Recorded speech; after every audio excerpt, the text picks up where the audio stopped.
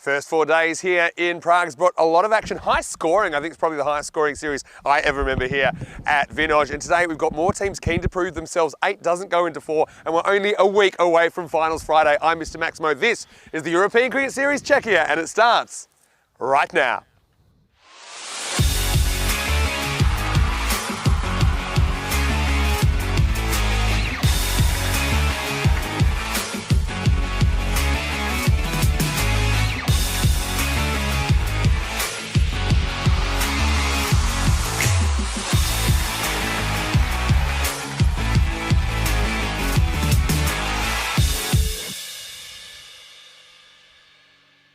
The European Cricket Series is proudly brought to you by HCL Software and Bizzaway.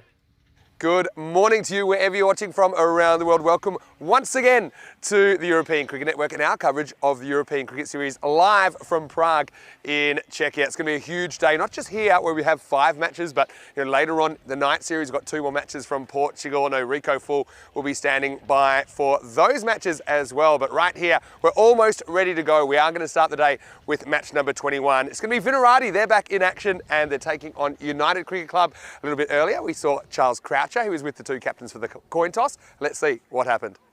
Okay, your call. Heads. Heads is the call. And it's a tail. We'll bowl first.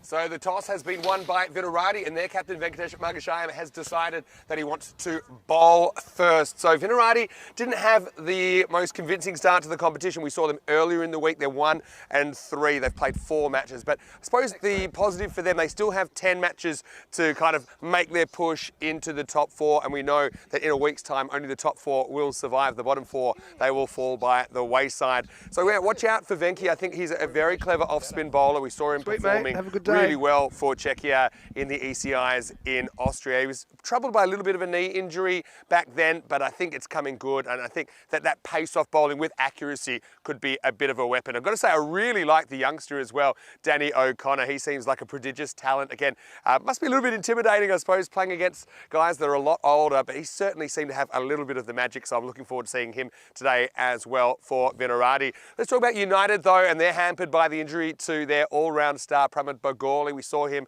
retire hurt yesterday, and I don't think he'll feature today at all. But they still have some pretty good performers, don't they? I've got to say that Rudraj Magare at the top of the order has had a breakout week so far. Piyush Singh Bagel provides a bit of stability up there, and they have some firepower in there as well. So United, they're a team that have been growing and growing and growing over the last 3 years. We saw them even beat PCC last year. They ended up 3rd in the series. So I think it's going to be a pretty competitive start to the day. Big day for both of these 2 teams. Let's talk about the weather. Well, a little bit of cloud cover at the moment, so it's about 24 that we're expecting right now. It's about 18, but a few concerns about a possible shower later. We know the weather has been a little bit unpredictable this week in Prague, but I can tell you what is predictable. We're going to bring you the action. We had some crazy finishes yesterday. I'm sure we'll get some more today. Let's get ready for the start of the day. In match 21, the news from the toss is that Vinarati, they've won the toss and they've sent in United. Let's see how that works out. And let's get ready for some action live from the ECS.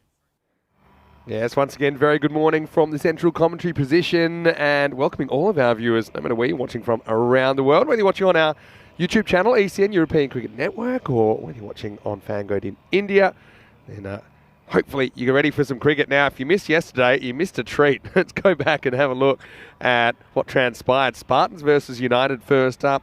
United getting the win, holding the Spartans to just 80 runs. It was Kranthi that was the only batter to really get anything going for the Spartans, scoring 42, but Magare and Bagel with a fairly decent opening partnership saw United close to the target, and then here's Sharma finishing it off in the 8th over. And United then hit a bit of a speed hump because they looked pretty decent in the first innings.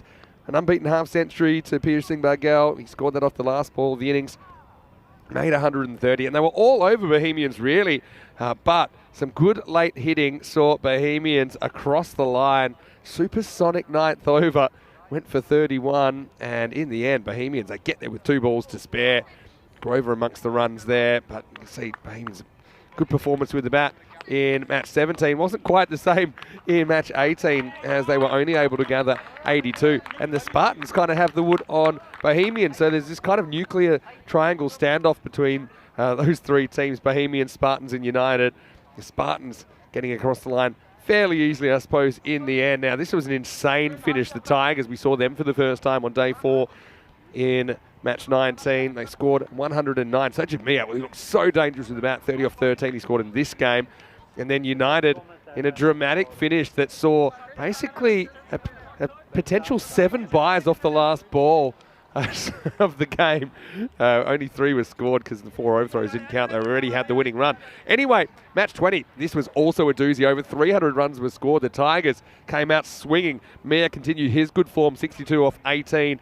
Saw the Tigers to 153. And the Spartans looked sunk, but I've got to say, Kasi Balakrishnan, he was incredible, 74, but then requiring 2 to tie off the last ball. He left it, and he thought it was going to go for a wide. It didn't in the end. That was the difference, just 2 runs between those 2 teams. So crazy finishes. I expect some more of the same today. United and Vinarati, well, they're poles apart on the ladder, really, but not too much between these teams. United have played a lot more this week. They've already played 6 of their 14 games. They've got a 4-2 record. Vinarati 1-3. I suppose a little bit disappointing earlier in the week, but they are a good side. They're a side that have made the final on a couple of occasions here in ECN events.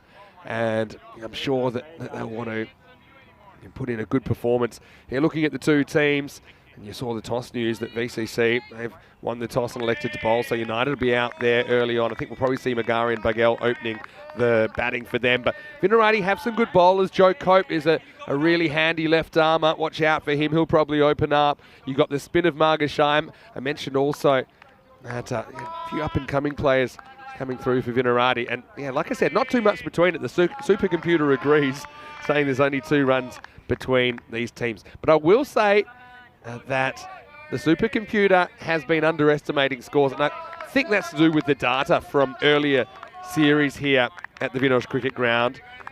The fact that it hasn't quite been as lightning fast. So 87, 85, I'd say it's more likely you'd get something like 127, 125 or something like that. There's Piyush, who's out there, and it is Rudraj Magare to face the first ball. Day 5 action live from Czechia, and it's going to start with a boundary. It's a very confident front foot cover drive elevated by Rudraj Magare, and he gets 4. Well, Joe Cope pitches up. I think he does the right thing, gives the ball a chance to swing. But it was the batter swinging as well. What a confident start that is. United, they've been playing. There's no substitute for actually playing. Vinarati after a couple of days off. Next ball worked away, just a single. We'll give us a look at Piyush Singh Bagal.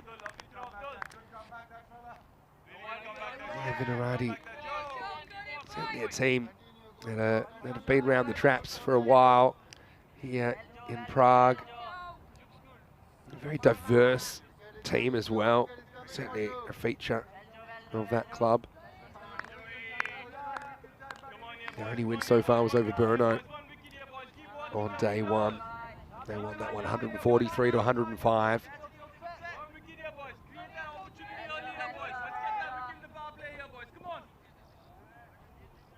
Cope to Bagel for the first time. Well, this one goes really wrong.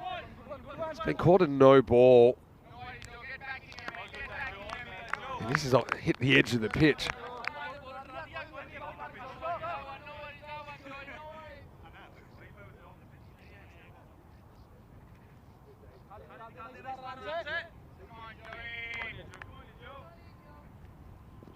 So this will be a free hit coming up. Hit the edge, you could see it there. No, he does go for it, and he gets plenty of it. Going, gone. Maximo! Yeah, had the immunity cloak, and that's one way to get off the mark. So both batters have hit a boundary now.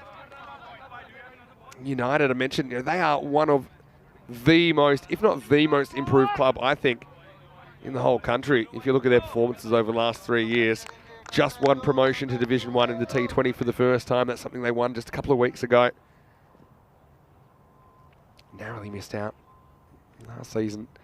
But Cope just kind of has to put that away and say, look, now get these guys out, solve the problem. He's a guy that can swing the ball. Not really going for him so far.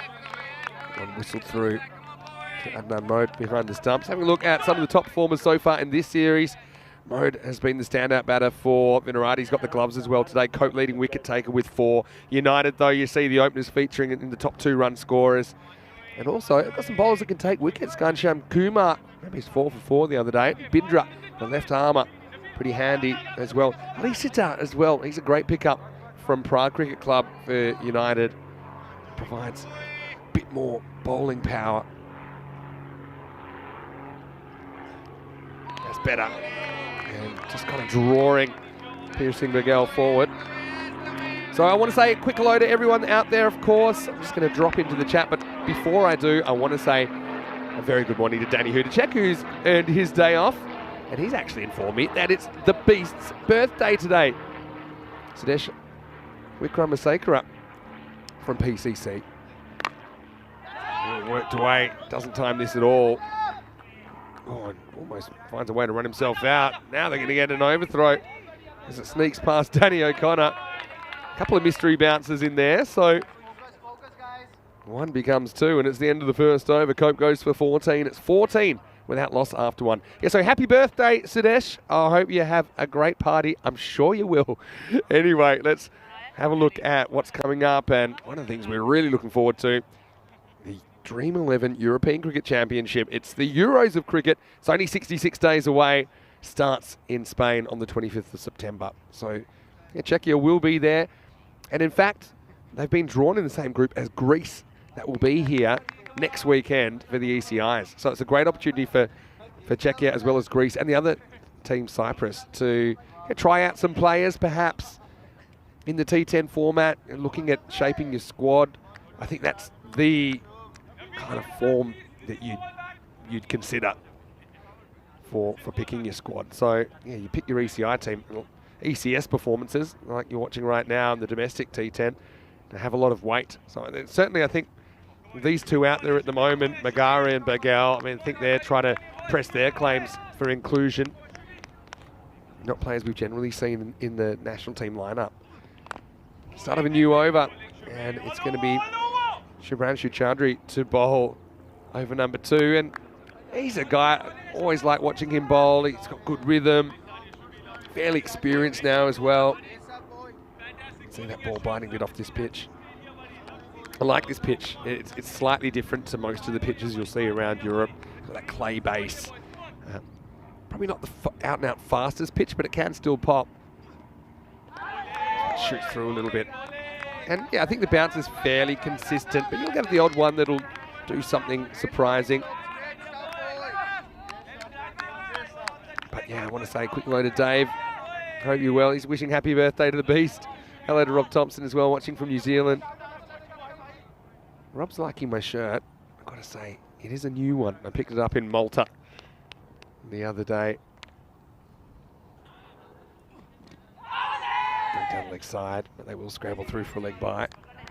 The sun's out, so there's a bit of cloud cover around the start of the day, but it's been the kind of week. If I had to compare it to a city in my homeland, it'd be Melbourne. Sometimes in Prague you can get the 4 seasons in one day. I've seen some unseasonal showers just taking effect, and there is a slight chance of a thunderstorm later on, they said. Hopefully it stays away. It goes short. This one should be out. It's a simple catch, and it's gone. So Chaudhary trying out Bagel with a short ball, but he was never really in a position to play it, and he top edges it. Simple catch for Joko. Probably could have caught that one blindfolded, and some success for Virarati. They have the first wicket of the day. United 15 for 1. Yeah, well held, good technique. And so, yeah, unfortunately, Bagel not able to recreate some of his fireworks from yesterday, but it will bring the captain to the crease. Abhimanyu Singh coming in the 3 position. This is where Pramod Pagoli typically has been batting, but Pramod, he's out with a slight hamstring injury. He said, look, I'm hopeful I can get back.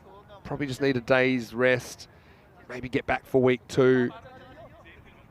But yeah, certainly some concerns for his fitness. He's another guy. I think he's in the national team conversation. Oh, another mistimed pull shot. Abhimanyu pretty lucky that he doesn't hit that straight down the throat of the fine leg. In the end, he will get off the mark. United, they play a lot of their games up front. So, yeah, they've got 2 more games today. They've got 2 games tomorrow. So, I mean, they will have played 10 of their 14 games by tomorrow.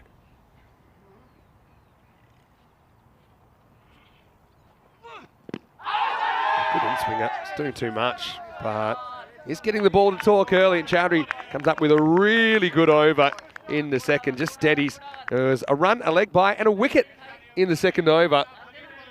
Sure, we'll see him again pretty much straight away when he's allowed to bowl in the fourth. At 16 for 1 after 2. Yeah, looking at the table, each team will play 14 matches in the round-robin stage. So it's a double round-robin here. It's the 8-team format.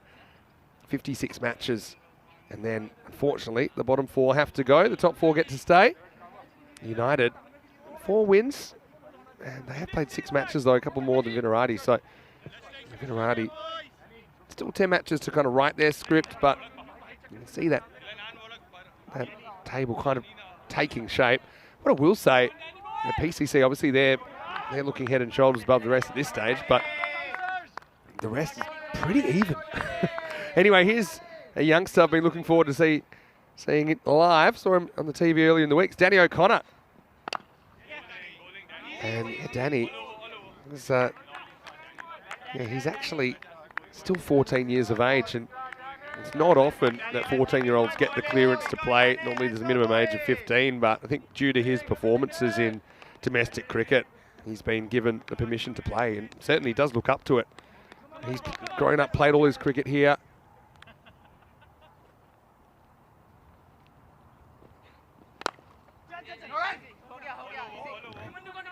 Also received a scholarship to play some cricket in Scarborough in the UK.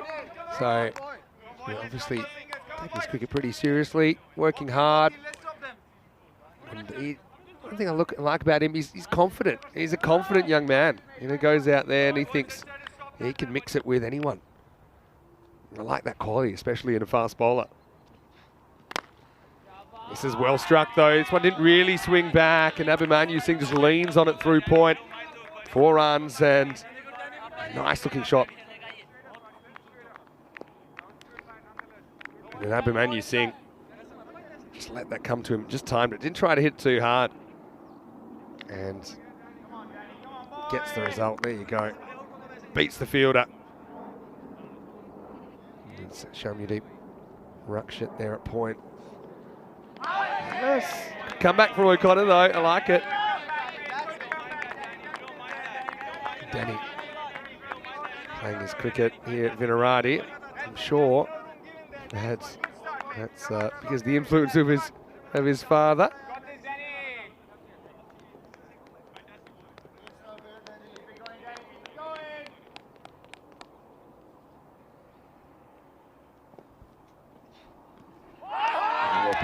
Been really accurate here. Okay, yes, he did go for the 4 out through point, but he's certainly trying to get the batter to reach. He's showing some good control.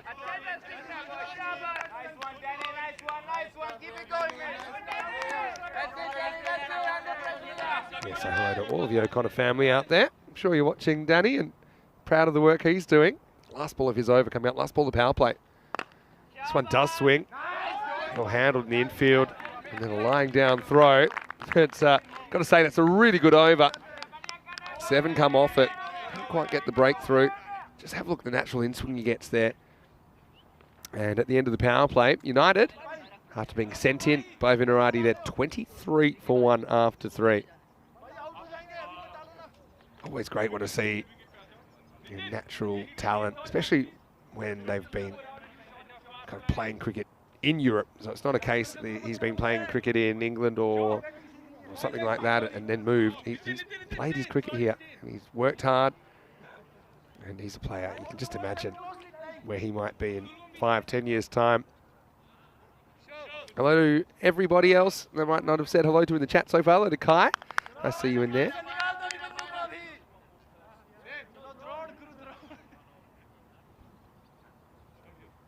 And yeah, no surprises. They're going to bring back Shub because he was getting the ball consistently to swing. Only 1 run off the bat in his first over. into the power play, so you do have the ability to push out the field a bit, but I think they're choosing to keep it fairly tight. This one comes in, but he waits and hits it pretty late. So, I mean, you do have the ability to have more than 2 outfielders now, but they've kind of elected to, well, now they're pushing another one back, but they've elected to kind of keep a few infielders in to try and gamble a few and get a few more dot balls. On this field, probably be taking it sooner rather than later, because when we've seen the ball fly, it's been flying far, it's been flying quick. McGarry gets the ball in the pants. And Chowdhury gets hit to the boundary for the first time. Nice shot, well timed. Yeah, Rutaraj, good to see him wearing the helmet. I remember when we were here 2 years ago, he took a nasty blow upstairs and that ruled him out of the series. It was painful, it was hard to watch, but he's looking confident. Now another shortish ball, doesn't really get it, but goes with it, going, and not quite gone. That's Chris Tabb in a Vinarati shirt. First time I've seen him in the famous maroon of Vinarati. Chris does a lot of work around the traps also. He's a very good umpire, Chris. And enjoying his first run in this year's European Cricket Series as a player.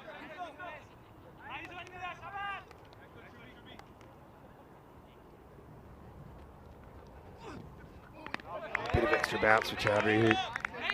He's a guy I think also, he's always someone I'd be looking at for national selection, just with his natural attributes.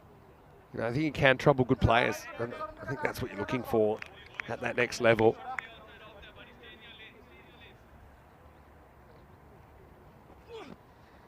Again, good pace, good movement. Doesn't really like the call, but it did seem to kind of just shoot away a little bit. Oh, line ball. Actually swings after the stumps. So, I mean, that's concerning as a batter when you've seen everything coming into you and then you get one to go away. Yeah, well, this one's just going away and it may not be coming back. Maximo McGarry with 6. Chowdhury's gone from the in-swingers to the out-swingers, but this one is just bouncing off the bat of Rutaraj. He's looking good. He's doing his job. And he's kind of batting fearlessly for United.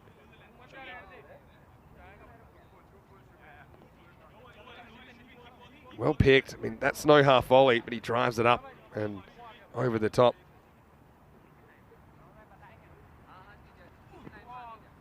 Well, now, next one. Oh, it's a tunnel ball job. It doesn't get up. It goes straight through the legs of the keeper, Adnan. And that's 4 byes, an unhit 4. Vinarati. A bit of the good, the bad, and the ugly about this first 4 overs so far. And yeah, that one just didn't get up. Doesn't really go down to try and block it. I mean, that can be dangerous because you never know what the second bounce is going to do. Ends up just shooting along the ground for 4 byes.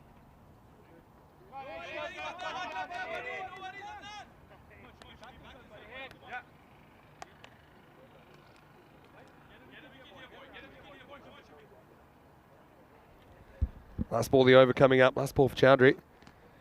Right. A little bit short down the leg side, but luckily he's got the fine leg in place. So well, the second over didn't quite go as smoothly as the first for Shub Chowdhury. But anyway, still a decent spell from him. 1 for 17. And it's 43 for 1 after 4. Looking at the run rate so far, you seem to think, for me, I think that the 12 and over is kind of my par here under these circumstances. I mean, that might even be a little bit low. We'll probably have some information later about what the run rate's been over the first few days.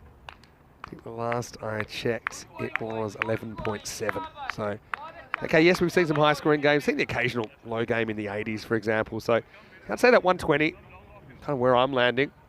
Danny probably thinking it might be a bit higher, 125-ish, maybe 130. But you can see about 2 runs a ball. All right, so Danny O'Connor, he's going to bowl out his second over.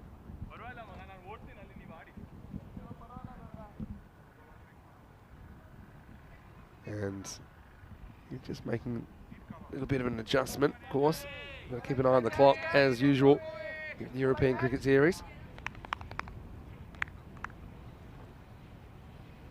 Time for the 5th over. Goes up and over the top. This is probably finding grass. It is, and it's going to run away for 4. So they had a couple of outfielders on the offside. I think it's smart. He's setting his field for where he wants to bowl, but Magare just still able to find a gap. Plays this a little bit later. So he doesn't drive it to cover, drives it more or less at point. I think how O'Connor's going here, I'd probably have a 6th fielder on the offside. They've got 5 at the moment, but I think he's been so reliable bowling wide of that off stump. I suppose right on cue, one does swing back and it's going to be swung away for 4. So I suppose this is the issue with O'Connor. He's got to decide, is he bowling in swingers and attacking the stumps, or is he just kind of trying to bowl straight and get the batter reaching? So I suppose that's why they don't have that 6-3 field, because once or twice on over, he has swung the ball back quite a long way. And still, Magare is in the form of his life at the moment. O'Connor, still a fan of him, teenage tearaway. And imagine once he grows, what he might be able to do. He's going to be fun to watch.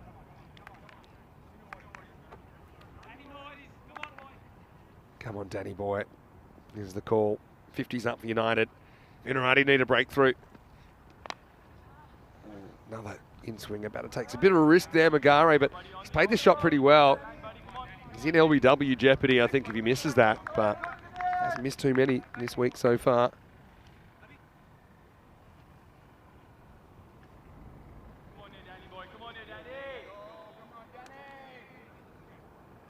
Love to break this partnership.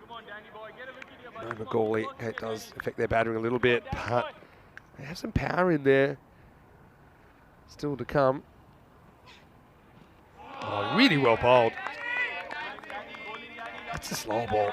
Such a mature bowler for his age. Just have a look at his hand here. Yeah, you see that? It's coming out back of the hand, slow ball, and just dips at the last moment. That's why it should go under the bat. That's exactly what it does. Excellent bowling.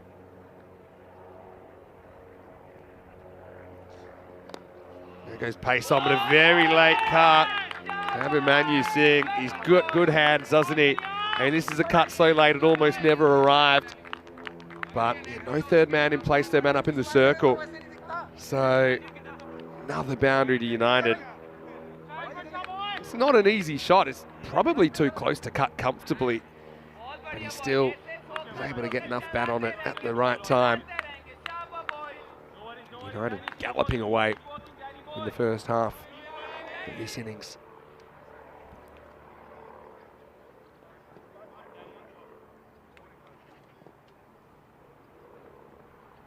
See, he just held up because somebody wasn't quite set.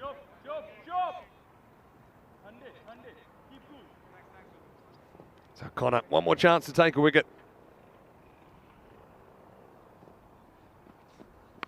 Oh, he goes short, might have his wicket after all. It's gone. And oh, he gambled with the short ball there. And the teenage tearaway, he gets the result in the end. And Abhimanyu Singh is the man that has to go. So he removes the United skipper. That was just a ball that he missed times. I mean, it didn't get up that much. Probably chest high. I suppose it was a bit of a surprise delivery. But Abhimanyu is going to have to go for 12. He's the 2nd wicket to fall. O'Connor strikes with his last delivery. It's 56 for 2. I want to say a very good morning to you wherever you're watching from around the world. But he's here, Mr. Maximo for ECN. I already have a lot of comments about my shirt this morning. And I want to say a big thank you actually to Laura Taylor from TaylorMade Vintage in Malta.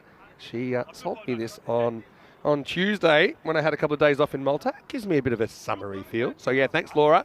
And I'll definitely be back because it's a bit of a gold mine in there. But out here, we've got some very good looking players as well. We've got Vinarati and United, 2 kits that I really like. And 2 teams I think are pretty close together. So it's the first match of just 5 matches that we'll have here in Prague. But we'll also have 2 matches from Portugal tonight. So it's going to be a huge day on ECN. Please stay with us as we get back to the action out in the middle. Time for the 6th over. And it looks to me like we're going to see some spin here, some genuine spin for the first time with Venkatesh Margashayam ready to bowl. But yeah, big hello everyone. Danny's off today. Just be me, and maybe I can pull a few people in as the day goes on. Anyway, start of a new over, and it could be 2 wickets and 2 balls, and it should be, and it's dropped. Oh, wow. This Chaudhary is normally a pretty good fielder. And this was a chance to get Magare, who's the man that's been doing the damage.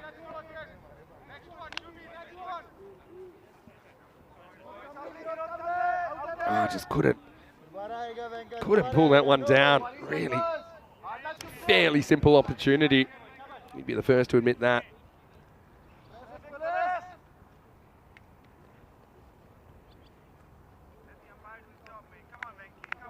Hello to Razed Khan. Nice to have you in the chat as well. Thanks for all the comments coming in. Thank you. Should have had one. Now pushes a little bit too wide. I mentioned that Margashayam bowled really well in the ECIs for the Czech Republic back in the Austria series. It was Austria, Hungary and Czechia that played in that series in May. So he's got this quarter covered pretty well. So I think his plan is he's going to try and draw the batter wide of the off stump and have fielders covering that boundary. So you don't often see a genuine third man to a spinner, but I think it's probably a good tactic. He's also the captain, Margashayam, so he can put the fielders wherever he wants. Yeah, just hopes that maybe you get a few off the end of the bat like that as well. So yeah, he's bowled well so far. The risk is if he gets too straight and attacks the stumps, then he could get whacked away over the leg side. But yeah, he's got 5 fielders on the offside, so 5 to the left of screen, just 4 on the right. The batter can counter this by kind of taking up a stance outside off stump and being proactive. Hello to Prem Yadav as well. Nice to have you with us, Prem. It's Vinny here. Danny, he is off today, but he'll be back tomorrow. Don't worry. And tomorrow's a huge day because there's 6 matches, not just 5. This is when he tosses up a little bit. Well, some indecision, and I think if that hits, it would have been out. I know Margashayam's been struggling a bit with a knee injury, and that won't help. I do think there's just a little bit of hesitation here. You see a little stumble, but if this hits for me, it's good night, Charlene. And then he goes, he stops it with the shin. Ouch.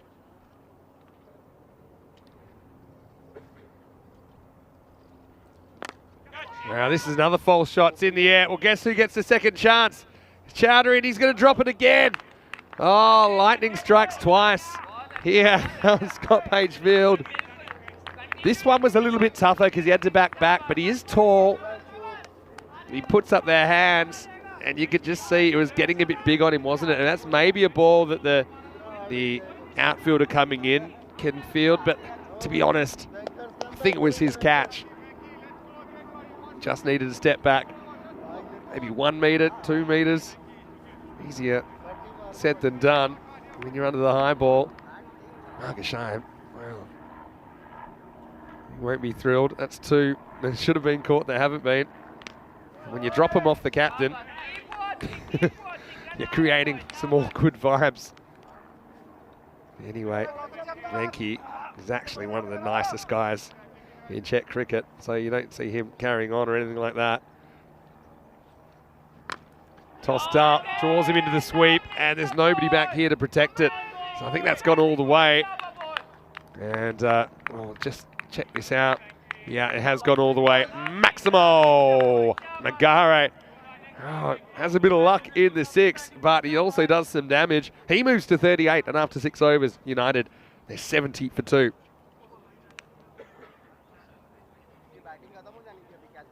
Yeah, missed opportunities. The first one, I would say it was 5 sodas on the easy scale. The second one, maybe 3.5. But you do survive. Ayush Sharma's come to the crease now as well. Now, he's just looked a little bit out of touch, but he certainly is a player that we've seen in the past do some really good things in ECS cricket. And another very good bowler to come here. It's going to be Sid Goud to bowl over number 7. Yeah, so Sid is a very, very good cricketer. Again, someone that he's played here for a while now, very experienced. We've seen him leading the team on occasions as well. He's going to come on and bowl the 7th over. So obviously wanted to use Sid towards the end. See a little golf cart in the background. Finally, we have some golf happening around us. For years and years and years, it was kind of stalled. Anyway, 7th over. First one is hit pretty hard, but like I said, I like this tactic. Shows at least they've got a tactic. You know, they're putting boundary riders on the offside and trying to bowl offside.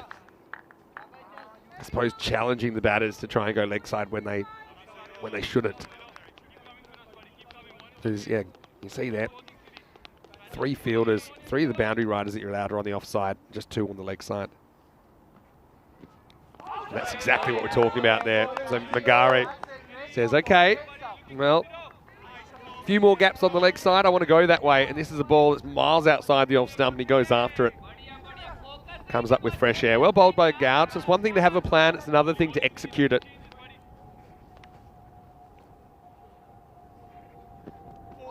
Oh, this looked like a ball that might have just rolled out of the fingers slightly differently.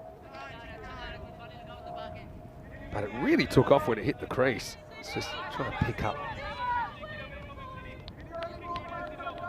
Yeah, it might have been a little slower ball.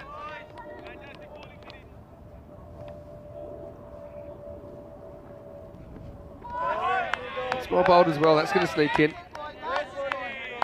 Magari likes the idea of a wide, but I don't think it is a wide. I think you look at where this actually passes the crease. I think it's well inside, to be honest.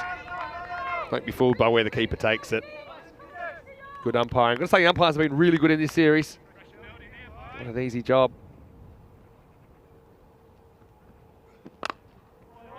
Magari has lost his mojo a little bit lately. A direct hit, and well, we're going to have a double strike run out. He's going to be gone. So how about this? They go on the hit thinking, well, surely we'll get away with an overthrow because there's confusion, but the ball bounced straight to Joe Cope. So, yeah, this is so unusual. Putting the pressure on, they go full overthrow mode, and yeah, he's gone by a lot. So, yeah, but you see, he's run out by a lot. And he's already got his marching orders. But yeah, what an interesting run out. And the funny thing about that is that Mohammad Nabil, he'll get half the credit for that run out because he touched it as well. So, yeah, pretty unusual one to be honest. But Magari is run out for 39 off 24. And considering all of the things he survived, that's a pretty bizarre way to get out. Both stumps disturbed.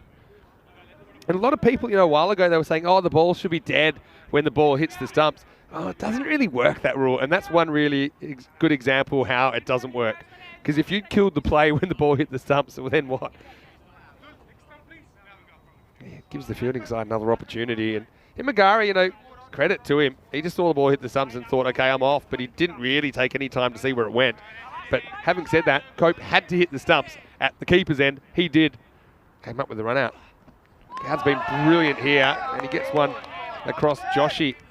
First ball. He's come out to whack a few, but pretty good holding job at the moment from Virarati. At the end of the 7th over, the score is 72 for 3. Having a look at some of the events coming up on the European Cricket Network. Of course, we are in Czechia for the ECS. And of course, the ECIs, the International T10 Tri-Series featuring Greece and Cyprus will be next weekend. A night series in Portugal going on at the moment as well. Looking forward to going to Switzerland for the first time in a while for ECS cricket. First time since 2020. Then we've got some other cricket, some T20 International Women's Cricket, some T10 International Women's Cricket as well, featuring Jersey on the 22nd of August. And the ECS through the second half of August and the first half of September will be in Germany. First in Dresden, then in Krefeld. The one just off the screen there is Rome, which is the last ECS before the ECC starts. Okay, Margashayam comes back for his second over. I've got to say, they've done really well, Vinarati, in pegging this back. Especially because they had Magari up and going. They kind of kept him quiet. In the end, he runs himself out, but they also created some other opportunities. This run rate back to 10 at the moment. Okay, goes for this, going, and gone. Maximo! Here's Sharma. Yeah, he's a guy that we have seen do some very good things in a United shirt. Ordinarily plays the screen for the Budivice Barracudas. It's been joined by Sunil Joshi, and that one was miles over the top. It's clever bowling though. Margashine probably only drew that last one that went for 6 back a little bit too close to the batter, but only just. Then he's right back on it. Oh, now he's going to get a wicket. It's chopped on, and Sharma just loses his shape. Again, it was kind of challenge delivery. To be honest, it was there to hit. But Margashine is getting some nice drift away from the right-hander. I think Sharma was in 2 minds about if he was going after it and where he was going to try and hit it. In the end, he deflects it back onto his stumps. And so it's going to be a 4th wicket down. Sharma effectively goes 6 and out in the 8th over. He's the 4th man to fall, and it's 78 for 4. Very big hello to Shobit Bhatia, who's watching. Shobit, we're missing you here. Hopefully you're well. How was the quiz night last night? Shobit does work at the Down Under, which is the Australian-themed bar here in Prague, which I've been known to drop into on occasion. So yeah, Shobit, hopefully I'll catch you soon. Margashine, though, gets reward for, I think, a pretty good spell so far. Had 2 catches dropped. Does that all himself. Ali Sitar, the new batter. And it could be 2 in a row, and it should be. Danny O'Connor takes the catch. And so Ali Sitar goes first ball. And, well, about as easy as it gets, to be honest. Danny O'Connor's 14 years old. Maybe even a 4-year-old might have been able to catch that. It was just a little pop-up. Well, Derek, he's gotten big. And he's chasing Ali Sitar off. But unfortunately for him, he's not able to move the score along. At least he gets out of the way quickly, though. He hasn't wasted any balls. 78 for 5 now. Margashine on a hat-trick.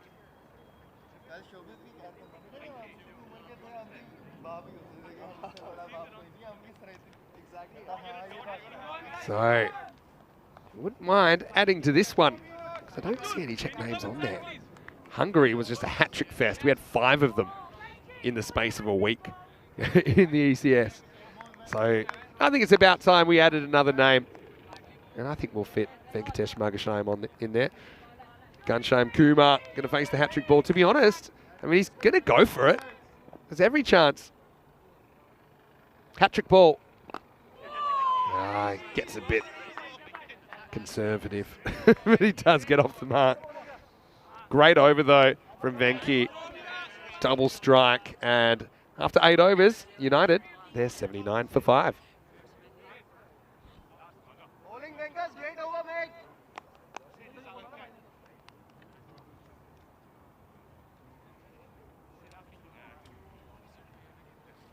Having a look at the run rate.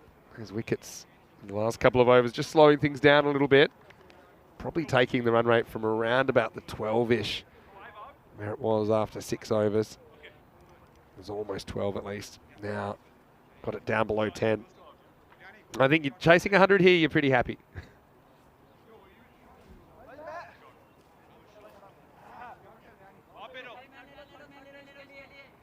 Yeah, look at the scores here so far, 11.7 in this series. But have a look at how it compares to previous series. 9.1 on this ground in 2020, 8.4 in 21, and 8.8 in 22. So there's a couple of things. I think we've finally got the boundaries down to the ECS standard. Sometimes they were a little bit bigger here, but most is just lightning fast. So yeah, I'd say 120 would be par. Cope comes back. I think he's pretty lucky he doesn't kick this one. It's not one that you want to have impacting your foot. Yeah, important over coming up. They decide to go back to Cope now, even though they could have gone back to Sid Gowd, who I think almost certainly will bowl the last over. I suppose either way you were going to get one then the other. Well bowled. See, Joshy is getting forward, just really getting close to that one. But Joshy, every so often he just hits one into outer space, but sometimes there's a fair bit of space between those strikes. He's a fun player to watch. He was a Golden Ball hero back in 2021 against the PCC Rooks, where he came out fresh to face the Golden Ball, tapped it, ran a single, and then snuck through for a second with the help of his partner, Amit Pangaka. This is well bowled as well. It's just going to sneak inside. So that's the thing. He's your archetypal left-hander. Cope will swing a few back. Some will just hold their line. This is an excellent comeback from Vinarati. 56 were conceded in the first 5. Since then, we've only seen 24, and there's only 8 balls left in this innings. So 7th over and he went for 2. The last over then, the 8th just went for 7 in this over. We've gone 1 ... Joshy at least gets some bat on this one, gets 1, but United just being smothered at the moment.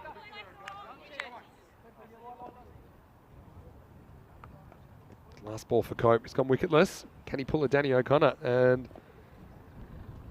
get a wicket last ball? He won't, but it'll do the next best thing. It'll be a dot. And for me, that's the end of the over. It'll be 81 for 5. What a great over. This one just inside. Yeah, I think so. I think when it passes the crease, it's not touching the line. So what an over, just the 2 singles off it. So that's just 11 runs in the last 3 overs. It's 81 for 5 after 9. And even that 100 now seems a long way away, doesn't it? And you've got a really good bowler. You got Gowd to come on and bowl the last. And only 2 came off his first over. But we know this is ECS cricket. It can change quickly. Vinarati with a 1-3 record, wanting to improve, needing to improve. They've got themselves in a pretty good position here.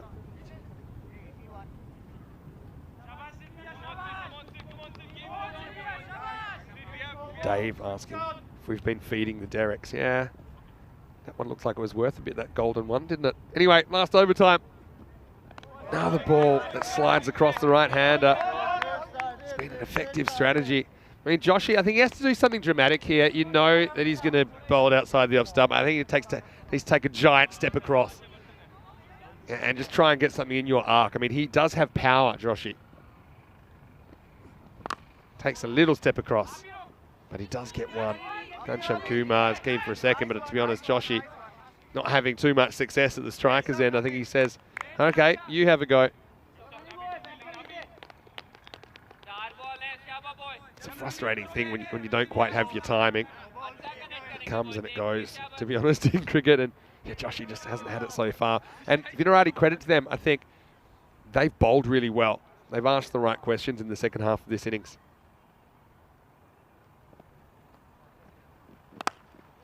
This one is a little bit straighter, but he's only able to cut it down for 1. And now, actually, they're going to take 2. And I'm not sure how they got 2 there, if I'm completely honest. It was almost a 2 that Ghanshyam Kumar comes back and his heart's not even in it, to be honest. You have a look here. He says, you know what? Let's go for it, even though I think I'm going to be out. But then, yeah, the throw wasn't a good one.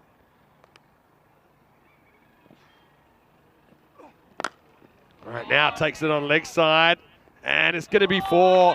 Oh, Chowdhury had a bit of a Sophie's choice there. Does he go for the catch? Does he try and stop the boundary? In the end, he does neither. And Kumar, he ran one of the most half-hearted 2s I ever saw just moments ago. Then he's able to get one into the gap and get a boundary. So United finding to even set something in the 90s here. Now they're going to go hard. They'll only get 1 though. And Joshy's got 1 more chance. Yeah, see, Kanchamkui wants to get back on strike. But I think that would have been impossible. So, Joshy, 8 versus 8 looks a lot better than 2 off 8. Here we go, last ball. Now, they'll run for 2 here. Let's see if Joshy can make it back, because that's the end they're going to go. Chowdhury throws it in, and the run out is executed. So Joshy again can't quite get anything going, but United, they do get to 90 in the end. The final score will be 90 off 6. Gowd was brilliant there. Didn't take a wicket, but he was so tight. And he'll finish with figures of none for 11 off his 2 overs. And even that boundary that he went for in the last over, it was one that perhaps should have been stopped. This is nice bit of work from the keeper. Make sure he doesn't disturb the stumps too early.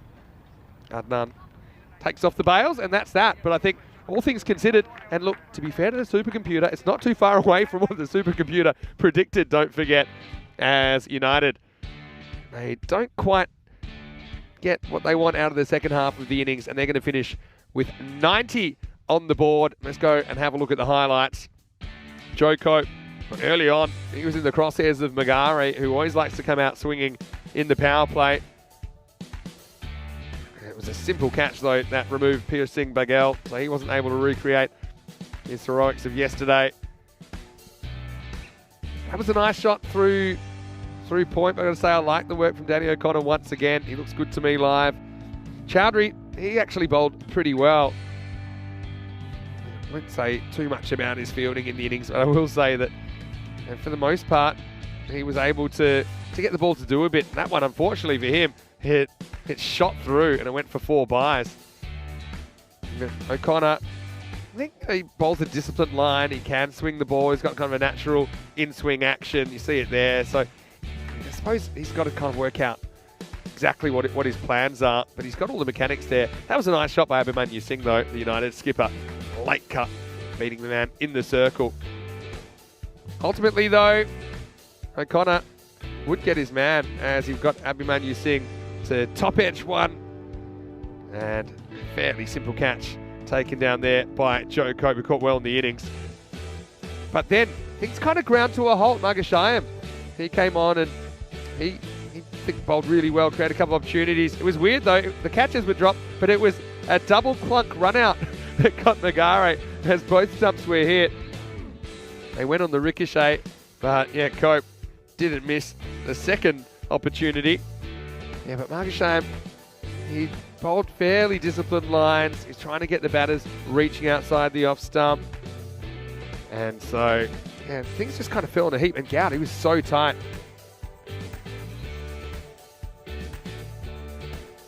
That was in the last moments.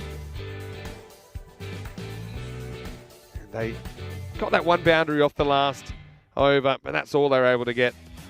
As we look at the scorecard, Magare 39 top scores. Abhimanyu Singh the only other player to reach double figures as United. 56 off the first half, 34 off the second. They end up with 90.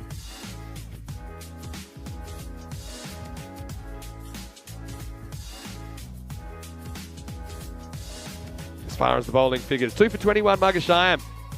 He has the best figures, although I've got to say that Gowd, for me, probably the best of the bowlers, goes wicketless, but only 11 runs off his 12 balls, bowling at the death. And like I said, even that boundary went for probably was a little bit fortunate for the batters. Shub Chowdhury with a wicket. He finished 1 for 17. Danny O'Connor, the youngster, 1 for 20. Cope, I think a pretty good couple of overs for him as well. He was none for 16. That was after taking a little bit of tap early. So we'll take a break and we'll be back in just a few minutes with the chase. Binarati desperately need a win. Otherwise, they risk going to a 1-4 record. They won't want that. United, well, they're a team that they know how to fight. They've got 90 to play with. Let's see if they can make a game of this. Vinny Sounder here, Mr. Maximo for ECN. Hope you're having a great day so far. We'll see you just around the corner for more European Cricket Series.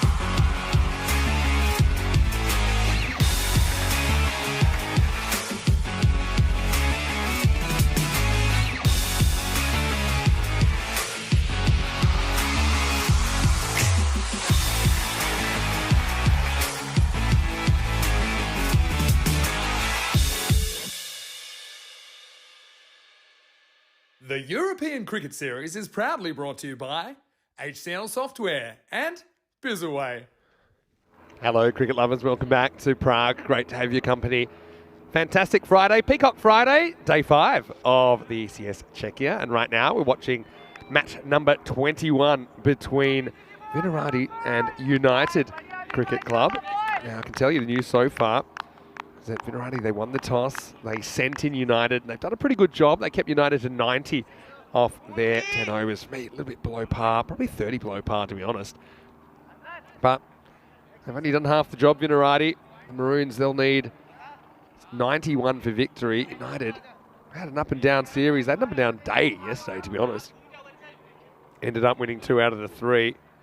But the one they lost to Bohemians, they were right on top till the very end. Looks like we'll get Shamyadeep Rakshit to face the first ball. He's out there with Sid Gowd. Good power play, pretty important for VCC. Ali Sitar will take the new ball. He's been a good pickup, mentioned previously seen him playing for Prague CC. So we're ready, we're steady, and it's time to go. 91 to win for Vinorati. Oh, and a wicket first ball. Can you believe it? It was just an innocuous little cutter. I think might have even rolled his fingers on it. Takes the inside edge and crashes into the stumps. It is the perfect start for United. And there's been some chat about Wicket's first ball of innings. It could be the 7th time we've seen it this week. And call it what you like. But unfortunately for Rakshit, he's going to have to walk off about as quickly as he walked on. And he's got Derek for company. The first wicket falls. It's 0 for 1.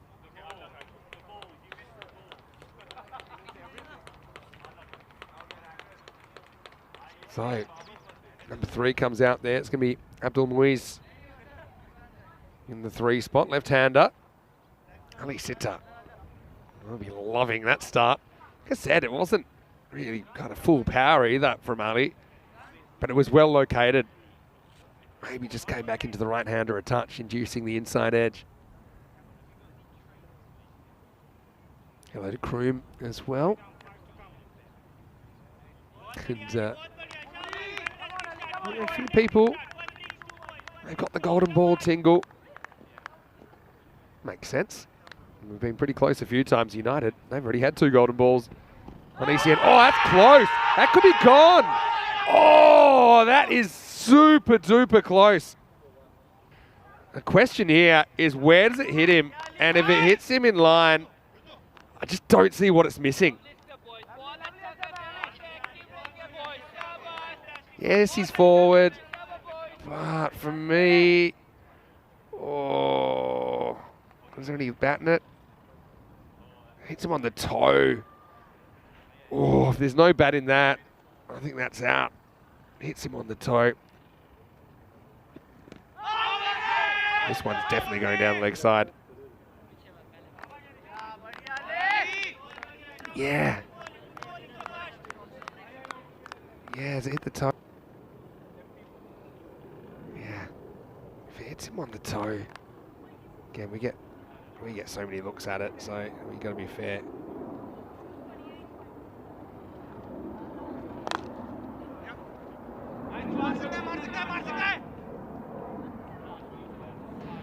Get 3 for 1 the next ball, but it is that slightly. Yeah, this is what it hits. I don't think it hits the bat. Was there a touch on it on the way through though?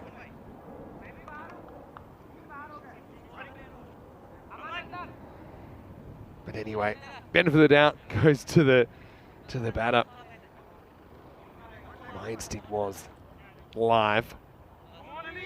It was in a bit of hot water, but he gets the benefit of that one. Gowd, we've seen it all from the other end. Now he gets to face up. Watches this one sail harmlessly for a wide. Hello to the man in the chat. And he says that Derek looks more like a chicken than a duck.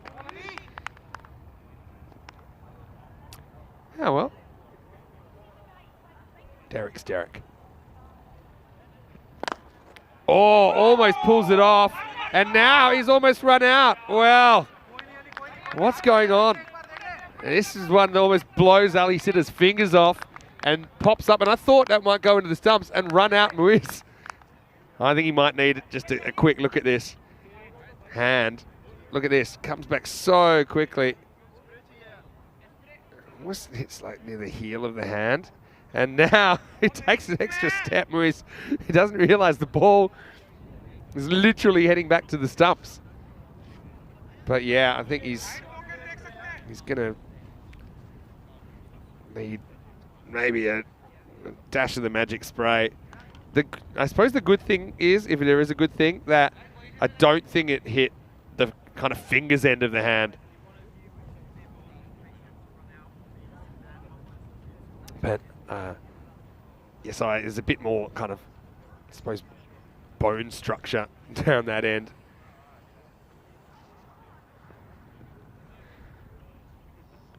But yeah, he's going to quickly spray that and get on with it. He's still got one ball left in this over. What an entertaining start. I mean, for all that's said and done, they only have 2 runs in this first over. Remember, the required rate is 9 or so throughout this 10 overs that they need. All right. Ali Sitter's fine. God, I suppose you've got to put that down as a chance. Gets dropped first ball. Now goes all guns blazing. Ghanshyam Kumar is going to drop this one, and I think that's gone for 4. So 2 balls, 2 drops. Goud this time will get a boundary. And Ali Sitter goes for 6 in the first over. Well, if ever you wanted an over to sum up what ECN cricket's all about, just have a look at that one because it had everything. It's the end of the over, and it's 6 for 1. One thing we haven't seen for a while is a golden ball. 276 matches since the golden ball. You know what? I was going back and I was watching the last one just to relive it. This is the last ball, the last over, by the way. Ghanshyam Kumar comes in a little bit too far, ends up, we're dropping it. Didn't go for 6, but does go for 4.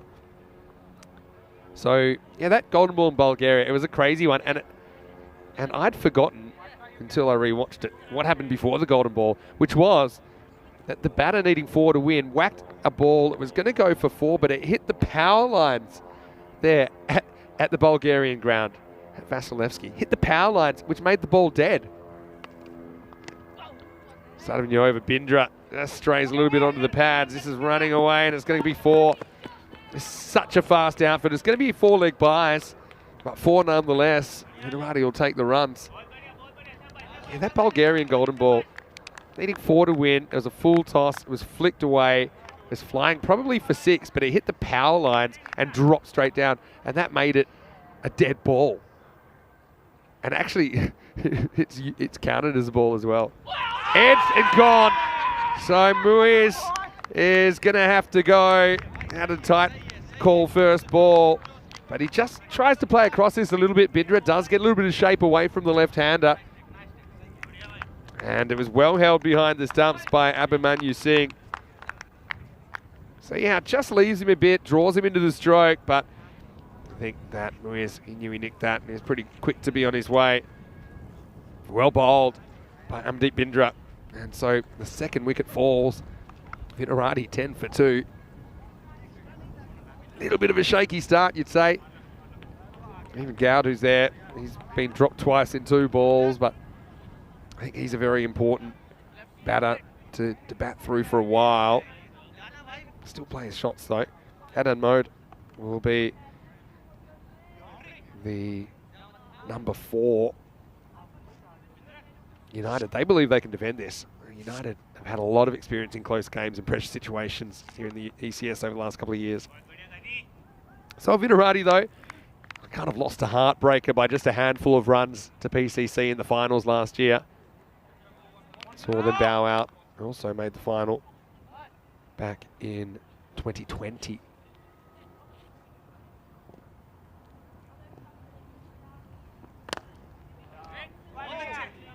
That's the first one to point where it's handled. So what do you think of the action so far? It's been pretty thick and fast. Hello to Dan Casey as well. Dan Zilla, good to have you with us. This is pretty action-packed so far, this innings. Only an over and a half old. Well, that's a well-bowled delivery from Bindra. Mo just decides to keep it out. First run that Bindra's gone for. Kai Bay saying the last golden ball seems an eon ago. Yeah, well, I will say that it was MU Sophia that should have won the game but hit the power lines. And the ground rule, which I still think makes no sense, is that it kills the ball but it still counts as a delivery. So you can have ball go for 6 and suddenly it's a dot. It's crazy. It should at least be re-bowled. I actually think you just play on off the power lines. I don't like that rule.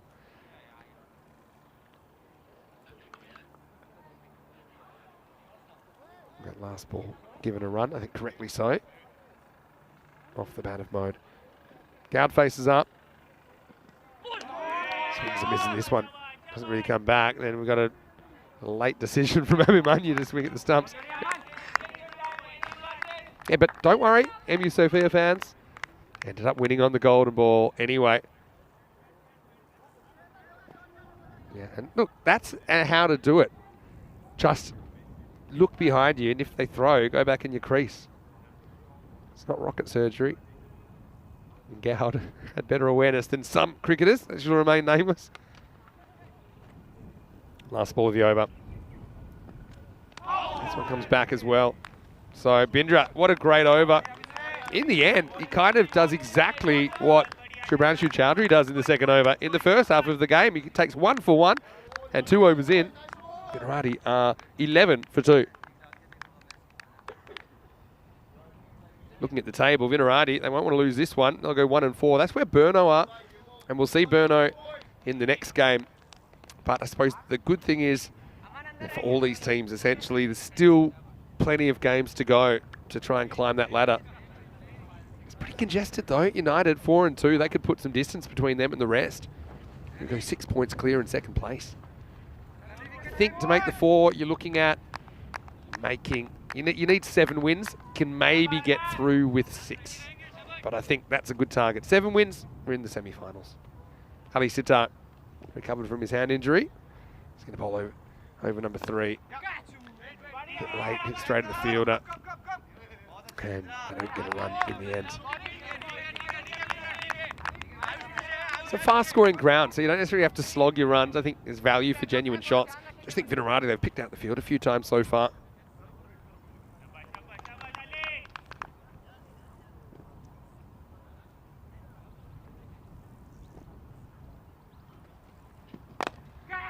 This one's up in the air and gone. This time it isn't missed. Mode was living dangerously. Taking on the mid-on, but never timed that shot. Ali Sitar with his second wicket, and Vinarati, they lost 3 in the power play. 11 for 3. It just shapes down the line a little bit, doesn't it, from Ali Sitar? And yeah, didn't get in the middle, trying to elevate. Doesn't time it. And so 3 gone down quickly. 11 for 3. This is Chris Tebb, who's coming out. Great to see Chris out there. He's a guy I've got a lot of time for. Since he's been in the Czech Republic, he's been working really hard. And also, does a lot of umpiring. He's a very good umpire. And right now, he's got the bat in his hand. He's got a job to do for Vinarati.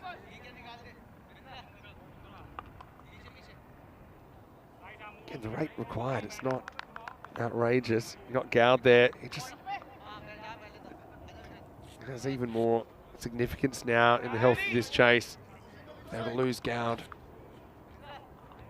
then I'd say United would be well ahead in the contest, if they're not already.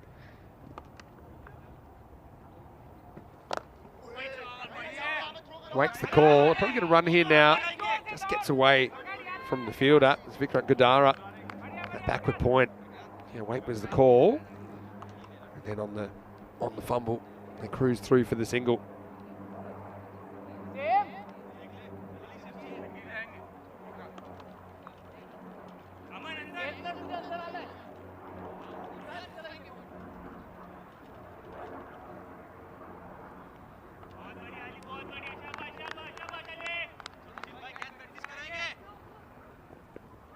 Gowd faces up to Ali Sitar.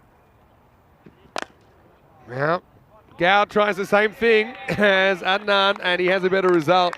This one does get over mid-on and goes to the boundary, so still being brave in the power play.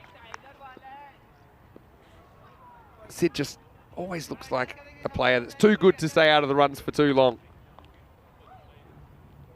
Opens up that front leg. Good strike.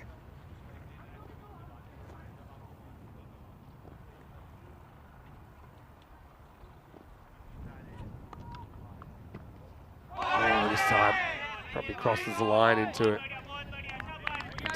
slog mode, really. Goes a little bit too square in his attempted hoik. But gets away with it. A few people tingling, including Kai in the chat. Says this game is compressing golden ball style. Maybe. Last ball of the third. Walks and blasts it straight through the field, and Magari didn't know if he was coming or going there. He originally thought he might be able to turn this into a catch, and Magari took an outstanding catch when he's back on the boundary in that position yesterday, but this time he's up in the circle. It was just through him before he knew too much about it. So, well, he sits up, pretty decent figures, 2 for 15 for him. End of the power play, and it's 20 for 3. So, looking at the power play in the first half of the game, 23 for 1. United then had a really nice 3 overs, but then fell away. Have a look at those last 4 overs. Only 20 in the last 4 overs. And we thought before that they were on for probably 120 plus.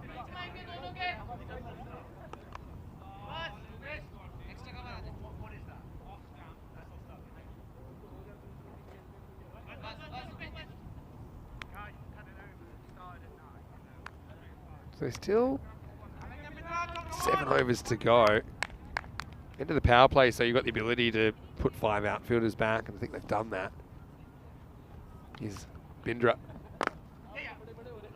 And Teb isn't someone I've seen a lot of with the bat. He certainly looks like he's got a good technique. He's got that one down the ground. Probably that's all he needs to do at the moment. 10 and over required.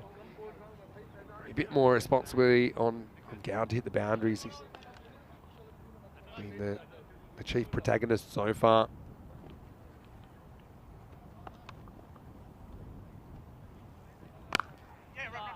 This is a nice shot. This is probably going to run away for 4 as well. So illustrates my point that you don't have to really ramp it up to score boundaries on this pitch and this field at the moment. Just got to be conscious with Binder of the one he brings back, but this one doesn't really shape back too much. Gowd plays it late, makes good contact and gets it away from the fielder. Nice shot, 4 runs.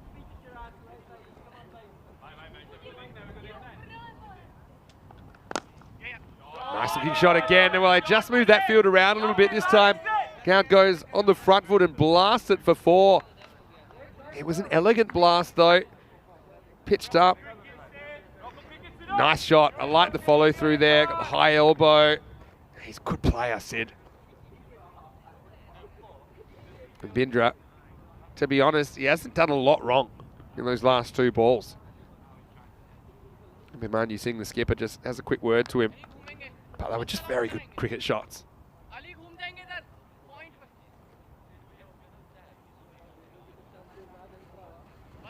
Big congratulations to Dan Casey. He's now managed to change his username to Danzilla. Well, I don't even know how you do that, Dan. So you're one step ahead of me. Congratulations. So, okay, they've kind of reinforced the offside boundary riders. They've got 3 instead of 2 there now.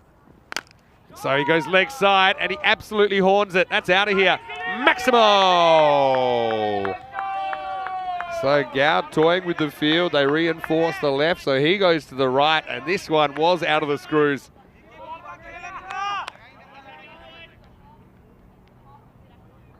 Not a lot of footwork there, reaches for it, but he's got a good eye.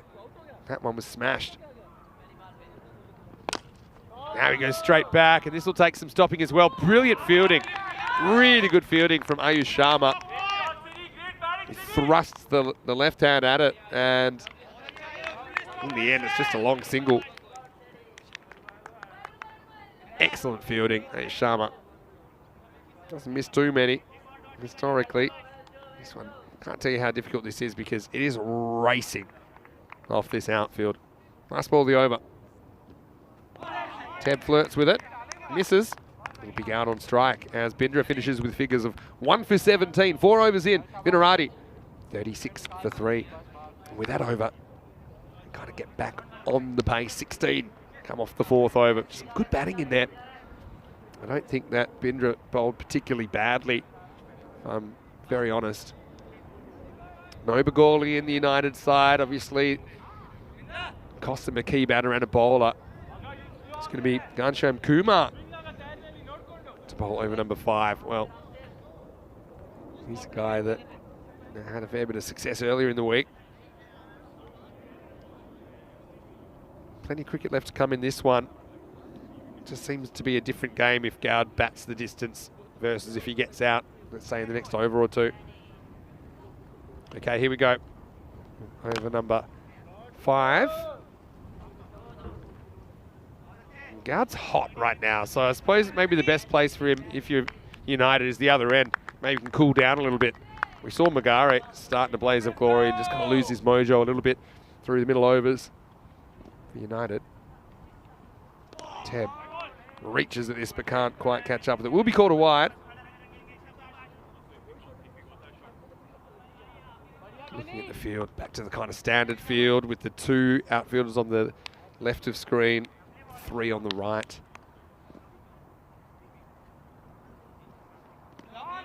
It's well bowled. Just been beaten for bounce a couple of times. Chris Tab. He's looked pretty good on the front foot so far. He just bounces a little bit more than he was expecting. This one I think will be a wide. Good eye. That's one skill I think that this form of cricket's really developed. What to hit and what to leave alone. It used to be a wide was just a ball you literally couldn't reach, but now, obviously, when you've got the wide indication lines in there, different game. Goes up in the air and just out of the grasp of the fielder. Never really committed to that aerial drive, did he? Chris Tab, he's lucky to get away with it, to be honest. That was Rupesh Wani who was furiously trying to get around from cover, but he couldn't quite get there in time. A bit of luck for Vinarati there. There will be a wide, so it's obvious what Kumar's trying to do here. We'll say, Chris Tebber mentioned his umpiring. He's also a pretty good commentator. Commentated a bit of cricket here locally. Man with many strings to his bow. Oh, in the end, just over one again. That's a teaser. And straight over his head, there's a gap. So Gowd gets 4. Let's not forget, he was dropped first ball by the bowler. That was a blasted shot. Then he was dropped on the cover boundary. That turned out to be tapped for 4. And he's had some chances that he's offered. This one, yeah, certainly not off the middle, but placement is key. Threads the needle. Now cracks this. More work for the fielder. He does well to stop it. Bindra out there. It'll just be a single. Gowd, 33 runs out of the 46 so far. Kind of tells you all you need to know.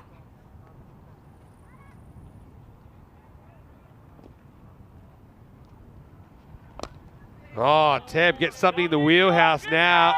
It shows a bit of power. That's got all the way. Maximal. Well, Kumar, for the first time, he gets straight. I mean, before that, he'd been pretty stubborn, keeping it outside the off stump. But this one just floats into the batter, Chris Tab, who says, yes, finally, something that's in my pads. I'll go after that. End of the over. The score is 52 for 3. After 5, Vinarati bring up the 50 with that stroke. This is what we've got tonight from Portugal in the ECN. Yeah, the night series there. Rico will be standing by. Matches 7 and 8. Gamblers taking on Friendship tonight. So some of those team names there, they're great in Portugal. That will start just before we finish, actually, 4:30 p.m. GMT, which is 6:30 in Central Europe, and 10 p.m. in India. So yeah, great work. Last night we saw a bit of a mixed bag there in Portugal. But the crew over there Working really hard to bring even more cricket. So 7 matches today on ECN. Piyush Baghel will be the new bowler here in over number 6. He's been bowling a bit more since Bagali's been out. He's got a good slower ball. Last year he came on and did a really good job with the ball. Anyway, here we go with over number 6. Well, that'll be a no ball, and that's going to disappear. So it's kind of a worst case scenario. And it will be a 7. Maximo. Piyush does bowl this ball that kind of drops on you, but this one doesn't. This one just hangs up in the air, and to be honest, Goud, he was ready to unwrap the present, wasn't he? Yeah, it's too high. But he gets every bit of it. It pushes him right back. And what's worse for United is this is going to be a free hit. And he'll get a top edge, and that'll probably fly away for 4 as well. It does. So, you're not particularly convincing, but it's effective. It's the backwards straight drive from Cowd and brings him up into the 40s. And that's such a killer. 11 come off the first ball effectively of this 6th over.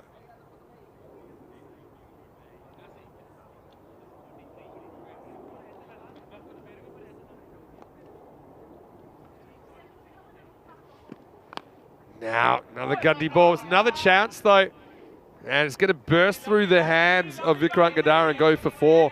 And look, this is not an easy chance at all because it's absolutely blasted. He's not too far from the bat, but it ends up being cracked. Yeah, see, off the fingertips. It's still running for 4. Gadara did pretty well to get hands to it. Really wasn't a good delivery from Baghel. He's been all over the shop so far.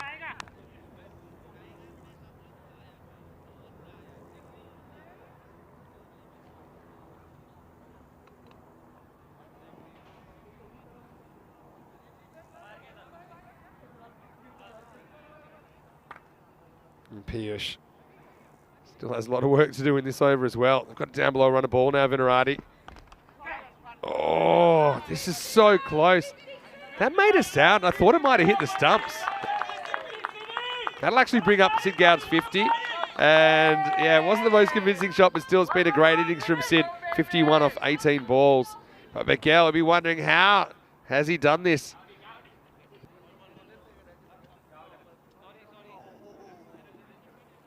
Yeah.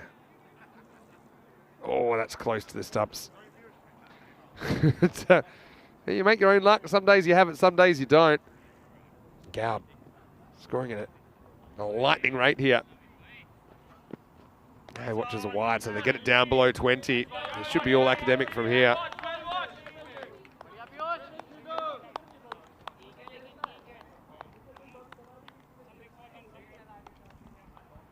What an innings, though. Needed someone to stand up. Again, it just shows you, early wickets, they're a pain, but if you can have somebody that's there and you can just kind of put that out of their mind. He hasn't been too bothered by the wickets with his approach. Now we'll get another no ball. And to be honest, that's going to go for 6 as well. Maximal, second and final warning for Baghel as this innings, or this over's gotten out of hand. I think that makes it 27, and we're only halfway through the over. And yeah,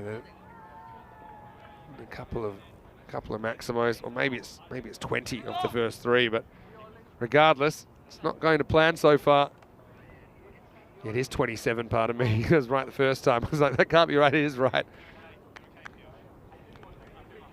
Only 12 required now. To be honest, you start to think we might not even finish this over.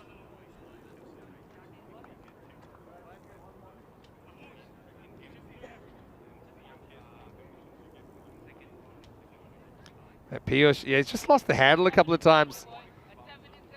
He's trying to bowl Yorkers. I think he's trying to get up in the block hole, but just overcooked it twice. And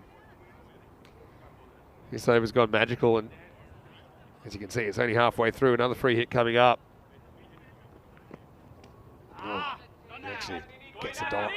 So, he said, I think he had the right approach there. I think he's just trying to drive in an orthodox fashion with power. You don't have to worry about getting caught in the outfield. I think that's your percentages. But yeah, that one he actually gets up in the block hole.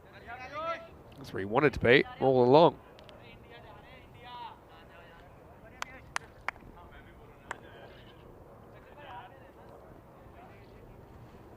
Bagel in serious jeopardy of going supersonic here. And he may, but he might be gone as well. He's dropped and it's going to go for 4. Well, Bindra was the man out there. Goud, he's living a charmed life at the moment. He's hit that straight down the throat of Amardeep Bindra. He went a kind of semi-crocodile style. And that gets dropped into the ground, goes for 4. And so 8 runs required. Bagel, at least if he'd had a wicket, he'd have something to celebrate. But instead, he's gone supersonic. In fact, it's going to go for even more. Maximo!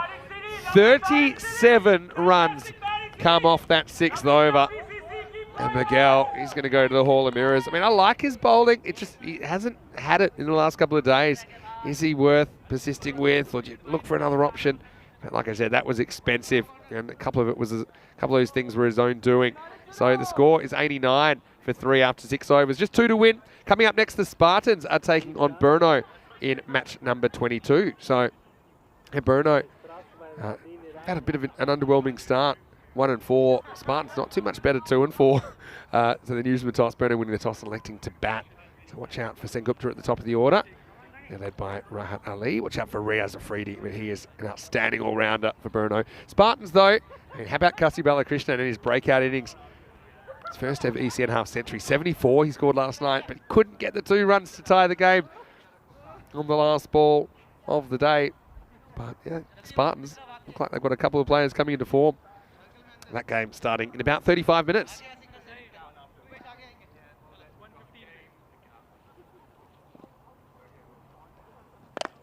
All right, 2 to win now. This will tie the game. Teb, one Maximo of his own in there, but I think fittingly, Goud will get the opportunity to hit the winning runs here.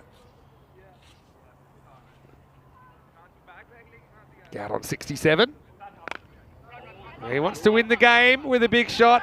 If this is caught, the game survives. It's not, and the game's over. And maybe fittingly, it finishes on a drop.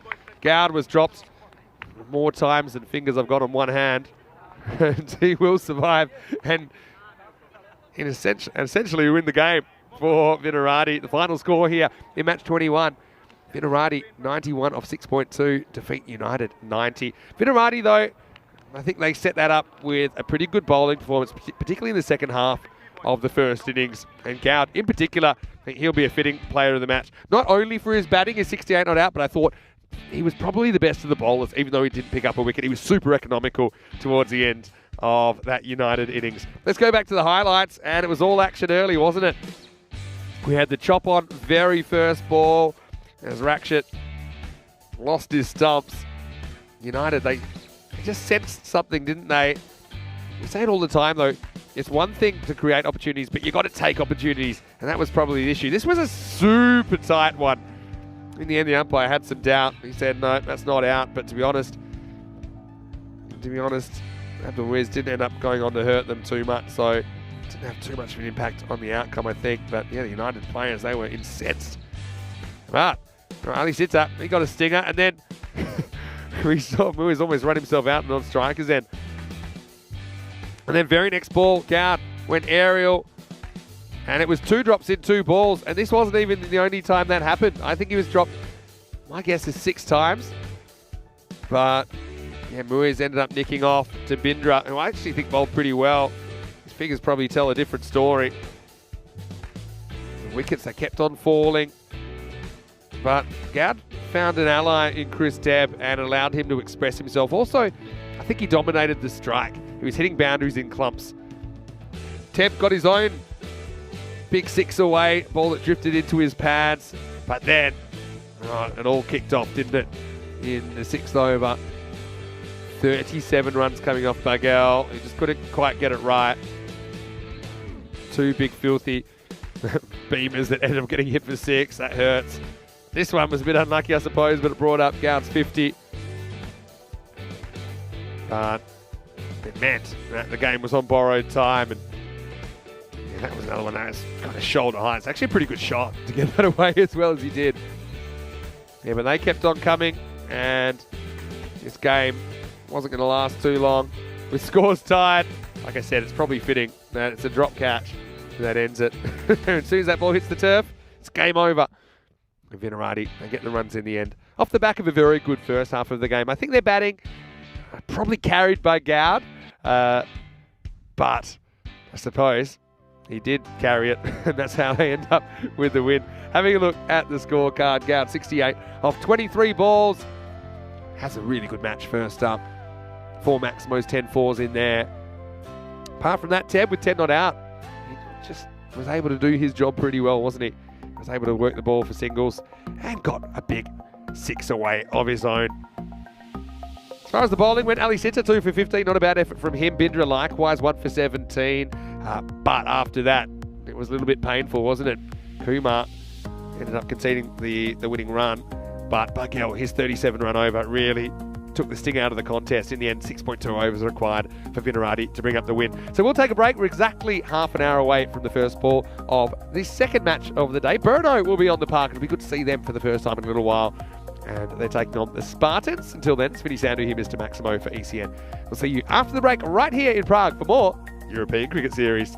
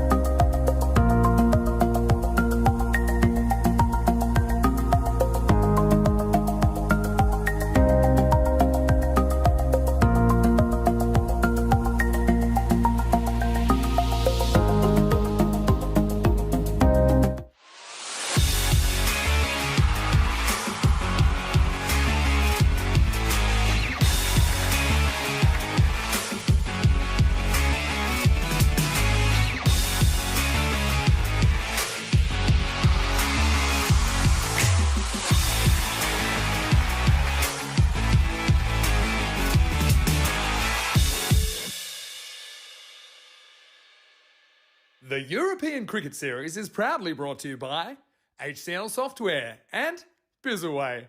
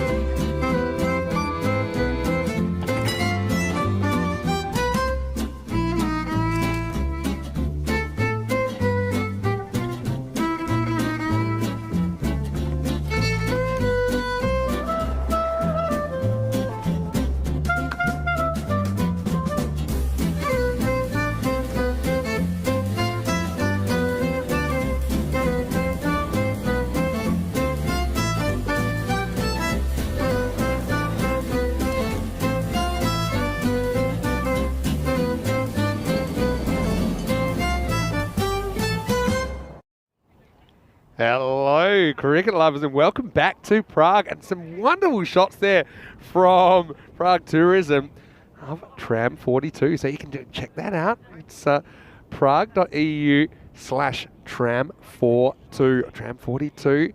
And that's a tourist tram here. I've spent a lot of time in Prague, and yeah, you can get on board there, check out some of the sites. They call it the City of 1,000 Spires. Now, right now, we've got some work to do because it's match 22 between the Spartans and Brno. Coin toss happened a little while ago. Let's see what happened.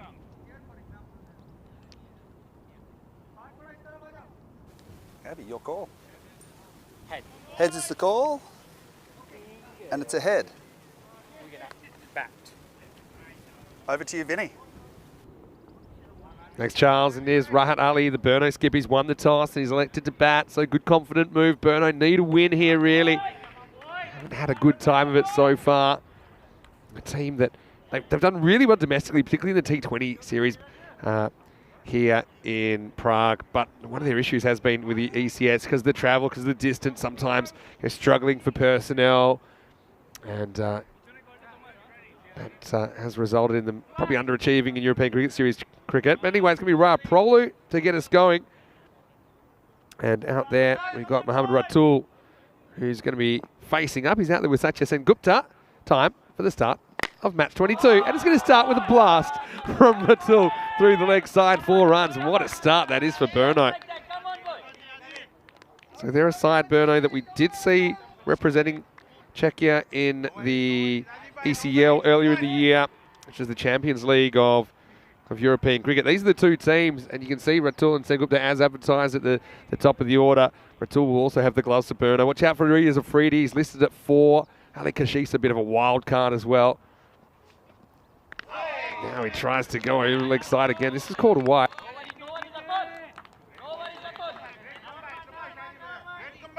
This one really takes off from Prolu. Bang. Keeper. Shivam Gupta doing the job today. Found that a bit difficult to deal with. Yeah, Spartans, though, we saw them yesterday. They've had a hit and miss time as well. I've got Kranthi in there. Balakrishnan coming off 74 last night, so watch out for him. Oh, this is parried away by the keeper. This is going to be 5 wides. Oh, this is a bonus. I've got to say, right, probably he's getting the ball to dance a little bit, and I think the keeper could probably afford to go back a metre or two because he's being rushed all the time. Have a look at the bat versus ball wall. 80 to 77. Seems a bit light on for runs, I've got to be honest with you. Maybe add 30 or 40 to it. But Spartans, 3-run favourites over Brno in this one. That shows you Brno in the ECS, they haven't really been able to set the world on fire. They'll be hoping they can turn things around sooner rather than later. Brno only averaging 98 with the bat in the series so far. It's a cracking shot though. That's 4 more. Put it with the rest. Ratul. He pounces on anything short and goes leg side.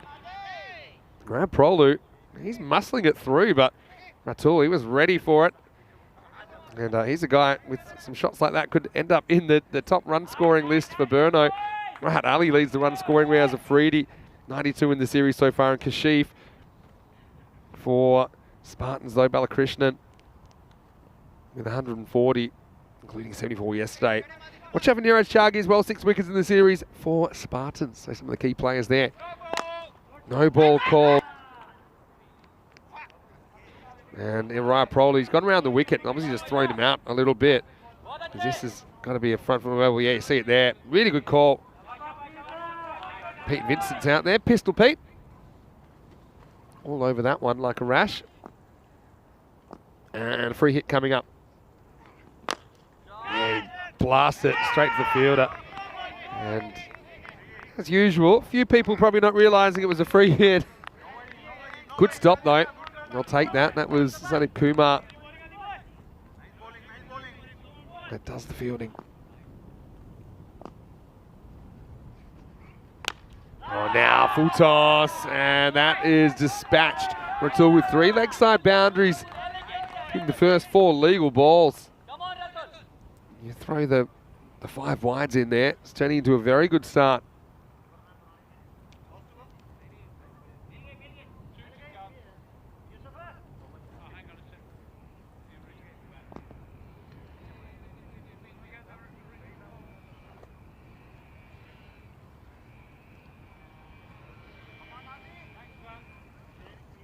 So, yeah, right, probably searching for answers at the moment.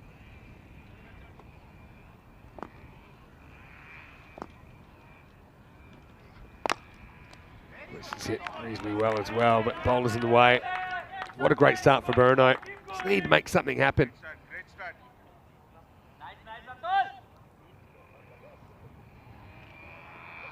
Yeah, good straight hit. I'd like to see him not getting too leg side conscious here, considering how well he's batting so far.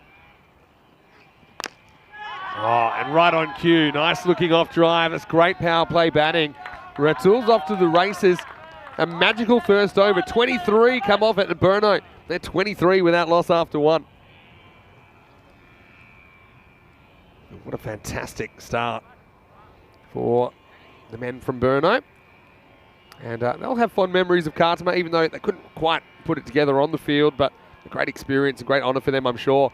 And the Czech national team will get the opportunity to represent their country at the Euros of Cricket in 66 days' time. That's the second of our marquee tournaments this year. We've got the European Cricket League, which is the Champions League of European Cricket. And we've got the Euros of Cricket, the European Cricket Championship, coming up.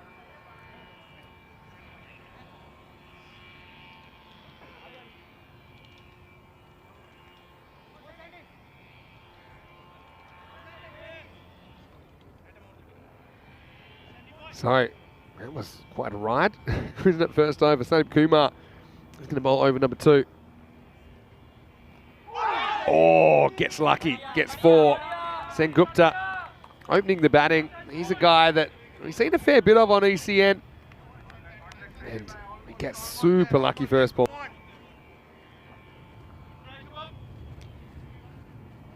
Have a look at this little deflection. The keeper, for a second, he might have had a play on it. Not really. It went so fast. He's out of his grasp. This outfield just gets quicker and quicker and quicker.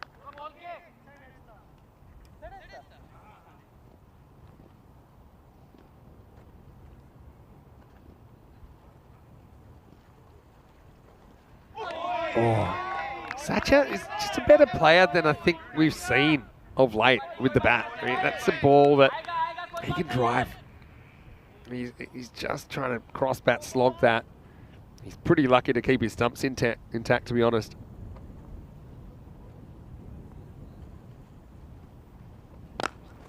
Yeah, that's a proper shot. And it's going to get him 4. Well, Sacha, when you're watching this back, have a look at the last 2 deliveries. One's how not to do it, and one's how to do it. And that was absolutely smoked through the covers. And I think it's pretty much the same ball. His value for actual cricket shots. This one's somewhere in between, isn't it? Well, if it hits the stumps, it might have been trouble. He survives. Well, action early in this one. He loses his shape. This is definitely an opportunity. And even if it bounced off the hands there, I think he still would have been out. Yeah, bounced off the bowler. A bit of a double chance, to be honest.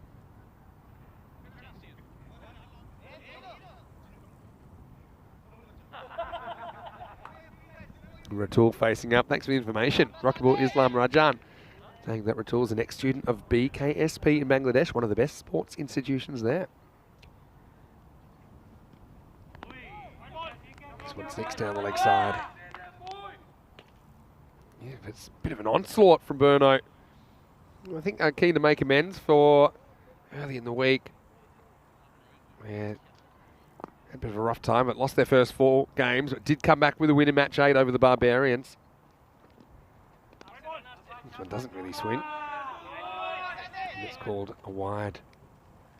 Here's Ratul. Yeah, he's looking very composed so far, but also destructive. Burno chased down 98 against the Barbarians with 8 balls to spare. He's lost the handle here, Kumar. Some are swinging, some aren't. He'll probably change direction now, so he's going to go around the wicket. But yeah, the key is here, don't aim with your arm. Change your body angle if you're a swing bowler.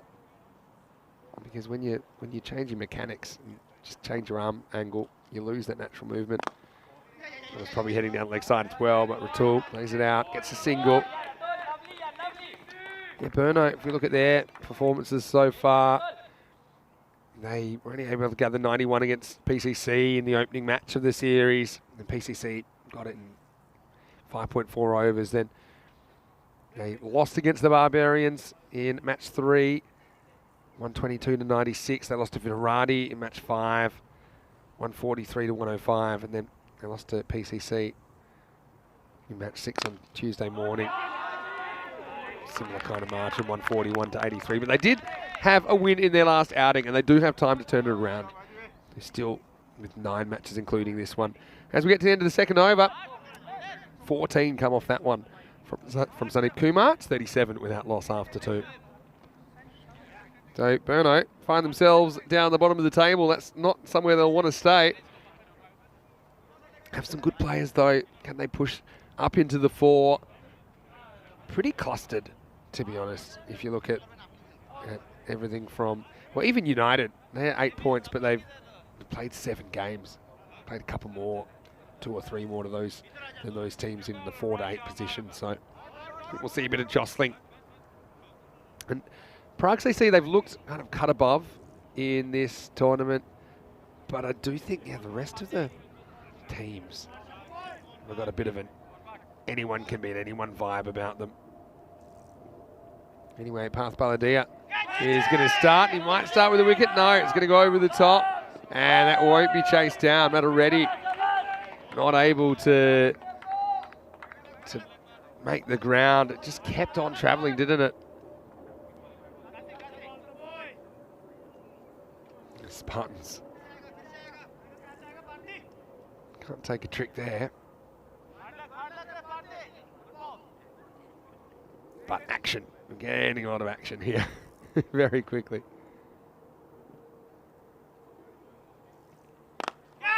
And this is in the air. It's going to find a gap as well, and that'll run away for 4. It's lightning fast, this outfield. Yeah, right now, it's a very healthy power play for Burno.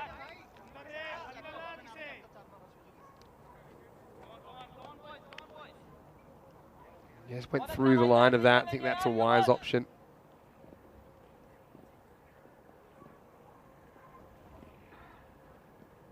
Yeah, better bowling from Baladia this time. Made it difficult to get down, get forward to.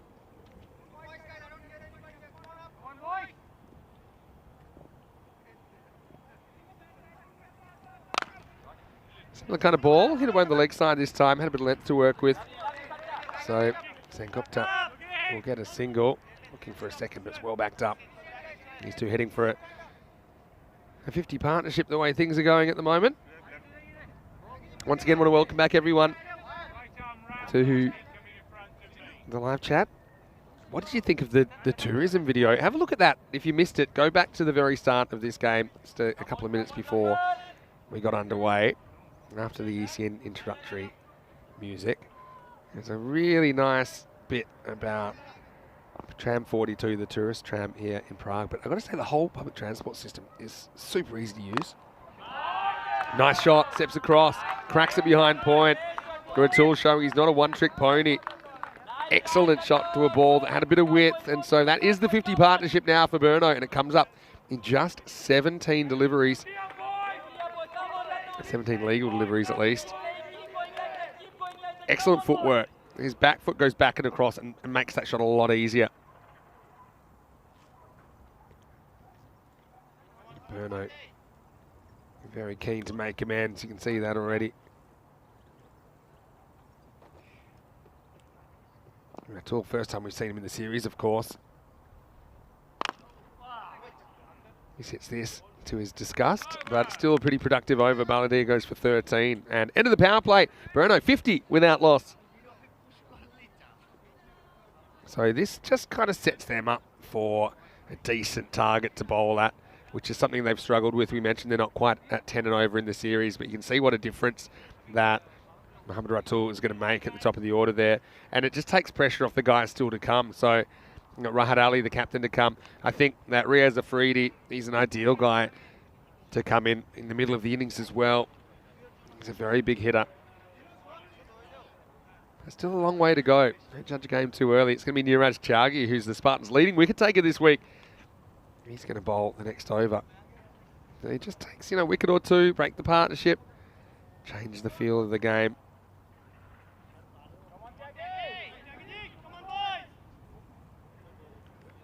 So just setting his field.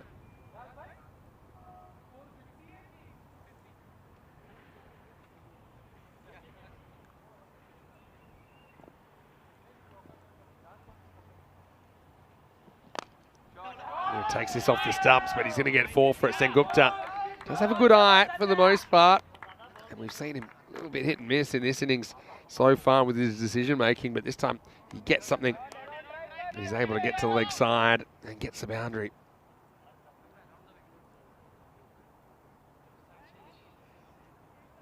It's the risky if you get too straight.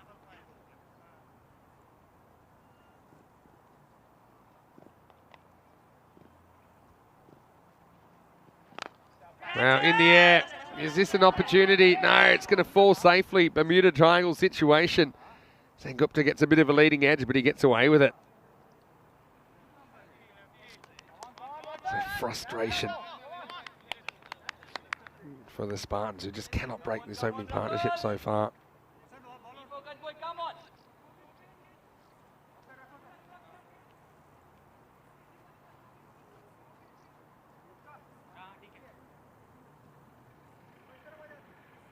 Chagi is going to go around the wicket to the left-hander.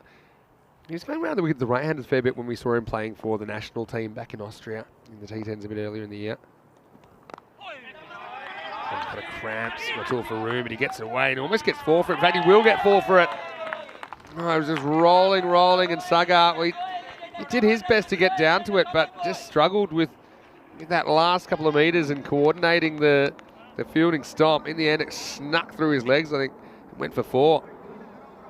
So you can see Ratul was just kind of sweating on that. Knew it was going to come in, but yeah, last moment. Not able to make the stop. His start just keeps on getting better for Burno. Cracking shot this one. Should be fielded though. That's Jinu Panalet, who had the gloves yesterday. With Shubham Gupta in the side, he takes over behind the stumps. We mentioned a few times that Panalet's become a father recently to Zora, who's 4 weeks old. A very good morning to the whole Panalet family. All right, takes this on leg side and gets plenty of it. Maximo! Sengupta's been looking for this, hasn't he? And now Chagi, if he's going to go around the wicket, he just cannot bowl too close to Sengupta, because now kind of takes a lot of risk out of that shot, because it pretty much takes the LBW out of the equation. Sacha got plenty of that one. Maximo 6 runs. Last ball of the over. Oh, he's going to go for more here. So he makes the same mistake twice. And now that over goes magical. And nothing working for the Spartans so far. Burno, they're 70 without loss after 4. Very productive opening this. Over by overs. 23, 14, 13 and 20. So you can see that they're rocking through this inning so far without a wicket lost either. So they've got all that batting to come.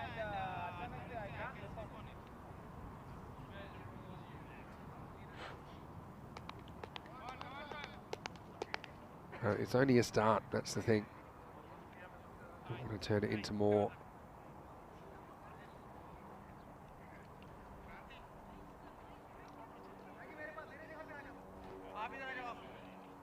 So Wani is going to get a bowl. You've got to say he's one guy. I've been quite impressed with him. He's a little bit different. He'll kind of slide the ball onto you.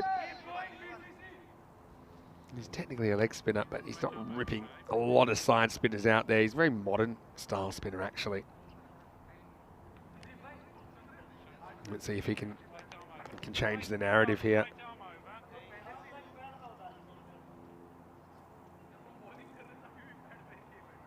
Ratul in particular, he's looked really composed so far. Gets a full toss, just flicks it away dismissively on the leg side.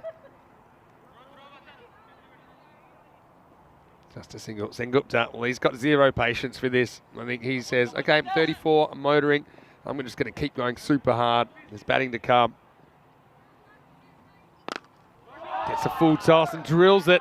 Almost cut off by Padlet, but he can't get there. That's 4 more. Ioane sometimes has struggled with that length. He's a guy, he's got to make sure the ball bounces. Maybe a ball in the block hole is okay, but Satch's got good reach, doesn't he? Made quick work of that one. Got a bowling. Cracking to the point and run though. So good backing up and yeah, good fundamentals by Ratul to get through for that single.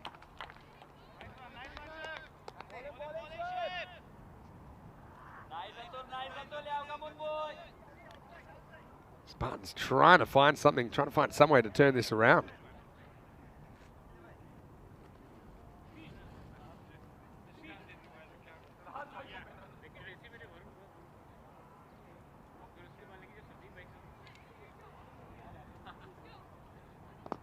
Ratul faces up to Wani.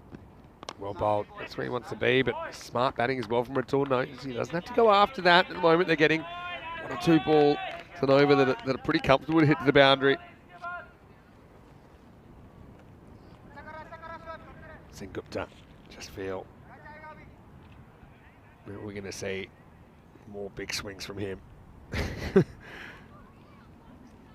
going to pick it. I don't think he'll survive the over.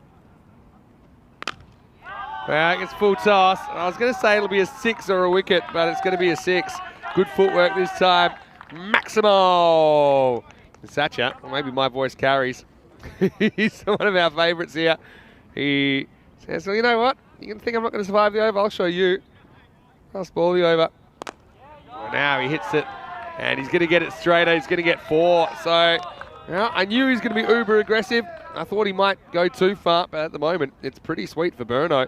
17 come off the 5th over. It's 87 without loss after 5. And we talked a little bit about Burno qualifying for the ECL earlier in the year. That was in Khartoum. And we'll be back at the Khartoum Oval for the ECC. And there are the groups. So, Czechia drawn in Group A. They're drawn with Greece, who will be here next weekend for the ECIs. The other team that will be here, Cyprus. But yeah, that Group A, super interesting. Spain, Isle of Man, France, Czechia and Greece. France we saw last week in the Valletta Cup on ECN.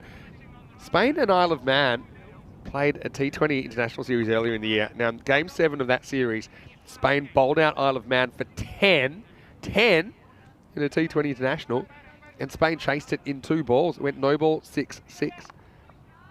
So, Isle of Man, we haven't seen them before in ECN. That'll be their first experience, and they'll be thrown into the cauldron against the home side pretty early on, I think.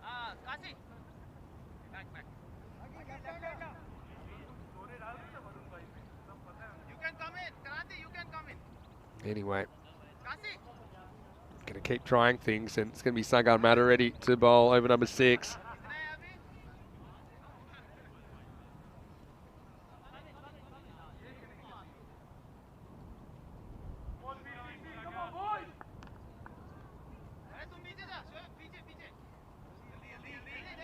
Yeah, Mata ready being brought on now, but The horse has well and truly bolted in this innings, hasn't it? Ratul looking good. Meanwhile, Sengupta's has overtaken him. He's on 49. Ratul, he drags this one across. I mean, looking for something mid-wicket. Gets a single. Brings Sengupta on strike. He's on 49.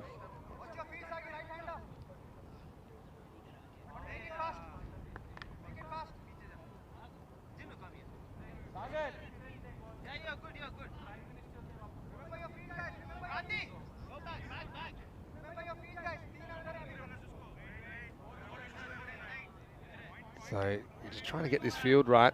Teams have been pretty good with the clock in this series. The clock's been great for what we do, the way it's enforced. It's consistent. Everyone knows what to expect. Anyway, Sengupta faces up. He's on 49. Oh, just stops his shot, and I think it could be all over. It will be. So Sengupta just done by a bit of lack of pace, and Matareddy, not for the first time in this series, standing up for his team. Changi takes a few steps round to his right and takes the catch. So Satya won't get his 50, but still a very good innings. Looked a little bit dicey early with some of the decision making, but he's also played some cracking strokes in there. And finally, Spartans have something to shout about. First wicket falls, it's 88 for 1.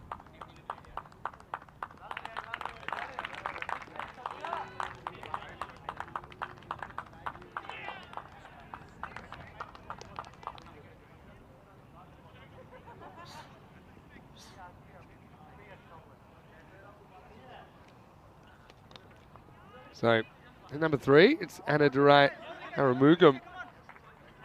He's listed at 6, but he's going a little bit higher in the order.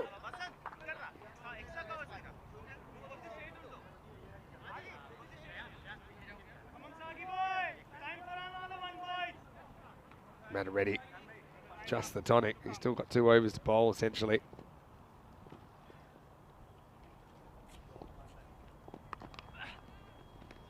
This is going to be a wide. Tight one, but Matareddy will have to bowl that one again. Let's check it out. Yep, that's a wide. Clear one. Line belongs to the batter in this form of the game. Big question in the chat. There's one that I don't think I know the answer to off the top of my head. Turn away leg side, force the fumble, but we'll just get the one in the end. Aramugam is off the mark. He wants to know what the record for number of 4s in an innings is. And I gotta say, obviously we track Maximo's pretty strongly. But yeah, maybe I can get some of the guys on that.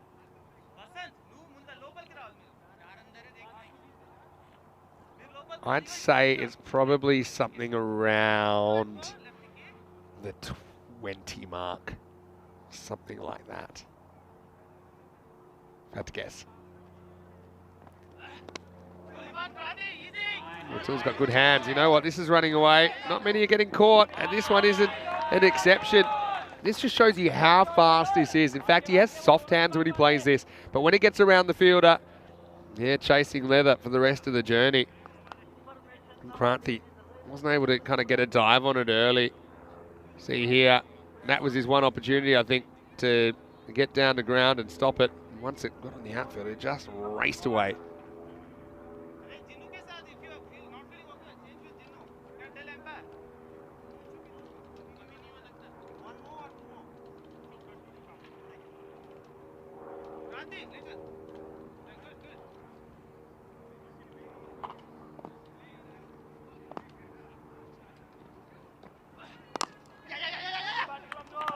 Gets a run straight away. So this is what I've liked about Ratul in this innings. He's not going after everything. He's making good decisions.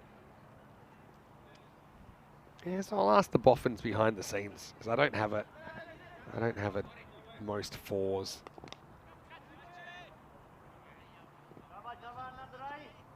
I'd say it's around 20, maybe low 20s. This one, I think it takes a little edge on the way through. certainly picked up a little inside edge here. It comes back a long way.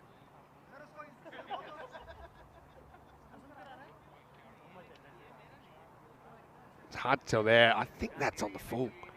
I mean, the batter's kind of in the way, but I think that one goes down. And so, Matter ready. Does deliver a decent over. And it's the end of 6. Just a couple of connection issues. The scoreboard fraction behind. I'd make that 95 for 1 at the end of 6.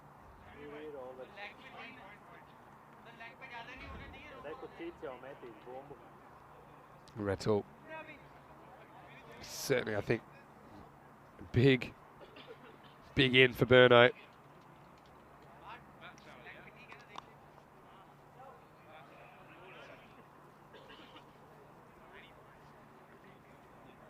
Because, yeah, if they can get a good score on the board, they've certainly got some bowlers. They've got Rahat Ali, they've got Riaz Afrida, they've got some Gupta as well. Naveed Ahmed, very experienced spinner.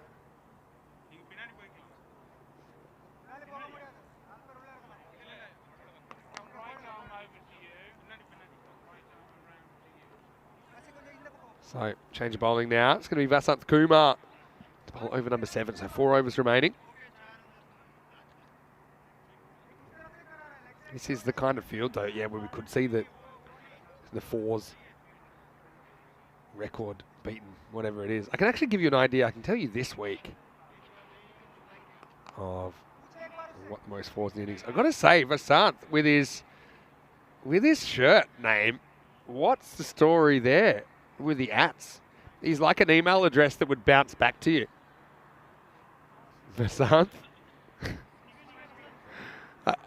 I assume that's on purpose. Still, I suppose maybe works in IT, something like that. Here we go. Pretty well bowled first up though. So right up there in the block hole. He's going back to Ratul. He's 22 years old. It's the first time we've seen him on ECN, but he has played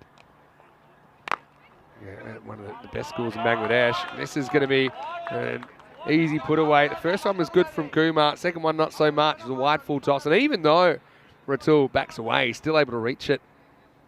Yeah, so went to BKSP in Bangladesh, which is Bangladesh Krira Shikha Pratishthan.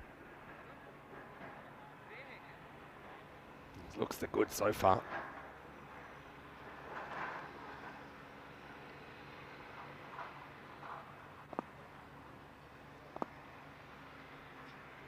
Oh, that's going to be a no ball, and it's going to be slashed away for 4. So free hit coming up just when Spartans were starting to peg things back. And even with a good first ball of the over, the pressure's released, and Ratul, again, I don't know if I'd be dancing away if I was him, but I suppose he knows what he's doing. Despite that, he ends up slashing across for 4. Yes, I was going to say, I'll look up the most number of 4s in an innings this week. Now, that is something I can do. It'll just take me a second. Prague CC scored 16 4s against Vinarati in match 19. Don't think there's one more than that. Anyway, this is going to go, and it's going to go a long way. Maximal! The free hit is cashed in. Shows you how quickly things can change. And Burno, they've climbed past the 100 now. I found another one. Vinarati actually scored 17 4s against PCC in match 9. Prague Spartans also scored 17 4s in match 13. Good batting this time. That'd be my tactic. I'll be getting across, I think. Yeah, so 17 4s this week is the most we've seen. So all time, like I say, I think probably is in the 20s, probably low 20s. I've asked them to get on it for me though. Oh, Ratul this time gets himself in a bit of a muddle.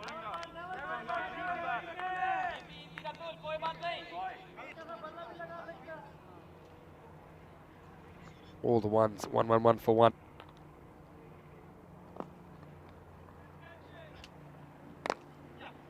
Move to 49 with this stroke. Sengupta, his opening partner, he was out for 49 earlier. Ratul want to avoid that, but what an impressive start to his ECN career. And also with him being able to handle the gloves, obviously Bruno losing Paras Kari, no longer in the country. The fact that Ratul's able to do the wicket keeping, I think, is a pretty handy replacement.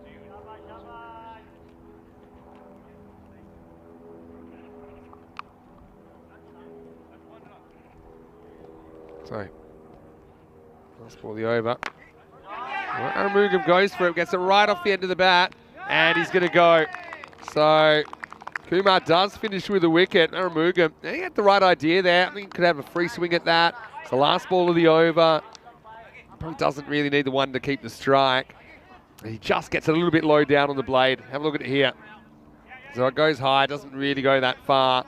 And Aditya Raprolu did well to take it going to his right. And that's the end of Aramugam for just the one. Didn't have a lot of the strike though. Got a good view of what was happening at the other end at least as he falls. It's the end of the 7th over. It's 112 for 2. Just a reminder what's coming up over the next few weeks on the European Cricket Network. So much cricket happening. At the moment, we're in Czechia and Portugal at the same time. We'll be in Switzerland for 2 weeks, then we're in Germany for 4 weeks of ECS, Dresden, then Krefeld, then Rome for ECS and ECI before the Euros of cricket start on the 25th of September. But meanwhile, we've got other T20 national action, we've got women's action in the Continental Cup, men's Continental Cup later in August. We've got a T20 international and T10 international women's cricket from the Netherlands. So stay tuned. For more information, you can always go to our website, europeancricket.com. Right, so start of a new over. Ratul facing up on 49. He's been joined by Riaz Afridi, who I think is an ideal replacement now. I think this is the time you've got to get Riaz to the crease. Oh, he whacks this one, and that's going to be 4. And that brings up his 50. Well played by Mohammad Ratul with his first innings on ECN, bringing him a half century, and you can see he's getting some warm applause from his teammates. And the scary thing is, looks like he's not finished yet. Well batted. Sets himself, smacks it again, same direction, just picking his spot. He looks so talented, he's got a good eye. Matareddy, who is the man that got the breakthrough in his first over. Right now he's giving Ratul some length to work with. So I think here, you've got to be in the block hole to him.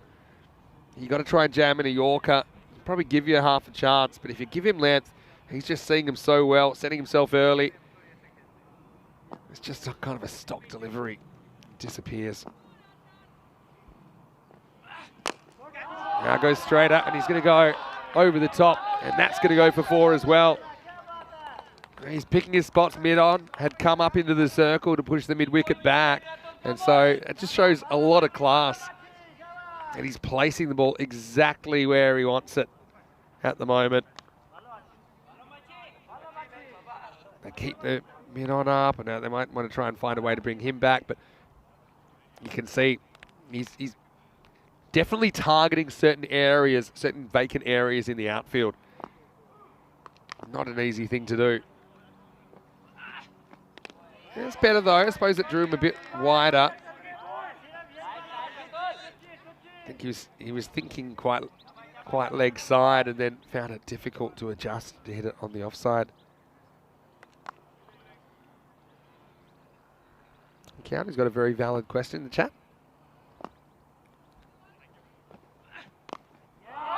Oh, shot this time. He's kind of waiting for it. And he carves it away into the gap. This is such a good knock from Ratul. 65 off 28.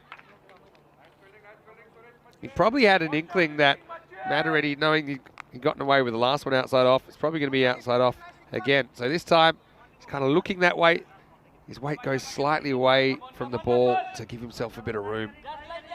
Another sensational shot from Mohammad Ratul. What a way to announce yourself.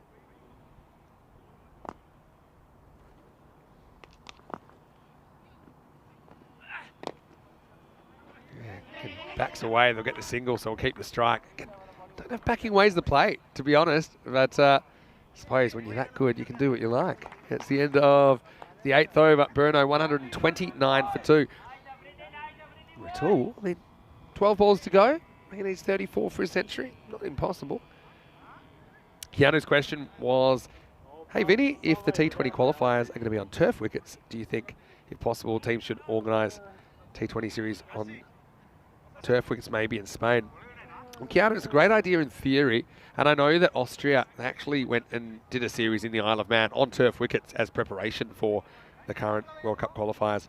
But I suppose the issue you run into, it's cost and availability. So, you know, teams, they're on a shoestring budget here in Europe.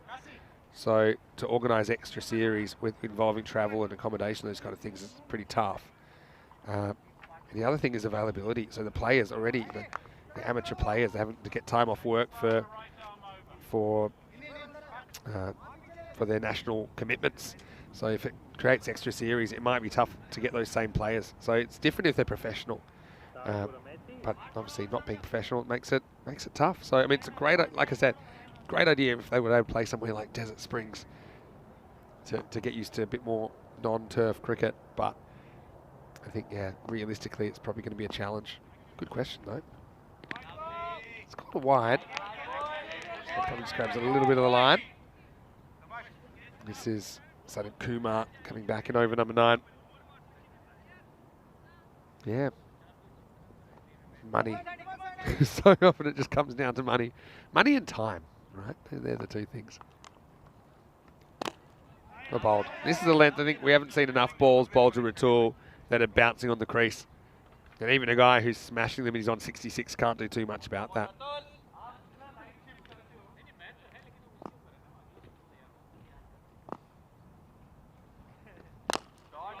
Oh, such a good shot. And this is almost perfect again, but only almost.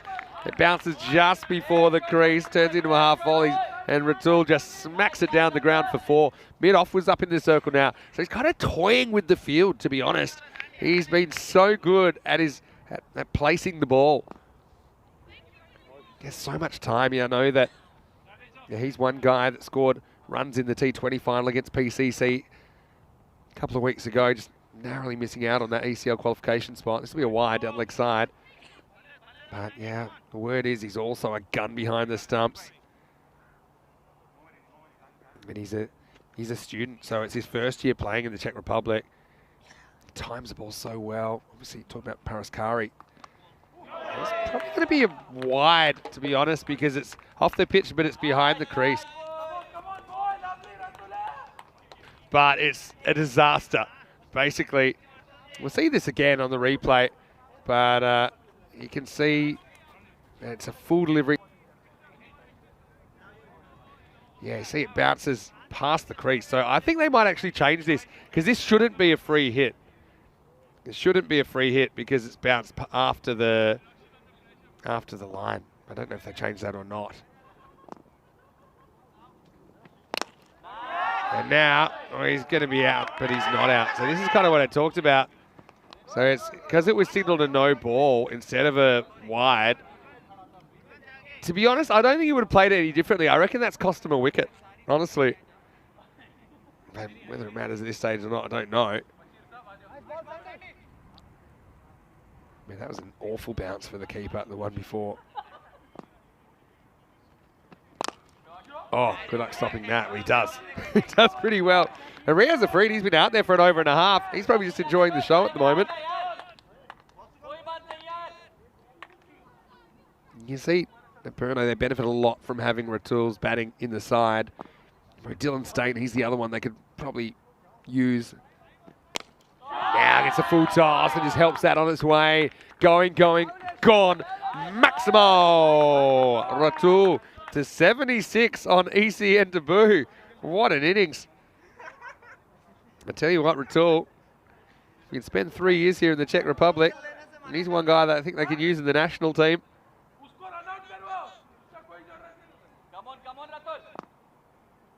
Last ball of the over coming up. They're going to sneak in for time. Goes offside this time. That's going to be 4 as well. So Path Baladia had a few issues in the field yesterday. And he's going to get close to this, but not close enough. Ratul to 80 And Burno 150 for 2 after 9.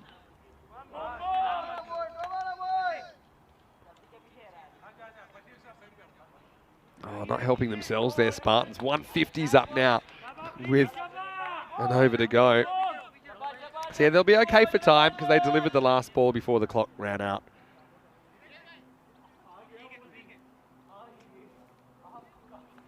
So, right, who's next? It's going to be Chagi. We're going to go back to him.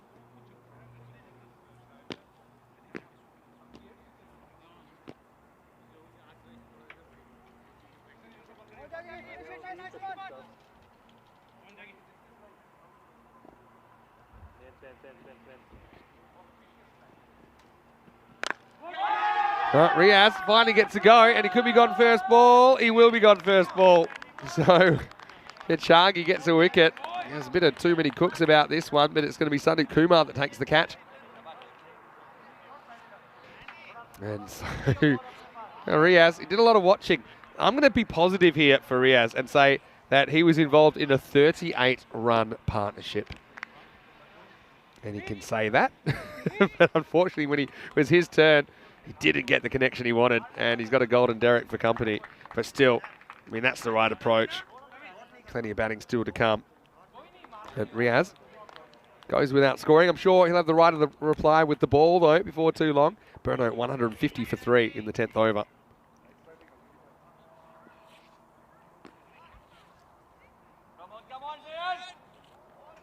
Yeah, 23 fours in this inning. So yeah, by far, this is the most fours we've seen in an innings in this tournament. Still chasing up the all-time record, so I'll see if I can get that.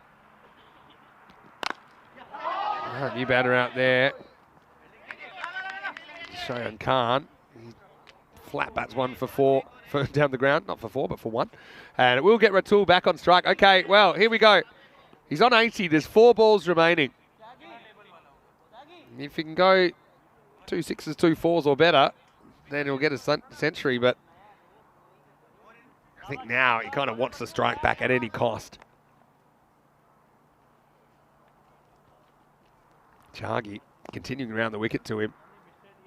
Probably want to help it on its way. Backs away, carves, gets 4. Good batting. Still, I think it's the more difficult of the options to back away like this because he's having to reach. I think if he steps across, he probably smacks it for 6-leg side, but I mean, he's just got too much time. He's got too many options. And look, he makes it hard for himself, but he's still good enough to get it through. Get it through third man for 4. So that's another 4. So that's 24 fours in the innings. That's by far the most we've seen. And now he's not going to muck about. This is going, and this is gone. Maximo Ratul to 90. Yeah, he's done half of what we said. Yeah, so in the 90s, not looking too nervous. All right, we're back. 2 to come. Needs a boundary. Oh, yeah, gets a wide. That's a great eye to spot that one as well. Oh, this guy, he's going to be a handful. Having a look at the centuries we've seen this year. 15 of them. Well, 16, sorry, if you include Sher Ali. So we're looking for a 17th. Yeah, Sher Ali, 116 not out of 31. Sher Ali also scored a century off just 25 balls. All right, needs a boundary. Oh, he falls down. And he's not going to get it. The centuries has jinxed him. I think I agree with not taking the single, partly because he was sitting down, but partly because you want him on strike. The one that he just missed times, I suppose missed times, if you want to call it that. But what a knock. What an entry. What an announcement from Mohamed Ratul. Last ball coming up, Burno 162 plus this. Again, falls off the shot a little bit. They'll probably go for 2 here.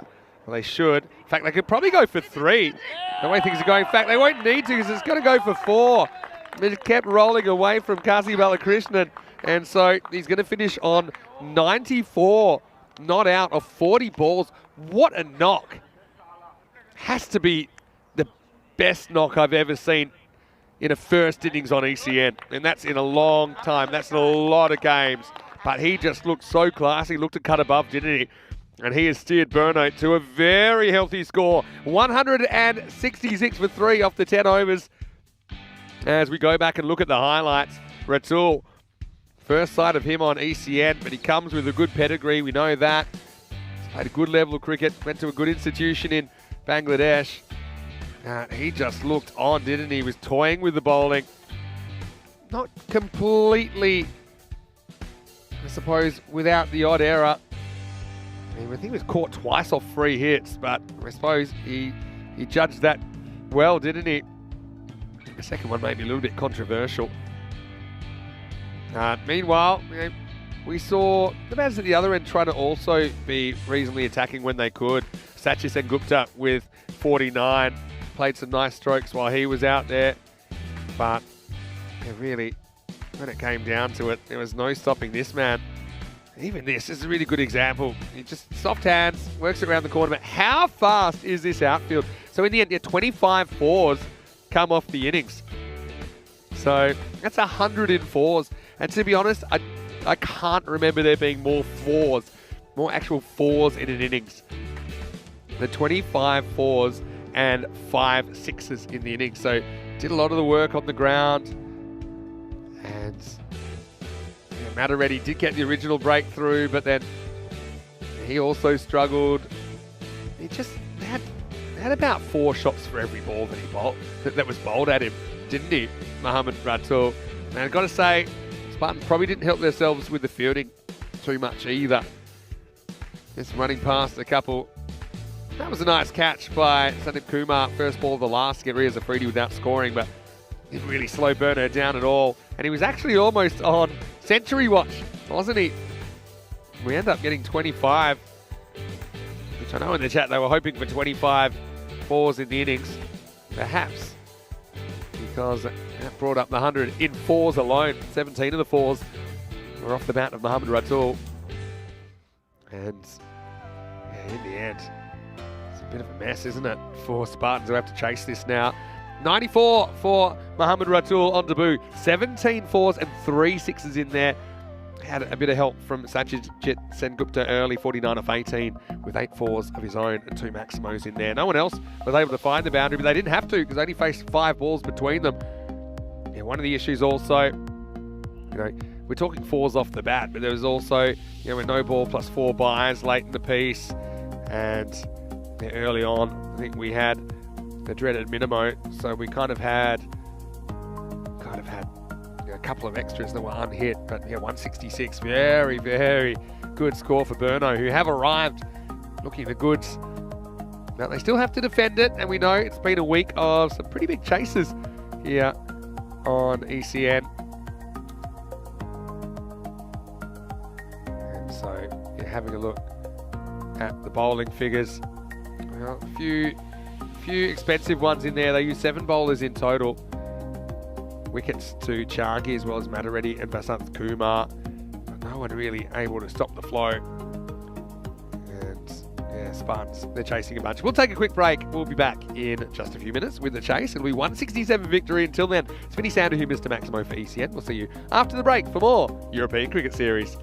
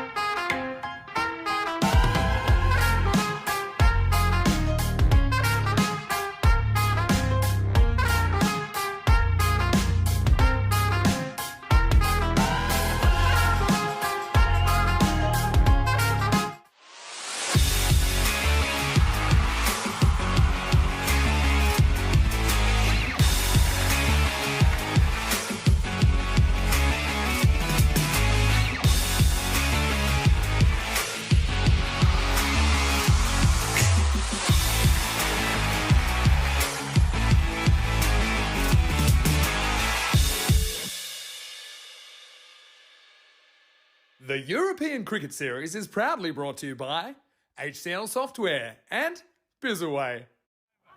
Hello, cricket lovers, and welcome back. It is time for the second innings of this clash, match 22, between Brno and the Prague Spartans. Vinny Sandu here, Mr. Maximo for ECN, day 5.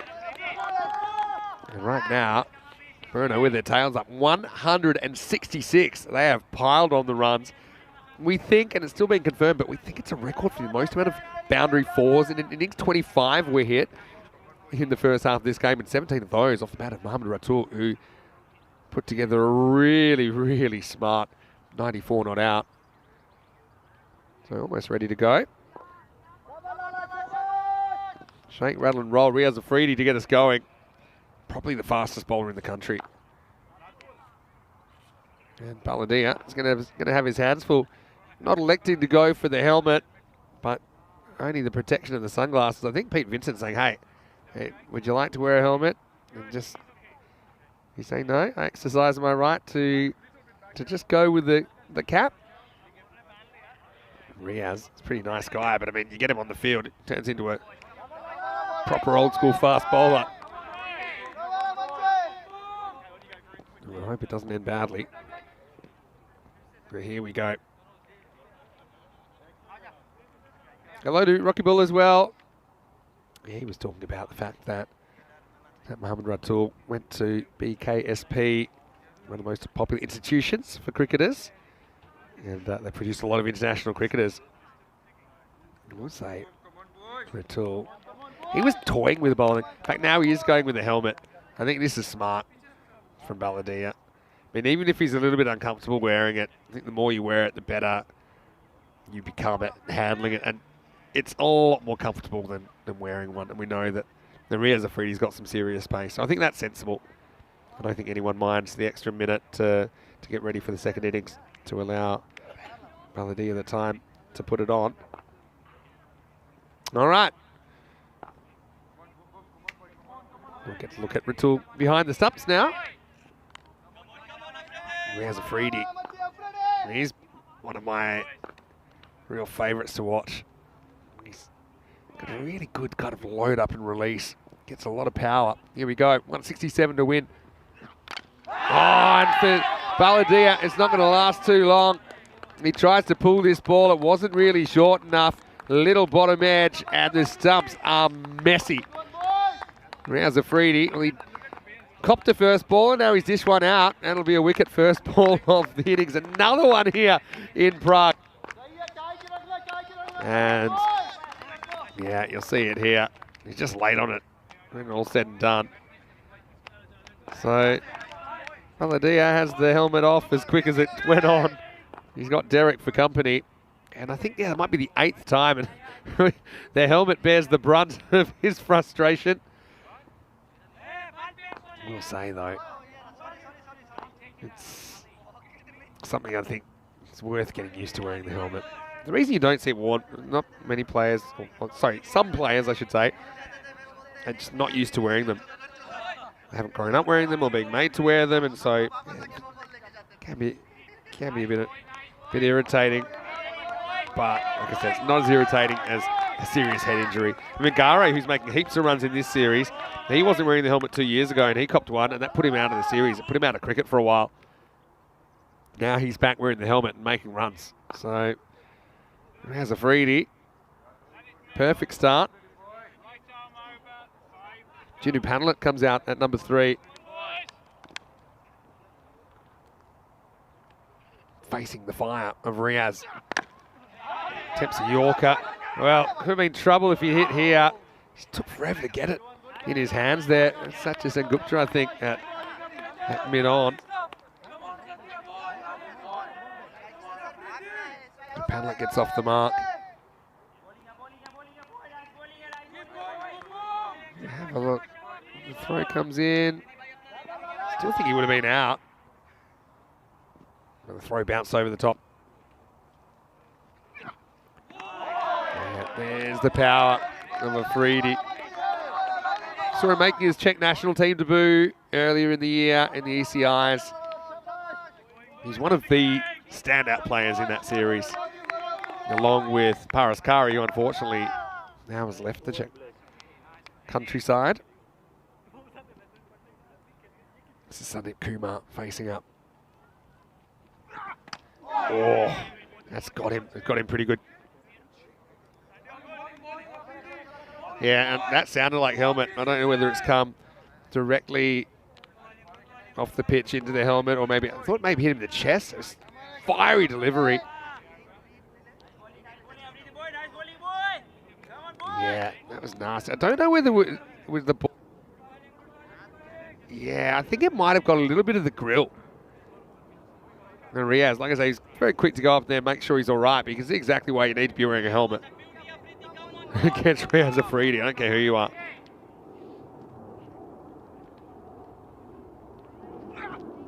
Now pitches up. There's the old shake him up, then pitch up. And Burno looking a completely different side now with runs on the board. I mean, he can throw Dylan Stain back into the mix here as well. And potentially it makes him even stronger.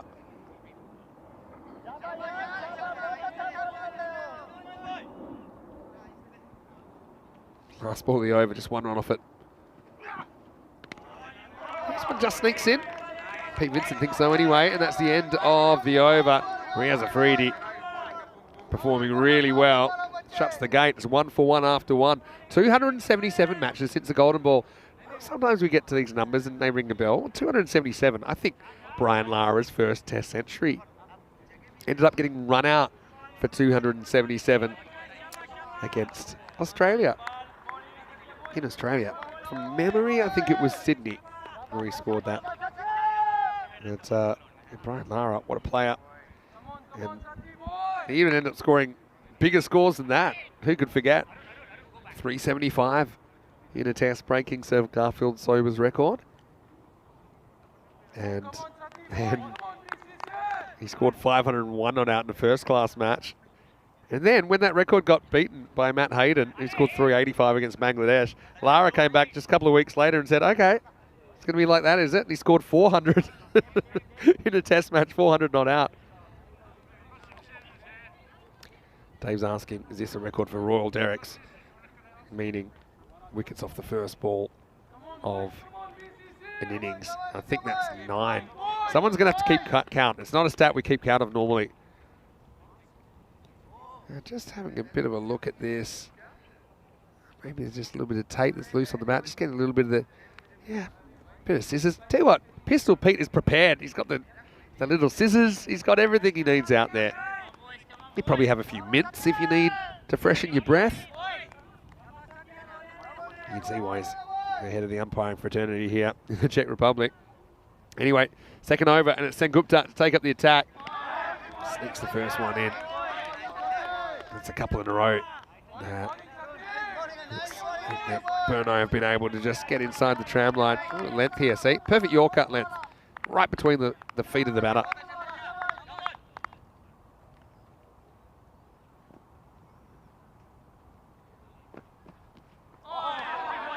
Well bowled. Sengupta, he's a guy, he's one of the bowlers that really stood up in ECC 21. So the first time we saw Czechia at the Euros of cricket. And they had some good moments. I mean, remember against Italy, the eliminator, looked like they might knock Italy out. Put up, I think, 143, but Italy had a crazy opening partnership. This is driven into the gap. I think it's a runaway for 4. Virginia Panelet is going to get the first boundary of the innings, sorely needed at the moment for the Spartans. Burno looks stung, don't they, by the fact that they're the holders of a 1-4 record. Yeah, but Sengupta back in that tournament, I think he had a really good series, was able to get good players out. We saw him opening the bowling for the Czech Republic.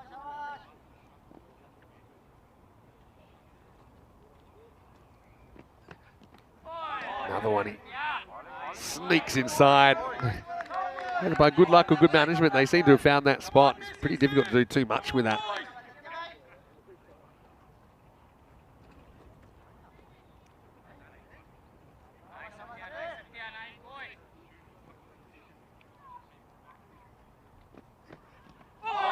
Another good ball. It's all about the length here. So he's a bit closer to Panlet, so he tries to work at leg side. Doesn't really work out too well for him.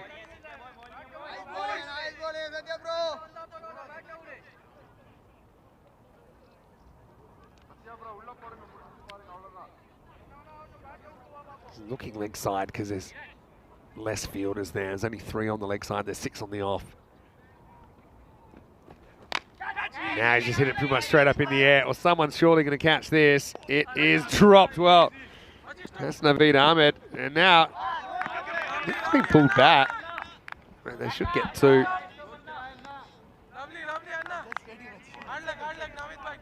Yeah, so it's a bit of a swirler. Probably not as windy as we saw yesterday. Yesterday we saw it so windy that the stumps actually blew over at one point. You see Naveed makes a bit of a meal of it.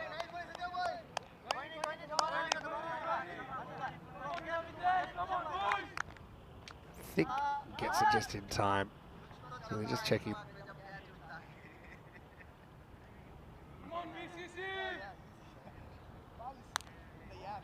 So yeah, I think that one's going to be fine. Benefit of the doubt as well to the fielder. So they might want to look at that one more time, but I'm pretty sure that's just going to be 2 to finish the over. And so you score 7 for 1 after 2. Looking at the table, well, there's plenty of teams on 4 points, and Burno could be one of them actually. So we could have a situation with 6 of the 8 teams tied on points. That'd be crazy. I'm pretty sure they just ran 2 last ball. Or maybe they ran 3, actually.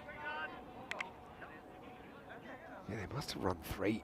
I was too focused on whether it was going to be caught or whether it was going to be stopped. Yeah, but yeah, they did run a 3. So Panlet retains the strike.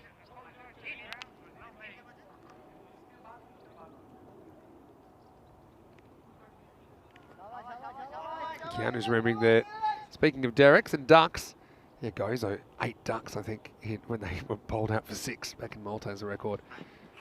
Mishra, the new bowler, Niraj Mishra, and he blasts one through, so they don't go back to Riaz Afridi straight away. Sure, they've got a bit of a wealth of pace bowlers here. Yes, a rare 3 last ball, the last over. But you know, a long way behind. Not just that. It looks like it could be a big win, so a real net run rate booster. You tend to think 7 wins should get you into the finals.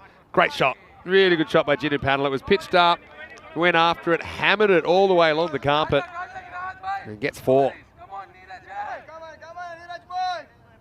Little dirty look from Panel at back saying, hey, plenty more where that came from. Brilliant shot.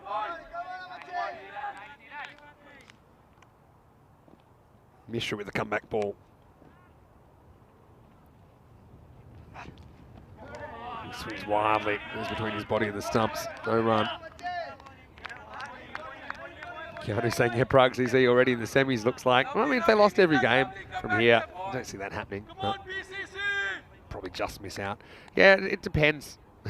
So you could even win 7 games and miss out on net run rate. Or you could win 6 or even 5 and get in on net run rate. Anyway, this is up and it's over the top. And Panlet's going to get another boundary. So Mishra going into the fence a couple of times. Trying to make something happen.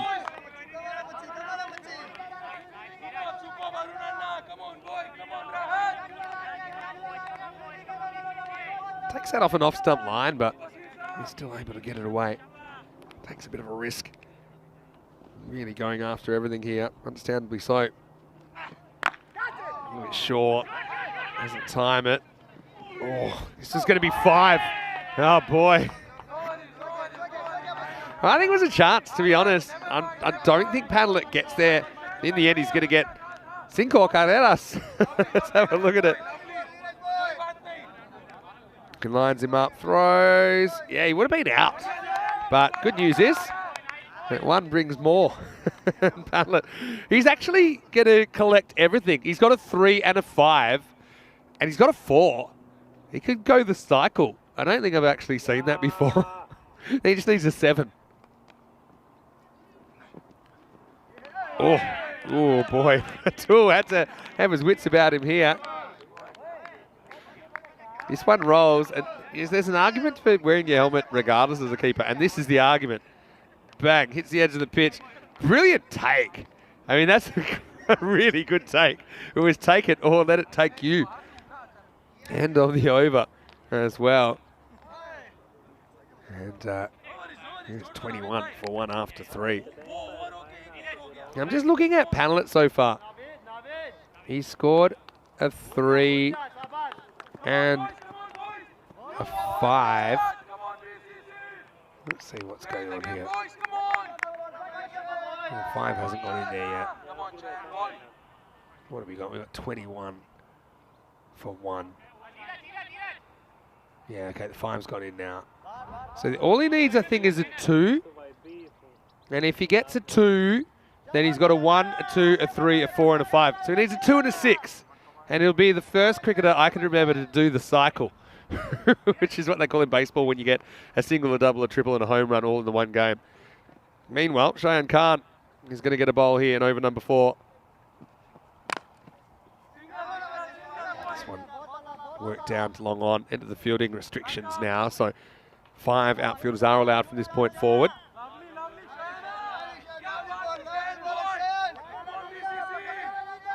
So who would have thought we'd see a 3 and a 5 before we'd see a 2 in this game?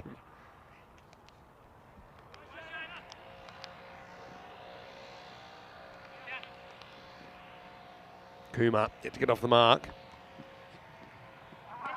Swings it a wide. Get this one again. Different Burno side to what we saw early in the week. I think obviously the addition of Mohamed Ratul has made a big difference. Confidence of guys that can score runs for you. Yeah, that confidence radiates into other areas of the game. Floating slip in place for Khan. Almost comes into play. Another swing to miss. Kumar just cannot get going in this innings. He's played his own personal maiden now.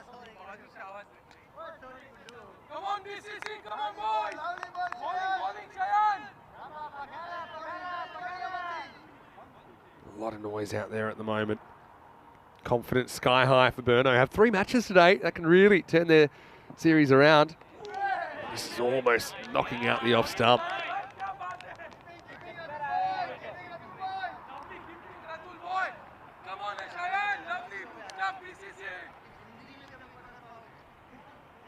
They're pretty disciplined in bowling outside the off stump as well here.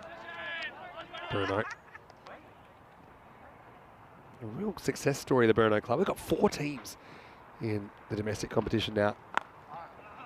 Worked right around the corner. A rare error from the bowler. In the end, yeah, it will cost a 2 or will it? Well, he's going to go the hard way. And well, in the end, he's going to get 2. But I tell you what, though, I think that Ratul had a chance to just run out Kumar there and then.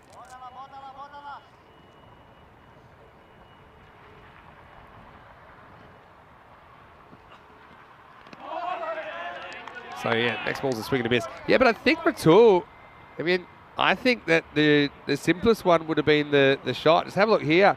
He could have probably then thrown this ball onto the keeper's end, something about 2 metres away. Instead, he went the long way. It's a bit of an instinct thing there as a keeper because you can't really see the play. It's behind you.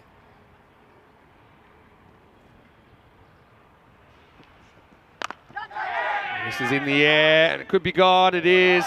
Riaz Afridi takes a simple catch. And so Kumar does hustle back for 2, but they're the only runs he gets here in match 22. Riaz Afridi, safe as you like down there at long on. And simple take. The Riaz Afridi, multi-dimensional cricketer, made that look easy. So Spartans lose there. Second wicket, it's 25 for 2.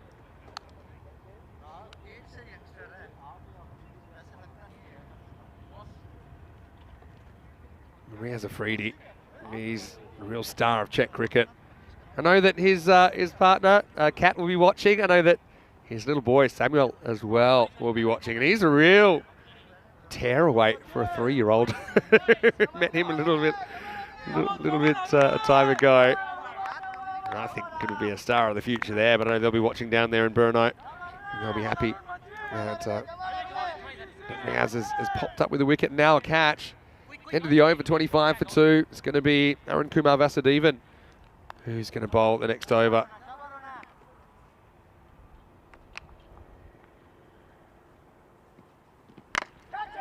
This is in the air, going. Is it gone? Well, it is eventually.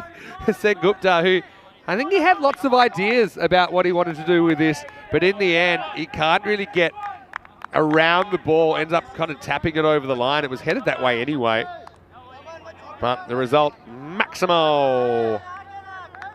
6 runs and 6 badly needed runs for the Spartans. You see, yeah, just couldn't get the angle to get it back into play.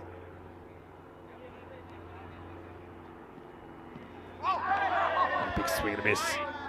So, all right. Looking at Panellet now, he's got a 1, a 3, a 4, a 5, and a 6. So he only needs a 2. If he's got a 2, he can say bingo. He's collected them all. Reaches this and just sneaks inside that line. We've already seen he's got a 0. So I think he'd be the first player in ECN to get a 1, 2, 3, 4, 5 and a 6 in one innings. And we've only ever had 2 7s. We actually would have had a 7 buys yesterday, except the game was over by the time the ball reached the boundary. Pretty good shot. Panel will get 1. All the way down to Shahan Khan.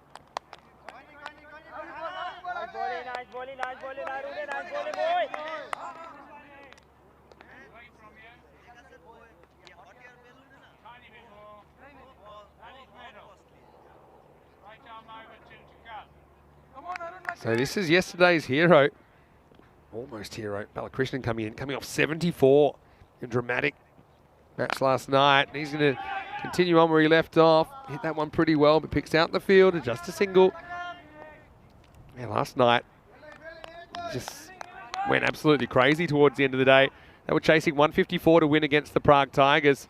They ended up just 2 runs short. The last ball, it was 2 to tie, 3 to win. And Balakrishnan thought it was a wide and he left it. It wasn't a wide.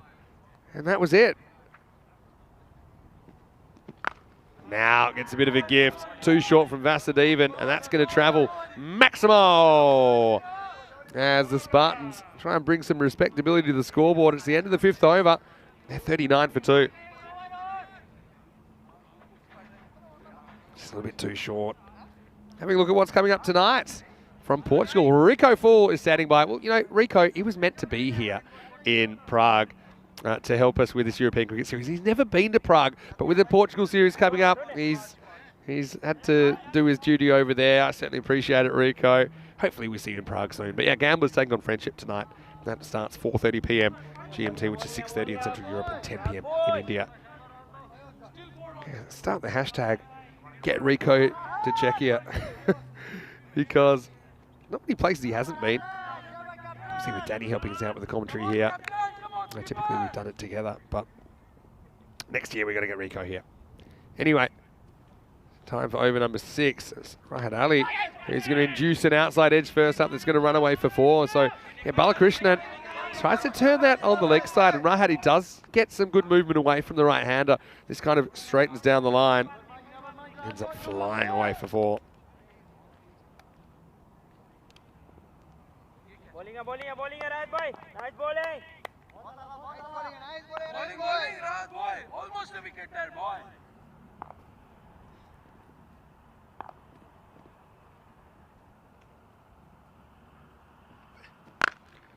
Now, pitched up a little bit and goes leg side. Balakrishnan's high on confidence at the moment. Gets another boundary. And you can see, Spartans, if they're not going to get there, they still got to try and get as many as they can because run rate could be the difference, especially in such a tightly clustered tournament.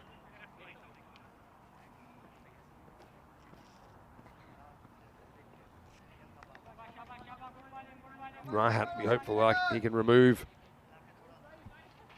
Balakrishnan from the equation.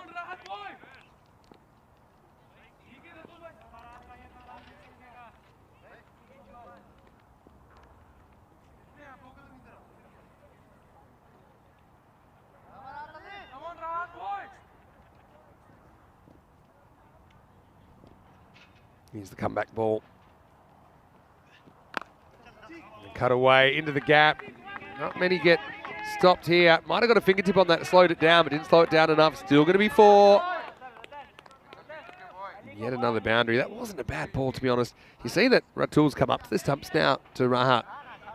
He's not slow. He's just trying to put some pressure on the batter.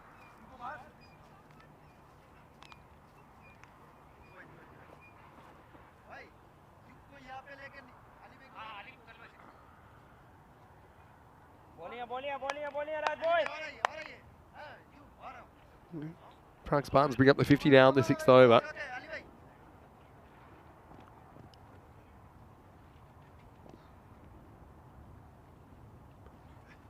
Oh, tries to get funky. This is pretty scary as a keeper because there's every chance it may blow your head off if the batter does what they're intending. But the thing is, with the keeper up, you've got a bit more margin for error with those shots because all you need is the faintest of touches to get around the keeper. And probably not going to be caught behind unless it's a really tiny edge. And now pushes. It's an improvisational effort from Balakrishnan, who just kind of knocks it over point in the end. It's a pretty good shot for 1. That's it, BCC. That's it, boys. Come on, keep talking, boys. Come on, BCC. Change the game, boys.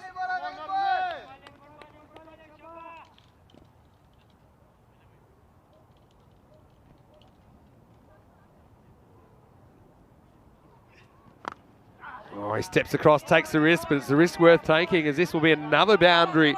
Haven't we seen them flying away? It's going to run away for 4 more. Padlet trying his hardest.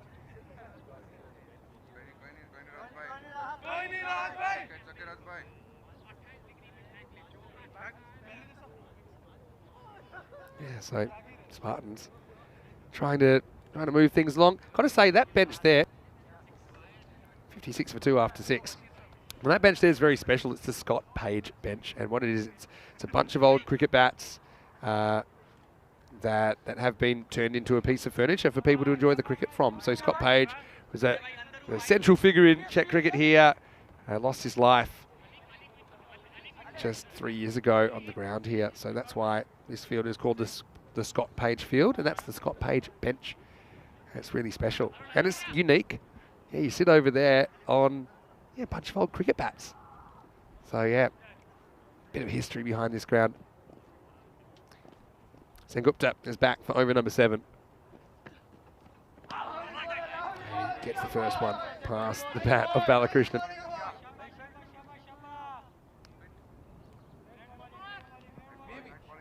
Sengupta. It's a ball, I think, slightly rolling action, rolling cutter.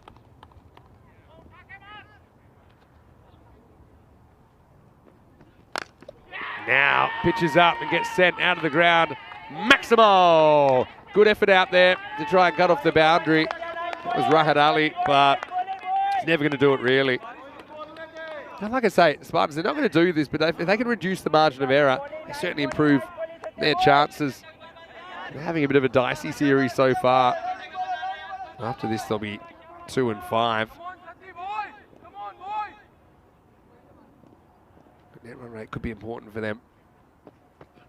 Oh, end of the bat. Scramble through for 1. Yeah, we're talking about potentially having a bonus point system, which would be the team batting second get to keep their point if they get past 70% of the score. So in that case, the bonus point would be 116, so 117 to keep their point. And something we're toying with as perhaps in addition to net run rate. So you'd have, instead of 2 points on offer in a game, 2 for the win, none for a loss. You'd have 3 for a win, 1 for a loss, but you can steal the other team's point if you beat them by enough. Beaten by enough would be if you can chase the score in 7 overs, or if you can keep your opposition to 70% or less of the score. That's a nice shot as well. Steps across and is able to just flick this one away. Nice shot by Panelet. No real pressure on him here. He's just going for his shot, seeing what he can do. I mean, they're still 100 short of the target with about 3 overs to go, but certainly not all one-way traffic. After the start was heavily Burno, who are wearing their ECL kits, by the way. I'm loving that. The Shire of Andalusia. Junta de la Andalusia, as we'd say in Spanish, on the back. Last ball of the over. Goes for this and gets it pretty good. That's out of here. Maximo! That's one of the best so far from Panelet. Sengupta ends up going the journey. Goes wicketless. That was a brilliant shot. End of the over. It's 73 for 2 after 7. Coming up, we've got Unarati taking on the Spartans. So Spartans, they're swinging it, and they're going to keep swinging it because they've won the toss. They've elected to bat. That's the 3rd match of the day. Starts in around about a half an hour. Got to say that Sid Gowd looked really good in that last game with the bat and the ball. Marcus Scheim did some good things. And just looking at that, I see that Ollie Dennis comes in. Dan O'Connor holds his spot in the side. Shub Chowdhury as well. I think he bowled pretty well. His catching was a bit suspect. But anyway, looking forward to that one. Spartans, let's see if they can continue. They certainly have improved a lot with the bat as far as the amount of boundaries they're hitting. Anyway, Riaz Afridi's back, trying to stop the madness. The first one is slashed at, and that's going to go all the way. Maximo! Well, sometimes the pace can be your enemy as a fast bowler.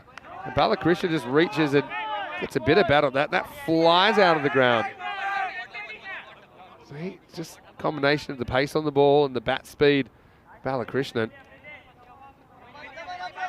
And even Riaz Afridi going for boundaries now. But he's a good player. They normally fight back. Oh, it's going to be 4 more. No, they're loving it. I mean, they know they're not going to win this, but they feel, okay, maybe we can still get to 120s or something like that. Yeah. Look at Ratul's face. I'd love to dive at that, but it's a good 5 or 6 meters away from me, or more.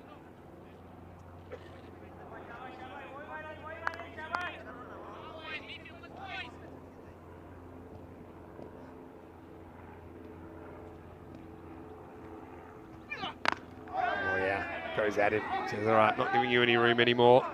Really slashed me away a couple of times, nicked me away. That one is targeting the body of Balakrishnan, but what a breakout for Balakrishnan.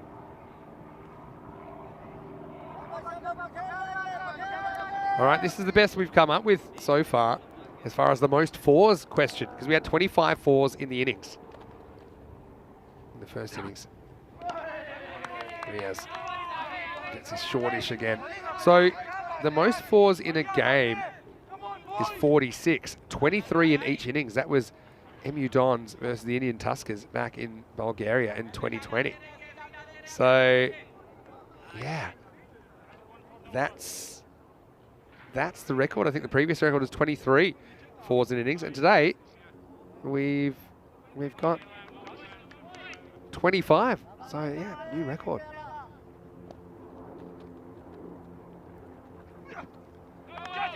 Steps across. Scored a no ball, and this is probably for height. It's for the second ball over the shoulder. So even though I thought it might have got a touch and gone through to Ratul, who didn't hold on. But yeah, Pete Vincent saying, look, that's over the shoulder. You've already used your one over the shoulder. So it's going to be a no ball and then a free hit coming up.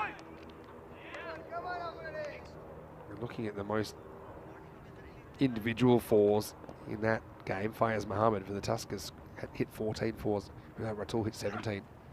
Well, that's quicker. It's called a wide. I think one of the issues with Riaz Afridi's going around the wicket, he's getting in front of the umpire. Because I don't think this is a wide. But I think the umpire can't see, so say, look, call that a wide because I don't get a good look at it. But that was quicker from Riaz. He does have this ball. And we talk a lot about slower balls, but if you have a quicker ball, that can be even more effective. Still a free hit, and this is hit pretty well. That's going to be 4. Balakrishnan just having a great 24 hours. He's a guy, I'd consider batting him even higher in the next game. They've won the toss, they've elected to bat. Why not just throw him out there? Because Path Baladia didn't really click in this game. He went very first ball. Okay, yeah, he's a guy that can do it. Got Sandeep Kumar made 2 off 10. Maybe he's the one I'd replace with Balakrishnan at the top. Meanwhile, Panel's been stuck on 49 forever. But he won't mind. At the moment, Balakrishnan doing some damage. Last ball of the over. Oh, yeah. Doesn't give him room again. And so, Riaz fired up. That'll be the end of his spell. And that's the end of 8 as well. It's 89 for 2 after 8.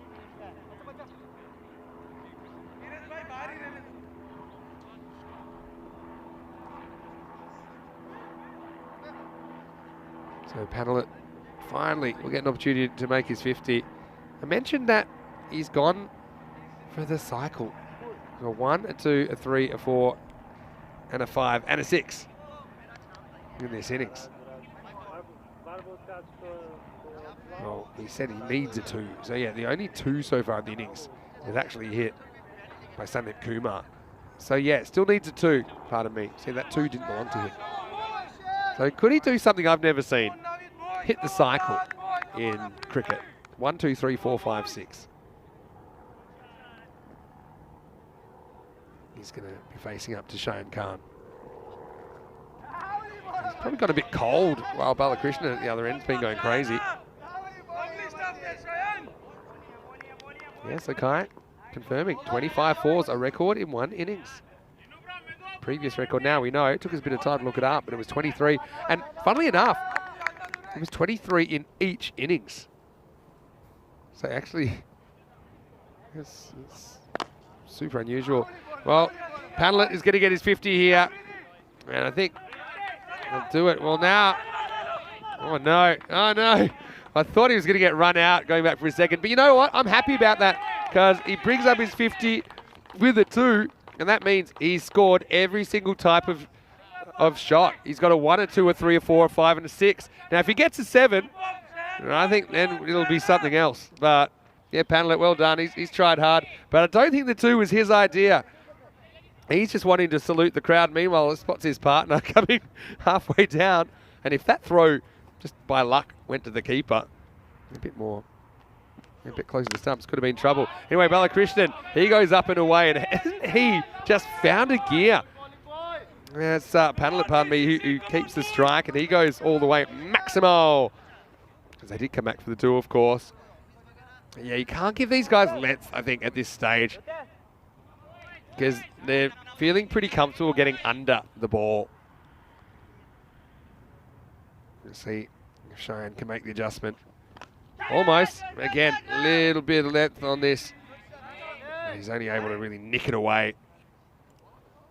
So yeah, Bruno, they'll be pretty happy, all things considered. I know that a few things have gone against them second innings, but they put a mountain of runs on the board in the first innings. And we'll still see them 2 more times today.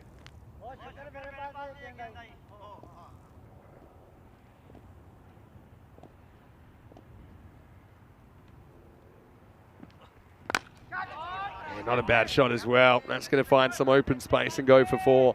So Krishna gets his turn and he hits another 4. And what a just confidence run he's on.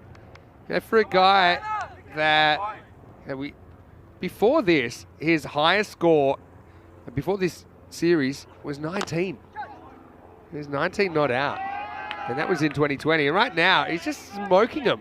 That takes him up into the 40s now. It'll be the end of the over. 9 overs down. 106 for 2.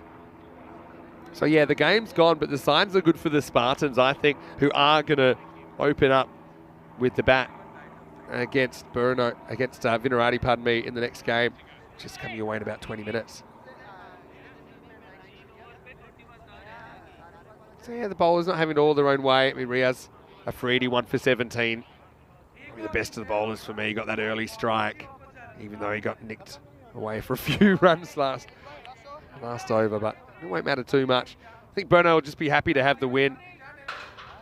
Yeah, but Kasi Balakrishnan, for a guy who'd never even reached 20 before this week, he's just been something else.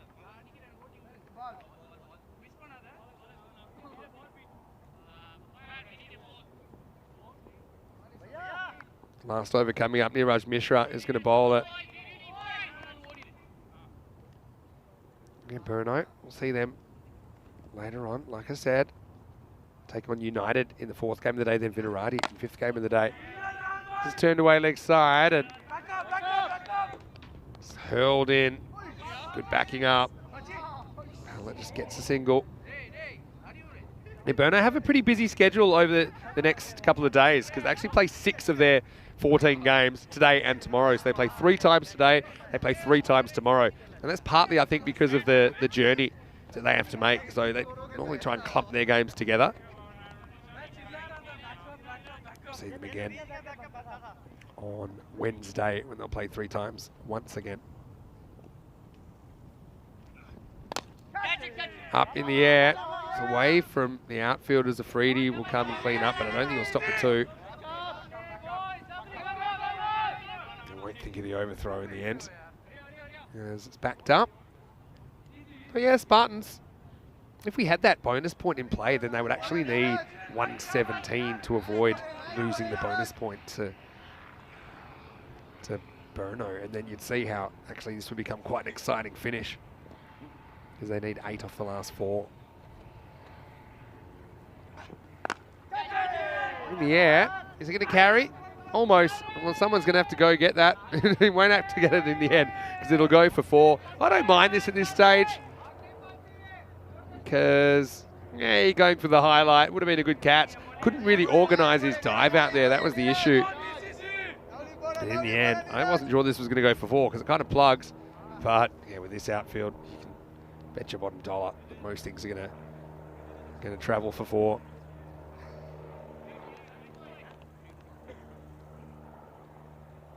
Balakrishnan on the verge of back-to-back half centuries. He's 49 off just 20 balls. He deserves it. He won't get it there as he goes for glory. This is one time that if you knew you're on 49, I think, given the match situation, you're pretty happy to just take the single. Take the milestone.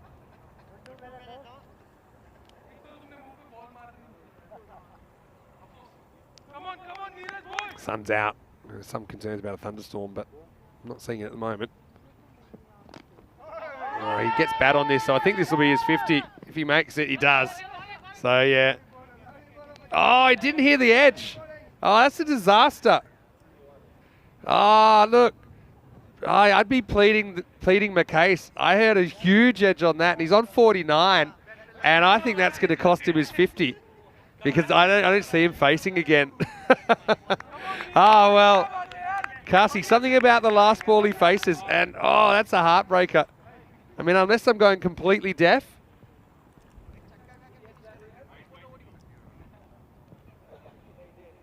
Ouch. Anyway, bad luck. Maybe they're looking at this just on the evidence from around the ground. Oh, look, they've changed the decision. And he's made his 50. And that's nice. I tell you what, I like that. You know, there are like 50 runs behind in the game, so it doesn't really change the score. Probably Mishra's not thrilled about it because it goes against his figures, but Joker Kasi's used his review there to try and plead his case that he's hit it. Yeah, that's the right decision in the end. Anyway, last ball of the game coming up. And it'll be worked away. It'll be 1 or 4. It's just going to be 1. Nicely done down there. And that will do it. So Burno back in the winner's circle. After losing their first 4 games, they've won 2 in a row. And they've thrown down the gauntlet of some competition. I'll say that game will be remembered for many things. 94 not out. The most 4s we ever saw in an individual innings, both for an individual and for a team. They scored 100 in 4s. So 100 along the ground in the first innings. And Burno, they run out big winners. And the final score, 116 to 115. 166 to 115, the final, I should say. So it had the perfect possible start, didn't it, with Rounds Afridi getting one through Path, who went for the extra head protection, but didn't protect his wicket. And then Satya Sengupta followed up in the second over. But they couldn't quite hold on to this one. That was Naveed Ahmed, who we didn't see with the ball in this innings. Pretty handy off spinner. And well, for Burno, I suppose they had the weight of runs on the board. So, and they still went for a few. I think the approach was there from the Spartans, who were kind of going for broke. They had to, really. And this is one that Sengupta couldn't quite pull back into the field of play. But Spartans have had an up and down time, haven't they? And I do like their attacking outlook, though, on the game. I think the issue there, they weren't able to get those key wickets in the first half of the game. And yeah, played shots all around the ground, really. Just got on a run. So yeah, in the end, pair of half centuries. I'm going to say I'd throw one of them back up the top with Path Baladia and Kumar just not able to deal early. And look, they had to deal with some good bowling. I mean, particularly Afridi looked on fire early, didn't he? But 11 balls were used up by the openers for just 2. And after that, it was a different story, as 50 balls went for 110 between Panalet and Balakrishnan. And Panalet with a little bit of an oddity. The first player, I think, to ever hit the cycle in ECN cricket. He hit a 1, a 2, a 3, a 4, a 5, and a 6 in that innings of 60. But Balakrishnan, in the end, upon further review, was gifted his 50. And got a big inside head onto his bat. It was called leg by. They changed their mind. And look, one of the big differences between the two teams in this match were the extras. I think the extras 21-3. So Burno not giving up too much at all. 1 for 17 for me. Afridi, the pick of the bowlers. Apart from that, Shane Khan did pick up the other wicket, but yeah, the other bowlers most consistently average in their contributions. But yeah, Burno won it with the bat, and in particular, Mohammad Ratul. It was his first game on ECN. We'll remember it for a long time. We'll take a quick break. We'll be back in about 10 minutes, take you into the next game. And it should be a pretty good one between Vinarati, who are here once again. And they're going to take on Burno, who I think, pardon me, next game is Vinarati, the Spartans. Coming up. Anyway, we'll have a quick break and we'll be back very shortly. Vinny Sounder here, Mr. Maximo for ECN. See you after this for more European Cricket Series.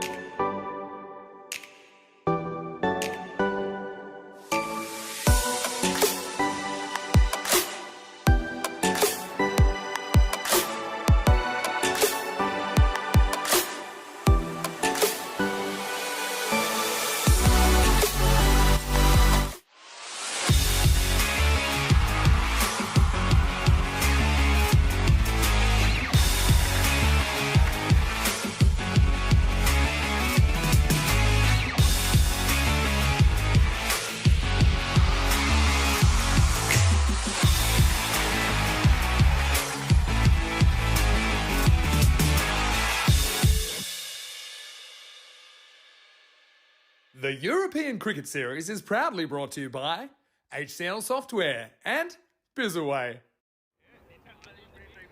Hello and welcome back. It's great to have your company here in Czechia. Time for the third match of the day, and this one will see Vinarati taking on the Prague Spartans.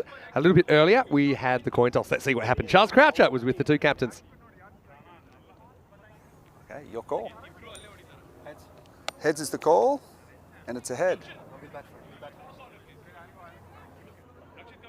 So the news from the toss is that the Spartans, they've won the toss and they've elected to bat first. So I think that's pretty sensible considering that they were swinging it pretty well. The only issue they had is they were chasing a bunch last game against Brno. Now speaking of Brno, we might have a very, very special guest very shortly to join us. But let's have a look at the two lineups. Vinarati, they brought in Ollie Dennis for this game. Got to say, good mixture of experience and youth in their side. But Spartans, they had Panelit with a half century. They had Balakrishnan, who's got 2 half centuries in a row.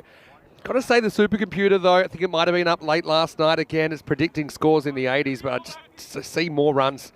And I think the reason that we're seeing predicted scores in the 80s, it's getting skewed by information from the last 2 or 3 years where we saw an average run rate in the 8s. Right now we're seeing more like 11, 12 and over. It's a late change as well. Spartans had to make that change because of an injury picked up in the last game. So Shubham Gupta isn't in the 11. Varun Saxena comes in. And we're almost ready to go. Here's Joe Cope to get us going in match number 23. The first one's turned away, and that's going to run away for 4. And Baladia is out there, and Kranthi is his partner. So interestingly enough, we didn't see Kranthi with the bat in the last game, as we saw Jinu Panelit and Balakrishnan running away with the innings, but it wasn't quite enough to get the win. Vinny Sander here, Mr. Maximo for ECN, as we see some of the top performers. Balakrishnan, this is without his performance last time. He'd be up almost at the 200 run mark now. And I think we'll probably see Jinu Panelit on that list before too long. Sid Gabb, though, he was great this morning for Vinarati, and he has 174 runs in the series. We'll see him in the second half with the bat, but we'll see him with the ball, I think, in this innings, probably towards the end of it. Yeah, so it's great to be here. And speaking of Brno, we have a very special guest in the commentary box. You might know him from his performances in the European Cricket Internationals with the Czech national team. And of course, he's the strike force bowler for Brno. It's Riaz Afridi. Riaz, welcome to the commentary box. My pleasure. Thank you. Thank you so much, Vino. Yeah, smiley comment. And hello to you. And well, it's hello to you. It's goodbye to Kranthi as he plays all around this Yorker from Joe Cope. And well, Riaz, as a fast bowler, you'd be happy to see the stumps flying as Venkateswamy goes first ball. Absolutely, because I must say I must warn every batsman against this bowler because he's a left-hander and he has a good in-swing. Yeah. Actually, yesterday I had a chance to bat against him, and unfortunately I got out on duck. Yeah. The same thing, the Can in-swinger. Standard kind of left-hander, and that's something that we actually saw following you earlier. We have a duck on the ground? Yeah, so that's the golden Derek. That's Derek the duck, and unfortunately he was following you earlier today because you got out first ball, but I actually said something positive. You were in a partnership of 38. But unfortunately, you didn't get to face at all. Oh my God. My problem is I'm very aggressive. I have no patience, and that was a slow delivery. And against slow delivery, I just become disabled. Like I cannot play it. But the good thing, I didn't waste any balls here or there on the first ball, gone or 6. So that's the thing. That's the situation, isn't it? You got to go for it. Yeah, but you know, it's maybe not a bad thing. Balakrishnan came in. He just scored 50 not out in the last game. And he could be gone first ball here. It's an opportunity. He's gone. Oh, well, can you believe what you're seeing here? 2 balls, 2 golden ducks. Cope's on a hat trick. Spartans have lost a key player their very first ball. Another golden duck, Riaz. That was a beautiful delivery. As I said, the in-swing, they need to be careful again. And that was a good catch. Very good catch. It's one of those things, I mean, he's got his eye in because he was batting just a few minutes ago against you guys. And so he just plays his shot straight away. I can see my friend again, the duck, following the guys. Yeah, and the Spartans now 5 for 2. We've got a few questions coming in because, of course, we've got our live chat, ECN European Cricket Network. And Mohammed Ador has the first question for you. Riaz Afridi, how old are you? Well, I am 31 year young. Yeah, you don't look it. You've got a youthful glow about you. Riaz. Well, there are a lot of things behind the stage that goes into that. The diet, exercise, all this stuff. You're in great shape. I mean, you need to be. You're obviously playing international cricket now. Now it's a hat-trick ball. Oh, You have to appeal, but it's not out. It's the rules. You have to appeal no matter what. It's Matt Reddy who's come in at 4. So interestingly enough, we haven't seen Junu Panlet out there yet. He's the guy. We saw him batting up the order, opening even number 3 last game. He might be a bit tired after batting through the 10. He scored 60 not out. But yeah, Cope getting the ball to talk early. oh, that was a beautiful delivery. I like it. Been a really good over, hasn't it? As we get to the end of the over, and the score is 5 for 2. Vinny Sander here, Mr. Maximo. Look at this guy next to me. Now, he's made for TV. It's Riaz Afridi from the Czech Republic national team and also Brno fast bowler. Riaz, how is your European cricket journey gone so far? You must be so excited now to play international cricket, but what brought you here in the first place? That I think something that I remember lastly in my life, the huge excitement is this journey so far that I got into cricket. Actually, I gave up on cricket like for 4 or 5 years before. Right? And last year when I came to Czech Republic, so I joined the cricket. And now this journey is going, and there are a lot to come.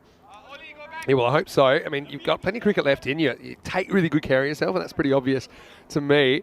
I think there's no doubt you're the fastest bowler in the country now. That must be a pretty special feeling. It is. It is. It is very special. But well, I'll just wait for this second over to begin, and it's going to be Shub Chowdhury loses the first one down the leg side. Yeah, so got more questions coming in. So you came to the Czech Republic because of, was it work that brought you here, or just tell a little bit about how you ended up here? Yeah, I was living in Italy, and I played in 2015 and 16 in Italy for a while, like hardball. But then because of the job, I couldn't continue it. And then when I moved to Czech Republic, like out of nowhere, one day I was walking down in the jungle, and then I saw the guys, they were playing cricket. And that's how we met. And that was like surprise for me. I thought, wow, in Czech Republic there is cricket, and the guys are playing cricket. Yeah, so when you first came here, you didn't have any idea that cricket existed? I had no idea. That's such a common story. I was living like for 1.5 years there, and like 2 kilometers. Well, this is tapped down the field, and that's going to be for Baladia, who is coming off a golden duck, thanks to you actually, in the last game. He was the guy who got out first ball, but he plays this nice and straight, has a little bit of length to work with. There were some discussions about him wearing a helmet or not, and you can see he's dispensed with it in this game. But this field is lightning fast. I mean, I've been here, this is my 3rd year covering the European Cricket Series here in Prague. I've never seen it so fast. It is absolute lightning at the moment, isn't it? That's true. That's true. We actually had a record last game, and it was in your innings, your batting innings, with the amount of 4s in an innings. We'd never seen as many 4s. So there were 25 4s in innings. That's 100 runs in 4s. And it was actually a record as well for a guy on debut, Mohammad Ratul. He scored 17 4s off his own bat. I must say, we were lucky to have him back today, because in the previous game he wasn't able to play, right? Yeah, so obviously travel must be an issue. So is that what kept him out of the team earlier in the week? Most guys cannot have off days because of their jobs. So Ratul, we were talking about Ratul, the same thing happened. He couldn't be with us, and we really needed him. Especially without Paras. You know, he's such a good replacement. Well, this one I think's a no ball. It just does a bit too much for Chowdhury. He bowls a lot of innies, but he's got this one that goes away. And yeah, you see this one just between the pit, between the crease and the stumps. Got some more questions coming in for you. Mohammed Ador says, Riaz, you're a very good all-rounder, but in many matches you can't get a run. Why? Thank you. If you talk... Well, first, here's some runs. This is a full toss baseball out of here. Maximo! That one actually puts the United guys under a bit of pressure. The path Baladia smacks it for 6. So back to the question, I must say I'm a hitter, and the problem with the hitter is this. Like, it's unpredictable. Like, you cannot expect much from him. Definitely. probably you will get out on duck, or probably you will go with a lot of sixes, with a lot of hits. You're a high risk, high return. Exactly, it's like a wild card. Yeah. And I know, like where you kind of bat in the Czech national team, we saw you probably 7 or 8, but with the ability to bat higher based on the situation. I think that you're a guy, I just want you batting from over 6 or 7. You know, that's when I'd bring you in. You know, this one gets a bit big on Palladia. But that's something you can do in this form of the game is you'll have an order, but there are certain situations, certain batters suit coming in say the 3rd over or the 5th over or the 7th, 8th or 9th over. So yeah, sometimes you need to be quite flexible, I think. That's true. That's true. Flexibility is very important. I actually think you came out at a perfect time in the last game. You just couldn't face the ball because at the other end there were lots of fireworks. Well, Goud is going to have a bit of a moment to forget here. He's normally a good fielder, but then ends up sticking out the boot and putting it back into his own net. So yeah, I think the fielders, it's very easy to underestimate how fast this field is. When you've been fielding that position, how difficult is it? It is. The ball is coming like lightly fast towards you, and you have no idea if it will bounce or it will come flat. Mr. J. Grant, who I think's watching from Scotland, that's watching. But first, we'll get to the end of the second over. It's 22 for 2 after 2. Now, you must be pretty happy to get off the bottom of the table. But have a look at this. We've got 6 teams all on 4 points at the moment. So, I suppose in your favour. Finally, it feels good to see the 2 wins, finally. Yeah. And you've still got 8 matches to go. So, I suppose that's allowing you to write your own destiny. I think, obviously, with those runs come in from Ratul, it makes you look a whole different proposition. Dylan Staines, another player that people have been asking about. Are we likely to see him during this couple of weeks? Unfortunately, yeah, Dylan was unavailable because of his job schedule. Yeah. So I hope that we will qualify and he will join us next week. Oh, this one's running away for 4 as well. I just can't believe it. It's like you're playing on an airport runway here because he doesn't get too much of this. Cope looks nonplussed. If he was an emoji, he'd be the eye roll emoji because that's just off the bottom of the bat. And just look at this. Almost seems like it's getting quicker. And once it's past the infield, it runs away past the boundary and beyond. Yeah, so Dylan's one, obviously you'd love to have back if possible. But, I mean, Brno, how far away is it from Prague? It's about 2.5 hour journey? 2.5 hours on the highway, yeah. And how do you normally drive here? You catch the train? Yeah, we drive. We got guys, they are driving. So. Wow, this has gone a long way in the air, but it's going to fall safe. And guess what? It's going to get past the fielder. And guess what? It's going to end up being 4. And that's Ollie Dennis who's into the lineup. And yeah, this is one that comes from the sky, so it kind of plonks, but then the spin takes it towards the rope. And despite a good effort from Dennis, he's not able to make the stop. Yeah, this was miles in the air. It went backwards. And this is what happens, and then just a race to the line, but the ball wins the race. That's the area, actually, when I'm bowling. You need to protect that. That's well bowled by Cope. Gets that one to bend, and that one gets through the fielder. And again, here we go. And it was an awkward bounce. You could see it happening before it actually happened. And Mataretti has come out and he's got a couple of boundaries that maybe others would argue he didn't deserve, but he gets them away nonetheless. Yeah, so when you're bowling, you said that's a really important area, that third man area to protect, right? It's like the edges, I'm always afraid about that because with the pace of the ball, just touch the bat and then it goes all the way out of the ground. More questions coming in, and got Mr. Grant, who wants to ask you a question about your bowling. But first, let's look at Cope. Oh, it's a little bit short. This is hit pretty well, and that is going as well, and that's going to go, I think, for 4. It has gone for 4. So Mataretti has come out, and you know what I like about the Spartans, in fact most teams in this tournament, even if they lost a couple of early wickets, they're still attacking. They're not going into their shell. They're saying, look, you know, we're going to need a lot of runs to be competitive on this surface, probably kind of 120, 130 plus, and yeah, they're really going for it. Exactly, that's very important. That's how you can survive in the T10 games. You need to be aggressive still, even if you are losing wickets. And the problem with the Brno team is this, that if we lose the wicket, then it's like we are losing the game, like psychologically. Wow, this one's Gundy, and that's been put away. There's nobody home in that quarter of the field, so Cope started well, but doesn't have a very good finish to his spell. He'll end up with figures of 2 for 25. End of the power play, and the Spartans there 42 for 2. So Mr. Grant is asking, Afridi, how do you cope with running onto the Astro pitch compared to a normal grass wicket? Well, have you played a lot of cricket on natural turf compared to Astro, and how does it feel? What are the differences? To be honest, I don't like much running and bowling on the AstroTurf because I'm always scared because I'm the side-on bowler and I'm always heavier on the back foot contact because I need to do the pre-turn. In here on the AstroTurf, I'm always scared because I fell down many times. Yeah, so you're saying that impact on the back foot is obviously something you're a bit concerned about on the Astro. If you are a front on, if you are a hip dominant bowler, so you don't, it's not a concern for you because your back foot contact is straight and you just go smoother. Yeah. This is a youngster, Danny O'Connor, who's get that first ball down the leg side. It's pretty good running to sneak through for an extra. Yeah, this guy impresses me a lot. He's only 14 years of age, so he's turning 15 later in the year. He's got a scholarship, so he's learned all his cricket here in the Czech Republic, but he's got a scholarship to the UK, where he's been working on his cricket really hard. And yeah, we don't often have players this young in the ECS, but he's an exception, and I think it'll be a great experience for him. He's bowling to Matter ready.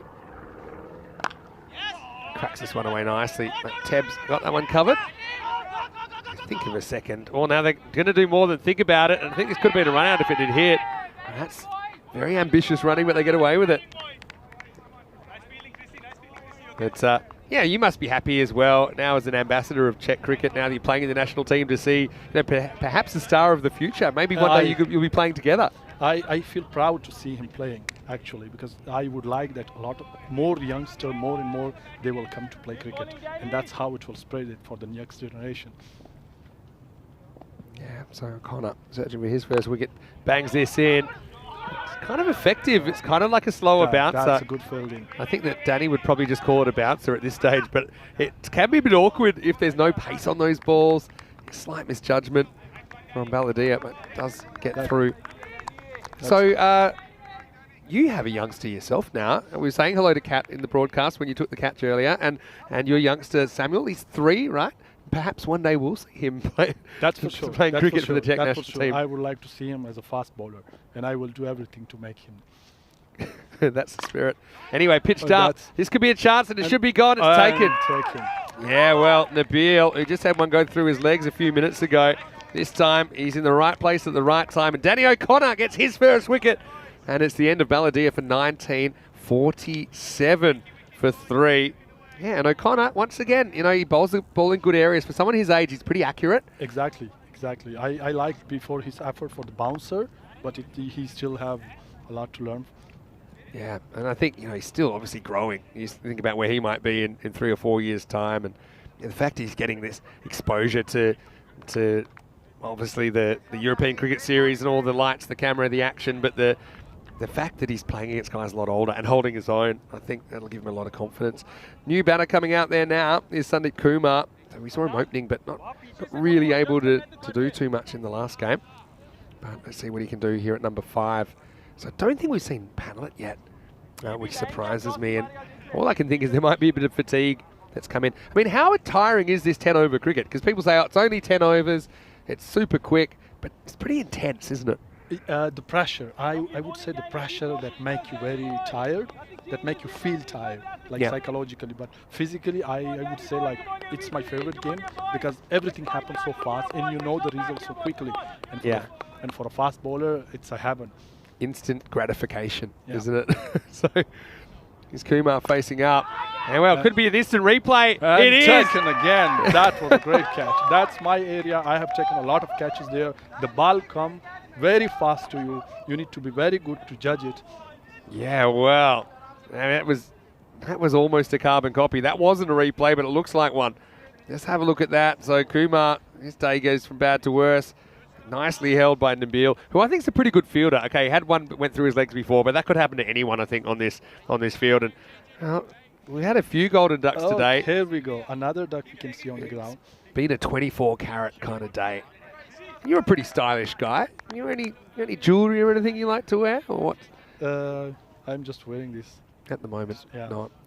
I just seem like a guy that, you know, I can see you cruising around Brno, maybe in your convertible with a bit of bling.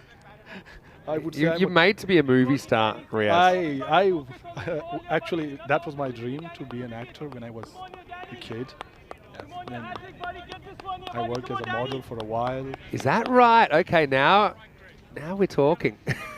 Is that right? Anyway, hey, guess what? Hat-trick ball coming up. But, yeah, we're waiting for another hat-trick.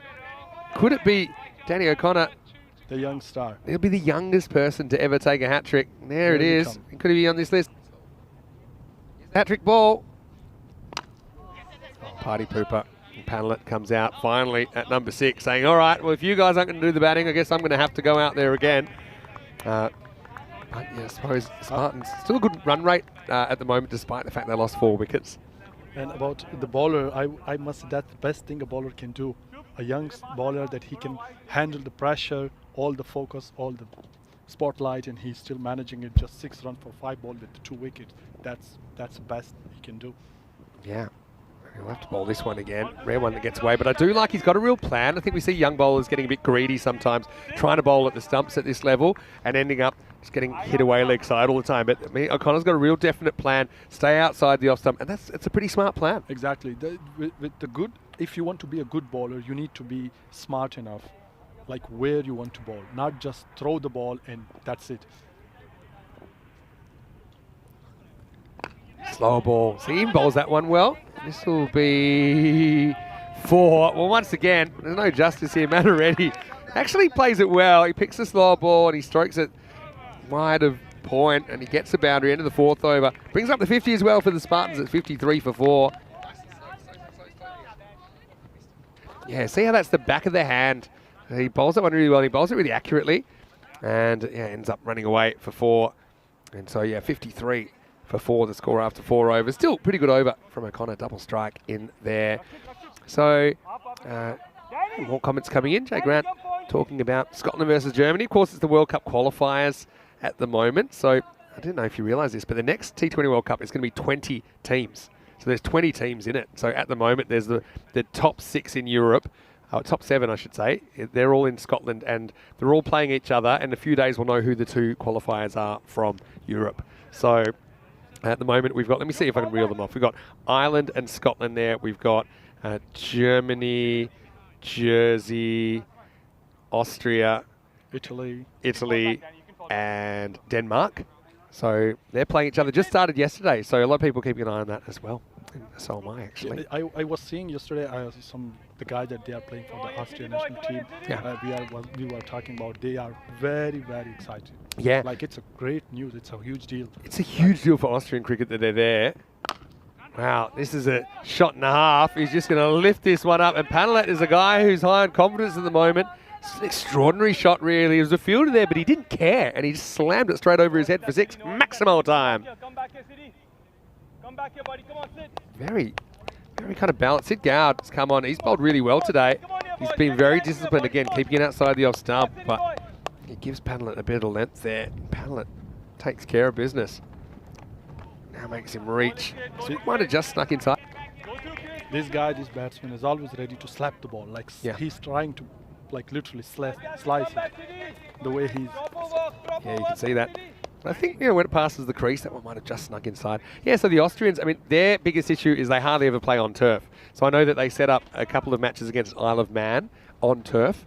But yeah, they struggled in those contests, and it's a different game, really.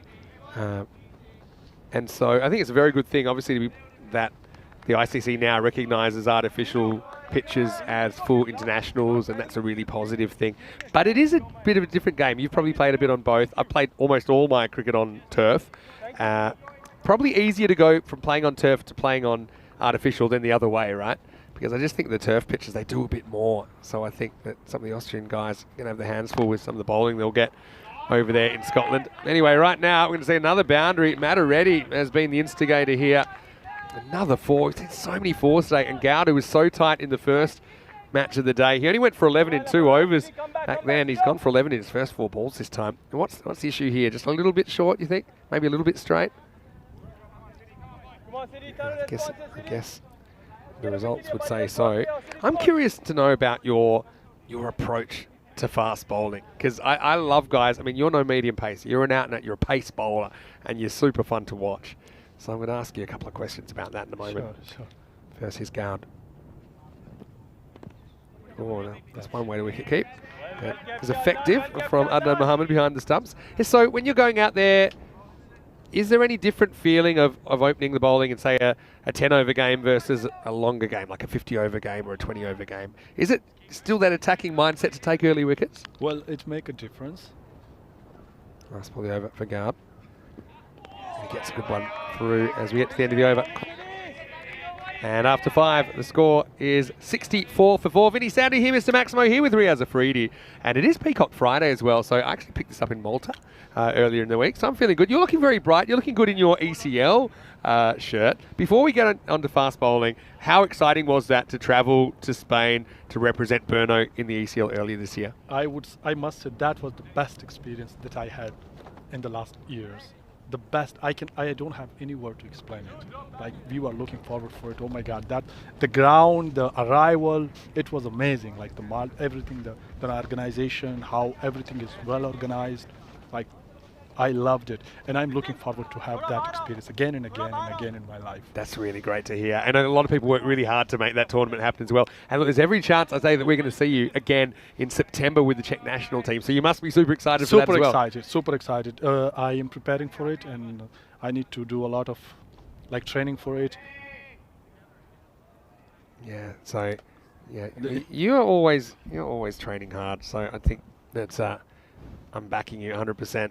As O'Connor comes back in, perhaps the star of the future, and gets the first ball through for a dot, 2 for 11 off his first over. Yeah, so going back to fast bowling, what's your approach? Are you a naturally aggressive guy? Because I know you off the field, you're pretty chill, you're a nice guy, you're always smiling, you're always friendly.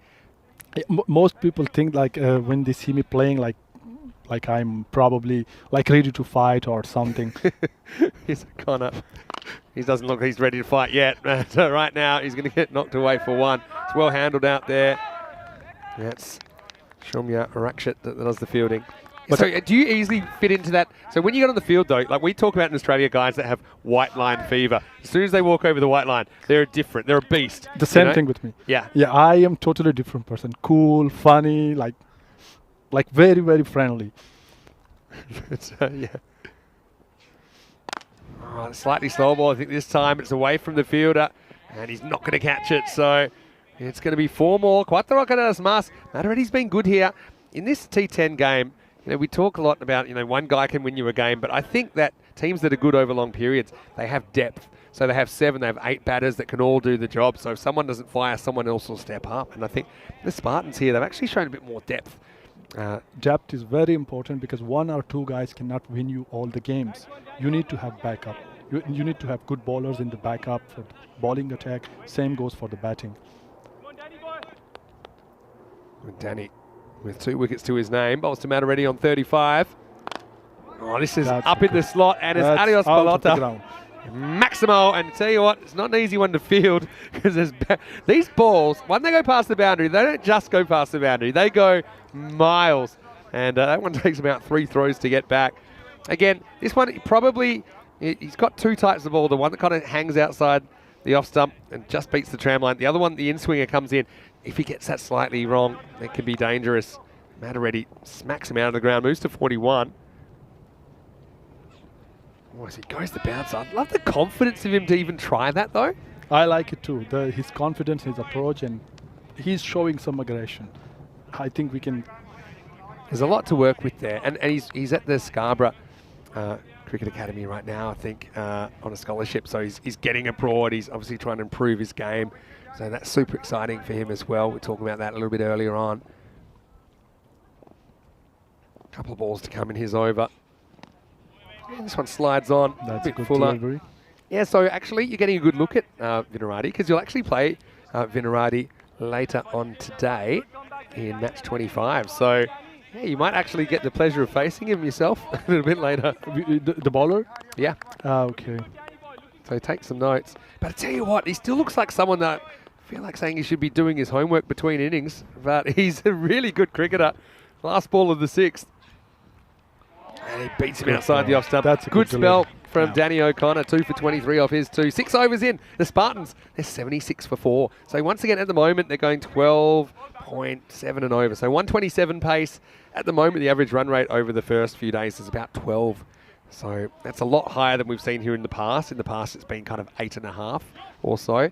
But I think it's all to do with the dryness of the outfield. We're also playing later in the season. Our first ECS, well, the first ECS I did here actually was in May. And then last year was early June. And then this year, of course, we're going through July. Beautiful time of the year to be in the Czech Republic, though. I know that you're from Brno, so a little bit further away, but I'm sure the weather's been pretty nice down there. The weather, I really like the weather today because on Monday, Thursday, the weather was pretty hot. It was like shiny, sunny, and like I was literally sweating all the time. But today it's like fresh. There is a wind, there is a little bit cloudy. Yeah, sometimes the clouds are nice. They just take the edge off the sun. You still get the heat without the burn. Anyway, here's Venki Margashayam, your national teammate. Yeah, Venki. And this is in the air. Could be a third catch, or is it? No, it's got all the way. Maximo paddle. It does it again. And Venki, I think he's a very clever bowler. He had a lot of success in Austria in the ECIs when you took on Austria and Hungary. And Venki can't believe it. Padlet's just red hot right now. I think the field, if he was right on the line, maybe if he was on that angle, might have had a play at it. Probably not, though. We can look at that replay. Oh, I think this carries, you know. I think this would have been a crazy catch.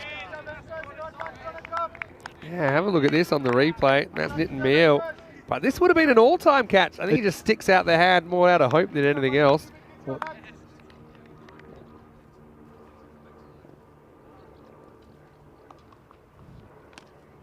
Same pass quarter wide. But I would say it was pretty easy catch. If he was a fast bowler, then I can say like, yeah, that. To be honest, I'm not even sure it carries. It looks like he may have got a finger on it, but there's a fair bit of ground in it as well. Yeah, but Dan Ziller is just talking about Danny O'Connor, I think, talking about confidence. He rocked up to me the other day. I barely know him, and he tells me he wants to play cricket professionally. Now that's confidence. So you got to respect the youngster. It's like, you know, Big Dan does a lot for cricket here in the Czech Republic. It's well bowled. Margashayam gets outside the off stump. Now, we haven't really talked about this, and I haven't talked about this too much because it wasn't an ECN thing, but we actually got to be teammates just a few weeks ago at the local T10 here at this very ground. So I feel pretty special about that, and obviously it's nice to be back at this ground. I've watched a lot of cricket, finally got the opportunity to play. This is up in the air, and this is in the gap. It's going to be 4. So Matareddy motoring towards the half century. Margashayam just brings it back a little bit towards the stump. So Matareddy's all over it. Good batting. Yeah, so we did play in the tournament, and I was your captain. So I've got a question for you. What sort of captain was I? Was I a bit of a hard taskmaster? I literally enjoyed it. I literally enjoyed it under your captaincy because sometime. Well, hold on 1 second, because this one could be the half century for Matareddy. And yeah, he brings up his 50, and he does it off 21 balls. Very, very timely knock from Sagar, who strikes 10 fours and a 6.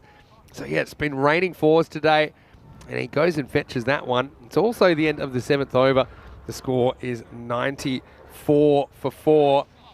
I must mention that the runs are flowing. It's just 7 over, but they can do it because they have a very good batting line. Yeah, and we saw Vinarati rely on Gowd a lot for runs earlier, but they could be chasing something like the 130s at the moment. Yeah. These are some of the events coming up, and so yeah, looking forward to the ECI, which is 29th and 30th of July. That's next weekend. You'll be taking on Cyprus and Greece. You must really be looking forward to that. Looking forward for it, actually. Yeah, really looking forward for it. And the fact that you can play T10 international cricket now, something different. It's something that's only come in the last couple of years. It's the first time we've taken it out of Spain this year as well. So there's a lot of cricket going on. Rico was meant to be here, but because of the night series, that's why Rico's over there at the moment. But there's 7 matches in total on ECN today, so a lot happening. Switzerland next stop in the ECS, and then plenty of women's cricket as well coming through August as well in T10 and T20 international format. Anyway, this is hit, and it's going to be dropped. Well, Shub, unfortunately, I think he had the fingers in the gi this morning because I think that's the 3rd one that he's put down. This was pretty much straight to him. Those catches will cost them. It's a confidence game catching though, isn't it? When you're catching well, they're all easy catches. But when you've dropped a few, it starts to enter your mind, that negativity. All right, in the air again. Here we go again. This isn't being And dropped. this- No way. It's a simple one, and it's going to be Chris Debb that takes it. So in the end, they don't get a panellet, but they do get Matter ready for an even 50. So That was a very important wicket. super important. With almost 3 overs to go, he still had time to do more damage, didn't he? He could do more damage in the death overs. So Shub might say that was a strategic drop because the very next ball, they got the danger man. Otherwise, the new batter wouldn't have been on strike. And so yeah, he's going to get a good reception from his teammates as well, because yeah, they were in trouble as far as the wickets lost. But you see Sagar, he'll get a few high fives back there. So Sagar was the same batsman that who Sagar bowled the second over against him. Yeah, Sagar is the batter. Well, in the last game against you guys, I don't think he got a hit because he wasn't required in the last game. So yeah, didn't get a bat in the last game. But yeah, 50 of this game, pretty good effort. Niraj Chagi comes to the crease, another national teammate of yours from the recent ECIs in Austria. This will be wide. Yeah, okay, so my captaincy was all right, wasn't too harsh. I loved it. I loved it because I have seen a lot of captain. They are just captain. But when you are captain, that was a different experience, because you are a good player. I love your wicket keeping skills and all the communication. Every time you are present on the ground with the player, everything. Like, I loved it. And we could literally trusted you. And we could. That's very kind of you. Tab's got his work cut out stopping this one. He won't, but it'll just be a single. Even when I was hassling you to get in the car at 7 in the morning, that was a challenge. That was a lot of challenge. All the preparation that for the team, for the communication, arranging everything for the team, that was a lot of work. I got to say, I really enjoyed it. I got to bring a few players together from all around Europe, and we had a really fun weekend. Anyway, this could be trouble. Well, it is. It's going to be 6. And I think there's going to be no ball as well. So it's going to be a 7-up Maximo. And yeah, Panellet gets a bit of a gift. Gow gets it wrong for the first time in a while. This is just creeping a little bit out of control for Vinarati. And that's the waist high. And that's kind of how they umpire it. I mean, you're a fast bowler. You know that you never try to bowl balls this high. That can be a bit dangerous. Exactly. It's dangerous. And then the free hit, now he got a 6. So probably next another is coming. Yeah. And so you're allowed. That's to be a first warning for Sid. If he bowls another one, it's the second and final warning, and third time he'll be removed from the attack. But anyway, free hit coming up for Panellet. He misses. Oh, it's called wide. Again, sometimes I think umpires, they can get a bit fooled by the angle here. This maybe is one of those umpires call. But let's have a look. When it passes the crease, where is it? That's very close. Yeah, maybe it was wide, When you are coming around the wicket, it's always like a tough decision. Yeah. Because the ball, like, it's hard to judge it properly. Another free hit then. Well, he will That's hit it. another full toss. But it won't. There's another. Okay, here we no go. It's ball another called. no ball. Yeah, so again, he said he won't do it again. He was called on the field, so yeah, Sid, we can't believe this one's been called. But I mean, the umpire goes on instinct. They're kind of told if it's close to call them. So let's have a look. Yeah, I mean, he's only short. It's probably a bit of a harsh one, to be honest. But it will, again, probably shouldn't have bowled that high in the first place. Even though you can probably argue the toss about that one. He's lucky because that could be his last ball if it was high. And so now another free hit coming up. Oh, this is hit pretty hard. This will take some stopping. It won't be. It's good effort there from Margashayam. He really gave it both barrels, and he actually reached it. We know he's had a bit of a knee injury, so hopefully he doesn't do himself any damage there. But the result's another boundary. So, yeah, keep an eye on the clock as well. And we saw, sometimes Vinarati have taken a bit of time to set their field. So that's something that we're constantly monitoring. That was a very good effort. That was a very good effort. And the main thing here in the T10 game is the fielding. Like, most of the time we are focusing on the bowling or batting. but the fielding is very important. If you have a good fielding, so like literally you can save the game. You can win the game, you can lose the game just because of the fielding. Yeah, so true. Literally swing the match by dozens of runs even. If you drop a guy early, he goes on to hurt you, make 50, 60, 70, 100. I mean, I know that feeling in longer form cricket. At least here it's over quicker. You don't have to sit and watch someone bat for 2 days if you drop them in the first over, but still, it's super important. And I think one thing I have learnt on ECN, obviously there's pretty challenging fields to field on. So, oh, he's knocked him over. And Goud, he's probably not going to crack a smile because it hasn't really gone his way, but he knocks over Chargi, who swings all across this one. And the Spartans lose the 6th wicket. It's 113 for 6. He bounced back after 2 deliveries, the bad deliveries, the no ball and the free hit. He bounced back and took his revenge. I think that's a very sweet thing for a bowler when you do bad deliveries and then you hit the wicket and you take the wicket. Yeah, get your revenge. Chargi just hitting across the ball. It was difficult to get to the leg side. So a couple of overs to go. I mean, I still think Vinarati, they're in this contest. They could maybe hold it to about 130 still with a bit of luck, and I think that's only a handful above par. So I've got a question here from Dave. So Dave's watching from France, and he said, yeah, Vinny, can you please ask Riaz what work took him to Italy and then to Czechia? So what brought you to Europe in the first place, and where did you grow up? I born and grew up in Pakistan. Yep. And then the work that brought me to Italy, it was like cultural mediator and translator. Okay. I worked in Italy with the Italian immigration. So a cultural mediator and translator. Translator. So obviously, I mean, obviously your language skills are really good.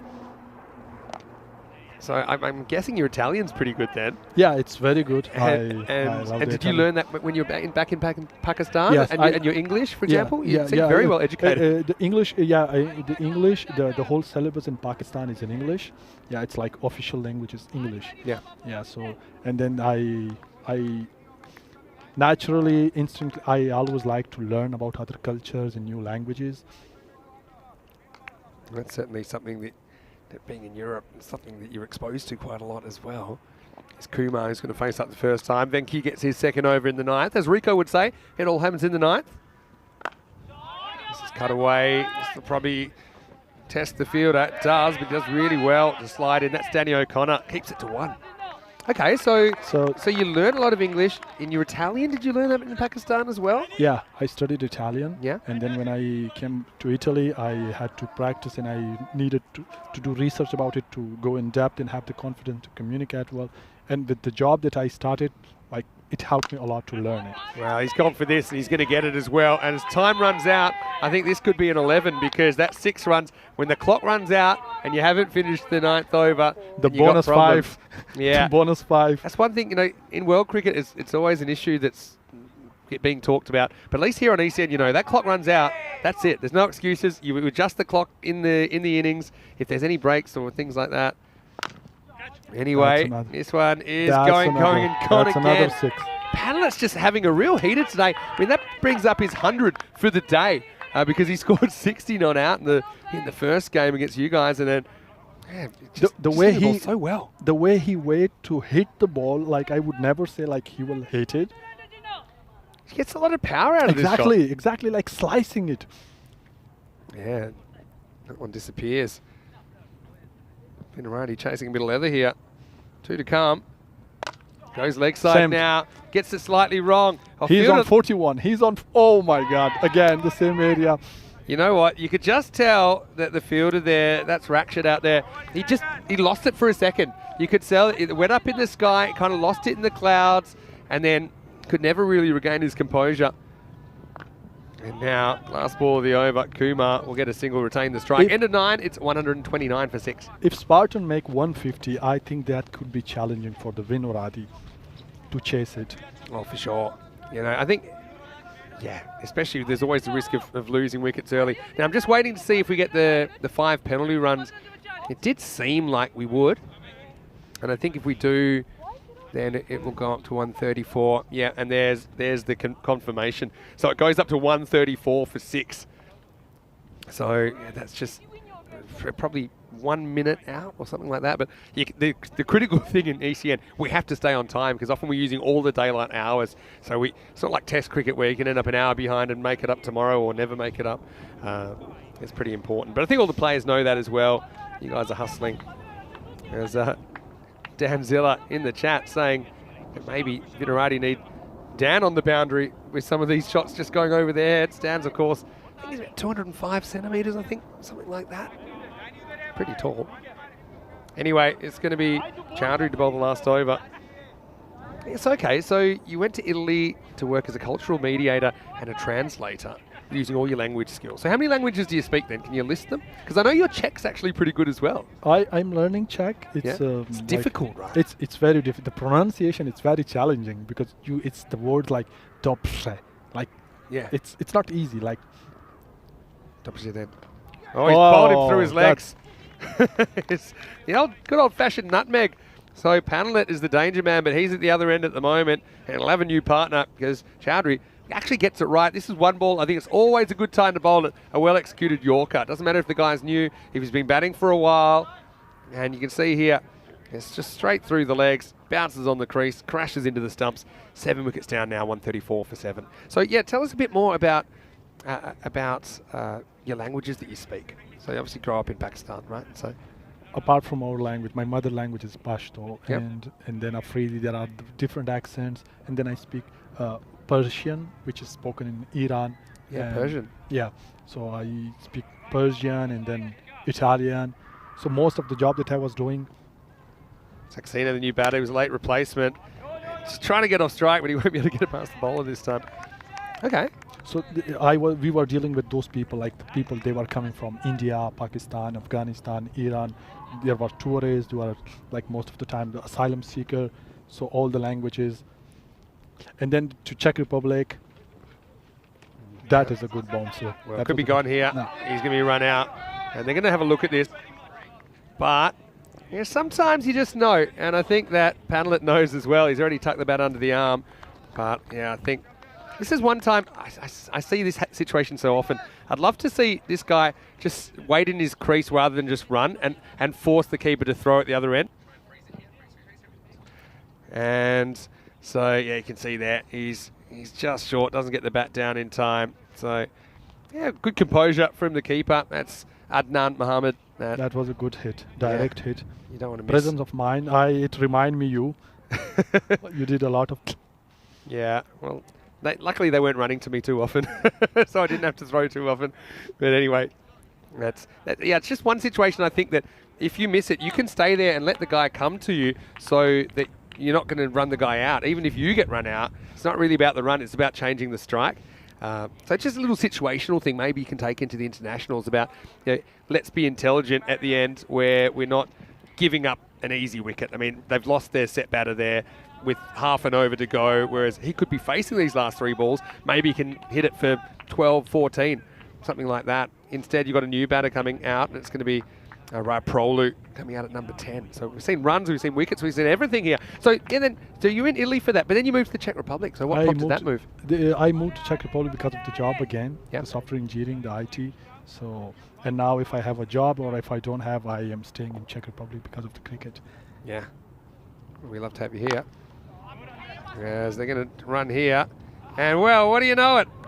You've got another run out, and Chowdhury, he's going to pick up the 9th wicket. He does it through his fielding. This seems kind of in hurry, the Spartan. Yeah, I mean, I suppose it is the last couple of balls, but When Chaudhary came to bowl the last over, I was worried a bit because he's a bowler who give a lot of extra. And I was thinking maybe this is the last over. He's under pressure a little bit, the death over. He would give a lot of extras, but he's doing he's been pretty good. I suppose it's always different when you're bowling to lower order guys that are just coming in at the end compared to bowling to guys that have maybe batted the whole innings and hit a bunch of boundaries.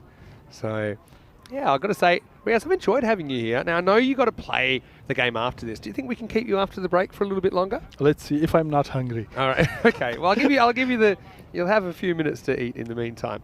You can even miss the start. I don't mind. It's just like my captaincy. I'm very easygoing. I'm enjoying it, talking with you. I just need to get used to it. We need to make sure that you're ready for you've got 2 more games to play, so you've got to keep your strength up. All right, they're down to their last. And they almost... That's a good delivery. That's a good... Oh, again. This is... Now, look. Now, here we go. Here we go. He can do it. He can... now, he missed it. He missed it. Do you know the funniest thing about this is that because they were both in the crease, they should have at least got the guy to run that hadn't run all the way there, and they would have got a run. Exactly. But instead, they get donuts, and really, it should have been the end of the innings. That's the classic. It's still to come. Look at Ditcher. He runs all the way down, and then Suhaib says, "Well, guess what? I ain't going anywhere." I'm sure I will see this clip next days on the social media. The classic European cricket. Think that's worth sharing? Australian. If some Australian is watching it, they will for sure do it. Well, it's a bit of an unfair one because Raya Prolu has run 2 there, and 1 he doesn't run any. Last ball coming up. He said, no, I want to score a run, and I'm going to go for it. And in the end, somehow they're going to bat out their overs. I think they'll just finish with the 1. So it's going to be 135 for 9 off 10, setting 136 for Vinarati. Chaudhary did a great job. He did a great comeback. He saved the runs. Really good last over. And you're exactly right, just picking up a couple of wickets. There were only 1 run off that last over, and it was off the last ball. There were 3 wickets, including 2 run-outs. So, yeah, Chowdhury really shutting the gate. That's extraordinary. That's really extraordinary because of even if you are bowling very well, because of the edges, you will give a lot of runs. Yeah, well, let's have a look at the highlights. And had a bit of everything, didn't it? We saw Joe Cope bending the ball around corners early. He went through Kranthi for a golden duck. He wasn't the only one, because then Kasi Balakrishnan, who's coming off back-to-back 50s. First, he had to look at that. And then he was out there in the middle, and he was then just skying the first ball he faced. So it was 2 in 2, and Spartans were on the ropes early on. But then we had Parth Baladia and Matareddy try and turn things around. I think Matareddy in particular, he batted really well for his 50, didn't he? He literally saved the team. He did a great contribution to the team with that 50. Much needed, I would say. Yeah, and just this is another issue. That's that misfielding, the classic fielding, I would say. And there we go again. Yeah, I mean, that's, I suppose, just one thing that all teams, it's hard to work on. What I was going to say earlier, I'd like to see some of the best fielders in world cricket take on some of the outfields we have in Europe. Because I think about in golf, in golf, you have more difficult courses, the better you are. I think if you go to Lords or the MCG, they're just carpet. They're beautiful. And I just think I'd like to see them take on some of these outfields because it hasn't been easy. I've got to say quickly, though, Padlet, hasn't he had a good couple of games? And we talked about how he just generates power down the ground from a standing start. But the boundaries really flowed for the Spartans throughout this period in the middle of the innings. Yeah. And actually, they had this period 7, 8, 9, went for 18, 19 and 16. So they had a real burst there with 53 runs coming in those 3 overs. Goud eventually was able to grab a wicket, but he had to work pretty hard for it.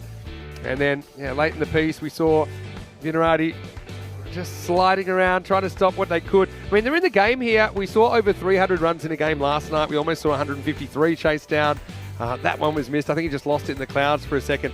Yeah, but then this last over, it made a huge difference. Looked like they could be chasing something like 150. It's a big difference, the fact they're only chasing 135. I'm a little bit disappointed because Prague Spartan, I was thinking that 150, they can easily arrive to 150, and then they could do what you did to them, essentially, in that last game. That's for sure. They lost the confidence. The power of runs on the board. I tell you what, it was time for the circus music late in the piece, because if you've ever wanted to see a guy run 44 yards without scoring a run, you're about to see it now. Aditya runs, has a brief conversation. There's absolutely nobody home at the bowler's end. Teb was very late to the party, but just a difference of opinion. You got to love number 10, Hiwani. He said, yeah, you know what? Why don't you run? And the throw just missed the stumps. In the end, they do bat out the overs, but only just. They end up with 135 for 9 off the 10. As we look at the scorecard, Matareddy with 50 on the nose. He led the way, saved his team, like you said, 50 off 22, scored 10 boundaries and a 6 in there. Apart from that, 42 from Padlet, just continues to pile on the runs. I think he was batting down the order for a bit of a rest, but he didn't have a rest because look at those 3 golden ducks in the top 5. That's- Apart from that, Palladia with 19 That's and Wani with 1 not out at the end. That's a lot of duck. And look at the extras, 19 extras. And you know what's in there? The 5 penalty runs as And well. for the bonus runs. For the bonus runs because they didn't bowl their overs in the allotted time. 2 wickets apiece to Joe Cope as well as Danny O'Connor, the youngster, and Sid Gowd. Although a couple of them were a bit more expensive than they would have liked. A wicket also to Chowdhury, who bowled a dynamite last over. Just 1 came off it. Riaz, been great having you. Hopefully we can hear you after the break. I hope so. All right, well then we'll have a quick break. We'll be back in a few minutes. And it'll be 136 the victory target for Vinarani as they take on the Spartans in match 23. You're watching ECN, and this is the European Cricket Series. Check here. Thank you.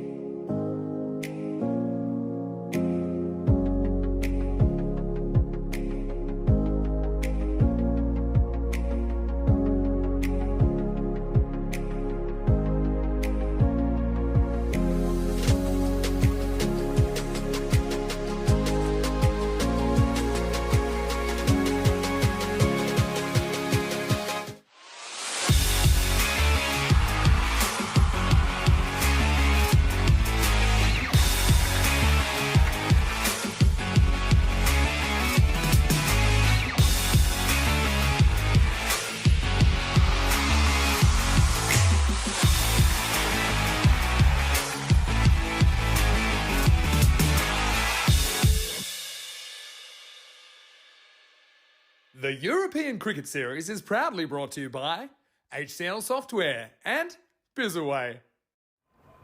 Hello and welcome back to Prague. Great to have your company. Peacock Friday here on ECN and 7 matches across 2 venues today. So wherever you're watching from around the world, settle in because we're only getting started.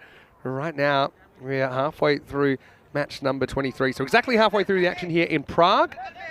We've got Vinarati coming out to chase a victory target of 136 Spartans.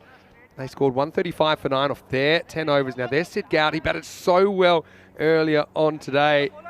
He was a real star for Vinarati as they were able to start their day with a win over United. Sid Goud scored 68 not out of 23. Had a slice of luck with a few drop catches along the way, but you make your own luck, as they say in the classics. It's going to be Neeraj Chagi to get us going. Rakshit gets a full toss first up and puts it away. And this is going to be 4. So, yeah, you know, Sid Goud might be saying, hey, I'm pretty sure that I got pinged for one of those. Let's have a look at it on the replay. He ends up disappearing for 4. Let's have a look at it on the replay. Yeah, I can see how it's going to get their interest. I think Goud got pinged for one that probably wasn't. When you could make an argument either way. But anyway, here's a good start for Vinarati nonetheless, 4 runs. Now driven straight to Kranthi at cover. I wanted to say a really, really big thank you to Riaz Afridi for sharing some time in the first innings of this game to share his story with us. Chagi gets pulled away, get no run. It's a little thing. I would have liked to see Goud facing up, seeing he's just, I suppose, a bit more in. Rakshit, I suppose, does have a boundary to his name. Now, a little dab away. Well, that's what they're hoping they can get some more from Shumyadeep Rakshit, as he just goes with the angle of Chagi this time, gets it away for 4 runs, and so 2 boundaries and counting for Vinarati in this opening over. Yeah, so Riaz, wasn't it interesting to listen to him and his journey that's taken him from Pakistan to Italy to now Czechia. And his language skills, I mean, he's very well educated. I didn't know that he had done some modelling before. Doesn't surprise me though, with that bone structure. I also liked it when we talked about the fact he's one of those guys, he's the nicest guy you'll ever meet off the field, but then when he crosses the line, he turns into a big beast of a fast bowler. We had the moment in the first innings with 2 batters at one end that reminded a few viewers of the meme that Vinarati created last year. When they ran 3 to the keeper. Although we had a 3 to the keeper situation yesterday as well. It was the last ball of a game. It was a crazy finish. Insane stuff. Chagi, despite the 2 boundaries, if he doesn't go for 1 here, it's probably a win for the Spartans. With 13.5 and over required from the get-go.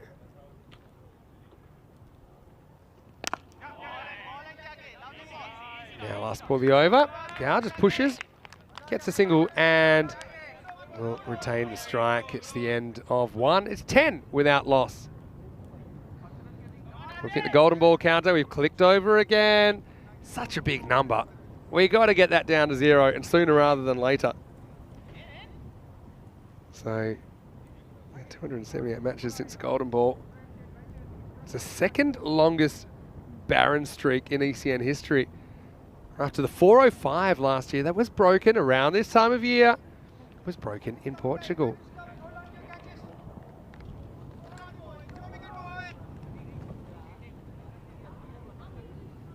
So this is going to be Aditya Rayaprolu.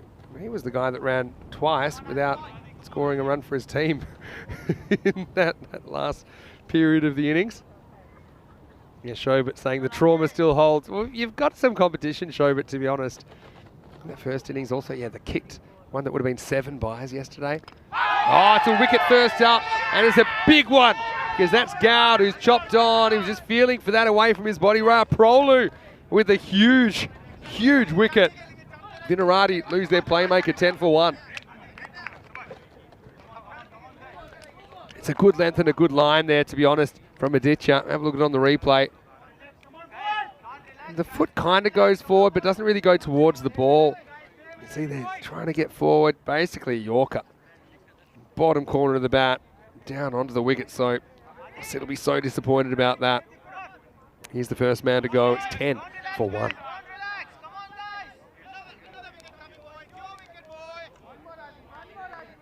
Yeah, there's a few people that are enjoying the Vasant jersey. There you go. It looks like an email address, but I said it's an email that would bounce back because it's got 2 ats in it. You can't have 2 ats in an email address. Tell me if I'm wrong.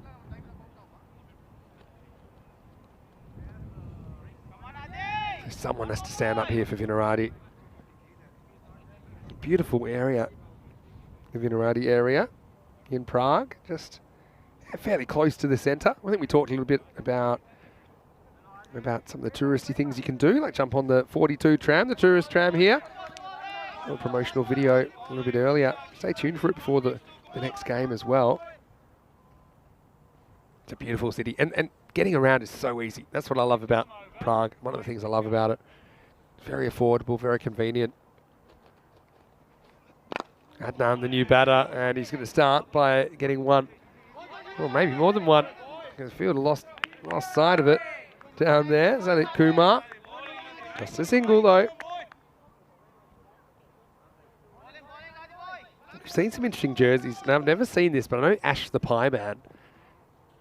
He has a Vinarati jersey, or he did at least, that had the pie symbol on the back. Was it the pie symbol or was 3.14?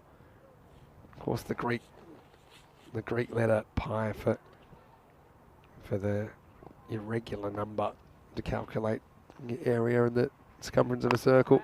Anyway, this is a full toss, and it's a bit of a gift, and Rakshit is stepping up. Well, maybe he's the guy that can bat for a while. He's looked pretty good so far. He's had a couple of full tosses to put away.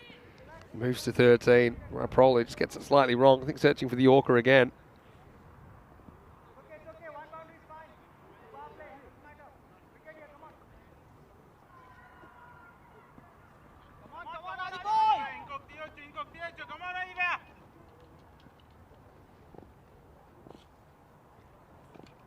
Raprolu. Already got a big scalp. This would be a handy one to have in his pocket as well. Rakshit faces up. Oh, nice shot though. Drives it on the up, gets it over. Point and screams to the boundary. That one's under the covers. Now hopefully we don't need those covers today. There was some concern about some weather issues this afternoon. At the moment, looking pretty good. Yeah, a little bit of width. It wasn't the worst ball. Maybe hoping from the outside edge or something like that.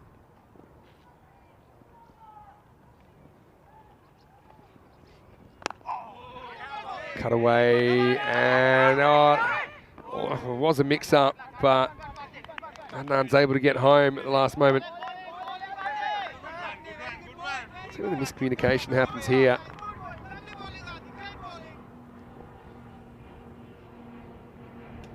Just gets back. And now it's going to be the end of Rakshit. So Raprolu does get him in the end. He drives straight through the gate, and that's a huge over for the Spartans. Aditya, well, we saw him run twice for no reward. Well, now he gets the double reward. And it's top and tails here in the second over. What an over that is from Aditya Raprolu. He removes both openers, and Vinarati in some early trouble there, 19 for 2.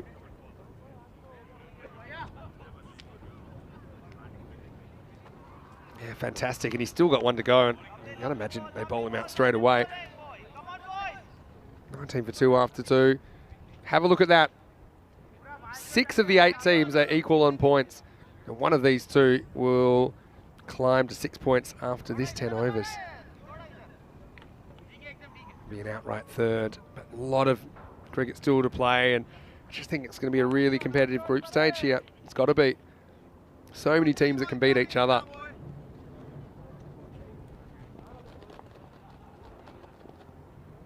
Chargi continues. Big swing from Adnan Mohammed. And no contact.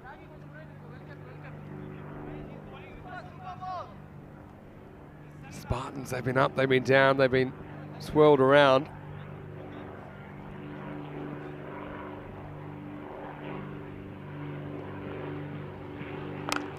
Oh, this one's a bit closer, and he's going to dispatch it over the leg side. Maximo! Yeah, Adnan, that's what he's out there to do.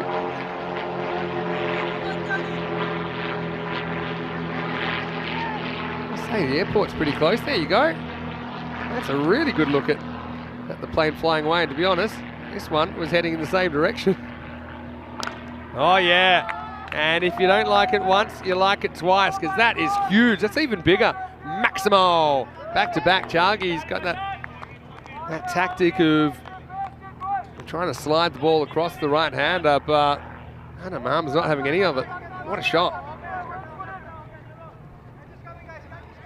That made a really, really loud crack off the bat.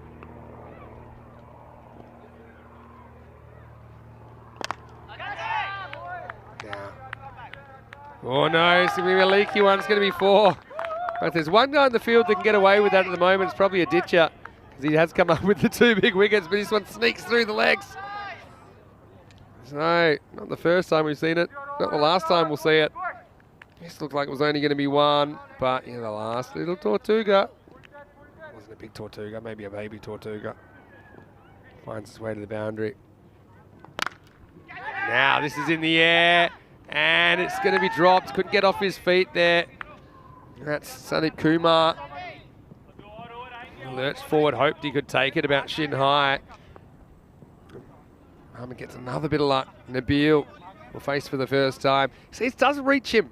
That's the thing. This is where I often say if you're going to dive, you need to organise it 3 or 4 steps out. He wasn't able to do that. Couldn't get off his feet.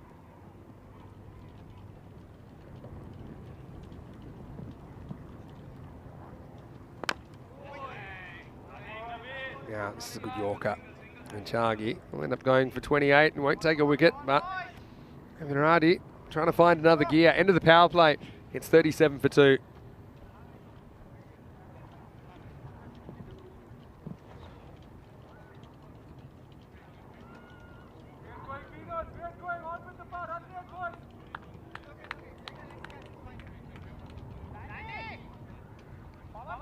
Have a look at that over 35. Well, hold on a second. Doesn't look right at all. I think the penalty runs have done some sort of magic with that, because 35, I don't remember a 35 run over. Am I crazy? I think that would combine the 9th and the 10th together. Maybe the penalty run's just throwing it for a bit of a loop. Anyway, we'll work on that for you behind the scenes.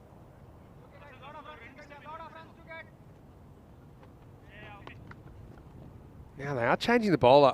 I'm a little bit surprised about this, but because you only get the 2, so you've got to be careful who you bowl out when. But I just felt like Aditya was on fire. So why wouldn't you keep him going here? Especially with runs on the board. And keep him in their back pocket. It's a full toss he can't put away.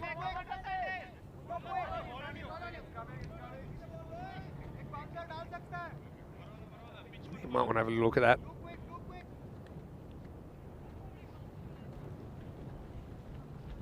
Yeah. Again.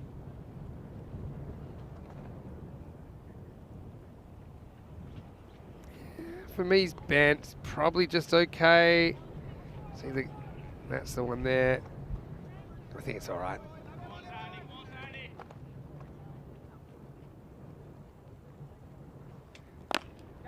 Well, this is in the air. It's just going to sneak over cover, though. It's going to find a gap. It's going to be 4. A perfect placement from Nabil, who gets his first boundary.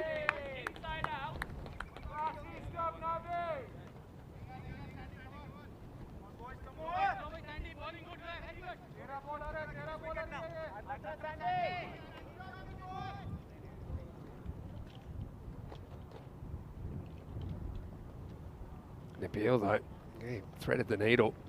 Now, this one's a bit more powerful, but could be gone. In fact, he's dropped. And, well, guess who? It's going to be Vassart with the double at symbols on his back. Well, they might look a little bit like symbols if you look at him from a distance. And I suppose he does stop the boundary there at least, but it was an opportunity.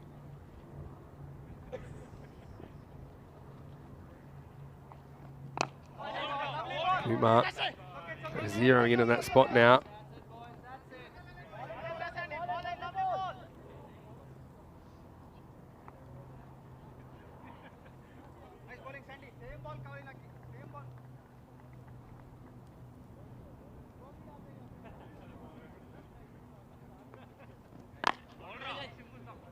Yeah.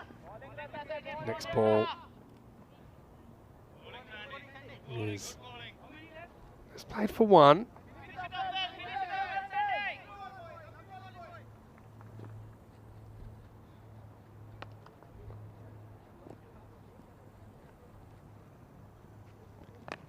Oh, this one glanced away with a bit of power as well from Adnan. Yeah, looking the goods at the moment. Maybe he can be the guy that can turn this into something more.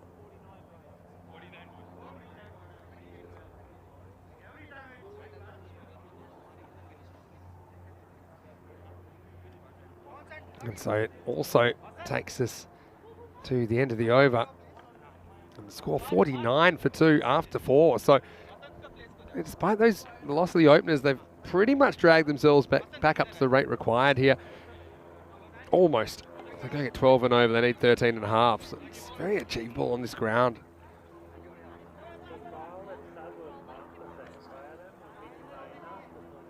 And yeah, you can see Prague Spartans practiced at 13 and a half.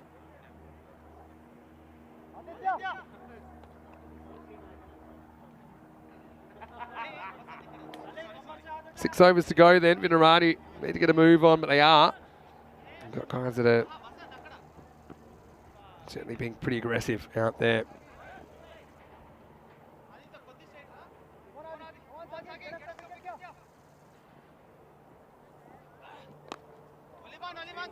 Angled away this time to Beal. Reads the room and says, you know, Adnan seems to be the guy. He's going all guns blazing. I'll give it over to him.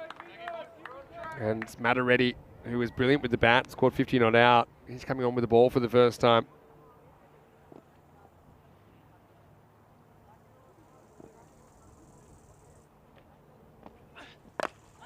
Goes after it, but he mishits it, and he's gone. A nicely taken catch as well by Sandeep Kumar. And so, Adam Mohammed, a brisk 23, and he brings up the 50 while he's there, but he just doesn't get enough bat on this, and it's a pretty good catch by Sandy. Had to take a few steps to his right, so and promising innings nipped in the bud. He goes for 23 off just 9, and the score is 50 for 3.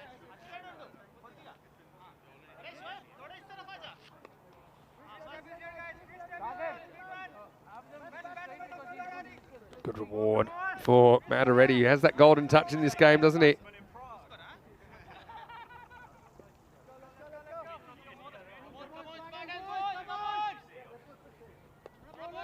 Spartans will feel they can probably put this game to bed with a couple more wickets.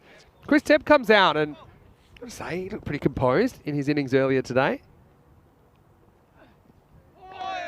It's the first one go past. Probably don't want to leave too many when you need 15 and over, but just wants to get a sense of what's coming at him. Maybe read the pace.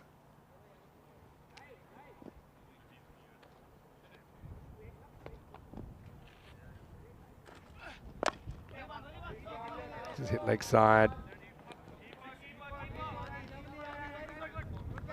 Just get one. Where are these boundaries going to come from?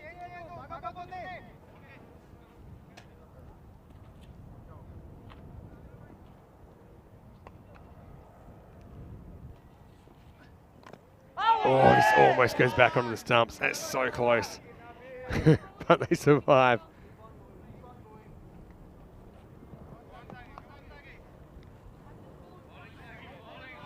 Sakar almost had a second there.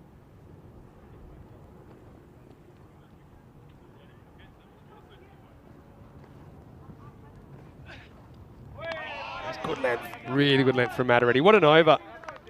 1 for 2 off that over, and halfway through this innings, Vinarati 51 for 3. Promising signs at times, yeah, but other times, I'm just giving away key wickets, and so we've got action here in Prague, but also we have action coming from Portugal, and it's not too long to go, about 4 hours until we'll get going in Miranda de Corvo tonight. Gamblers taking on Friendship, and Rico Full standing by. It'll get going 4:30 p.m. GMT, which is 6:30 in Central Europe, and 10 p.m. in India.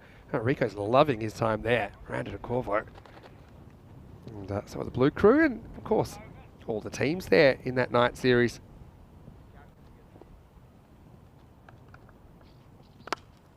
That's a cracking shot. He's picked out the fielder. He has his hands full, literally. Teb just gets one, but well struck shot.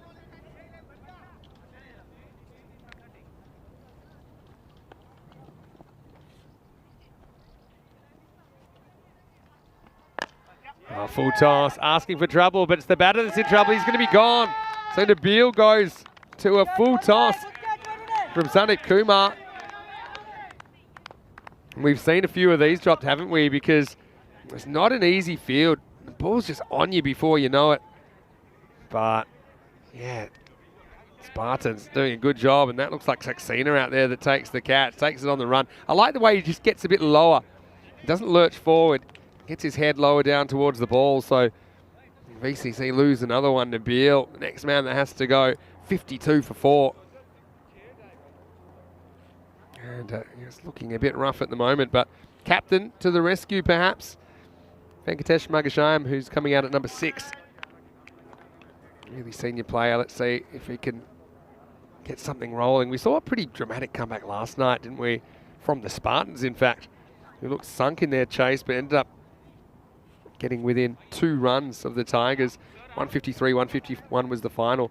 And before that, it was Bohemians that were able to pull a stunning comeback late in the piece. But it's a lot to do. They're ready at that point. We call the point of no return. 3 a ball required.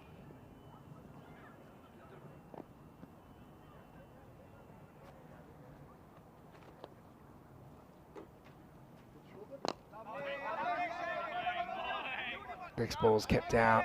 And gets away from the bowler a little bit. But they don't get a run.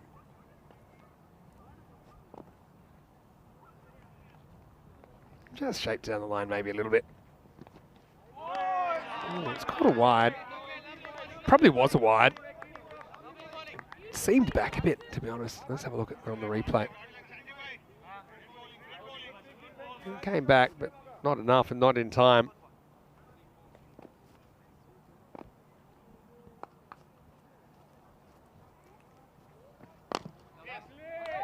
Full toss, whipped away, still set a bit of a task. It's a flying kung fu kick attempt from Saxena, but he can't stop it. Venki gets off the mark with 4. That's a nice shot. There's Vinarati trying to put together some sort of recovery. Well, I want to say hello to Terry O'Connor, who's in the chat. Hello, Terry. How are you? Watching from Estonia, no doubt, but spent many years here in the Czech cricket setup. Muscles this down the ground. This will be 4. This field is so fast. Terry, I want to know, have you ever seen this ground faster than this? I know you've seen a lot of cricket here, but this is just incredible what we're seeing at the moment. So Terry was saying that Chris always leaves his first ball no matter what the format. Yeah, Dirard saying test match leave by Chris. As far as leaves go, it was pretty stylish. Whether they can afford to leave anymore, I don't think so. What's up in the block hole? So Kumar ends up with figures of 1 for 22, and that's 6 overs down. Vinarati 61 for 4. Hello to good to have you with us. And yeah, Dan Zilla saying, well, we'll make sure to give Chris a straight one first if he's always leaving them first ball.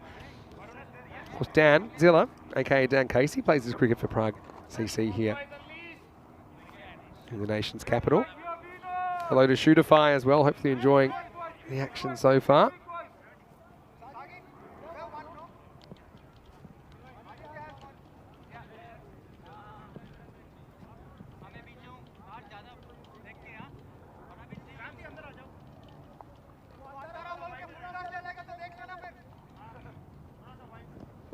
So Path Baladia, he's going to get a bowl.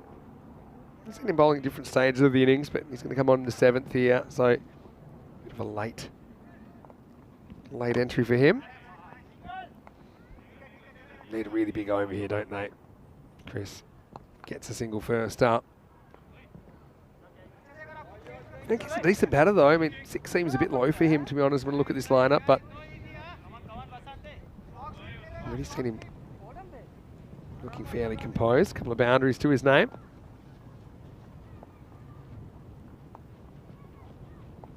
Oh, this is super close. Keeper doesn't think this is out. He was just a little bit further back than up. Handled it. Let's have a look at it on the replay. I think that Venki gets back.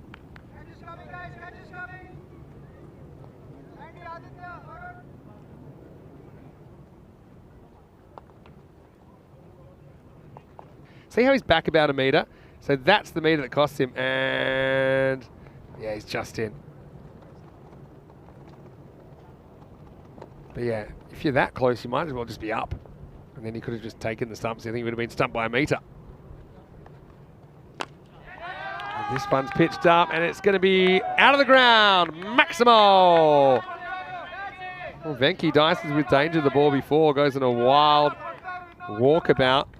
But the next one, he's composed and he strikes it really nicely over the leg side, 6 runs. Terry saying it was just a joke about Chris leaving the first ball. And I think every joke has a kernel of truth to it, Terry. Right now he skies this one. It's a catching opportunity and it's taken. That will be 6 and out for Margashime in the end. Kranthi takes the catch, running back from a short third man position, and Baladia gets his man in the end. Just cost him 6. And Vinarati lose their captain, 68 for 5. Skied up in the air. And pretty good catch running with the flight.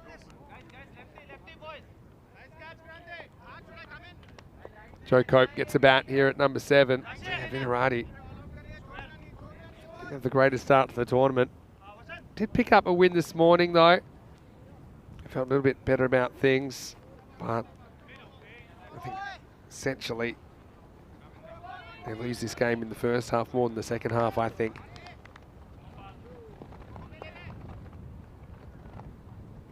Cope left-hander. Nice looking shot first up. Excellent backing up there, actually. Sandeep Kumar backed up Raya Prolu, who missed it, but yeah, really good team fielding that time. Many bodies make light work on this outfield.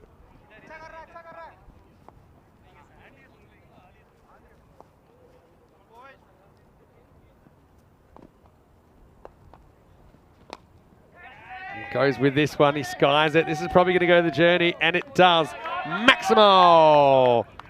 Tab just works it away leg side, goes aerial, and he judges the distance perfectly. Good club selection if you're a golfer there.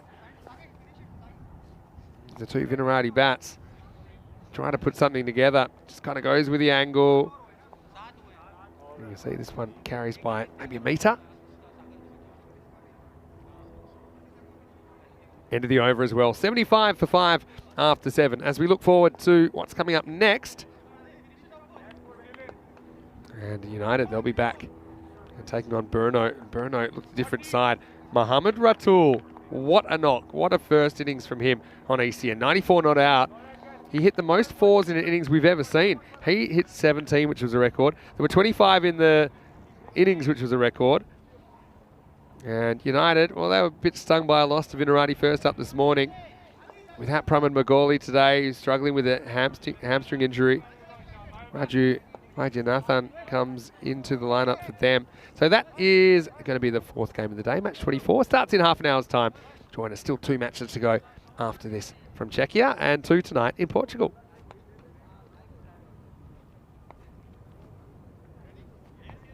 So 3 overs to go. I think this one's all academic at the moment. Once again, if you had the bonus point system, Vinarati would need to get to 95, so they need 20 off 3. Pitched up, goes after it. Takes a small Tortuga on the way out to the boundary, but Balakrishnan handles it okay in the end. They're just a long single.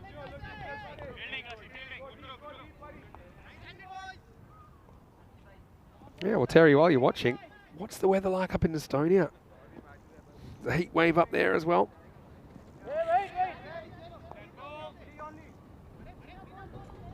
I think there were some discussions about the field and whether they had enough fielders in the circle. Short answer is no, they didn't. So probably good that they abort that ball and get to bowl it again.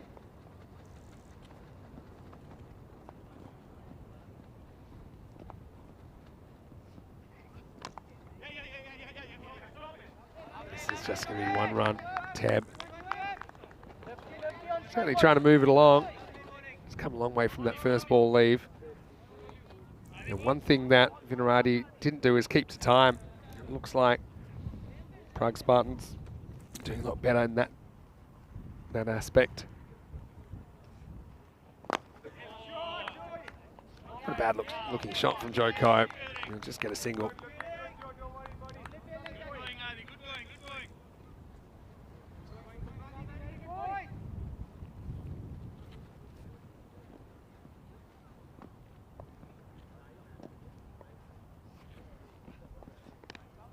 Let's this one go for a wide. We're talking a little bit about what's coming up tonight. You've got the Gamblers versus a friendship game. There's going to be a few interesting players to watch on both sides. He's bowled him, and Raprolu, he's been pretty good in this innings. That's his 3rd wicket now. He's just gone full. He's gone straight, and the pressure of the chase is too great for Vinarati now. And yeah, Raprolu, his length's been excellent. Kind of on the front foot there, Tab, so he hawks himself to an extent, doesn't he? Bounces right between his legs. But he's going to have to go. I've liked his contribution though. It's hit a maximo in his 10. He's the 6th wicket to fall. The score is 79 for 6 as Shuranshu Chowdhury comes to the crease. Yeah, Gamblers tonight. Who have they got in their side? They've got, who have they in their squad at least? Suman Gamire. They've got Kulik Golia. Got Ranasawa in there as well, and Parveen Singh. Some really good players in there. Nitin Kambodge is another one. And Kush Kumar. This is in the air, hanging for a while, but it won't be a catch. As Chowdhury gets off the mark. And then Friendship CC. Got Imran Khan in their squad. Who else have they got? Got Mohammed Assad, Imtiaz Rana's their captain normally. Oh, that's a nice shot. He just lifts this and dismisses it. Cope goes Maximo. Raprolu had some good moments, but finishes by getting hit for 6. And that's the end of the 8th over. Vinarati, 86 for 6. Pretty nice shot. Pretty uncomplicated stuff from Joe Cope. Hello to SB, who's in the chat saying it's tough for an ECN fan in the UK. Watching the action in Czechia with Ashes on the radio. Confusing at times, but managed to separate the commentary so I don't miss anything. Steve from London. Thank you, Steve. That's nice to know you're juggling. Well, I'll tell you something. I'm juggling too. If you want to know how I'm doing it, I'm pretty much following the ball by ball at times, or just kind of checking the score now and then on the website. But as an Australian, probably not looking too great. Should be checking the weather forecast. Anyway, Chowdhury, he's going to whack a 6 now. It's his turn. Maximo, what a good shot. Just a little bit too short from Parth Baladia. And Chowdhury waits for it and smacks it. Didn't bounce that high, so it's actually a pretty good shot. Get down and fetch that one.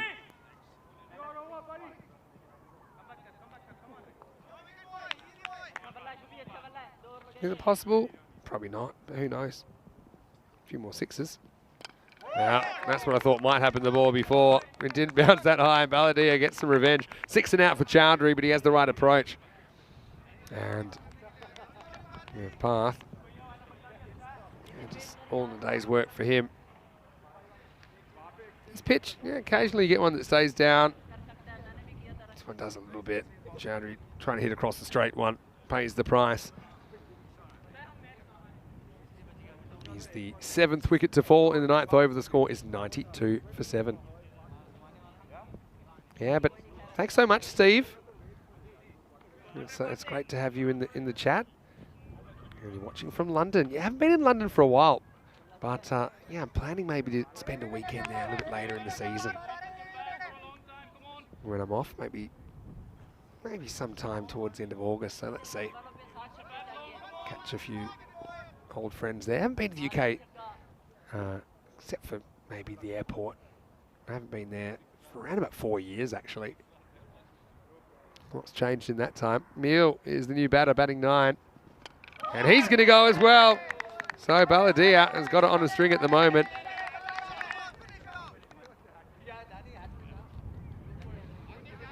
And Balladia now has 3.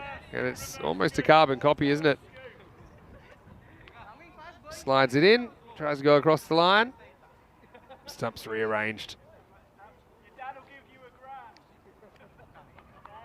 And, all right, so we got a golden Derek on the screen. And, well, it's a guy who was on a hat-trick earlier that's going to have to face the hat-trick ball.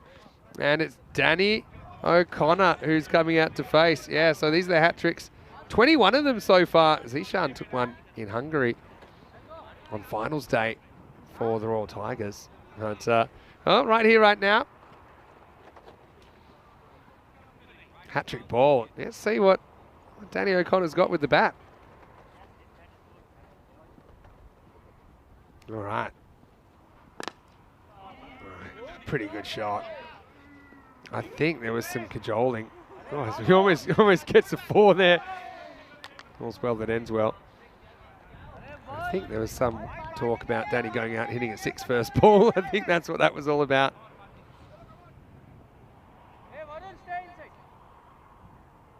He scored 6 runs in the tournament already. And O'Connor make that 7.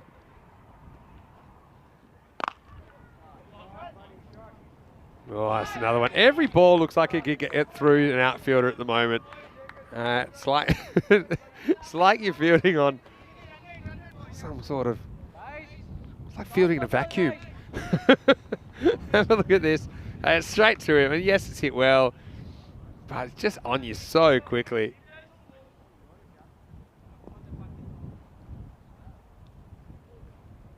Last ball of the 9th. That'll be wide. I'll get that one again. Okay, so is it raining over there in England? All right. I guess that's good. What day are we in again? What's this, day 3?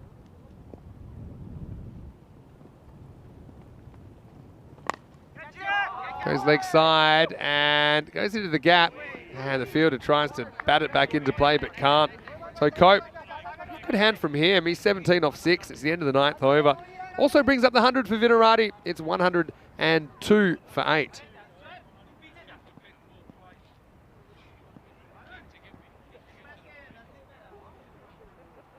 I like some of the rhymes you got going.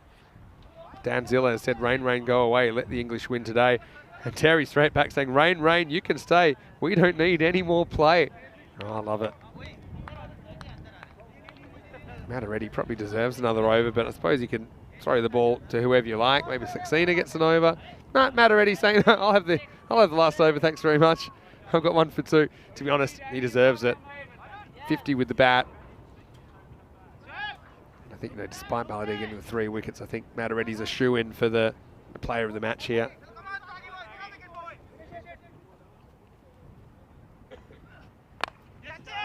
O'Connor is going to go a little bit short. Couldn't get the power to get it over the fielder. And look who it is. Vasant Kumar takes the catch with that jersey.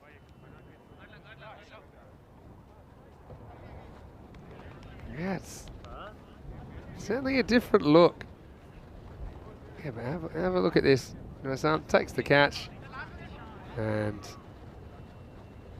Vinarati running out of wickets, running out of time. 102 for 9 now with 5 balls remaining potentially.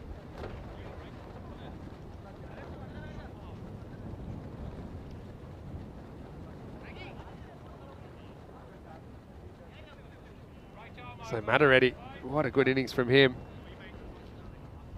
It's a bit windy. It's picking up at times. All right.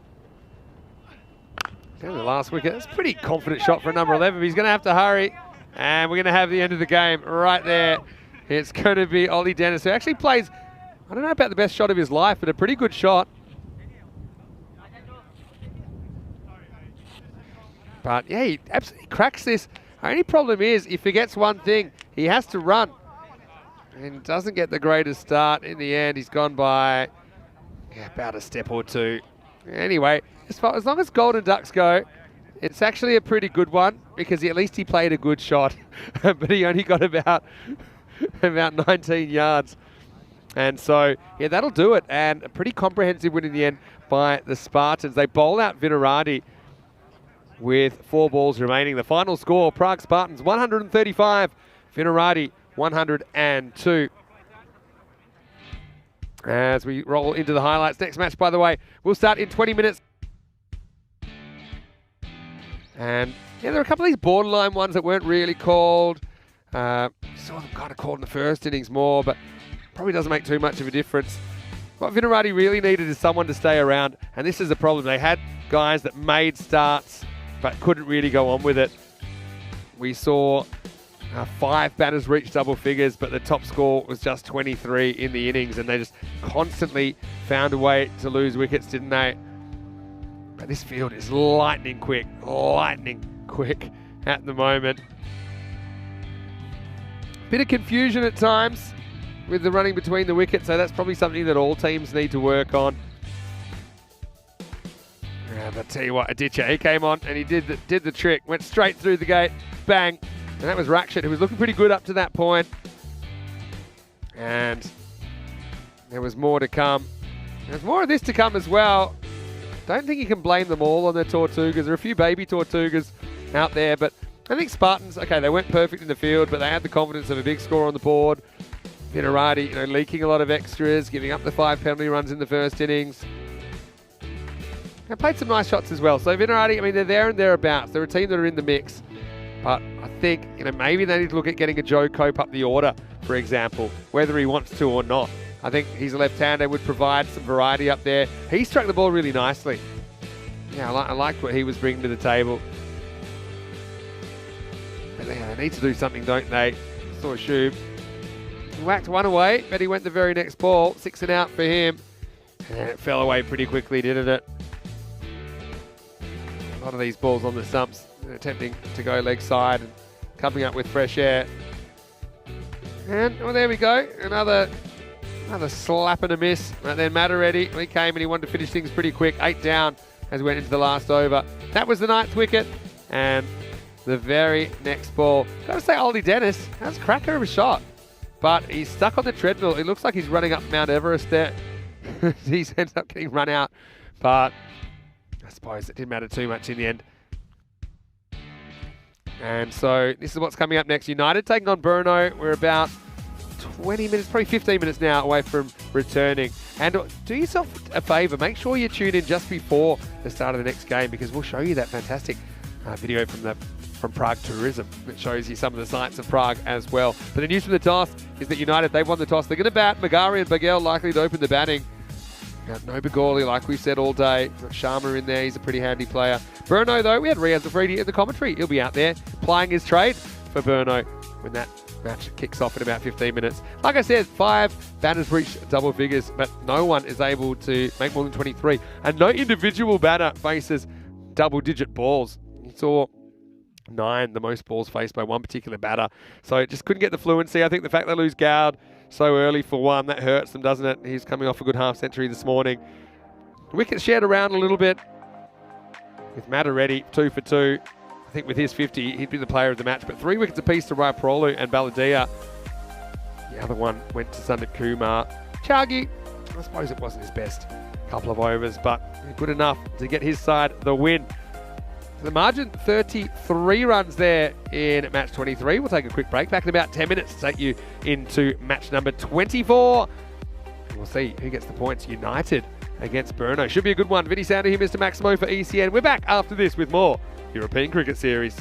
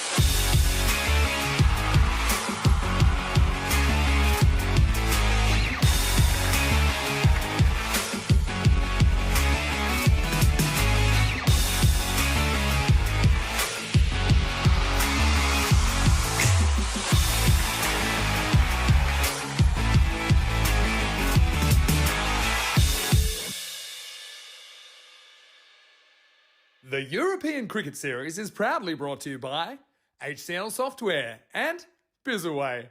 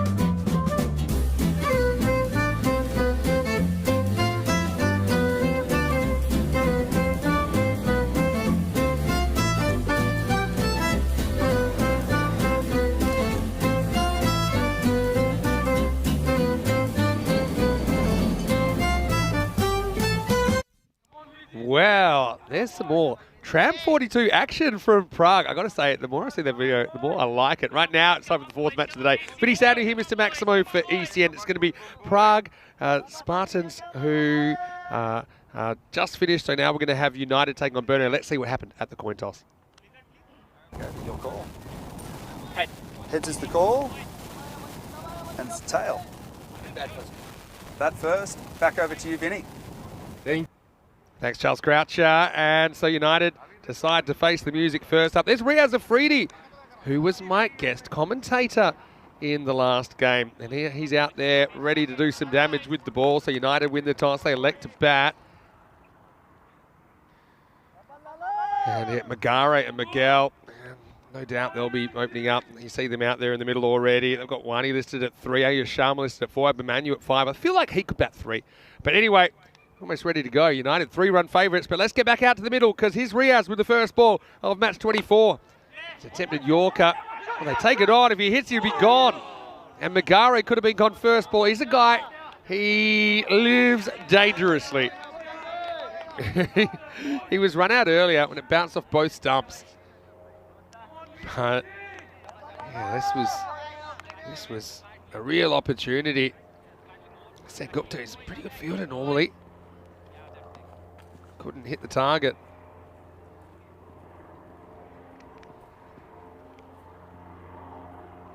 Yeah, United stung by a loss to Vinarati first up this morning.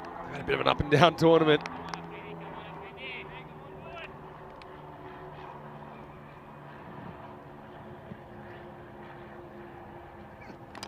Oh, there's a wicket.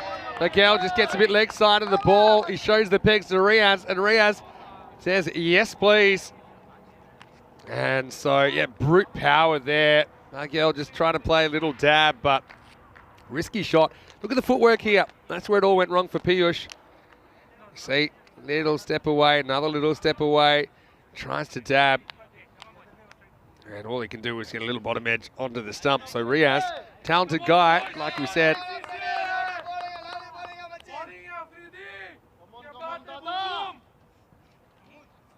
And yeah, Riaz, we talked about the fact he speaks Italian fluently. He's working on his Czech. He speaks English fluently. He's worked as a cultural mediator and translator here in Europe. First in Italy, now working in the Czech Republic in Brno. A couple of hours away from here. Abhimanyu does come out at number 3.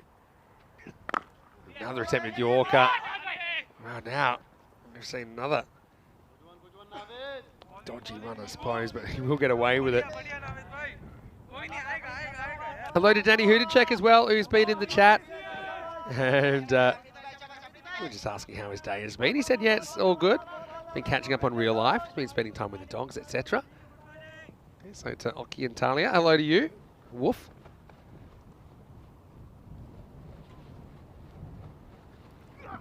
It goes short. Spicy delivery. And Danny said he's going to the Down Under a little bit later to watch the final Vinos game. I hope you enjoy that one, Danny. This is kind of a sign of what you're dealing with, Afridi. Watch this take off, and that's quick. That's got some pace about it. Whistles past the ear of Rudraj Magare. Oh, now this could be trouble. Riaz's going to get it himself. 2 in the first over, both openers removed.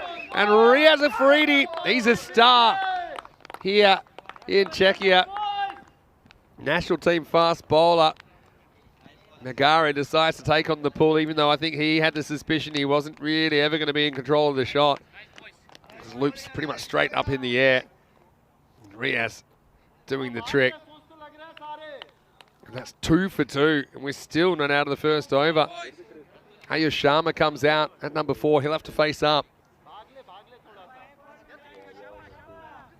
Shobit. So yeah, looking forward to seeing Danny later at the Down Under with a chilled Raven. Raven's a type of beer here. It's kind of the IPA, I think.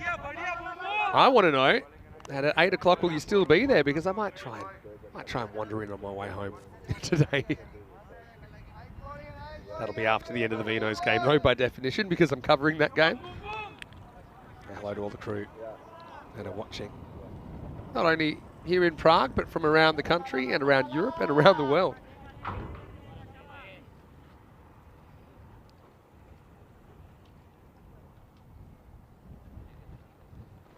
Riaz.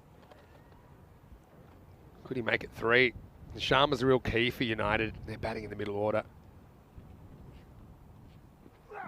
Oh, goes the Yorker. That really takes off on Mohamed Ratul, the keeper. What an over from Riaz. 2 for 2 in his first. And UCC winning the toss and batting. Maybe having some second thoughts. Let's have a look at some of the top players. Ratul in 1 innings, he's rocketed pretty much to the top of the top batters for Brno. Watch out for him in the second innings of this one. And Magari and Begel, the 2 top scorers for United, gone in the first over. Riaz Afridi, 3 wickets in the series. I think he'll have plenty more than that by the time it's all said and done. What a great first over. I wonder if they bring him back here or not. I would. I'd go in for the kill. If you can get another 2 wickets in the next over, then United have a huge hole to try and get out of.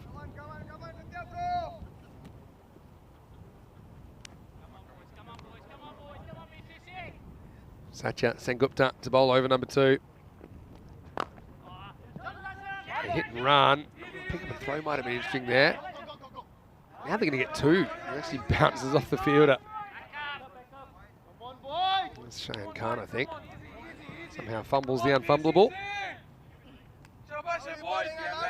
Dave's asking about the DU. And Dave, that stands for the Down Under, which is the Australian-themed bar. It's got like a sports bar in Vinarati. Went away nicely, fairly safely by Abhimanyu Singh. Riaz does the fielding down there.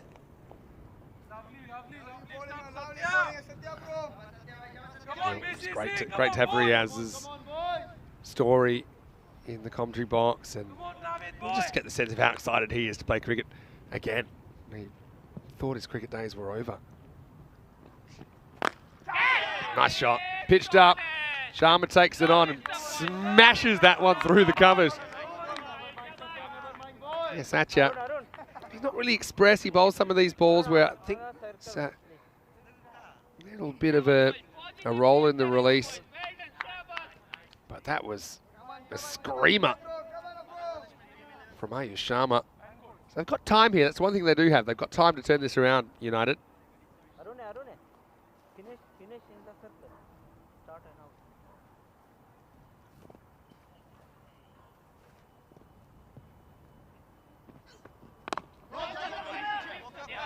out. Goes back punches this time. Get it fairly comfortably. Ayush Sharma just seems to be got under pressure. Something we've seen over the last couple of years. Sure, a lot of his Budivitsa Barracuda teammates will be cheering him on as well. I've seen them on ECN before, I think back in 2020, the ECN Czech Super Series.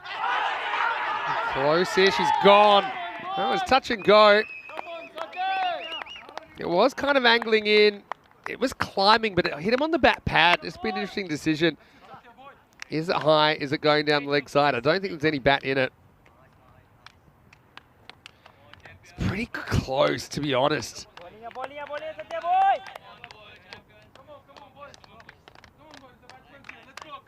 Yeah, so the question here, is it going over the top or not? Close. You know, close. And is it missing leg? I don't think it's missing leg when I see this. Oh. Close on both counts for me. It's definitely not plumb, but who's to say that's not going over or going down the leg side? It's 50-50. Now, some people say that's a bit harsh. And there's an element of doubt there. The umpire gets one look at it. He believes it's hitting the stumps. But I don't think we can definitely say it's not hitting the stumps. So anyway, means that United lose a third wicket. It's 10 for 3 now. I wonder if that'll prompt them to bring back Riaz. Really try and clean things up early. Reaches and gets the fielder reaching. That'll be the end of the over. Gancham Kumar is the new batter. Gets off the mark immediately, and it's 11 for 3 after 2. Also, should mention, and Danzilla has mentioned in the chat as well, Down Under. It's run by a couple of good mates. Voita will probably be watching, big Vinarati supporter. They're also supplying the food for this tournament. Well, Spartans find themselves out of the 4 zone. They're 6 points now for 8 matches. But it's pretty crowded there. These two teams obviously fighting for those places in the finals.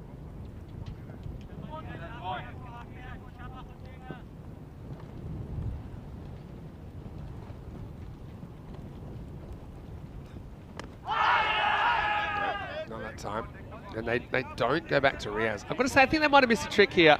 I think that Riaz Afridi, if he bowls this over and picks up another 2 wickets, which who's to say he wouldn't, then you've got them kind of 11 or 12 for 5. And then, you don't need to worry about bringing it back at the end. I'm not saying that Mishra's not capable, but I'm just saying I think that's probably what I would have done. If you asked the batters there what would they have liked, they probably would have said, yeah, make a change, please, after that first over.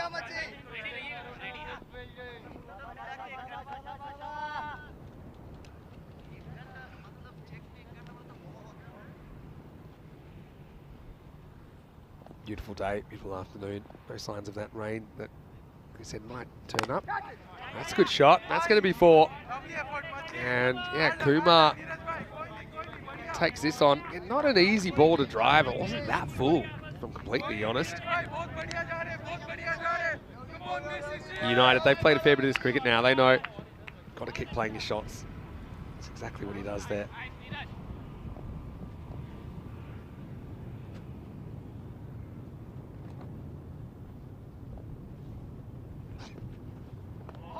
Doesn't really carry. Sarah Tool's been pretty good behind the stumps.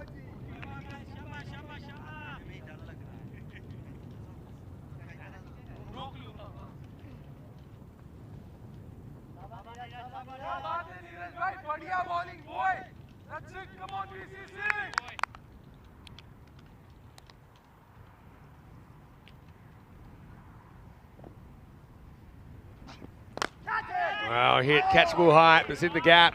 Kumar's going to get another boundary. This is what I was thinking about. I mean, yeah, Mishra, I like him, but I think he'd prefer the protection of 5 outfielders. Yeah, I just think it's giving United a bit of a window to work their way back into the game. At the moment, Kumar's taking it.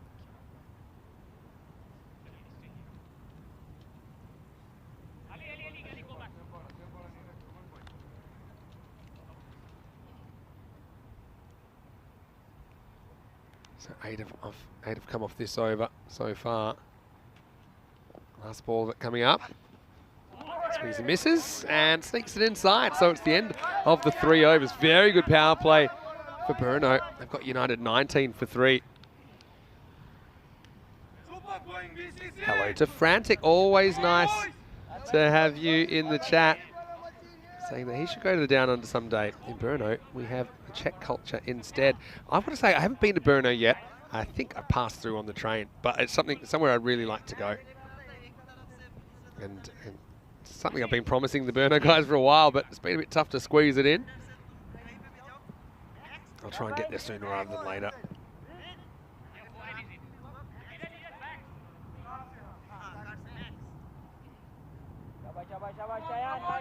So they're going to bowl Shayan Khan now, over number 4. So up to 5 outfielders allowed. I wouldn't go too crazy with outfielders though. They're keeping the 4 infielders all on the offside. So they've actually got 6 fielders on the left of screen. 6 fielders on the offside, only 3 on the leg.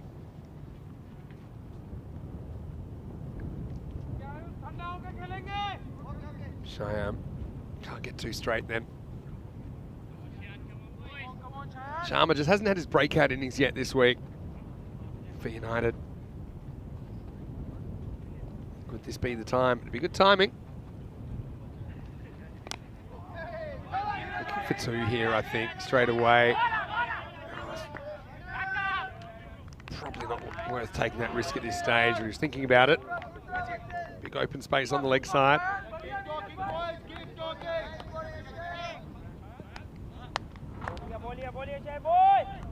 At least they were looking for it. Kumar, though, has been swinging the bat well. Might be even targeting over cover or through cover. Getting a lot of help from this fast outfield. Cramp for room this time. Fancy skills there. The tool behind the stumps. Can't wait to see him bat again. 94 not out on debut. It was absolutely brilliant.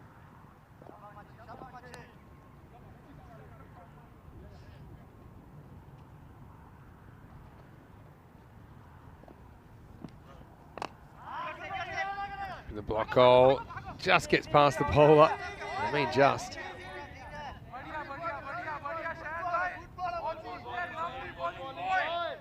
Nice bowling, boy. Nice bowling, boy.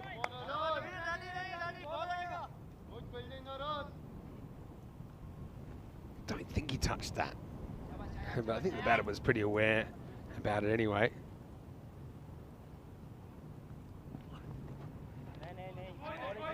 That's what's wide down leg side.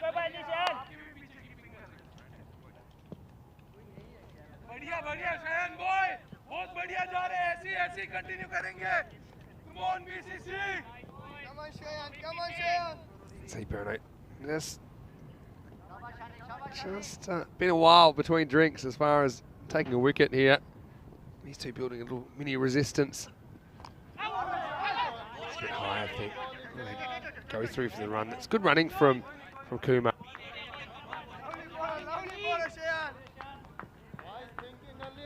Kumar, he's doing everything right there. See, he's backing up. He's got his bat in his inside hand.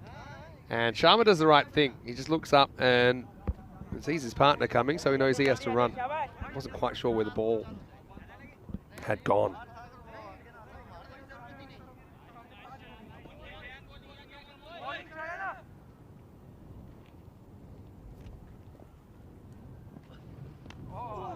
So follows him a little bit, but just turns around the corner for 1. Yeah, Frantic, always happy to see you in the chat. Got to say, there's probably a fair few of my friends from Burno watching. Maybe Jan Hoffman is watching. If you are, why don't you drop us a line?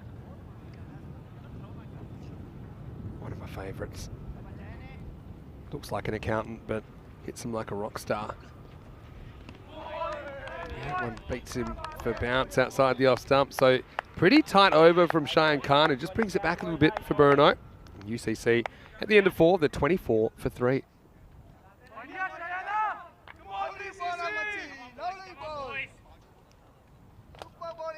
Looking at the worm. Wickets in the first over. And yeah, when will we see Riaz Afridi again? Maybe last couple of overs, or if this partnership continues to develop, do you throw him in middle of the innings? It's going to be Arun Vasudevan, who's going to bowl over number 5.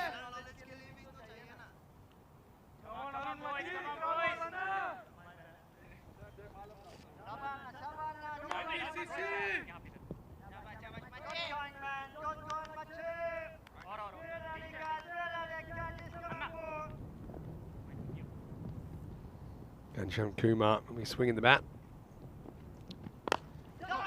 Deflects this away, takes it on. The pick up and throw might have been interesting, but going that cleanly to the hands of Rahat Ali, the skipper. So they'll just get a single there.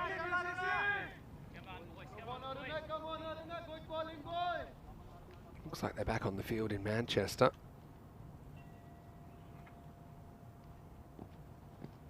Oh, could be a no ball, you know, it hits the edge of the pitch and it's going to run away. It's going to run away for 4 byes as well. So it'll be a free hit coming up.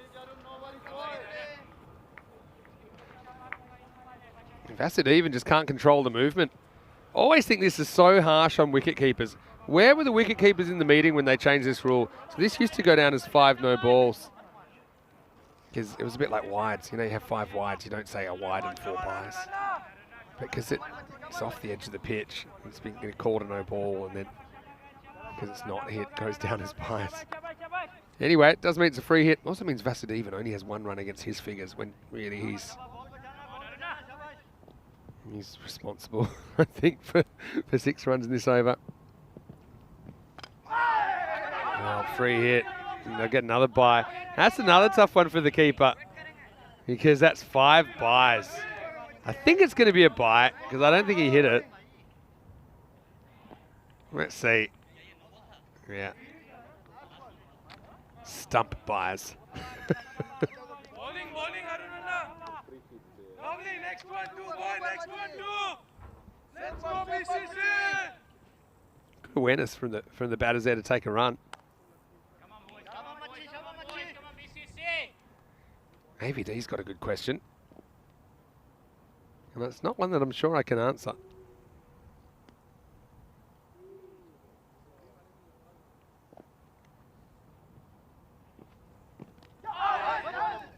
He backs away a bit here. This ball's probably going well down the leg side if he just got inside it. But leg bye is the result. AVD asking, why is Vinny's sponsor announcing voice a lot higher pitch than his commentary voice? Good question. Maybe the equipment. I don't know. There's all sorts of audio magic that goes on. And I will say that we are thankful to our partners.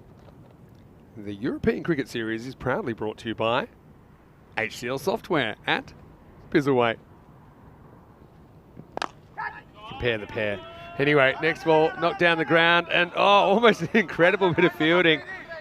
As a freebie, well, he goes foot method.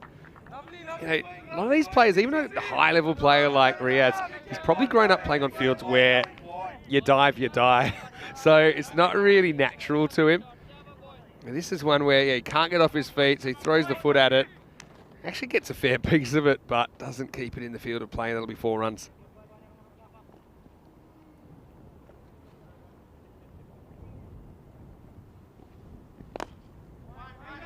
This one's a bit more rudimentary.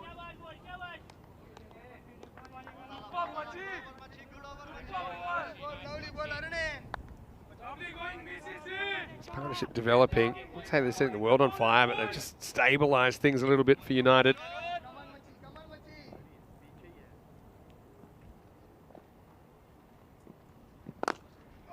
Nice looking drive. Should get him 1. That's all it gets him. And that's the end of the over. So Vasudevan goes for 8, but I think that in a court of law, he'd be found responsible for more than that. Regardless, it's the end of the 5th over. It's 38 for 3 after 5. Yeah, 66 days to go until the European Cricket Championship. And, you know, we talked about Riaz a little bit because he was in the commentary box earlier. He said how excited he was to have the potential to go back to Spain. Of course, Bruno, they were in the ECL earlier this year, so a lot of these guys got that opportunity. Czechia have been drawn with Spain, the Isle of Man, France, as well as Greece. And only one of those 5 teams will make it through to the championship week, where they'll meet the reigning champions, Netherlands 11, as well as the other 5 group winners. So 7 sides will make it.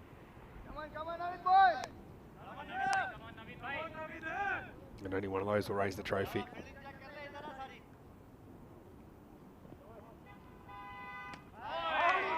Change of bowling. Naveed Ahmed. Nice to see him getting a bowl. He's a classy spinner. I know he's probably not a huge fan of the dimensions of the ground in the ECS, but I think that he's good enough to succeed anyway. This one just sneaks inside. But it doesn't really get across in time.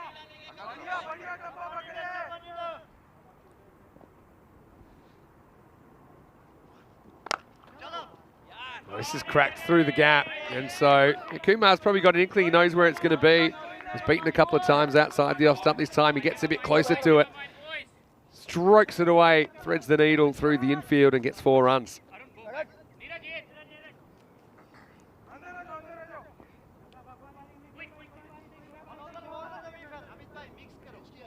Wayne's got his theory. Hello, Wayne. Hopefully you're well. He's saying that the promo was recorded in Madrid at high altitude.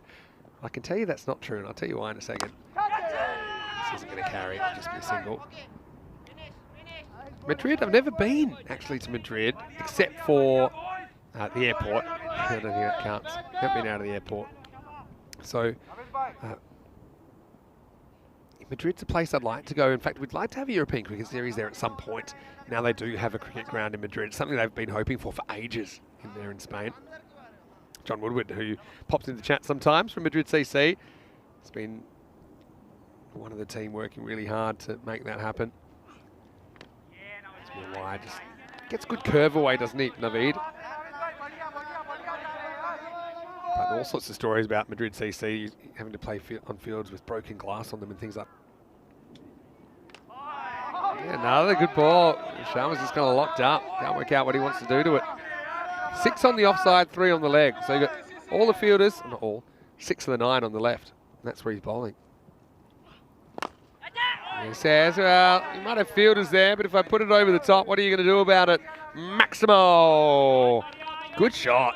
I think that's taken out some tentage. And that's the end of the 6th over. And the 50 comes up for United to score. It's 50 for 3. Tell you what, I'm getting Riaz Afridi back on now to try and break this partnership. I think like they've kind of let him back into the game a bit. It seems like my answer to everything, but that's how I would have used him. If he takes 2 wickets and looks on, then I probably would have bowled him out, to be honest, but why wait for the game to get out of hand? Not saying it's out of hand yet, but United certainly looking a lot healthier than they were when they lost the 3rd wicket. It was 10 for 3 at that stage.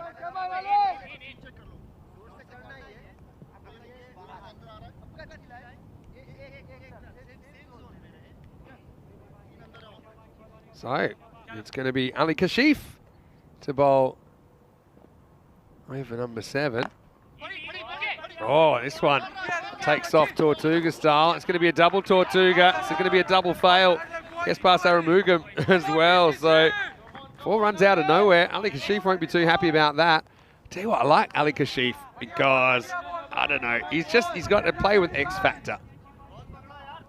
Things happen when he's involved in the game. And things were happening there. Gets through 2 fielders. And if there was a 3rd fielder, probably would have got through him as well. What can they drag themselves up to? What a partnership, though. It's worth 44 at the moment. Wild swing from Kumar. And it's been live by the sword, die by the sword kind of stuff from him.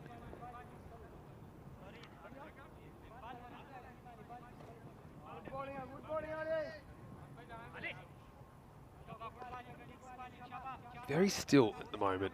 Very slight breeze, but compared to yesterday, we had some crazy wind happening. Bales blowing off, even the stumps blowing over at one stage. It's a lot calmer today. Oh, he lines up on this one and gets it out of here. Maximo! That provides the opportunity for more ground star foot fielding. Kumar has just stepped up, hasn't he? Kashif gets a little bit too close to him. Again, it's probably a ball that's hitting off stump or just missing off stump, but into the wheelhouse of Ghanshyam Kumar. Oh yeah, but he's going to be gone. So it's immediate revenge. I love the style of this shot. He's cleared the front leg and smoked it away, but it was straight at the Burno skipper, Rahat Ali. He took it without any drama. So they do break the partnership. Cost him a few though. Ends up being a 50 partnership exactly between Ghanshyam Kumar and Ayush Sharma, but Ghanshyam is going to be gone for 28 of 21. 60 for 4, but certainly leaving his team in a better condition than when he arrived.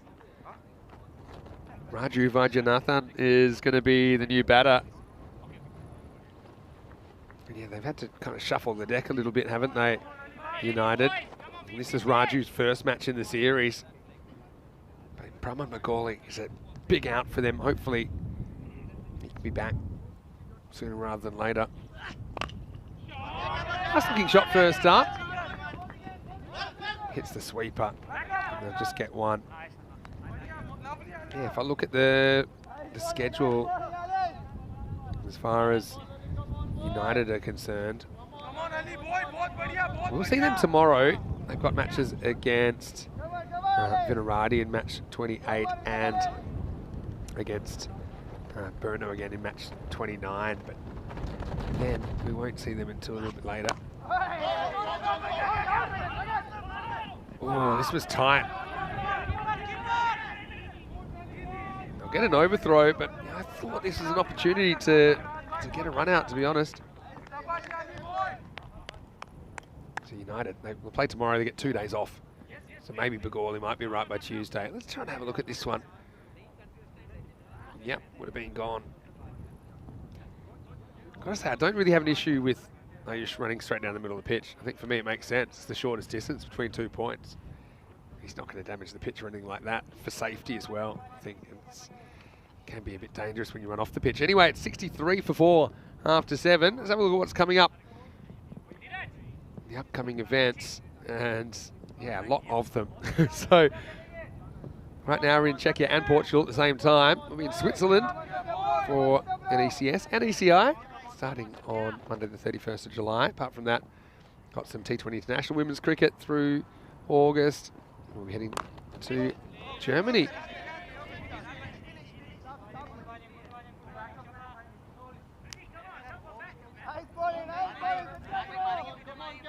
Let's have a look at tomorrow's fixtures as well. Tomorrow's a big day, you know why? 6 matches. Not just 5, 6 matches, plus 2 in Portugal. Oh no, 3 in Portugal. So 9 matches tomorrow. 9 matches. Just let that sink in, 9 matches. I'll be here by lunchtime. And I'm going to leave Danny in charge for the first couple. We'll kind of shoulder the load a bit because the amount of matches here tomorrow in Prague. 6 matches from Prague, 3 in Portugal. Crazy. Knocked away to the leg side. I'll get one fairly easily. So we've gone from 7 matches today to 9 matches tomorrow. And the reason we have a 6-match day is because with the 8-team format, you need to get through 56 matches in 11 days. So if you do 5 every day, that's 55 matches. You need to have one day where it's a 6-match day. And the reason we're doing tomorrow, I just think being a weekend, it's a bit easier for the players to be available. Edged and gone. Oh, you wouldn't read about it. They've put in the floating slip and he's taken it. What a good catch. There's a thick outside edge and Gupta's come back. He's induced the big outside edge, and Naveed Ahmed, right place, right time, right player. Have a look at that. It seemed to hang in the air, didn't it? Yeah, took it without a fuss. So Raju is going to have to tell his story walking. Goes for 2. 65 for 5. There's a couple of wickets in quick succession. And Mustafa Nawab is coming to the crease. Yeah, Mustafa's a player we've seen a bit of before. Let's see if he can deliver for United. Just need another rear guard action, don't they?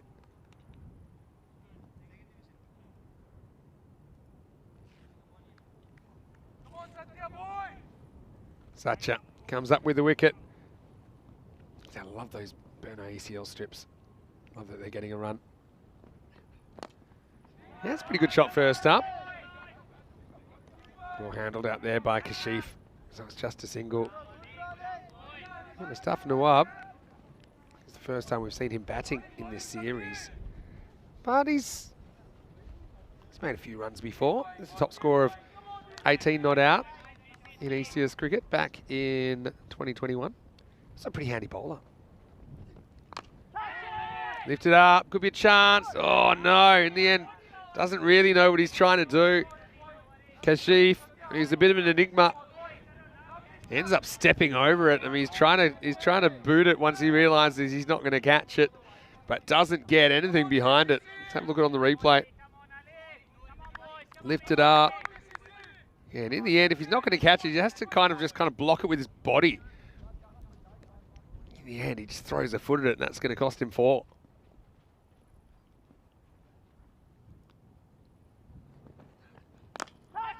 This time goes straight. It's not going to carry, and a definite decision from Shayan Khan to let it bounce.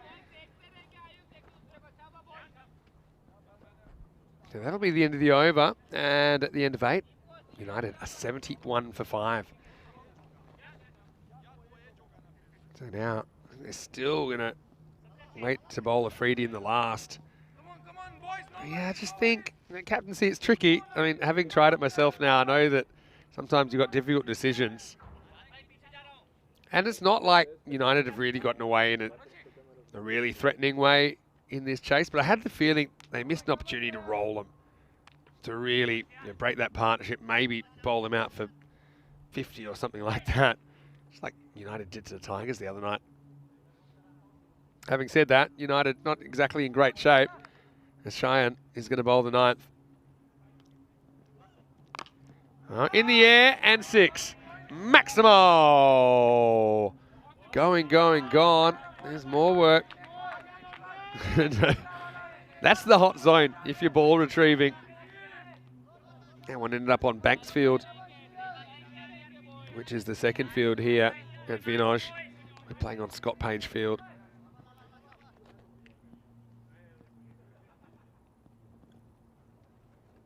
Sharma, seen it all so far. Now this is an ill-directed delivery.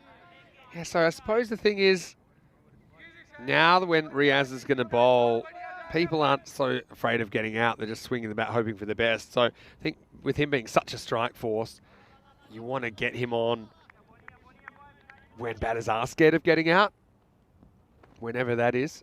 So either straight away, which is what I would have done, or somewhere in the middle when the partnership started to develop. And no doubt he's going to be a handful in the 10th over as well, but maybe you don't go to a 10th over if you bowl him earlier. Tapped away. I'll just get a single.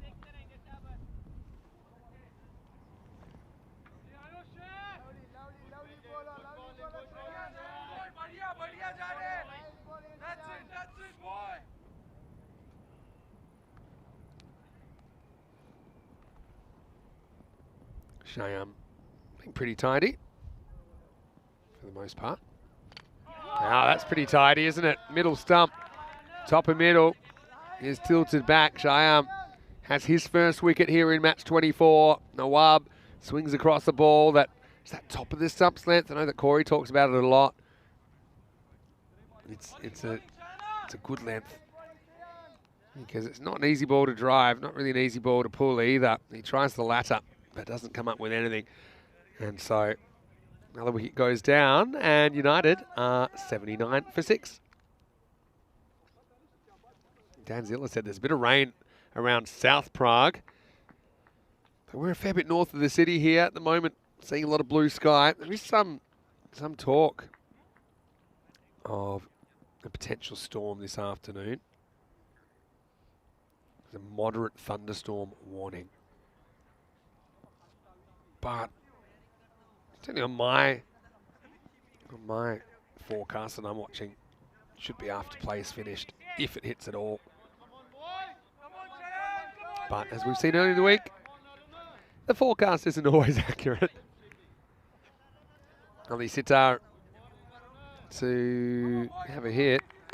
Now what can they get to here? 90s. Get lucky, maybe get to 100, but with a freebie to come. Seems a long way off. Sitar facing up. Tapped away, they'll get one.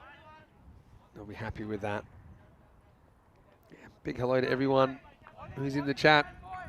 Vinny Sander here, Mr. Maximo for ECN. Danny's off today, but he is in the chat. Said he'll be watching the Vinarati game from the Down Under. Danzilla saying on his radar, looks like perhaps the rain will evade us. I hope so. Oh, that doesn't bounce and almost cleans up. Ayush Sharma. Actually hasn't had a lot of the strike, Ayush, since he's been out there. So he came out after 5 balls. So out of the 8 overs he's been there, he's only faced 19 balls. So less than 2.5 balls and over. Called wide. Touch and go this one. The whole ball's got to be inside the tram line when it passes the crease. And even with the replay, this is going to be super hard. For me, it was probably just inside. Live, the umpire didn't like it.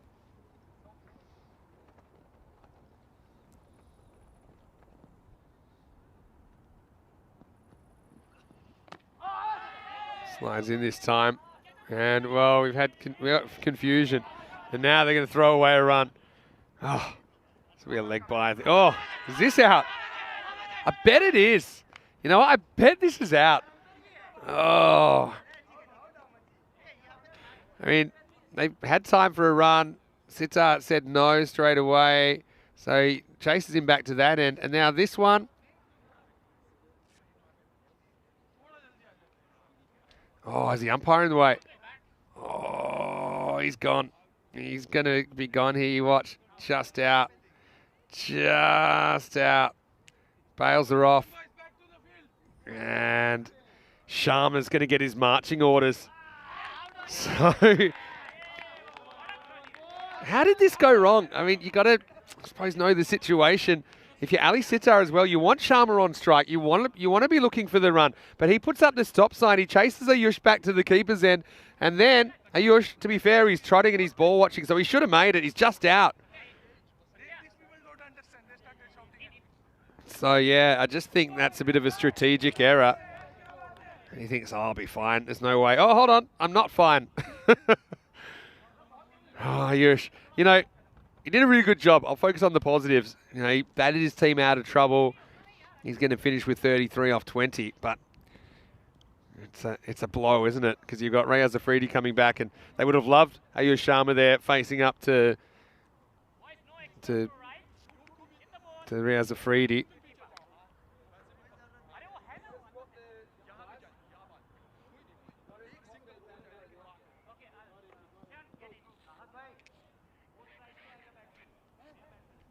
So it looks like Joshi is the new batter.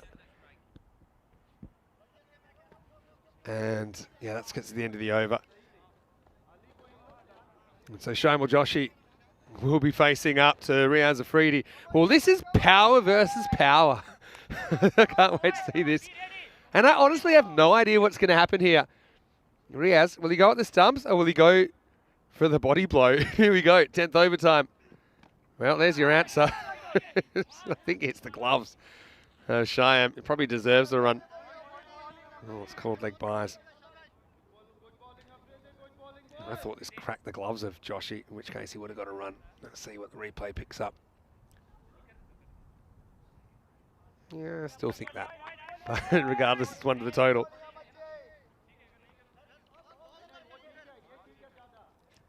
So Sitar is involved in that mix-up. Late last over. Thing is, Bruno, look a different side with Ratul opening the batting. Big swing and a miss. Afridi Took 2 for 2 in the first over. Really set the tone for Burno. Something they have to do at chasing. I suppose if you can get Retool early. We have seen Burno only averaging 98 with the bat. That was before that last innings, though, where they cracked a score in the 160s. Set a record for the most 4s in an innings. Oh, gets big on Ali Sitar.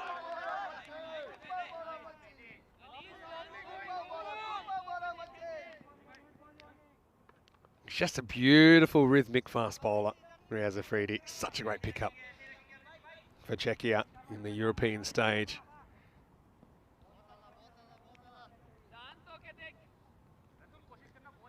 We play T20 international cricket now as well.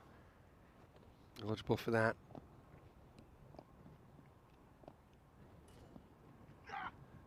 Another swing and a miss. So, United, I can't see them getting out of the 80s here. I wonder if he goes at the stumps now. He's pushed him back a couple of times. He doesn't really need to use this change of pace when they're not dealing with his pace that well. Mid-on comes up, deep cover goes back. Got 3 third men on the boundary. He goes short again. Now they're going to take on the run. Riaz thinks he can have a wicket. Oh, he messes it up though. Just needed to take that, so they'll get a bye here.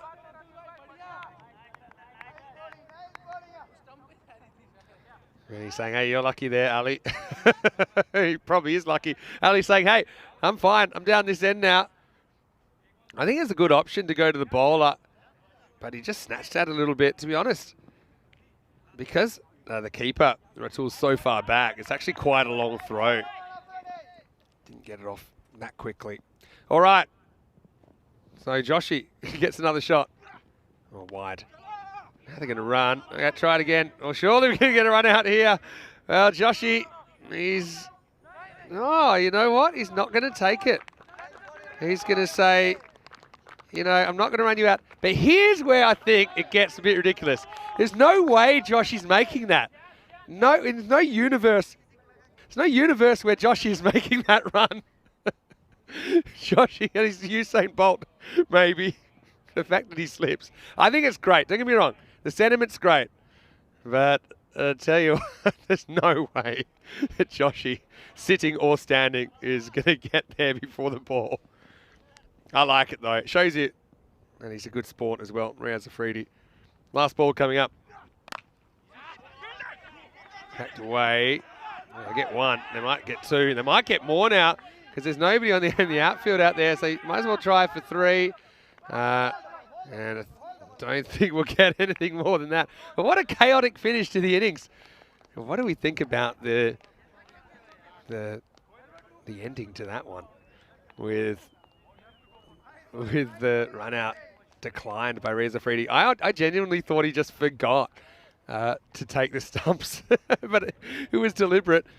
Anyway, United, they have to fight for every run, don't they? And they're going to end up with the score. I think it, well, still calculating it. So I'll give you a final total. They're still trying to work out what happened. I make it 87, but maybe wrong, maybe right. We should know by the end of the highlights.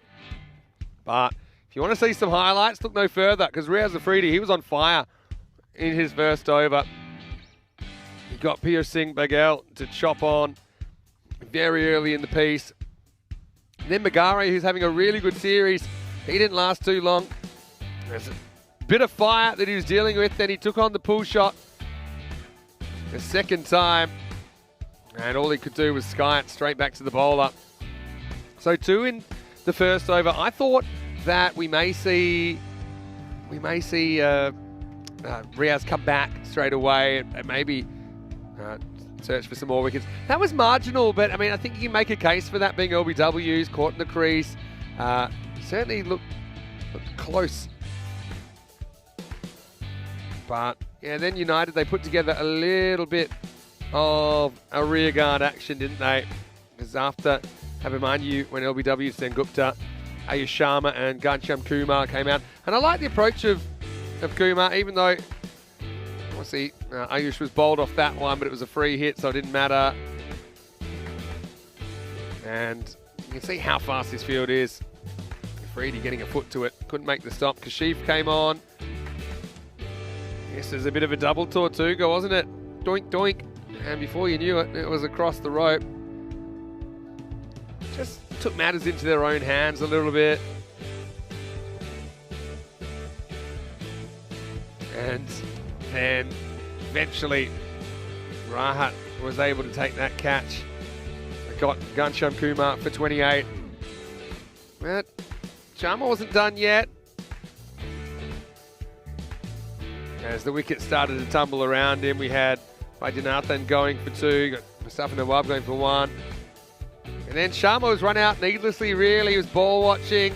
Ball hit the stumps. I mean, he really should have gone straight away. It was Ali Sittar's idea to not go for a run. But in the end, yeah, 87 confirmed. 87 is the score.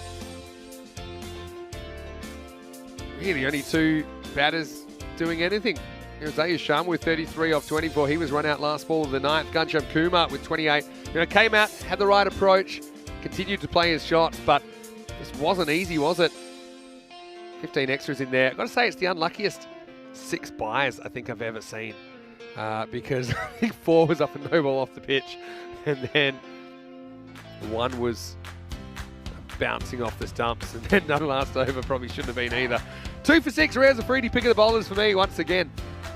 Not going for too many. And those 2 wickets setting the tone for Burno. Sengupta with 2 wickets as well. Did a decent job. 2 for 17, his final figures. The other wickets went to Shayan Khan and Ali Kashif. We'll take a quick break and we'll be back in just a few minutes with the chase. Burno needing 88 for victory. Let's see if they can do it. United need to pull one out of the hat here to avoid going 2 losses out of 2 games today on day 5. Vinny Sander here, Mr. Maximo. Hope you're enjoying your day. We're back with more Friday action on ECN after this. You're watching the fan code ECS. Check it out.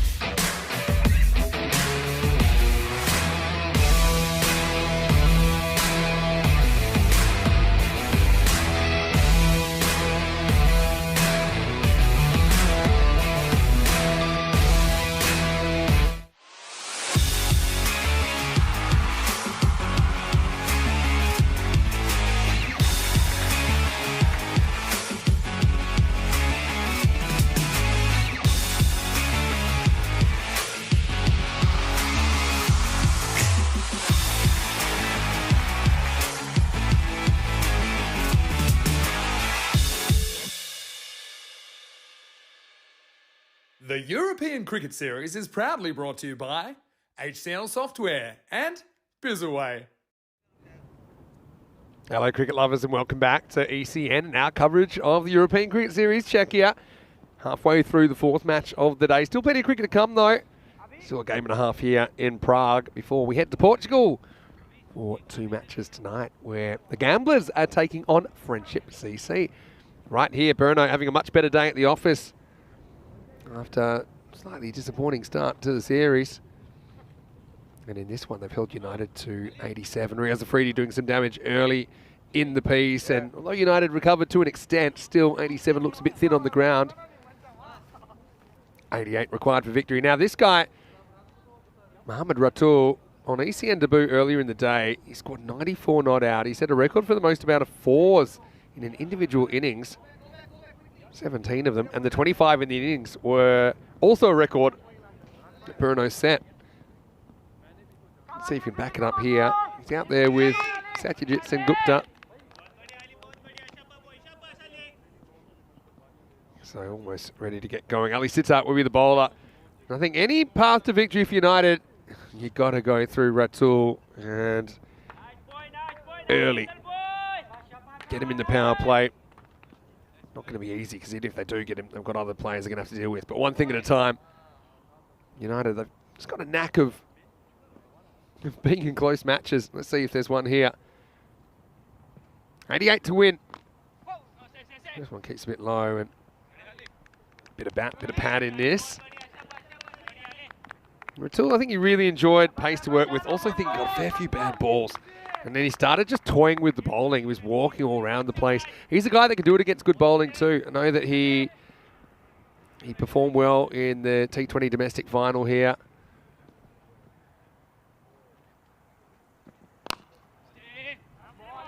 It's early on. Maybe the lack of pace is good.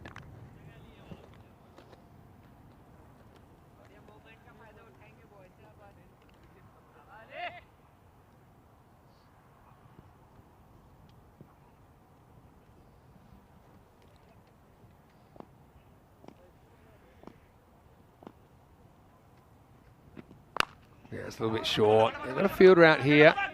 Looking for 2. We won't get it in the end. So Sengupta, who will face up for the first time. Throw gets away from the keeper. Abhimanyu Singh, the captain, doing the job behind the stumps for United.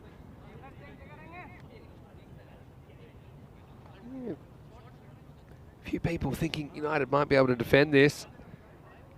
The thing is, Ratul scored more than this on his own earlier. A new game, and we've seen how things can turn around pretty quickly in the European Cricket Series.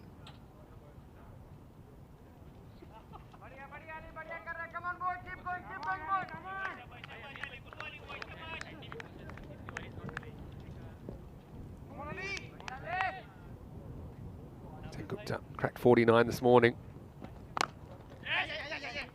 Just fairly careful with this one. Defends it, takes an easy single.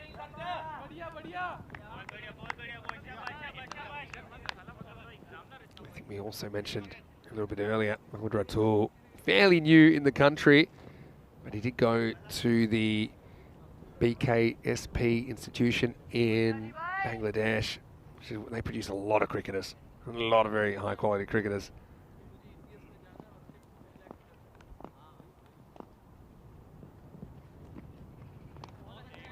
It's called wide, probably fair enough. Never really came back from Ali.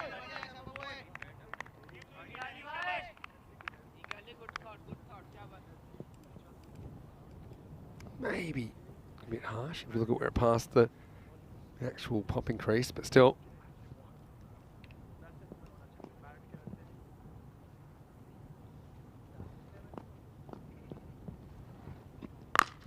Wow, take a bit of that.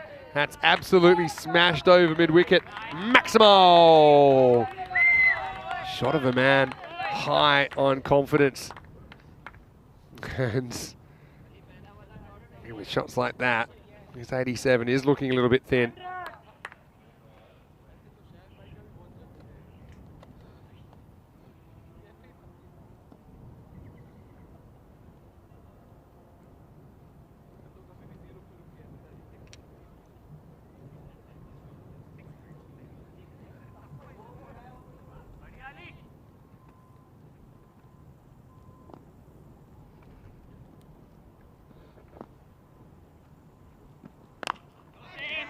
Back on target this time. Not the worst over from Ali Sitzer first up. He does get hit into out of space once. It's 9 without loss after 1. 279 matches since the Golden Ball continues to climb. And yeah, we've had 10 Golden Balls this year. We've been waiting so long. We're getting up to a 2-month anniversary now. I think it might be an even number of weeks now. It might be maybe 8 weeks since we've had a Golden Ball.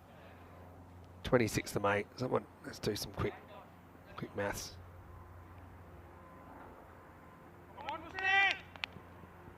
1, 2, 3, 4, 5, 6, 7, 8. Yeah, 8 weeks today. Because it was a Friday, remember. Crazy Golden Ball in Bulgaria. A match where very ECN things were happening, including the winning runs in the last over being stopped by power lines. It's rendered it a dead ball. Mustafa Nawab gets an opportunity with the ball. He's bowling over number 2. Surely it's coming soon.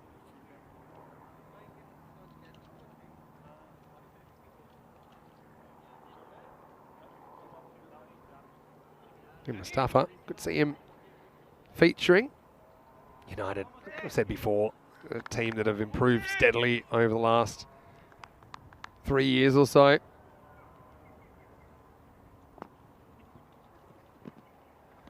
He's just down leg side. Left-hand, right-hand combination.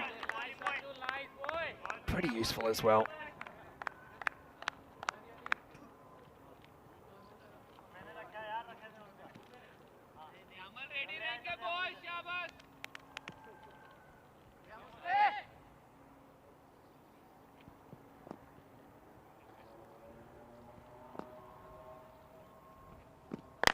A little bit short, he turns on it. This is going to be a tough one for Kumar. Right, does reasonably well, does everything right, gets down, loses his sunglasses, almost steps on him. But he does parry the ball across the boundary, 4 runs. Yeah, it was a good effort. Just so quick to be on you. There, we see it one more time.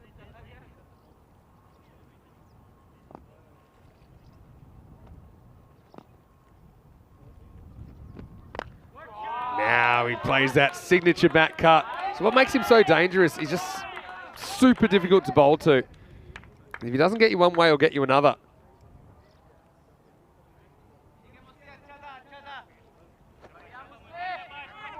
And just continuing to plunder the bowling. Both sides of the wicket.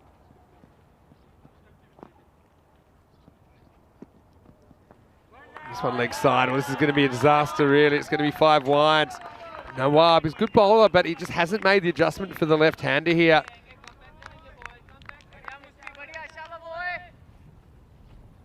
And things going from bad to worse at the moment.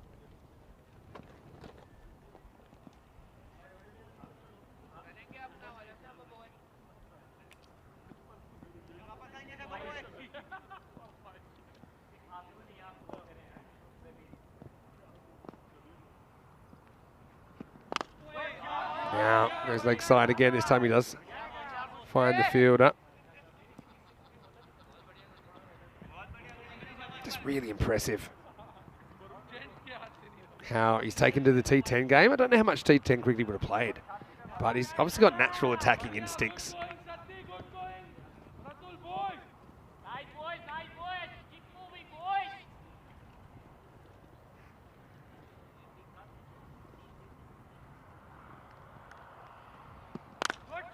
Goes after this. Does he have enough? Fielder goes back. Can he keep it in play? Can't. Bounces across the line. And Sengupta's turn now. Burno off to a flying start.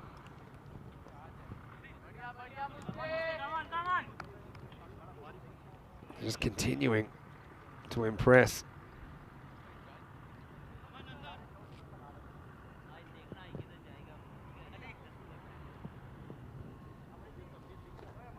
Burno just looking a completely different team. There's a difference that one player can make. I mean, fills another role for them because he's really reliable keeper as well, Ratul, and Sengupta, he's good all around as well. He's important now. He's going to get another one he can put away, and this one's going miles. Maximo! There's no up, has a bit of a horror over. Has trouble with his control, and when he does get it straight enough, years in length, and 26 come off that over. It goes magical. It's 35 without loss after 2.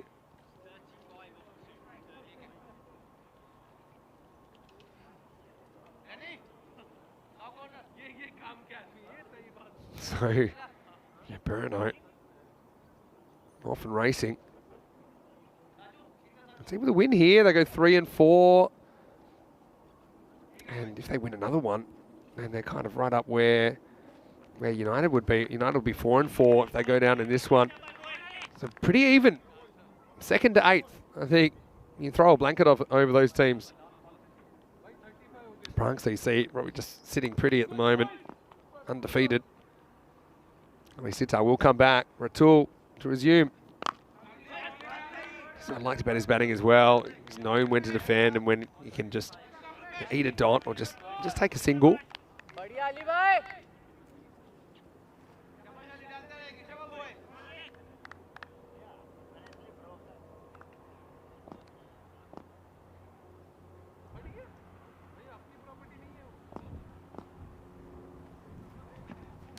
Oh, he's bowled. He's gone walking. He's flicked the top of the stump. So it's a big moment. Ratul just want to give him a rap of his good decision making. I suppose he keeps one out, doesn't want to be careful twice in a row. Just loses his shape. So credit to Ali Sitar. He gets the big wickets. The first time we've seen Ratul dismissed. I think it was just a little bit of a lazy shot, really. On the walk. It's a ball that if he'd gone back, he could probably cut it. It's that short. But anyway, it does get them off to a good start nonetheless. Maybe a glimmer of hope for United. As Burno lose their first, it's 35 for 1.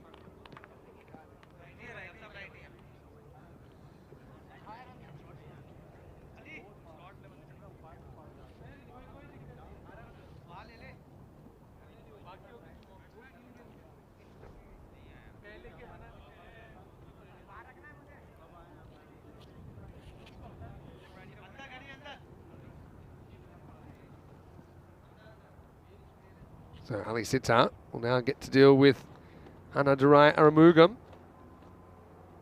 He's coming out. They like him in the 3 position. It's probably situational. He might have broken a bail. And just to hit the very top of the stumps, you always feel extra strong if you can break the furniture. If you can break a stump, it's probably a bit better. But I just think the way this clunks into the top of the stumps, it's probably broken a bail, so they've got a replacement out there.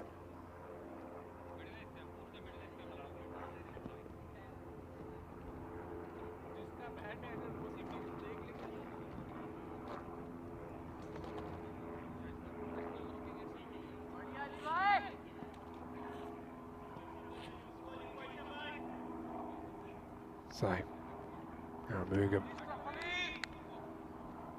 see what he can do. Good opportunity for him to get some batting under his belt. Fairly low pressure situation.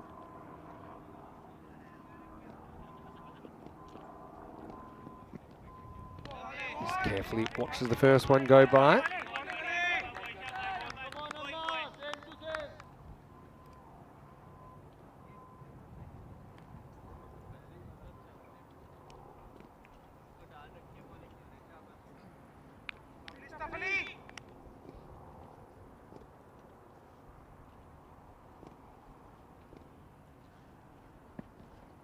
Yeah, nothing careful about this. Oh, it's a harsh one.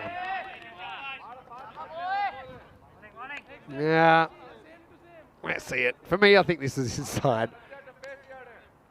By a bit, to be honest. Umpire not feeling generous. But, you know, to be fair, they make hundreds and hundreds, probably thousands of calls in a day. For the odd one, not get away from them.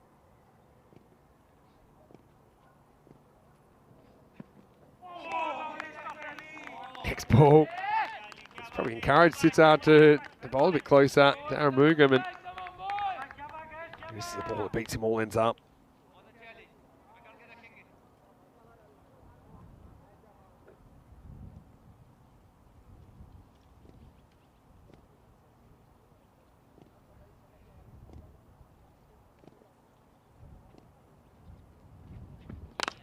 Wow, he's had about enough of it, so he goes high. Now, can you pull this back?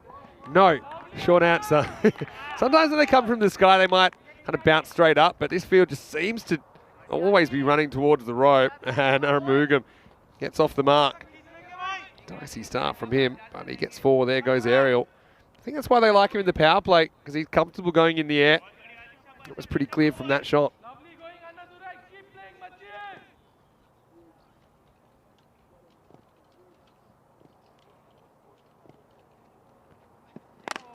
Oh, it goes again. This one, oh, Sharma, any chance? No.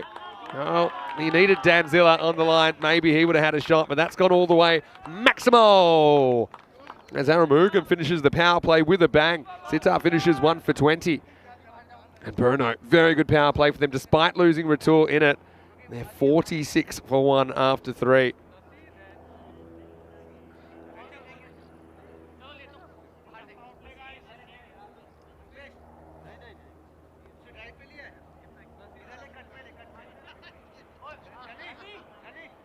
Bruno. Over halfway there already.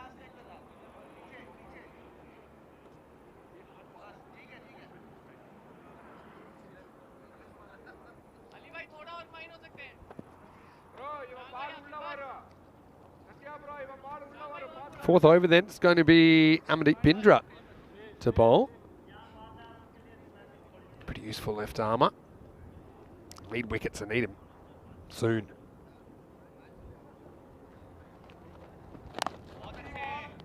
First one played back reasonably carefully.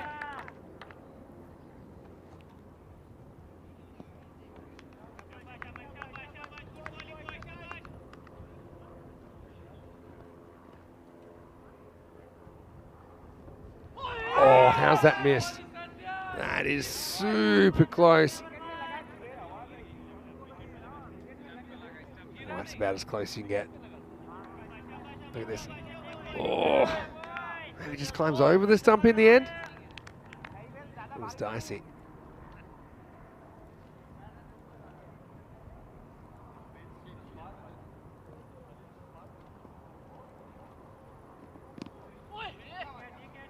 The next one off the pad. 2 if he rushes. Yeah, they're going to get it. Didn't even have to rush that much. Alert work from Sengupta. Get 2 leg byes in the end.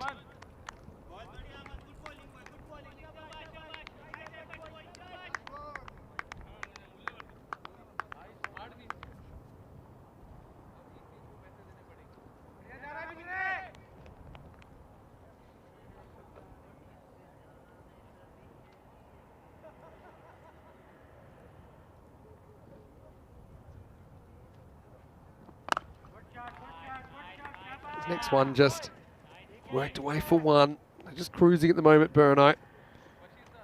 Getting the week back on track, but there's a big couple of days for them. They have 6 matches in a 2-day period.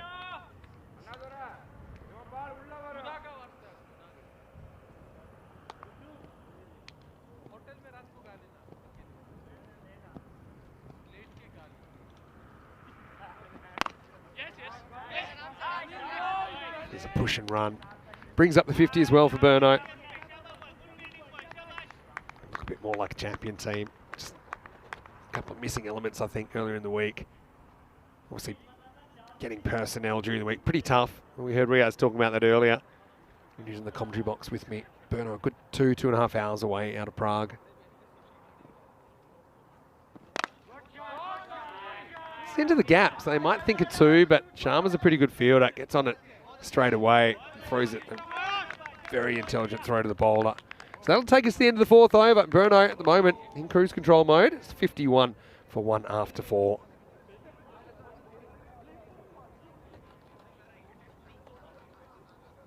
You're looking at the worm. They're just cruising at the moment, aren't they?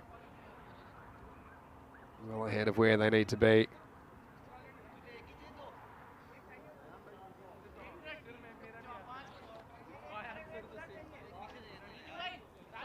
Looks like Ghanshyam Kumar will be the new bowler. Got to say, he showed a bit with the bat, didn't he? Without him, I think wouldn't be anywhere near the 87 they did get on the board in the end.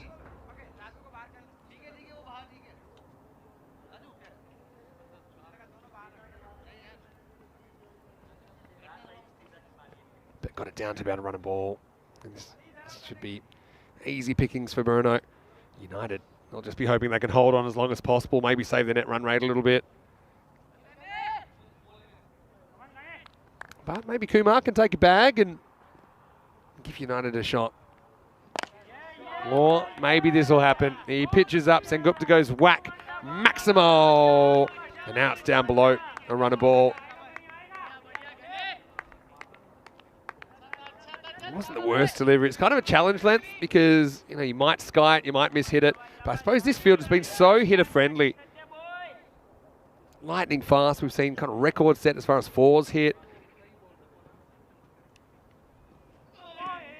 Next ball. Big swing and a miss.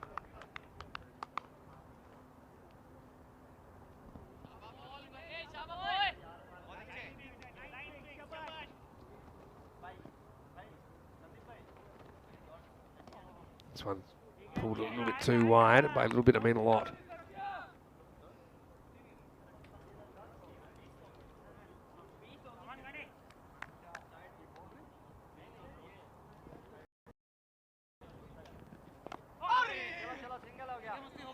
Better from the bowler. Still get through for one.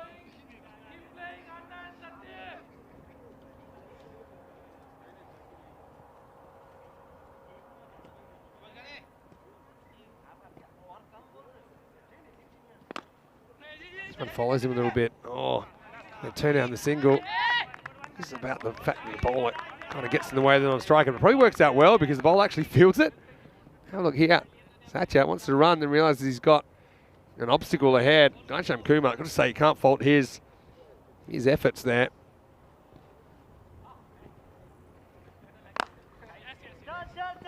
This is cut away. It's going to get away from the fielder as well. Or is it? No, he does really well.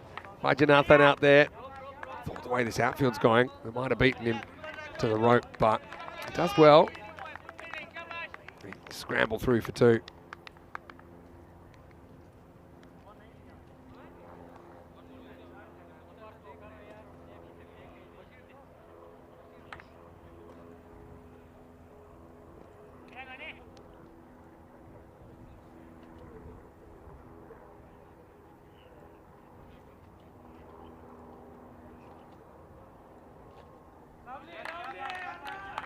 Another ball, which has been given four in the end.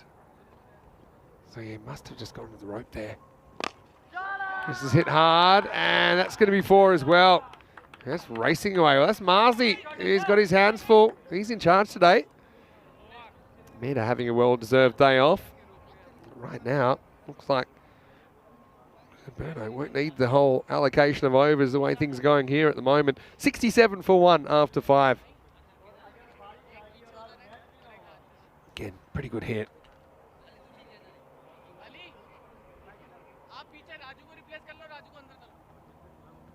This is what's coming up tonight in Portugal. Gamblers taking on Friendship. So that game is going to start a little bit later on. It's going to be, well, it's about 2 hours away, just under. Rico Full standing by for the European Cricket Series night in Portugal. ECS nights are so much fun as well. Gives me something to do after work as well. Can spot and see what's going on over there.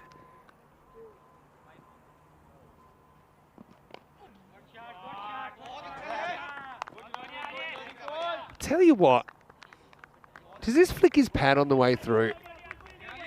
I kind of want to spot as something no one has. And maybe maybe we've got too much spare time. Let me have a look at this one. Or maybe he just hits his pad with his bat after he hits it. Probably was nothing. I just thought it might have flicked to the top of his pad on the way to the shot. In which case I think it might have been LBW, but I think the umpire gets that one spot on, to be fair.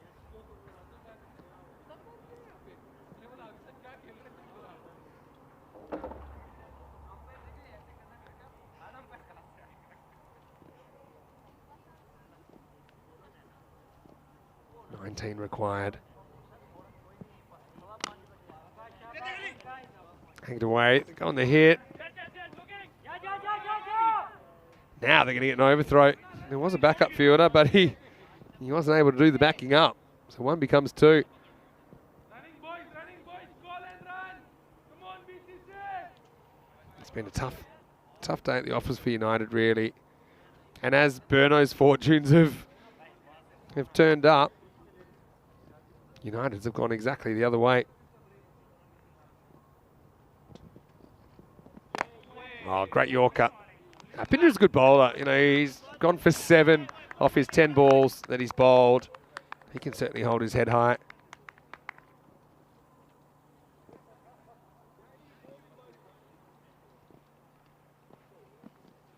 It'll be a wide though, I think. Pushes it a bit too wide.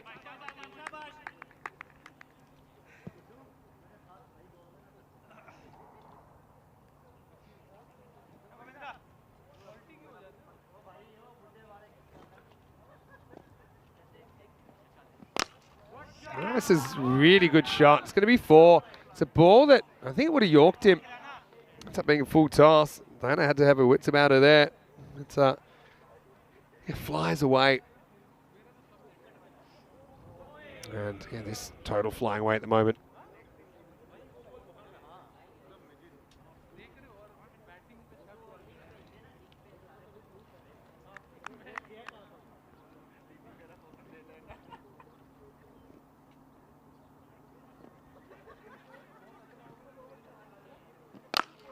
This is hit so well. It's just going to go straight through the hands of Rupesh Mani. Well, Charles Croucher, he's called into action. Actually, a pretty good bit of fielding from the Sheriff. And really, this game is as good as done as Burno. They're already 80. They're 80 for 1 off 6 overs. Yeah, but Charles Croucher, he was springing into action there, wasn't he? So that leaves us with 1 match to go here in Czechia. Although with just a few still to get here in match 24. Vinarati take on Burno in the last game of the day. Burno, they'll be pretty confident with how they're going at the moment. Vinarati, they did start the day with a win, but lost their way in the last game. And you can see the news from the toss. VCC winning the toss and batting. Sid Gout, I think, holds the key with the bat for them. That we saw Adnan come across with some good blows. And yeah, good to see Riaz Afridi for Burno, maybe going against some of the guys he was commentating on earlier, including young Danny O'Connor. That's coming up in around about half an hour's time right here on the European Cricket Network.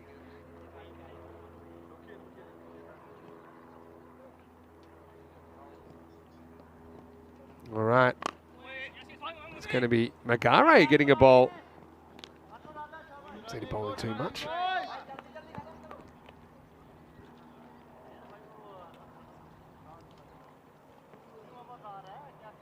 But yeah, United, they'll be disappointed. I mean, they'll come back. They've got a couple of games tomorrow.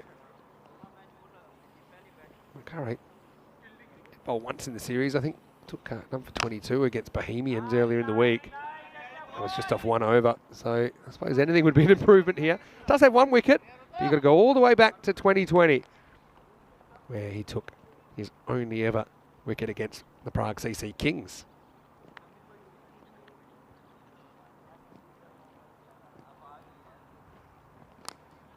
Not the worst. Pretty bad result, though, because it's a French cut. Karamugam, that shot's not going to be winning any beauty contests anytime soon, but it's effective. And this game, I know we've had some real close ones here in Prague this week. This isn't one of them. Magare goes pretty close to taking his 2nd ever ECN wicket. But instead, he just goes to the boundary.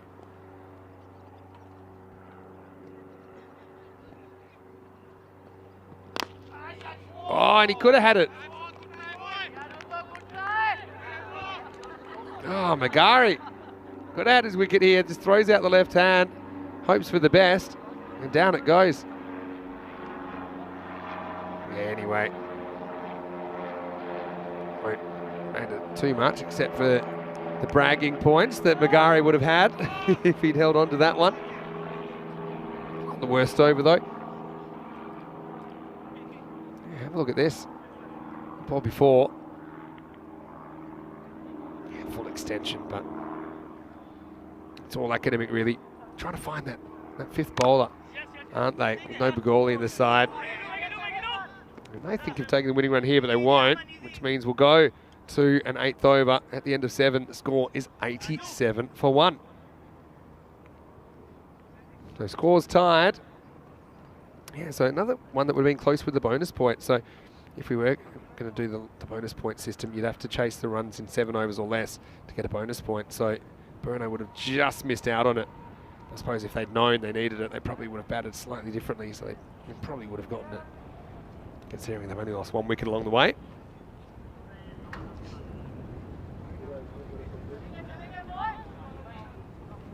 Danzila is, well, we've just had a cube implosion. The wind's gone the other way for the first time. Well, I'm holding up the cube. The wind's changed. So yeah, this has come out of nowhere. Wow, all right, let's end this game. He's nicked it, he's gone, he's caught behind. And just on cue, we have a storm. There's no rain yet, but there's wind. And when I say there's wind, I mean, look at the stuff going across the field here. Yeah, that's caught us unaware. And look, that's all right. I've got a bit of help here. We got Tebby in. Come on, Tebby. Come on, you can show your face. He's a good commentator. Tebby will feature in game 5. It's all right. Actually, I had about 1 second's notice. Got some of the Vinarati guys here.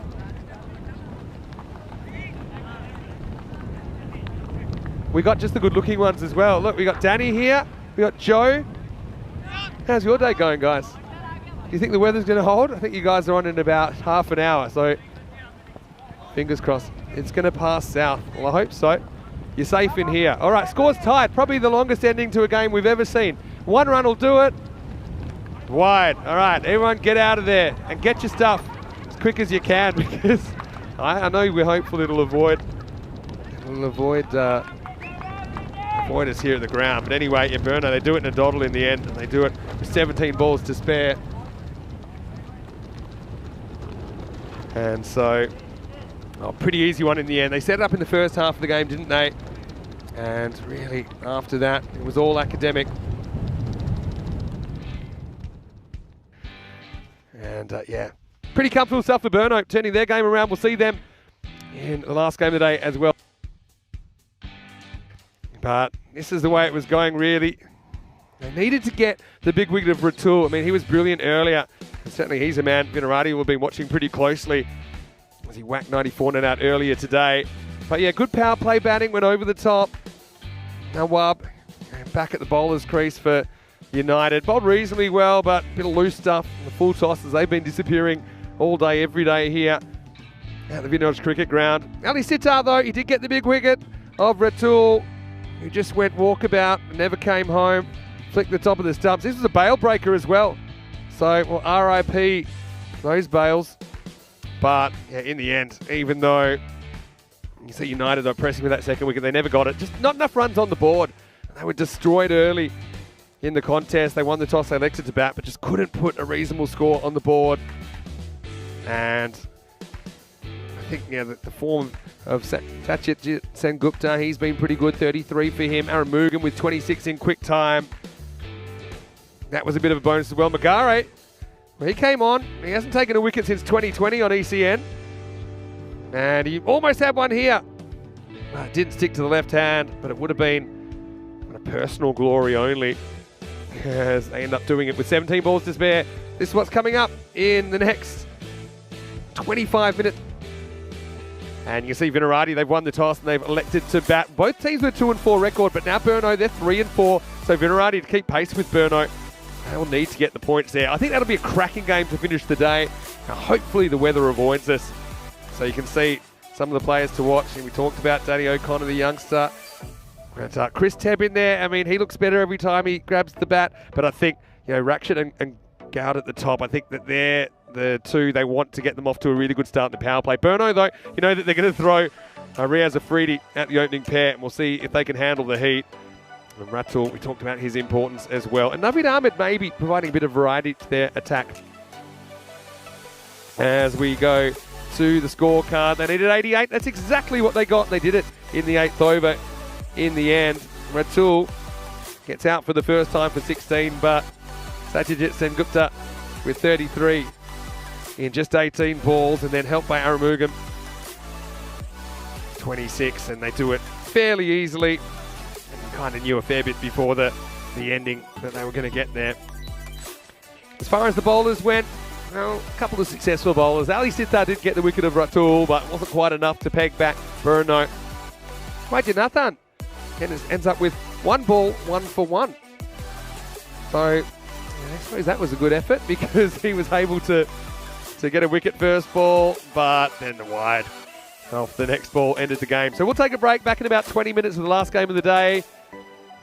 Nice little rainbow going, so maybe that's a good sign. I think we might be okay, but that's famous last words. Vinny Sandhu here in the slightly bent out of shape cube, but I'll be back, and we'll be back after the break on ECN with more European Cricket Series.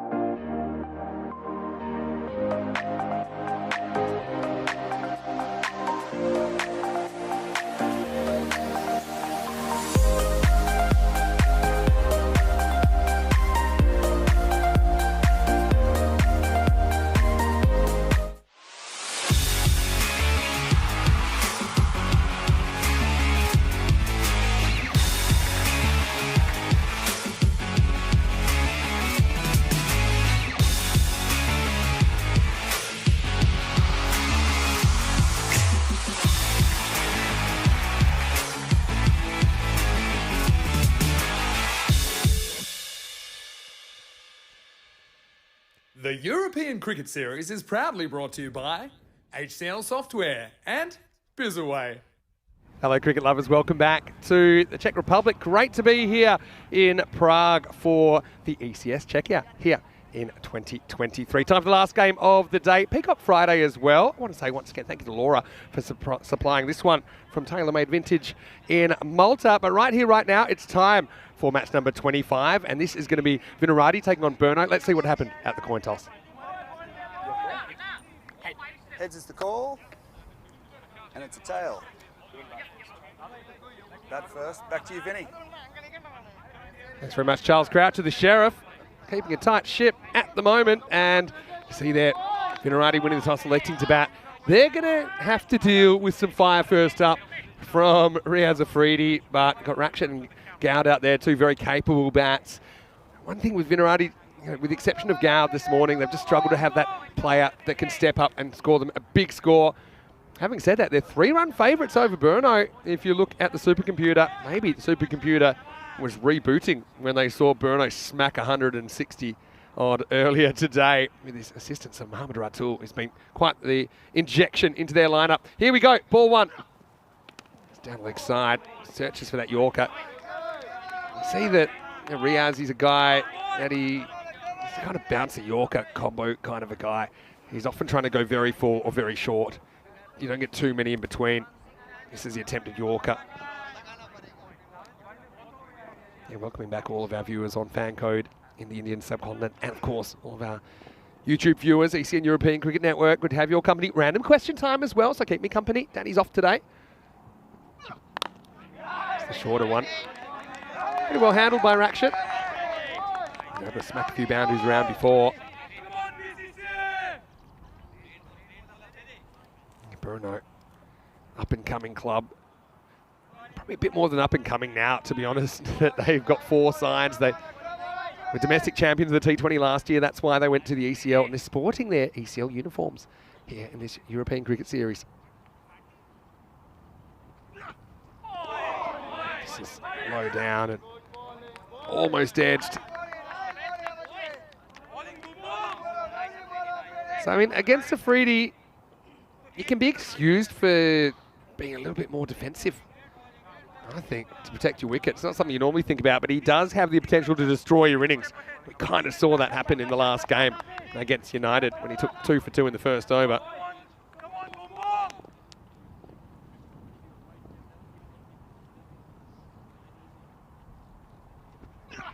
Oh, this one doesn't get up. It's the attempted bouncer, and it's going to get away from the fielder. But this ball really doesn't bounce. We're actually a bit lucky to survive that, because that could have done anybody. Turns out getting a bottom edge on it, and it goes past the stumps. But you know, this pitch can occasionally play a few tricks. Only occasionally. It's a clay base, so it's not your regular concrete pitch. You just can't trust the bounce 100%. The Gout is going to face the music for the first time. Let it counter, and thanks for the updates there.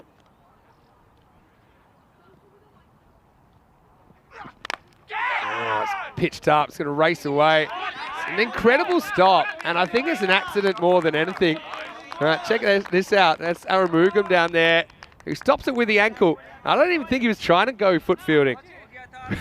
He ends up making the stop. Have a look at this. How fast is this outfield? He's in the process of running. Literally runs into it.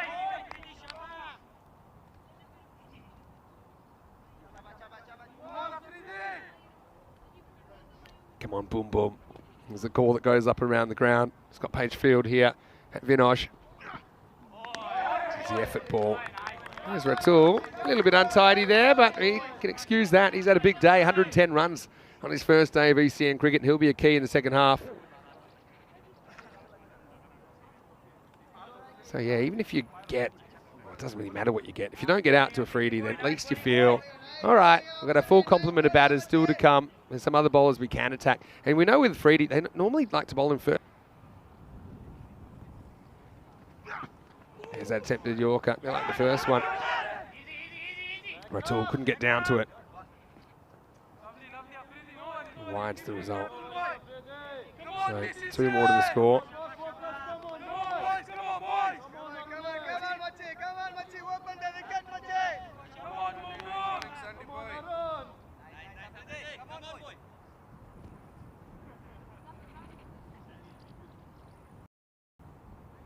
Second chance, last ball of the over.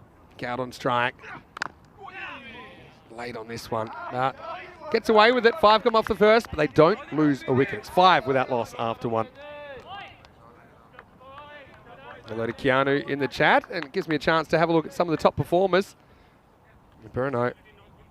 These stats don't include the last game. They're only up to match 23, so we know that Ratul is now over 100 runs.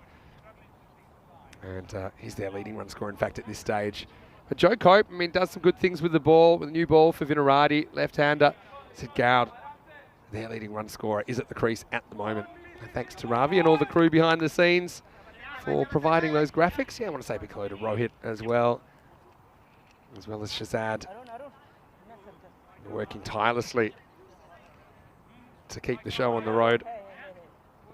Well, Keanu's saying, Vinny, I know you've only been in Czech a couple of days. Where have I been for food and what was I looking forward to trying? Funny you asked, Keanu. I'll tell you in a second. First, ECN Gupta to bowl the second over. And in the air, this should be out. Afridi goes back and he's going to do it. Oh, what a catch. This guy, is there anything he can't do? And he's got a slightly injured left hand. So often in practice, he actually takes them one-handed just like this. He just wasn't confident of getting his left hand up there and staying balanced. So he decides to choose a still head, still base over the left hand, going up there and assisting. And I think he makes the right decision. So, yeah. First wicket goes. And it's Sengupta with the breakthrough. Come on, BCC, come on, boys. Rakshit not able to stick around for any decent length of time. And what a catch, though, by Afridi.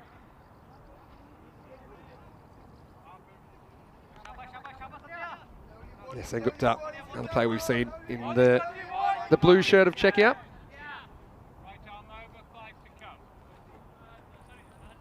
Iconic voice of Pete Vincent. Reads the situation's the new batter. It's going to be Mohammad Nabil. A slight change in the order. Not going for Adnan at number 3. Going for Nabil instead. He was batting 4.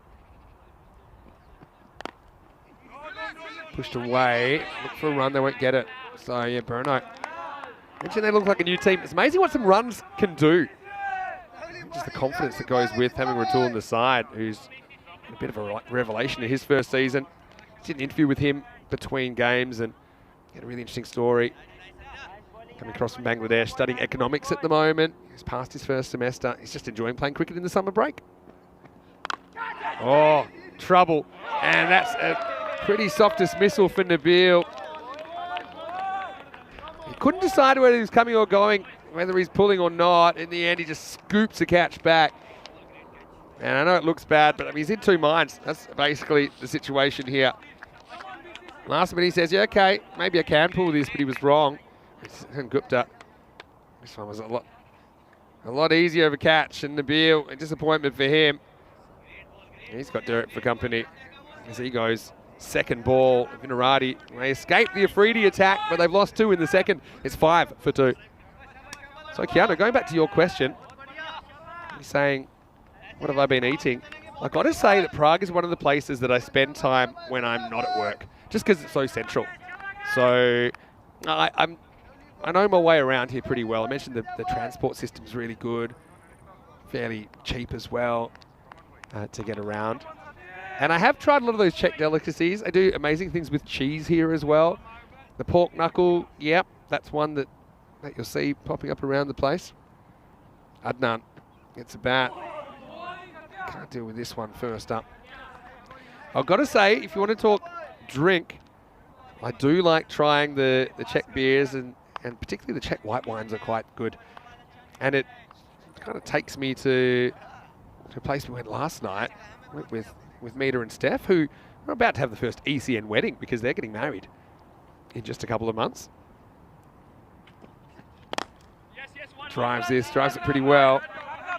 Sets a bit of a task for the fielder, but he's up to it. That's Rahat Ali out there. does a good job. Yeah, so we actually went to a place that they serve all different types of wine, and they come in the casks. So normally you think cask wine, it's not going to be the best quality, but it's not the case here. It's a French-themed place, and they give you a glass. It's got a little measuring marking for 100 mils or 200 mils, and then you just say which wine you had. They all have numbers, and you just notch up your own bill. So that's where we went last night. It's the end of the second over. Score 7 for 2. What an over from Sengupta. He takes 2 for 2 in the second. And yeah, you can see Sengupta's pretty happy with his work. Why wouldn't he be? Burnout making their move here on day 5. They started the day 1 and 4. They're already 3 and 4. They want to square it up, and they've made a good start. Vinarati, though, risking slipping to 2 and 5. And it seems a long way back from there if they're to make the 4. So very even table. You know, probably if you take out the top team there, not too much between the other 7 sides. Yeah, so basically what happens, each wine has a little description and it has a number. So you write down a piece of paper, right, I had wine number 14, and then if you have 100 mils, you put a little 1 notch next to it. If you have 200 mils, you do double notch, and at the end they tally it all up. They also do some pretty good food, including, I know this isn't very Czech, but I got to say what I had some snails last night. We shared them. So we kind of had a little bit of everything. We had the kind of the cuvee plate, the salami, the cheese, a few different things. But yeah, I'm in Czechia and I'm eating snails. That's my story so far, Keanu. But I'll keep trying things. I'll tell you some of my favourite places in a minute. Here's Mishra bowling the third, as they like to do. And there's Afridi. He does the fielding there. They like keeping him for the end. I want to say a quick hello to Danny Hudacek and all the crew from the Down Under. He just sent me a picture of himself and Shobit. So hello to you guys at the Down Under. If you've got the sound up, hopefully you're enjoying your Friday afternoon. Pretty good weather. Looks like it dodged us. Looked like there might be a thunderstorm on the horizon, but the weather moving really quickly. So we had this kind of windstorm, but no real rain. Just a little bit of a sprinkling.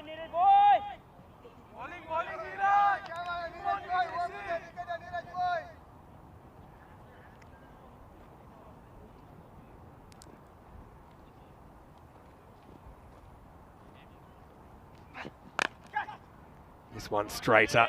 This is going to be 4. Nice shot by Gowd. Can he bet Vinarati out of this hole? Mishra gets a bit too straight. They seem pretty set on bowling Mishra the third over. I don't know if maybe it's an opportunity to try something else. Like, do you maybe go to spin to Naveed? And Naveed seems to, well, he hates getting hit. I get that. But maybe if you bowl him in the power play, you can get batters a bit earlier in their innings.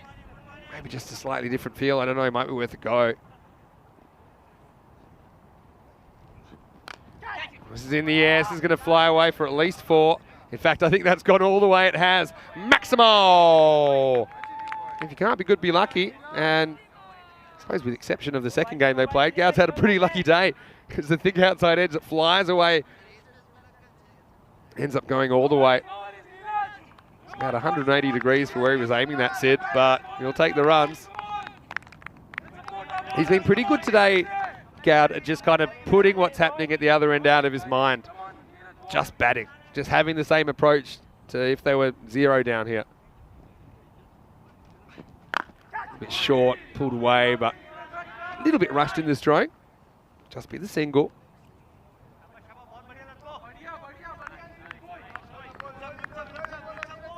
Arthur with a random question. Okay, that is a random question. Come down after this ball. So the question is, what is the name of the woman who is good at darts? Well, there's more than one, I will say that. But the first one that comes to mind as a bit of a darts fan, as we get to the end of the third over, it's 18 for 2 after 3. Mishra goes for 11 in that over. The one that comes to mind for me is called Fallon Sherrick. And yeah, she's from the UK. She's competed in a lot of the men's tournaments. And so, yeah, remember I spent a lot of time, actually, I was in lockdown over the kind of Christmas period. I think it's December 2021. And I watched a lot of darts. The World Championships were on at that time. I think my memory serves me correctly. Fallon Sherrick was the first female player to win a match. And it wasn't her only win, I think, at the World Championships just a few years ago. And then I think a couple of years later, made it quite deep into the tournament. Darts is one of those sports that I could probably practice forever and I'd never be good enough to be pro. I think there's a lot of sports that if you kind of gave me 10,000 hours, maybe not pro, but competitive, I just think such a fine margin. How they hit those doubles when they're under pressure, I have no idea.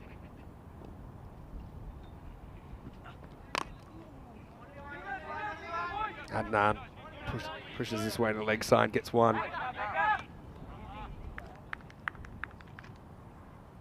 So yeah, thanks for the random questions. They can be as random as you like. It was good to spend a bit of time with Riaz Afridi in the commentary box earlier. Threw a few questions at him about his story. We just had an interview with Ratul. That'll be up on our social media before you know it. European cricket on all the platforms. Well, skied. It's a big moment in the game because Gowd's in jeopardy. Ratul should catch this, and he does. He takes the glove off. Again, I don't know why. Have a look at this. So I just think it's instinct. Sometimes when keepers run out of their position, they instantly flick a glove off. But this is one time that surely you want to keep it on. Look. Yeah, off goes the glove. And he's saying, well, hold on, why did I do that? Because I need to catch the ball. But he does, and only just. Yeah. Glove comes off. Gowd, well, he looks concerned, and he has every right to be, because he's going to go for just 14 here in match 25. And the score is 20 for 3. I've actually seen keeper, it was Amar Sharma, he flicked both gloves off and then dropped one of these in Malta earlier in the year. So off goes the glove, and then I think, well, he knows it's too late to go get it. So maybe just showing off. I mean, Riaz takes a one-handed catch, and then Ratul takes a one-gloved catch. So bit of one-upmanship maybe. Yeah, so Keanu asked me a moment ago, how were the snails? They were pretty slippery, pretty garlicky. Yeah. I mean, they were fine.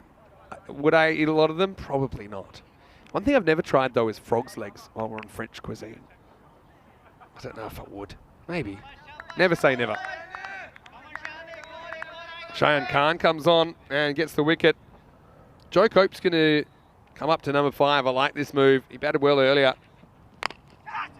Drives down off the end of the bat for 1, but Cope looks like one guy. Number 1, he's left-handed, and I think that provides some good variation in their batting lineup, especially with no Shobit Bhatia in the lineup today.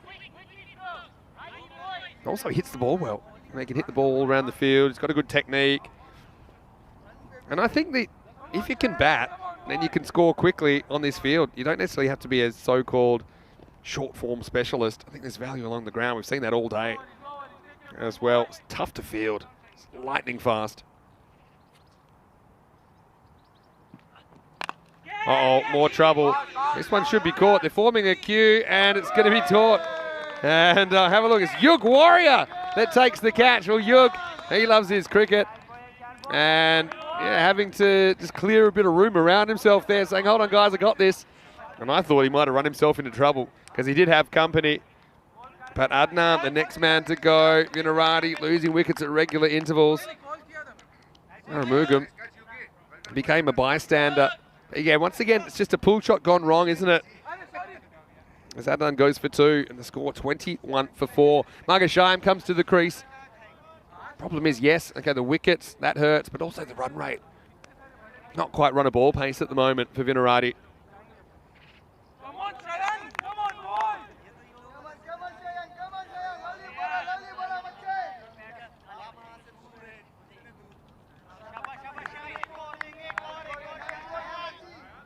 So Yug Warrior. able to take the catch. So Cheyenne Khan with the double strike in the fourth. Last ball of the over coming up. Venki faces up. Oh, that's gone away. I don't think it gets any bat, but almost. Marcus Cheyenne maybe a bit fortunate to survive that one, but he does, and it's the end of the fourth over. It's 21 for 4.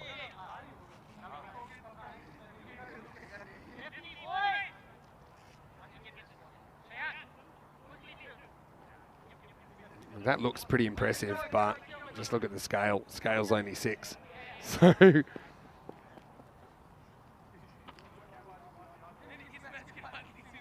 can these two turn things around?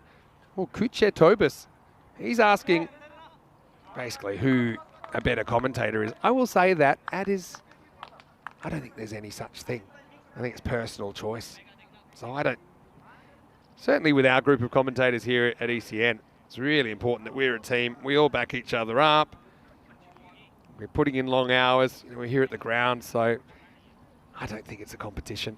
We just want to provide you some variety and provide you some entertainment. So yeah, I don't think you need to compare. But I'll say I'm a fan of everybody that we use here on ECN, and some others, of course. I like Art Friday's answer, saying Tony Craig. Oh! Was there an edge on this? He almost holds on to it. Don't think the umpire was going to give it.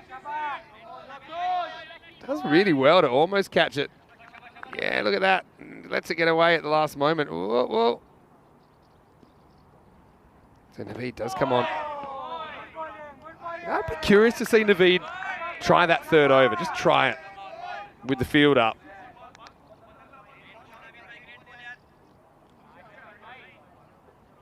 This is good. Good length. Right up on the block hole there. Cope jams down on it. Oh, he gets a bit funky here, and he's going to get, I think he's going to get 4. What a shot. Joe Cope. All right. Well, he premeditates it. Probably knows with the angle of Naveed that the angle is pretty much straight onto the middle of the bat. If he flips the face. That's a brilliant shot. Do you see why I like Cope up a bit higher? So even a guy, I could see him potentially opening. I know he's a guy maybe, he's probably not super enthusiastic about that, sees himself as a bowler that bats in the middle order, but he's a good fit. Well, right on cue, he skies one. Keeper can't find it, so it should be caught. It is caught. Bruno, they've held their catches here, haven't they? And, well, right on cue, give a guy a wrap. And Cope, after a brilliant little reverse paddle shot for 4, he falls the very next ball. Tries to go leg side. He knows he's in trouble. That's one of those ones you might say, is that a keeper's catch? But I don't think that Ratul sees it straight away. Because when you're under the lid and it goes straight up. And yeah, trouble at the old mill. But don't worry. Chris Tebb to the rescue. He stood up with the bat for Vinarati today, but he's coming in a pretty difficult situation. It's not really looking like the Burno we saw earlier in the week that lost their first 4 games. They're on a winning streak now. In fact, if they can win this, then they've won their last 4. And they'll be 4-4. We're at Tab. He puts in a lot of work behind the scenes, including fixing my cube, which was a risk of blowing away with that wind we had earlier. So anyway, thanks, Chris. Let's see if there's some karma and you score some runs. He decides to run here. Good judge of a run. Just knew we hit it softly. It was going to take a while to get to the field. He's off the mark immediately.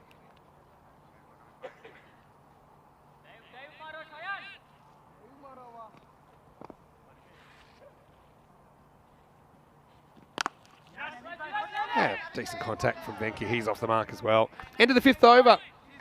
And the score is 27 for 5. So a bit of a disaster of a first half for Vinarati in this one. Just a reminder, what's coming up tonight. We're under an hour away from Portugal. And we were just talking about Rico. Good news for all the Rico fans. You'll hear his voice probably in around 45 minutes, I'd imagine, in the intro to that game. Night 4 of 14, Gamblers versus Friendship. We'll try and get you the teams there as soon as we have some information about that. 2 matches tonight. Hey, if you thought today was a big day, 7 games on ECN, 5 here, 2 there. How about tomorrow, 6 and 3, 9 matches on the network. It's 18 hours of live cricket. That's it even. Take up the attack. And they decide to go and force a misfield. Just a single. 9 matches. I don't think that'll be beaten until we get to the marathon at the end of the year, if we can get that up and running. This one cuts back a little bit towards Teb, who cuts, but he can't quite get it away. He's been good on the drive, just struggled to time that cut shot. I think partly it's because his pitch is a little bit slower than you think. Unless guys are express, it doesn't really come onto the bat for that cut shot.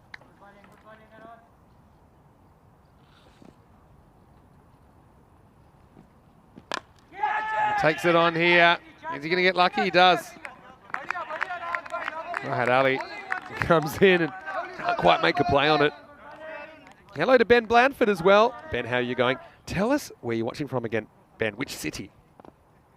You've seen that era of commentators with Tony Gregg was great. Yeah, that's what I grew up with. It's wide. It doesn't quite hit the pad. Goes down the leg side. Yeah, so favourite commentators of mine, obviously you're all the ones you would guess, like Richie Beno, obviously, and Tony Gregg, Bill Laurie. Gotta say, a couple that you may not expect that I liked. Gets this one back past the bowler. Just a single though. Probably ones that I liked. Oh, Teb, where's that one? They were trying to catch him napping. Well, if he was napping, he certainly woke up. Oh, Teb. He'll probably wake up sore in the morning. So, yeah, all right. Let's think about the next ball. And then, poof, right in the keister. He's okay. Wide.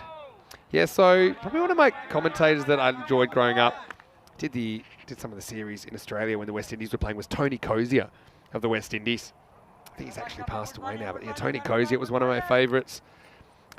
David Lloyd, Bumble, I liked his commentary as well. I still like it if he ever gets behind the mic. Another wide. And probably some of the radio commentary as well. Growing up in Australia, there's guys, Jim Maxwell, for example. Peter Roebuck back in the day. That, you know, I think slightly different. And what we do these days, you know, with ECN, it's probably somewhere between radio and TV, because a lot of people do just listen. They can't quite watch all the time. The wide, and that's going to be trouble because Ratul's not going to get down to it. This is going to cost him 5. Finnerati needs some help. They get some there. It's a classic minimo. As in minimum effort, maximum result for the batting team. Vasudevan being stubborn with that offside.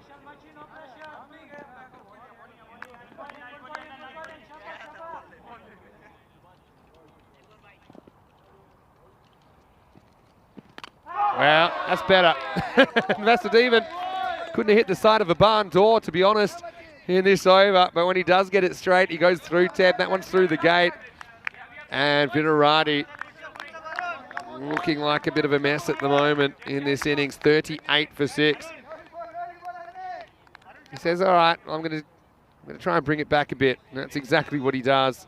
Against the ball that bounces in line with the front foot of Tab. Looked pretty good on the drive, but that one never arrived. And Finnerati running out of time, running out of batters as well. But a new face today at least. Joe Jacob coming out at number 8. Did play earlier in the week though. Let's see if he can turn this around. Tough task. Jacob made his debut earlier in the week. Played against the Barbarians. Made 13 not out, so yeah, not too bad at all.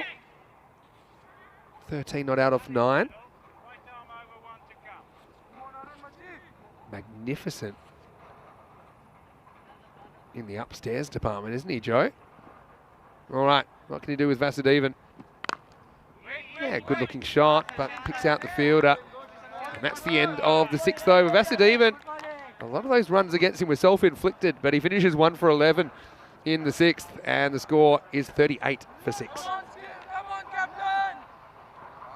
So yeah, Ben, still waiting. Let us know where you're watching from, what city you're watching from. It escapes me at the moment. 14 for Goud, the only Gujarati batter to pass 5. That's concerning.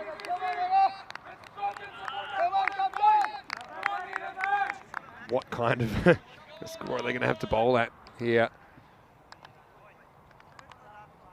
This is where maybe I would consider bringing back Riaz and going for the kill. Why not? Marcus Shyam, the last recognised batter for Vinarati. Rahat Ali gets a bowl here in the 7th. Played away. No run. It's a bit of a Sophie's choice here, isn't it? Because you can't just push singles and take a run of ball, you get 60. Okay, yeah, you're better at the overs, but is that any better than getting bowled out for 50? So I'll still be looking to attack, I think, Marcus Shyam. Nice shot, but end of the bat, really. And just a single.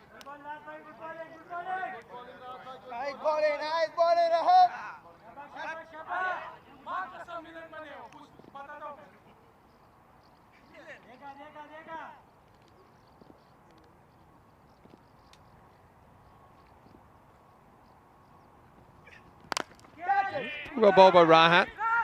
Draws him forward. He has a freedie. He's on the attack and fires it back in, causing some discomfort to his teammates. I say, obviously being kind of semi-rural here in Vinosh. Bit of farmland around. Yeah. I think we just might have missed the trail. There we go. Well, maybe some of you agriculturists can tell us what's going on there. Hit straight. A lot of work for a freedie to do this time, and he does well. Anticipates it and makes sure it's just one, and almost takes Rahat's head off by hitting the edge of the pitch. Yeah, I've got to admit, I think the first time I came here, they had the canola fields behind the batter at this end, which was bright yellow. They kind of rotate their crops, I think. Oh, Ben, sorry if I missed your reply the first time. You're in Maroochydore in Queensland, right? All right, in the air. This is going to be touch and go. Riaz's going to go right back to the ward. He can't do it. It's going to go for 6. Maximo! I suppose the issue here is that if Riaz is right on this line, he can set himself. But because he has to move around, it's so hard to be on the move and try and pull it back from beyond the boundary. Pretty good shot, though. You see, because he's on the move, I mean, if he was set and he was back on the boundary, he probably catches that above his head. Maybe one-handed. But, yeah, Joe Jacob. Maximo time. Need more of that, please. Take that as well. Free run for the wide. Yeah, Joe Jacob did hit a 6 the other day as well against the Barbarians. Hello to James Stewart watching from Estonia as well. Last ball of the 7th over. All right, in the air. This should be another one. It's Yug. Watch out, Yug. Ah, he's got it. And he wasn't bothered with the distraction. There were sunglasses falling off. Yug, what a ball magnet. And yeah, every time he's taken a catch, well, both times I should say, he's had company. And he's got a good set of hands. You see it here again. Look, almost a Bermuda Triangle situation. At the 2 corners of the triangle were just spectators. I was worried we'd have some stepped-on sunglasses, but they knew what they were doing. So Joe Jacob goes 6 and out, and that's the 7th wicket down now. 48 for 7 after 7. Come on, BCC, 3 more overs, boys. This is what's coming up tomorrow. Huge day. 6 matches. So the extra matches tomorrow, starting early. And Danny Hudacek will take you through the first 2. I'll be there for the Vinarati United Clash in match 28 and onwards. So join us a little bit earlier as well. 6:30 a.m. GMT. It's 8:30 in Central Europe and noon in India. So earlier start because we've got the extra matches. So 12 hours of cricket from here in Czechia. And also, you got 6 hours from Portugal. So we'll settle in. It's going to be a big day. Driven back. Poor Margashayam. He's running out of partners here. Nitin Meal coming out now in the number 9 position.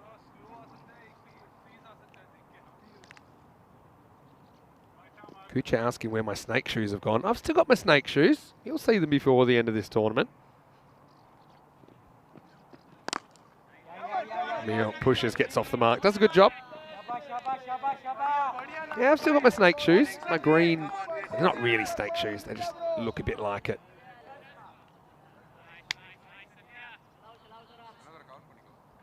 Good chance to bring Yorgon. Doubt they will though. 50's up for Vinarati finally. It's been hard work though.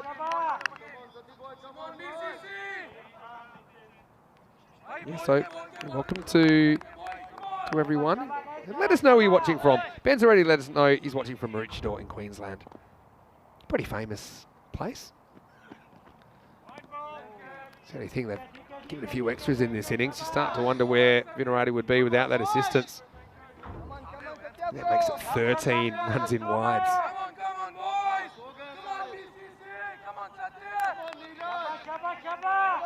Maroochydore, it's on the Sunshine Coast, which is just north of Brisbane in Queensland. Very beachy.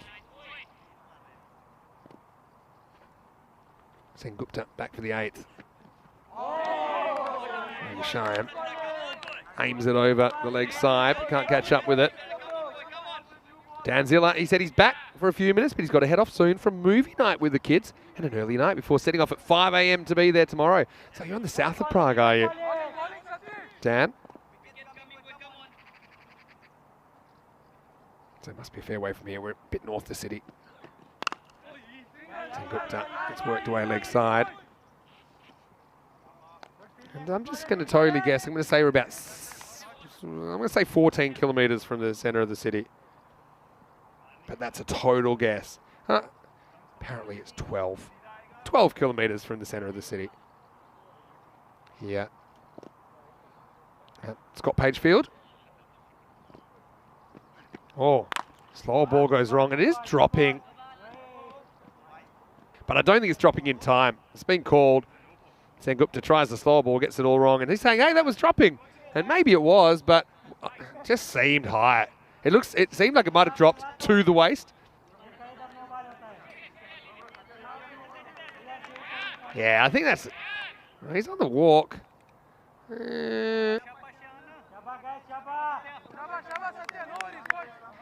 Yeah, 50-50. I think once you call it on the field, it should stay. He hits it about kind of chest height. Yeah, I think you stick with it. Be a free hit coming up. Even though it wasn't particularly dangerous, but that's the rule. I think Sengupta knows he got away from him.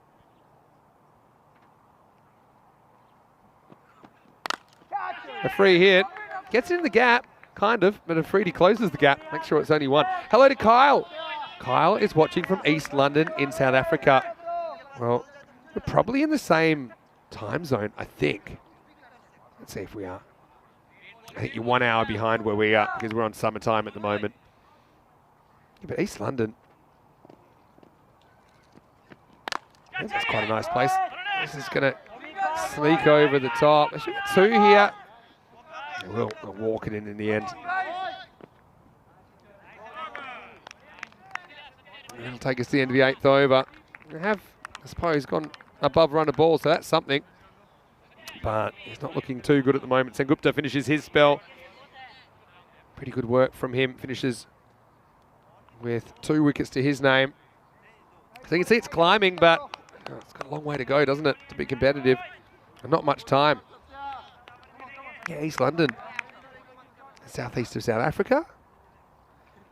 And thing I know about that is it's a city that's on the Indian Ocean, which is kind of where I'm from, but the other side of it. We used to say, looking across the ocean in Australia, in Perth. South Africa's on the other side of that. You can't really see, obviously, because it's thousands of kilometres away. But if you were to swim and swim and swim and swim, then that's eventually where you'd end up. The curvature of the Earth means that. Plus the fact it's so far away means you can't actually see it.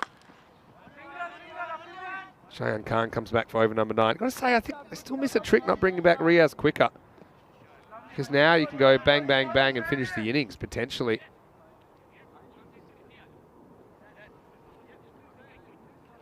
Ben's off to bed, 2 a.m. in Queensland. That doesn't sound like a Queenslander. Only 2 a.m. on a Friday night, Ben. Stick around for a while. Steps away. That sounded broken. That bat, Mill. Oh no, what's happened here? I think they crashed into each other because they're too busy watching. I think he's broken his bat. Yeah, it sounded like a broken bat.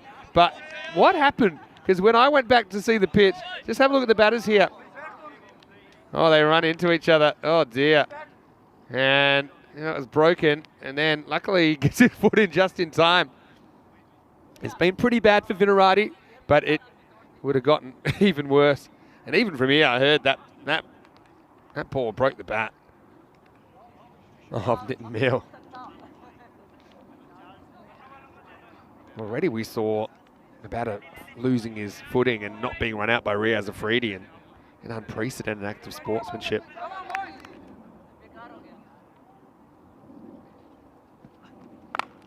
Shot. But, I mean, in a sign of how things are going for Vinarati, that's just going to be a long single for Margashayam. That was the one thought they could put away to the boundary or over. Shane Khan gets away from it. Yeah, Vinarati checking out the broken bat. A few wry smiles over there, having a bit of a rough afternoon after a good win this morning against United.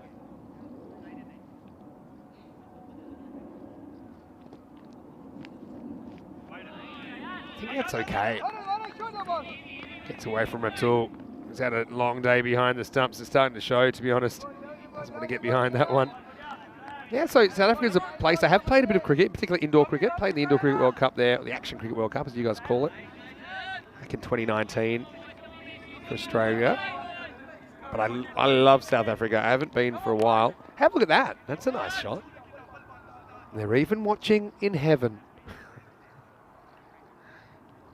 Right now, I think Vinarati closer to the opposite of that in this innings. This is a good shot, though. Margashayam cracks this through extra cover. And well, Charles, he's been pretty good in the field, the Sheriff. And can they just scramble to an 80 or something and take a whole bunch of wickets? That's what Vinarati will be hoping. Don't call the game too early. It's a great shot. But yeah, Charles, tough stop for him. Couldn't quite get down to it.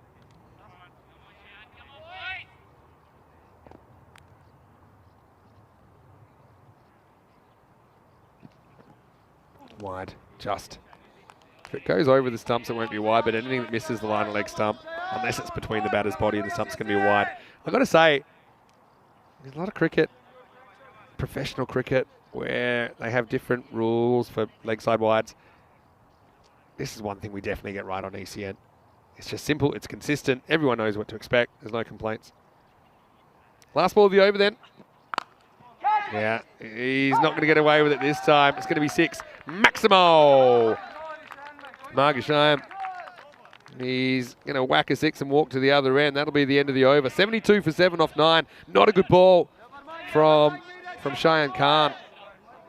He got away with one of these earlier. It was only a single, but it's so short. It's almost a free hit for the batter. So Vinarati, maybe they can drag themselves up to 80. No, Riaz Afridi coming back. That's not going to be easy at all. Yeah, so Kyle's saying he'd love to play in an ECS tournament. Looks like a lot of fun. Kyle, we'd love to have you. I still think we'll get to the point one day where we'll see ECN cricket outside Europe. We've already seen Thailand on the network last week. South Africa would be a good one because it's a good time zone. Similar sort of time zone to Europe as well, as we just discussed. I think intelligently, Neil going for the helmet. Well, there's the rainbow. We saw the heavens. We've seen the rainbow. But now I think we might see some fire and fury from Riaz Afridi. He's getting ready to bowl the 10th over.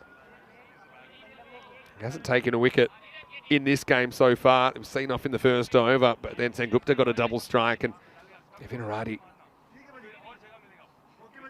just losing their way, consistently losing wickets.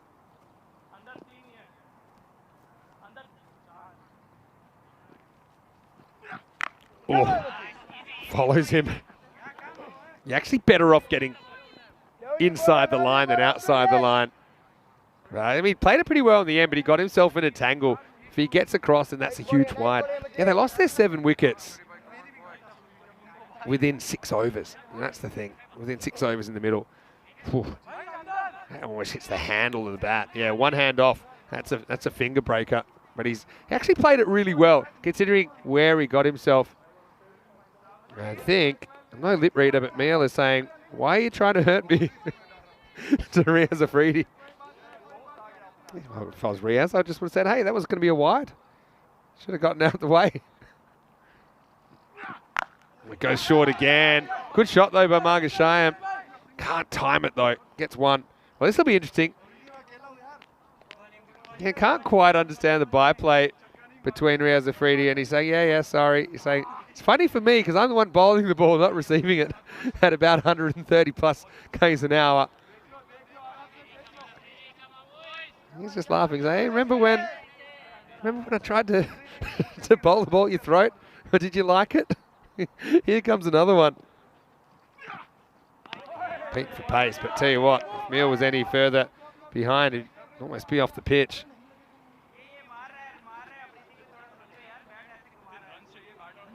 It's a tough one. But look, see, he's already making a big target. So Riaz has such a huge target to aim at. It's a tough one to get in behind the line of this, but it's your best strategy. There's also the strategy that's probably you're most likely to see you wearing one, so you can understand.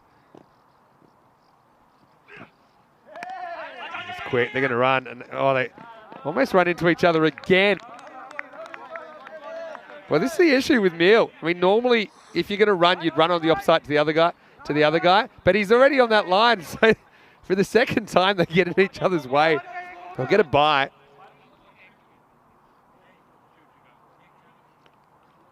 Riaz, if he wants a wicket, I think his best chance is to zero in at the stumps. There's 2 to come. Probably isn't too worried about that. Just trying to hold Vinarati in the 70s here. Oh, ow. I think he's tough. He's tough. It's his national teammate as well. Riaz just checking he's all right. But if I had to describe exactly where that hit him, I think we'd be taken off the... Yeah, Venki. Yeah, does suck it up. And these cricketers, they're tough. But yeah, this is a thunderbolt, 130 plus. And gets him right in the downstairs area. The mezzanine level, perhaps. Anyway, last ball. Good luck. 75 plus this. He goes short. It's been no ball. Yeah, it's another bouncer. So Riaz, he's pretty stubborn with the short stuff. And I think this is a good call. Mikel's saying he'd love to start a tournament in Africa. Yeah, it's a good call. I think it's above the shoulder, even though he's crouched a bit. Yeah, Venki, very quick to appeal for it. So he gets one more chance. What do you do here? Maybe ramp? Is that your best chance using the pace? It's hard to see him driving him over his head. But anyway, last ball of the innings and a free hit to boot. He gets some bat on it. And it's going to sneak away for 4. I think that bounces. They're going to just check this one, but I'm pretty sure this bounces before the line. I think they're going to end up on 80, but they want to have a look at it.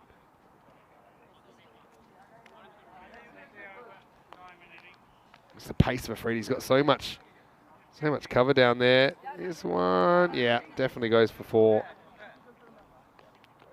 So it'll be 80, the score. Yeah, Margashayam, you know, you learn a lot about a guy when you put under pressure. I mean, he had a hard task there, coming in at number 6. Came in 21 for 4. Had more partners than the quarterback at the box social, really, but he fought his way out. But early on, we saw some interesting foot fielding. That was unintentional, I think. They survived the Freedy, but they wouldn't survive Sengupta. And it was Riaz with the Statue of Liberty play, one-hander, and took that in his preferred hand. But yeah, double strike because Sengupta would get 2 in that over. And Vinarati, I mean, they were trying to attack. I mean, that was Gout. He was the key to the innings, wasn't he, as well, after his half century this morning. I mean, they were kind of fresh out of luck. This is a weird one. Keeper threw the glove away, but then caught it anyway. And then I think he regretted throwing it away when he realised what he'd done, but yeah, held it anyway. How about Yug Warrior with 2 good catches? Goes to ground, clears a safe area. Cope, for me, this might have been the shot of the innings. Nice little reversage. But unfortunately for Big Joe, he'd only last one more delivery as he skied one. Didn't really leave the pitch area. That's it even.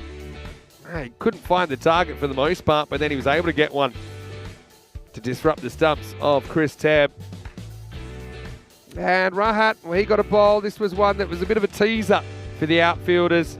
But really, you felt Vinarati behind the 8 ball. Yug doubled down. Always had company when he was taking those. Yeah, and later in the piece, well, they kind of had their own problems. As there's a pretty solid body check with a broken bat on Margashayam. That would actually happen later in the innings as well. This is one that did get away from the fielder. It's a bit of a Gundy ball for Shine. And then it's back to a Freedy, trying to face the music. That was quick. And he also kind of got a bit carried away with the short stuff, if I'm completely honest, and that created a free hit as he bowled a second bouncer in the over. And as the heavens, well, they're open for business, but not delivering any rain at the moment, so that's good. But I don't think Vinarati will be too happy with what the batting scorecard looks like. 80 for 7 off their 10 overs, and 18 of those were extras. The only person that scored more than that was the skipper, Venkatash Magashayam. 25 off 19. Fighting innings from him. Gowd with 14, but man, pretty ruthless stuff from Burno, really. Afridi bowled the first and last, went for 12, including a boundary off the last. 2 wickets early from Sengupta. Got Vinarati on the back foot. They never really recovered. Shane calm with a couple singles to Naveed Ahmed, as well as Masudevan. And then late in the piece, we saw another wicket go to Rahat Ali, the skipper. So we'll take a break. Quick turnaround, last game of the day here.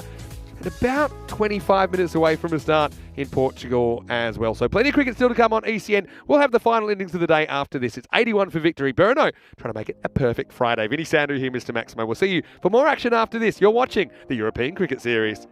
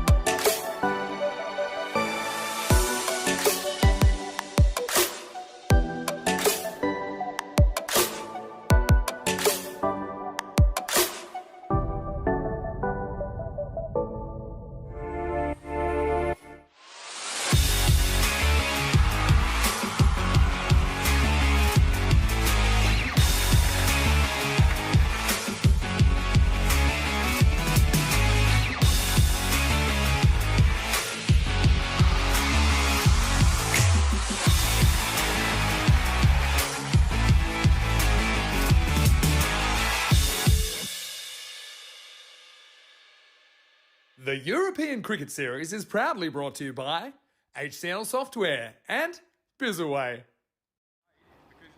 Hello, ECN lovers. Welcome back to Prague for the last innings of the day. Day 5 here. Peacock Friday.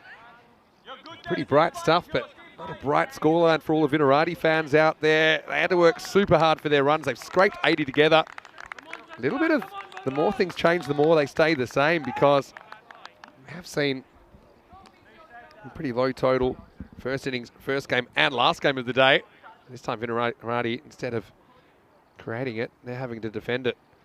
It's going to be Joe Cope to get us going. Sengupta places the first ball. And interestingly enough, we're not opening up with Mohammad Ratul. So giving opportunity to Mehta to open the batting, Varun Mehta. So obviously just trying to mix and match their resources a little bit. Nice looking shot from Sengupta first up. Nice seeing him playing some cricket shots. A bit shorter this time. This will be the first run of the innings. A good start. Kind of field puts the game to bed. On this field, there's so many ways to get yourself out of jail as a batter. As Chris Tepp mentioned, he does a lot for Czech cricket. Also, does a fair bit of umpiring, I think, domestically. Yeah, but Joe, he's your left-handed opening bowling prototype, isn't he? When he gets full, he can bring that ball back in. This one doesn't really shape in. Tepp does well to handle it cleanly this time. Mehta not able to get off the mark. First up.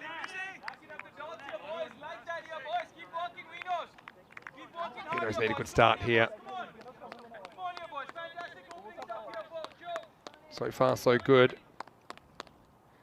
That's a guy I've seen a fair bit of on ECN. Top scorer 36. Now we'll get at least one. In fact, that could go all the way, rolling away to the boundary, which shows you how fast this field is. The scary thing is, if it continues to stay dry, it might just get quicker. And where will we be in like a week's time? By the time the ECIs are here, it'll be like we're playing on grass. On glass, I mean, not grass. We are playing on grass.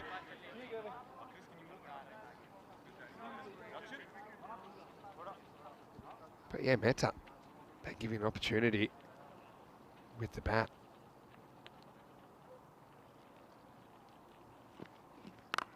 Oh, he's got this one slightly wrong.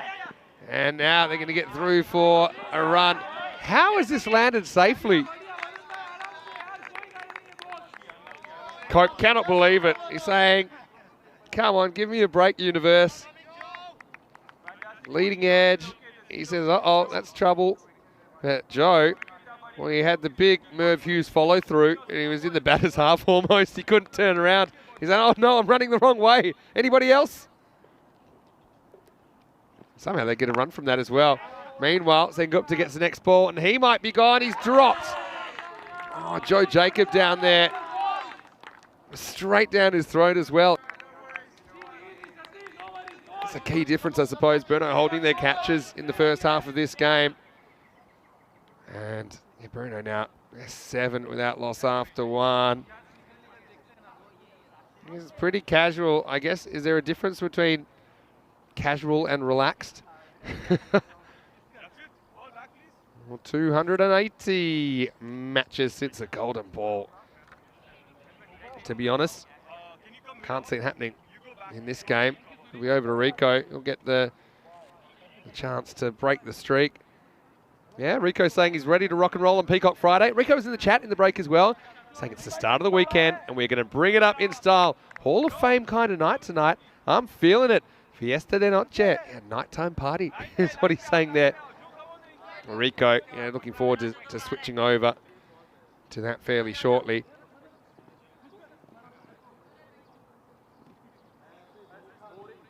Marcus Shyam is going to open the bowling. You're an over number 2. He's trying to change it up a little bit. So only about 15 minutes away from a start there in Portugal. So good to see Rico popping in. Yeah, these are the teams as well. Mentioned Kuldeep Collier, really good player. Gamblers being led by Ranjit Narayan tonight. Friendship winning the toss, though, electing to bat.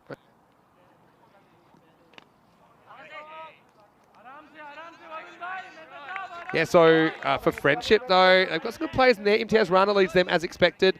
Watch out for Muhammad Nazrul Islam. He's got the gloves, but he's such a destructive striker. So that game's starting very shortly. I think it's okay, yeah. For a wide the ball before, but the next one, I think, just sneaks inside. So I quite like this idea from Venki to open the bowling. Just trying to make something happen, do something a bit different. Is he Mehta? Look at where he ends up with his feet. He ends up way leg side of the ball. Yeah, more like if he stepped towards it, I think.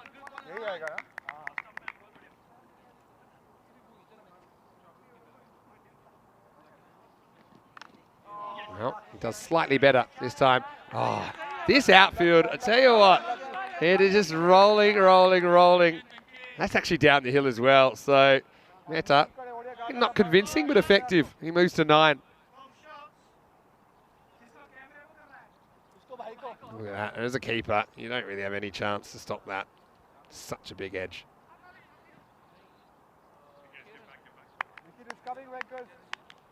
Venki stood up with the bat. Had a tough task, to be honest, but it was pretty impressive.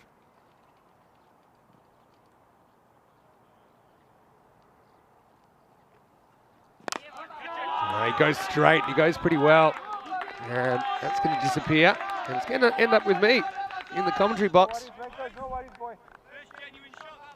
And, yeah, class shot by Mehta. He looks a bit scratchy so far.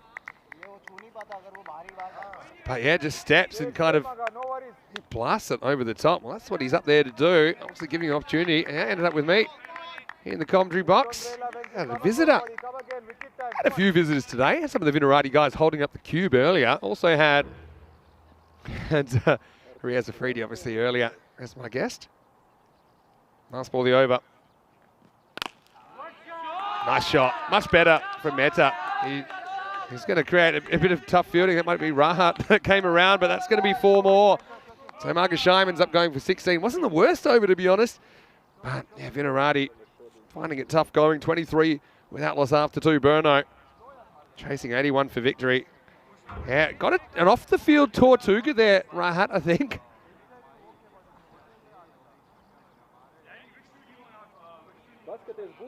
Having a look at the table. If things go the way that we expect them to go, Vinarati be staring at 2 and 5. They came into the day with a 1 and 3 record.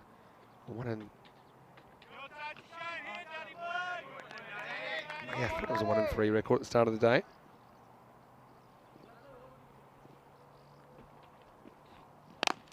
All right, here's Danny O'Connor. Comes back and yeah, I like that there's still a lot of noise out there. Vinarati, they're not giving this up at all. They'll feel, oh, look, if we can just keep taking wickets or take wickets in the first place, go through this batting order, you know, let's try and do to them what they did to us. O'Connor, youngster, still in his teens. One of the youngest players we've seen in the European Cricket Series, actually. He's just built like a cricketer. I've got to say, I like his confidence. Uh-oh.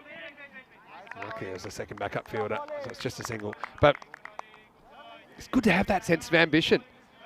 If you talk to professional cricketers, they all shared that sense that they could do it and they were going to do what it takes. And you also find, though, the best cricketers at, say, 10, 11, they're not necessarily the best cricketers at 20 or 21. So something happens. It's not just you're growing, but it's your attitude. Just a nice shot off the back foot. This will test the fielder, and it's going to go for 4. Nice shot by Mehta. He's kind of gotten over the hump a little bit now, hasn't he? And he's looking dangerous. Yeah, so to have that confidence and that dream is really important. I mean, Steve Smith is a really good example, Australian captain currently. You know, he basically prioritised cricket at a time where people are saying, you know, are you sure? Are you going to make it? Nice little glance, but straight to the fielder. And that time, Joe Jacobs got it covered.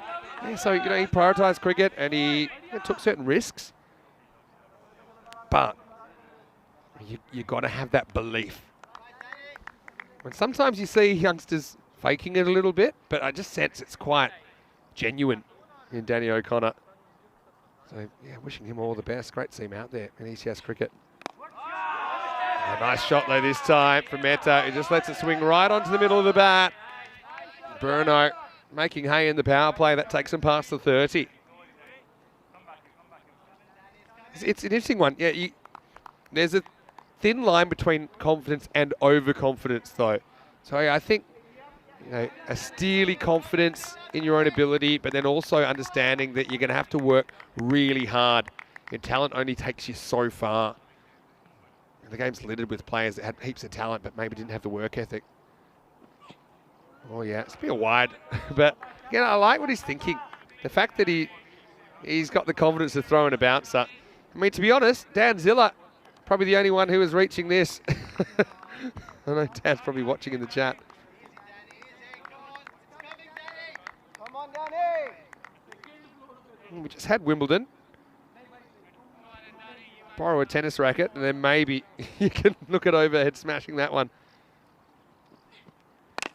It's a slower ball, but this time it turns out to be a full toss. Samantha muscles it through the leg side. End of the over, end of the power play. Burno running away with it at the moment. 37 without loss after 3. John Gray, great to see you in the chat. Saying it's looking like it might be an early evening. Possibly. He says all the more time to take in the Portugal series with Rico Full. Yeah, we'll be doing that. Have to get home first.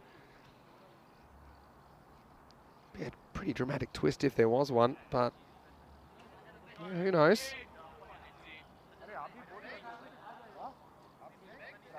Mehta operating nicely at the top of the order. Thing is, even if you break the partnership, will they send in Ratul next? They might. They might just say, was he just mixing things up a bit?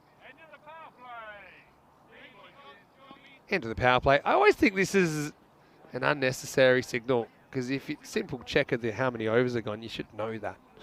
I don't understand why that gets signalled. But I mean, it does. It's just part of cricket, I suppose. Time for over number 4. And it's a classical French cut from Sengupta.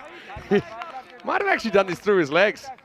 As Meal comes on, and he won't be too impressed with the result. With a big swing here. I don't know about through the legs, maybe behind the back leg, but everything rolling Burno.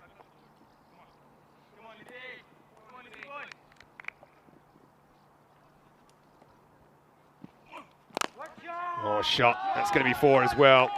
Steps, hits. Sengupta starved to the strike a little bit, but he's hungry for runs. That one's going to bang off the manner straight down the ground. Stronger together. Well, it had to be strong then.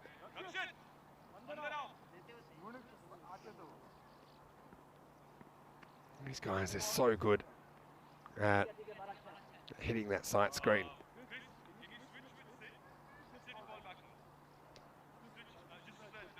So Meal, 2 balls, 2 boundaries. First one, I think, was a bit unfortunate. Second one was a pretty good shot by Satya Sengupta.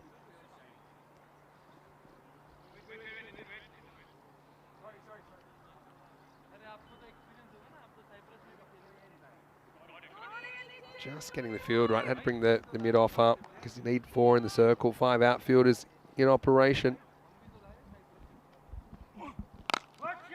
And now he goes up and over mid-wicket. That's going to be 4 as well. So 3-0 for Satya. And more pain for Vinarati. It's been a tough afternoon for them after their win this morning over United. That would have buoyed their spirits, but you could see Meal coming in and bowling a fairly consistent length, but sometimes consistency isn't your friend. Consistency is predictability, I think, sometimes in this form of the game under these conditions. It's okay that time, though.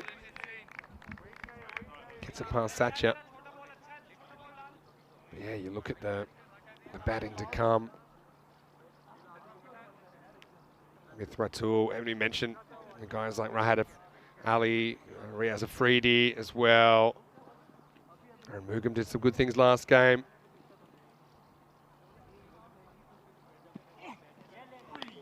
the charge. It's a big swing from Satya. He's his own worst enemy sometimes with some of his decision making, because he's good enough to strike the ball with genuine cricket shots, and there's value for that on this pitch. I think when he goes back and watches his innings today, he'll kind of see what I'm talking about.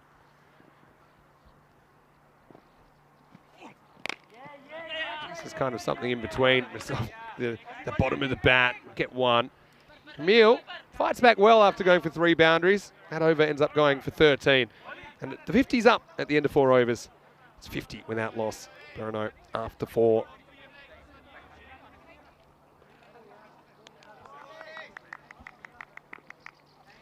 Looking at the worm, well ahead at the moment. Vinarati, he may be trying a few different bowling options, just seeing if they can find something.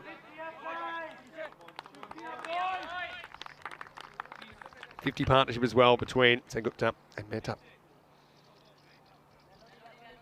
Coming up in 4 overs, so very healthy rate, well below run a ball required.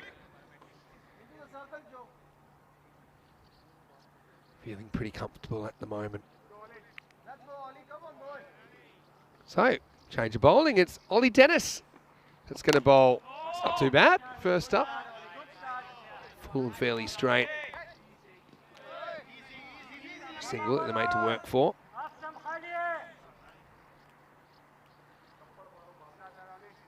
There's Mohammad Nabil doing the fielding down there.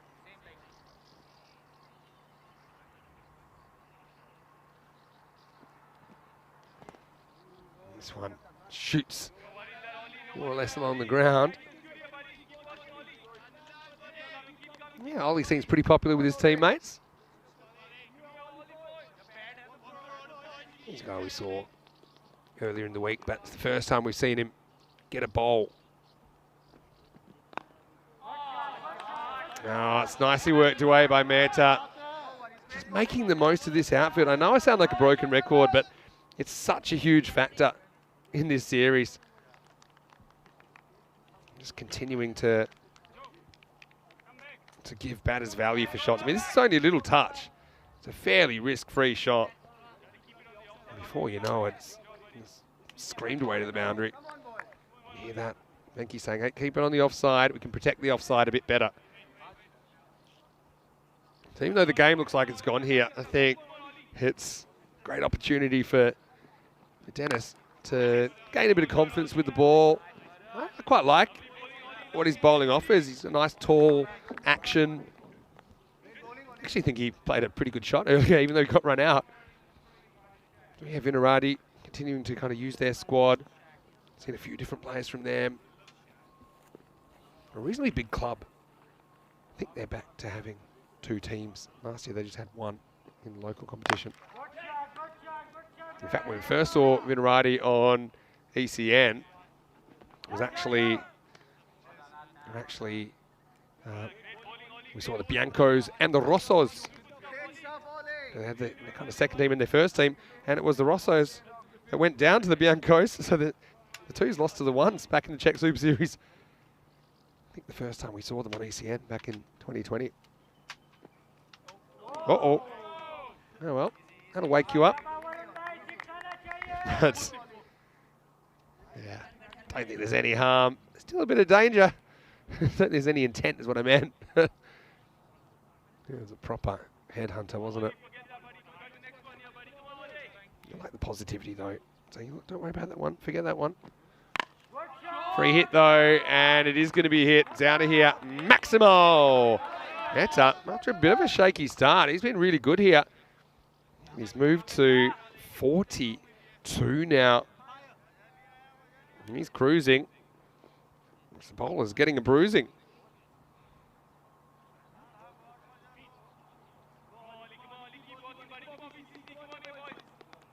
Burno looking like a team that want to keep a dinner appointment at the moment. Swing and a miss this time. End of the over, so had some good moments in there. Goes for 15 in the end. That's where he needs to be. I think if he can bowl consistently there, good things will happen. But it is the 5 over point. Bruno running away with it. Let's have a look at the ECI schedule. So quite a few players we'll see during this ECS and we'll see in the ECIs. In fact, I can't really think of any players in the national setup that we won't see in this ECS, which is the first 12 days in Prague. 29th of July, we'll see Cyprus and Greece join Czechia for that tri-series. Just a 9-match series, so the teams will play each other 3 times, and then top of the table wins the series. ECI cricket's been a great addition on ECN this year, and it gives the players more opportunities to find their feet in the T10 international format, of course before the Euros of Cricket, which starts on the 25th of September.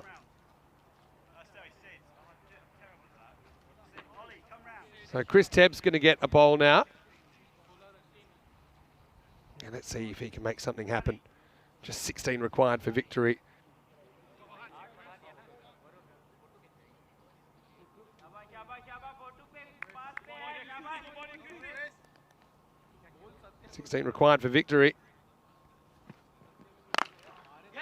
First ball on a length. It's well cut off.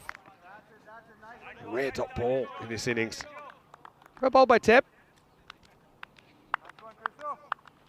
Made the move to Vinarati this year.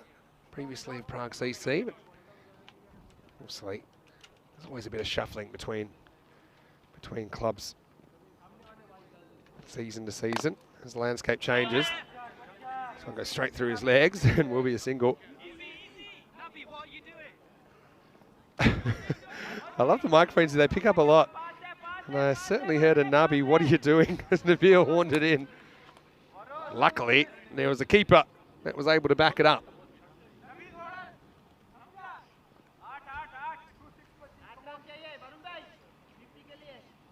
15 to win now.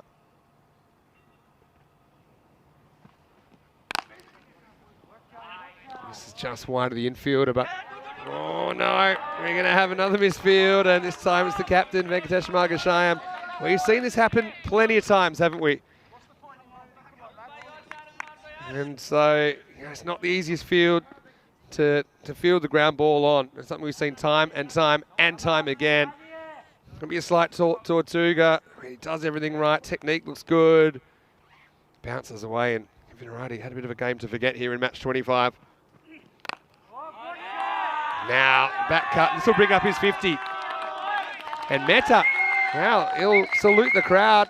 Like I said, it was a bit of a dicey start, but then he's played some really nice shots, and he brings up his half century off only 19 balls. So what a good performance.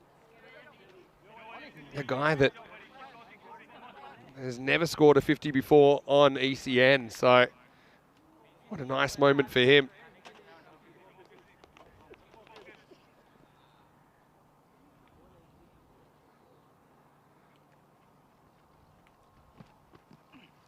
Now wide, gets away from the keeper as well. Joe Jacob runs past it the first time, runs past it the second time, and eventually fields it. So they're going to get 3 wides there, puts him within reach of the win. I want to say hello to Jan Hoffman. Well, I knew eventually we'd see you, Jan, in the chat. Hello to you, missing you here. Hopefully we see you at some point during the European Cricket Series. But yeah, keeper not able to stop that one, and well, a little bit of the Eric Cantona about the foot skills from the fielder there. Anyway, this is going to be it. And Mehta is going to finish it with a flourish. What a good knock from him. And Berno, for a team that were only averaging 98 with the bat the other day, they are going to do this easily. They do it within 6 overs, so comprehensive stuff. Congratulations to them. Commiseration to Vinarati. It just didn't happen for them. I just think they lost early wickets, found it hard to recover, lost middle over wickets. But yeah, Mehta with 54 not out. What a great knock from him. Just providing a bit more stability in the batting lineup. And in the end, it's a simple win. As we look at the highlights. And yeah, really a bit of a surprise, I suppose, to see Mehta at the top of the order with Sengupta. But he didn't seem surprised. Played some really nice shots. That was an opportunity that went down. And again, with that kind of a score, you can't really afford that. Having said that, probably didn't make too much of a difference in the end because I suppose just not enough runs on the board. These guys, they were looking pretty confident after the start.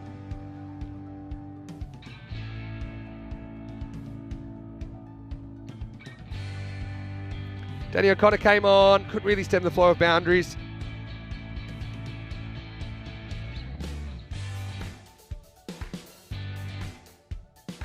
And yeah, just this outfield, it's been lightning fast. We actually saw a record earlier in the day. Berno set a record for most fours in an innings with 25 fours in the 10 overs.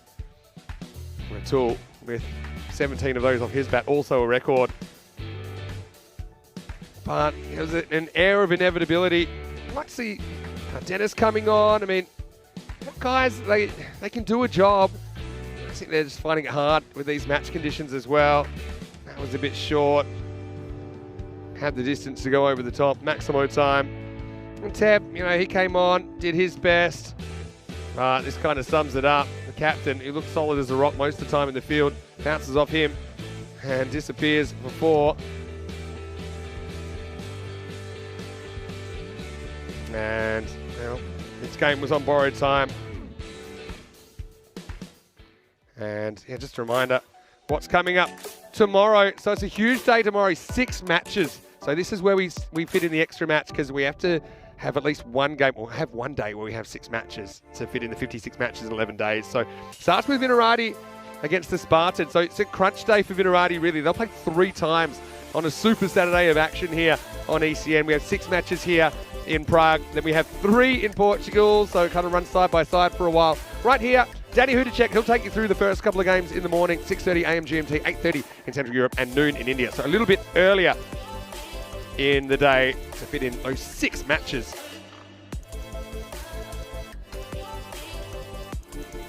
So having a look at the chase, and they made pretty quick work of it, didn't they? Mehta and Sengupta get them home within 6 overs in the end.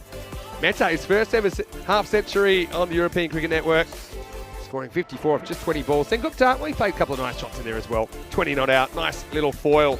Now look at the batters they didn't use. 3, 4, 5, 6, all recognised batters. Ratul, Rahat Ali, Riaz Afridi and Aramugam not required, as only the 2 batters were needed to get it done. Joe Cope bowled a pretty good over. They tried 6 different bowlers. No one could get the breakthrough, even though they had the odd chance. Ultimately, Bruno just a bit too strong. They have a perfect day. They go 3-0 here on Peacock Friday. Vinarati 1-2. Certainly have a big day ahead of them tomorrow. So that's the tale of the tape, and it gives us one final chance to welcome you back into the commentary box. It's been a great day here. I want to say special thanks to Riaz Afridi for his commentary. He was my guest earlier in the day, and congratulations on Berno for their success. We had some good performances in there from Vinarati, just touching on them. Goud early on in the day, but they peaked early, didn't they? And now, like I said, they've got a huge match tomorrow. Just quickly, right now, Portugal has just started. Let's have a look once again at those teams. You've got Friendship, CC winning the toss and electing to bat. I think they are underway. Just they must be in the power play at the moment. So you can turn over right now. If you look on the European Cricket Network YouTube page or on fan code, you can find that game right now. Rico is standing by. And yeah, 2 matches there in Portugal. But I mean, that was a big day with 7 matches today. Tomorrow, even bigger with 9 matches. So we'll have 6 here. It's a super Saturday of action. And then 7, 8, 9 from Portugal. So 9 matches a day. I just don't think you're getting that anywhere else in the world. I want to say I enjoyed Peacock Friday. Hopefully you did too. It was bright. It was sunny.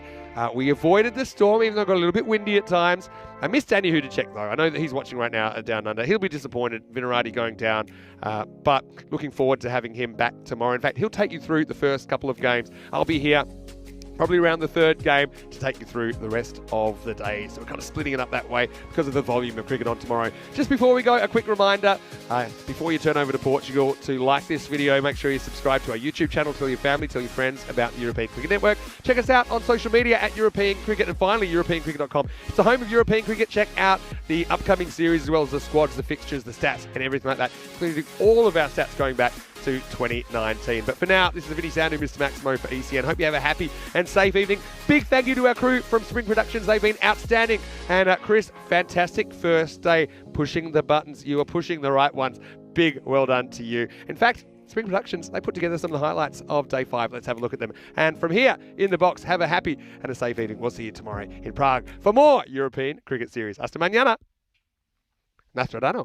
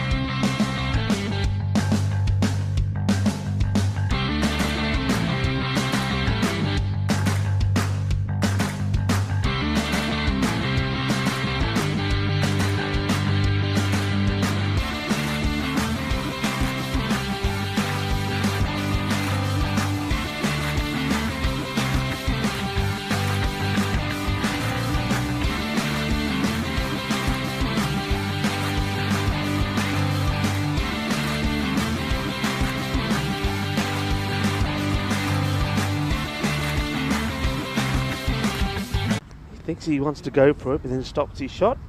Okay, come on. People said, get on with it, Rico. What are you going to tell us about Australia? Well, first I'm going to tell you that the score 49 for 2. The recovery continues. Yeah, in Australia, it's National Lamington Day. A day that celebrates a delicious dessert that has been loved by people living in the Southern Hemisphere. A Lamington is a dessert consisting of buttery flavouring sponge cake that is covered with chocolate sauce. Lamingtons are covered with coconut shavings or desiccated coconut, and the cake is known as the most famous cake in Australia. But there you go. Well, I hope you're enjoying your National Lamington Day in Australia. That sounds quite nice, actually. I like a bit of coconut in my dessert. What about the old? What's it? You know, the old chocolate. I don't think I can't say it, can I? That's nice, isn't it? That's where we are. That's the old flag of Portugal. The green and the red. Of course, the flag has a significance as well, doesn't it? There's that flag, and the green symbolising the hope for the future. The red, the bloodshed during the battles, and of course the coat of arms. This one probably won't get past the fielders because it doesn't quite get the timing right. The shield represents the nation's victories in battles over the moors. So that's the old the flag. It's nice. Matea going around and just giving us a different kind of look to the production. I like that. Great work from Matea. Of course, Matea's out there with me as well doing the intros. 50 comes up with that single. Going with Daniel Ashgar. Short. And a good take from Jirish Kumar, who finds himself behind the stumps. And, well, now we're up where... But there's Boosie, Bolo.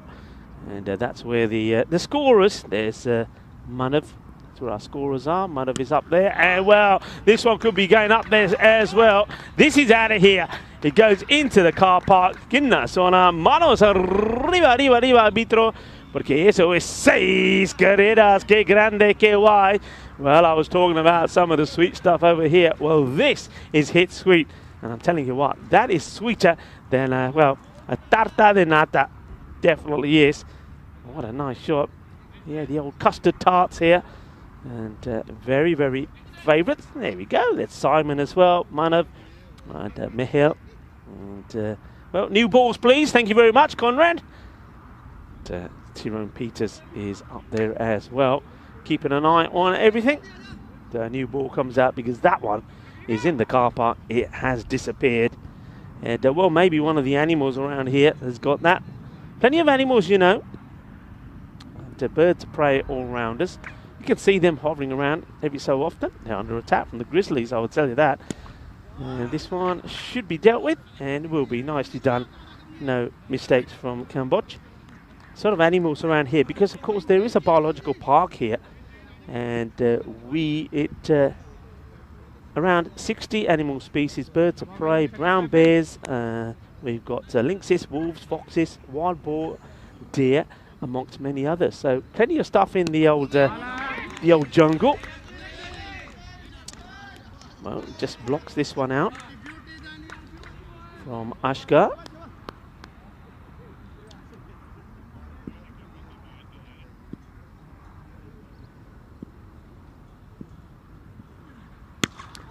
And this one will go all the way. Balle.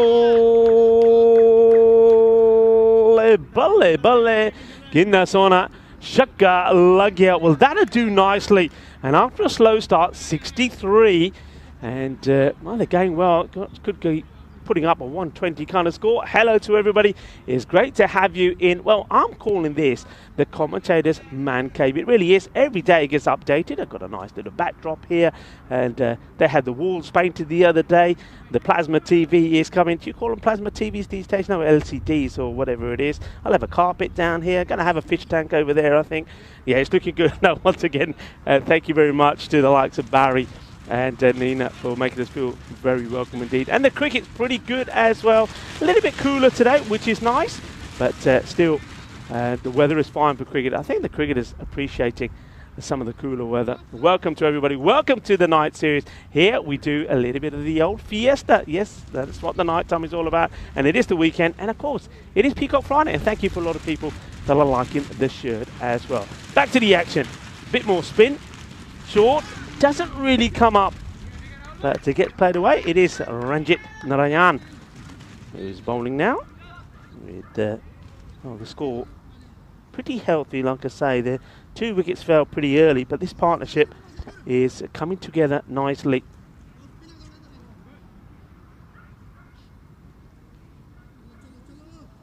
And, well, Raza, he sort of sees Barry with the beer and says, I want one of them. It is the weekend, I suppose. But yeah, Barry having a cheeky one.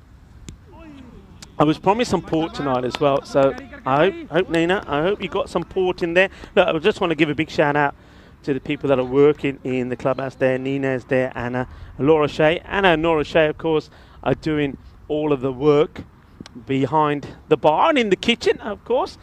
And a big shout out to the likes of Graham, Tom, Barry and Martin. And I have to say to Betty the dog, I haven't seen Betty the dog actually.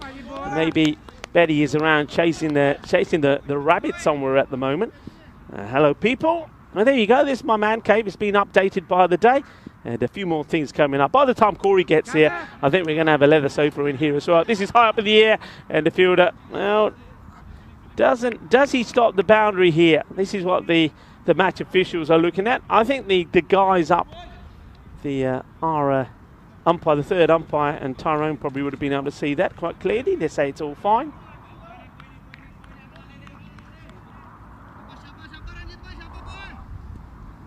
Yeah, John Gray saying we could do. Look, it'll probably come. Could do with a banner behind me, but I think we're waiting for the paint to dry. You know, the decorators have been here, John Gray. And let the paint dry, and all things will happen. Should be easy, should be simple, and it will be. And the partnership that was pretty fruitful comes to an end. These two came together with the score on 13. So they've done well. 52-run partnership comes to an end. And in the end, it's quite a soft dismissal, isn't it? So that will be, well, it's a welcome wicket. Rahul Vishwakarma will go. He didn't really get going, to be fair, but he didn't chew up 2 deliveries, just going at more or less run a ball. Tries to get the accelerator. So I don't mind that. He probably knows, right, okay, we made a good start. We've got to lay the foundation. And you've got Assad, who's going really well. So it's a good opportunity to try and break loose. And if I don't, not to worry, because we've got plenty of batters still to come. That was, I think there's a ball to go here from Ranjit.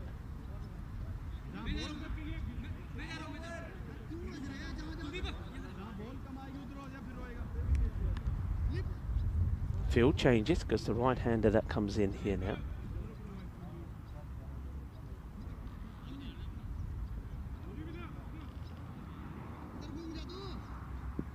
Okay, how does he deal with Narayan, and what's the approach here now? It is Haider that comes out, Badrul Haider. Which should be a single, but turned down, probably turned down because I suppose Assad, probably rightly so, is saying, hey, hang on a minute, I think we'll just keep it to that, I'll stay on strike. Good over, and only 2 runs come from it. And the breakthrough to break that partnership, which was going pretty well. So they get the wicket of Vishwakarma. He goes for 9 of 10. So at the halfway point, as I said, they were on track for 120. I think that's still on if the likes of Assad can stay there. Give you some of the scores that we've seen in the 3 nights of play so far. You can make a guess at what the sort of average scores have been. We saw 134 to 108 the very first match, 134 scored by the Coimbra Knights. Then we saw 2 innings in the 90s, 92 to 95, Gamblers winning that one.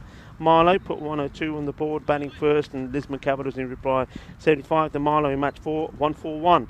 Capitals in reply 109.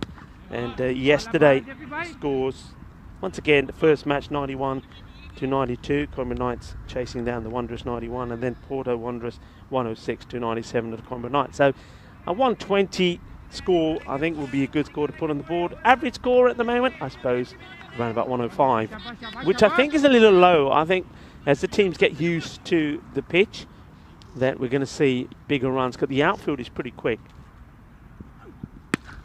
Goes for it, fielder comes across, should get there. Oh, well, he's going to be disappointed. I think Simranjit, he's a good catcher of the ball. He gets there, he does everything but take the catch. So a chance goes down. And Hyder gets a life. Hyder dropped on one by Simranjit. But the big thing is, batter changes. Oh, good delivery. Trying to be super aggressive here now, Mohamed Assad.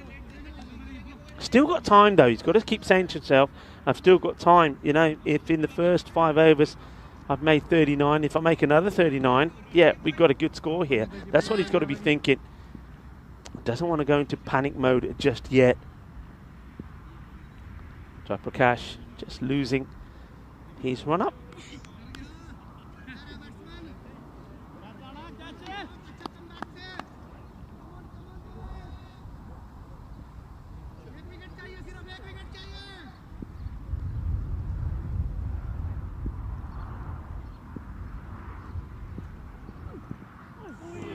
Another big swing, and it's another dot.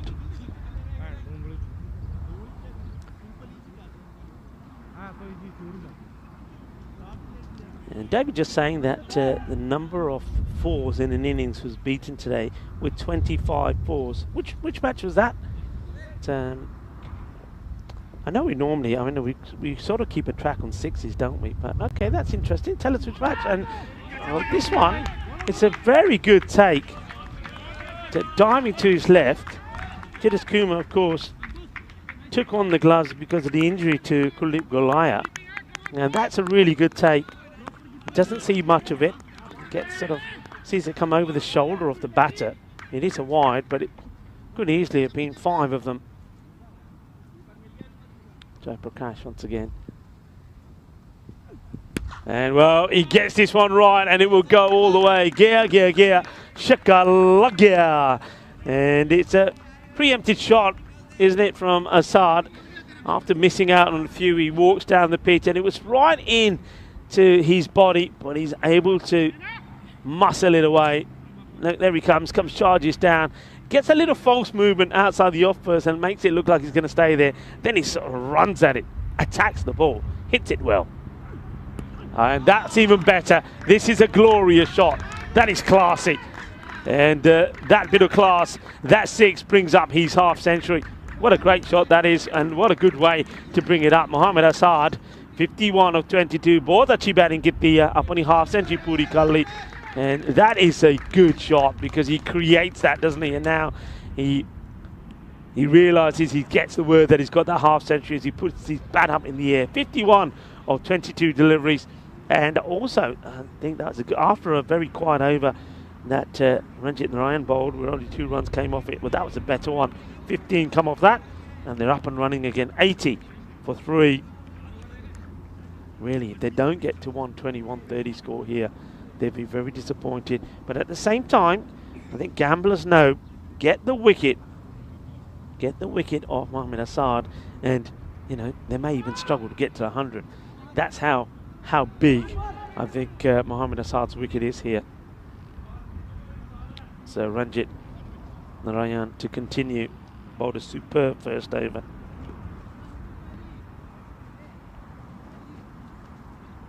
A swing and a miss. It gets through, and they're going to have to hustle, and that's a bonus buy really. It gets through the keeper, Jidis Kumar, a bit of a nutmeg, and it means that you get the attacking batter Assad back on strike, who just recently got his 100.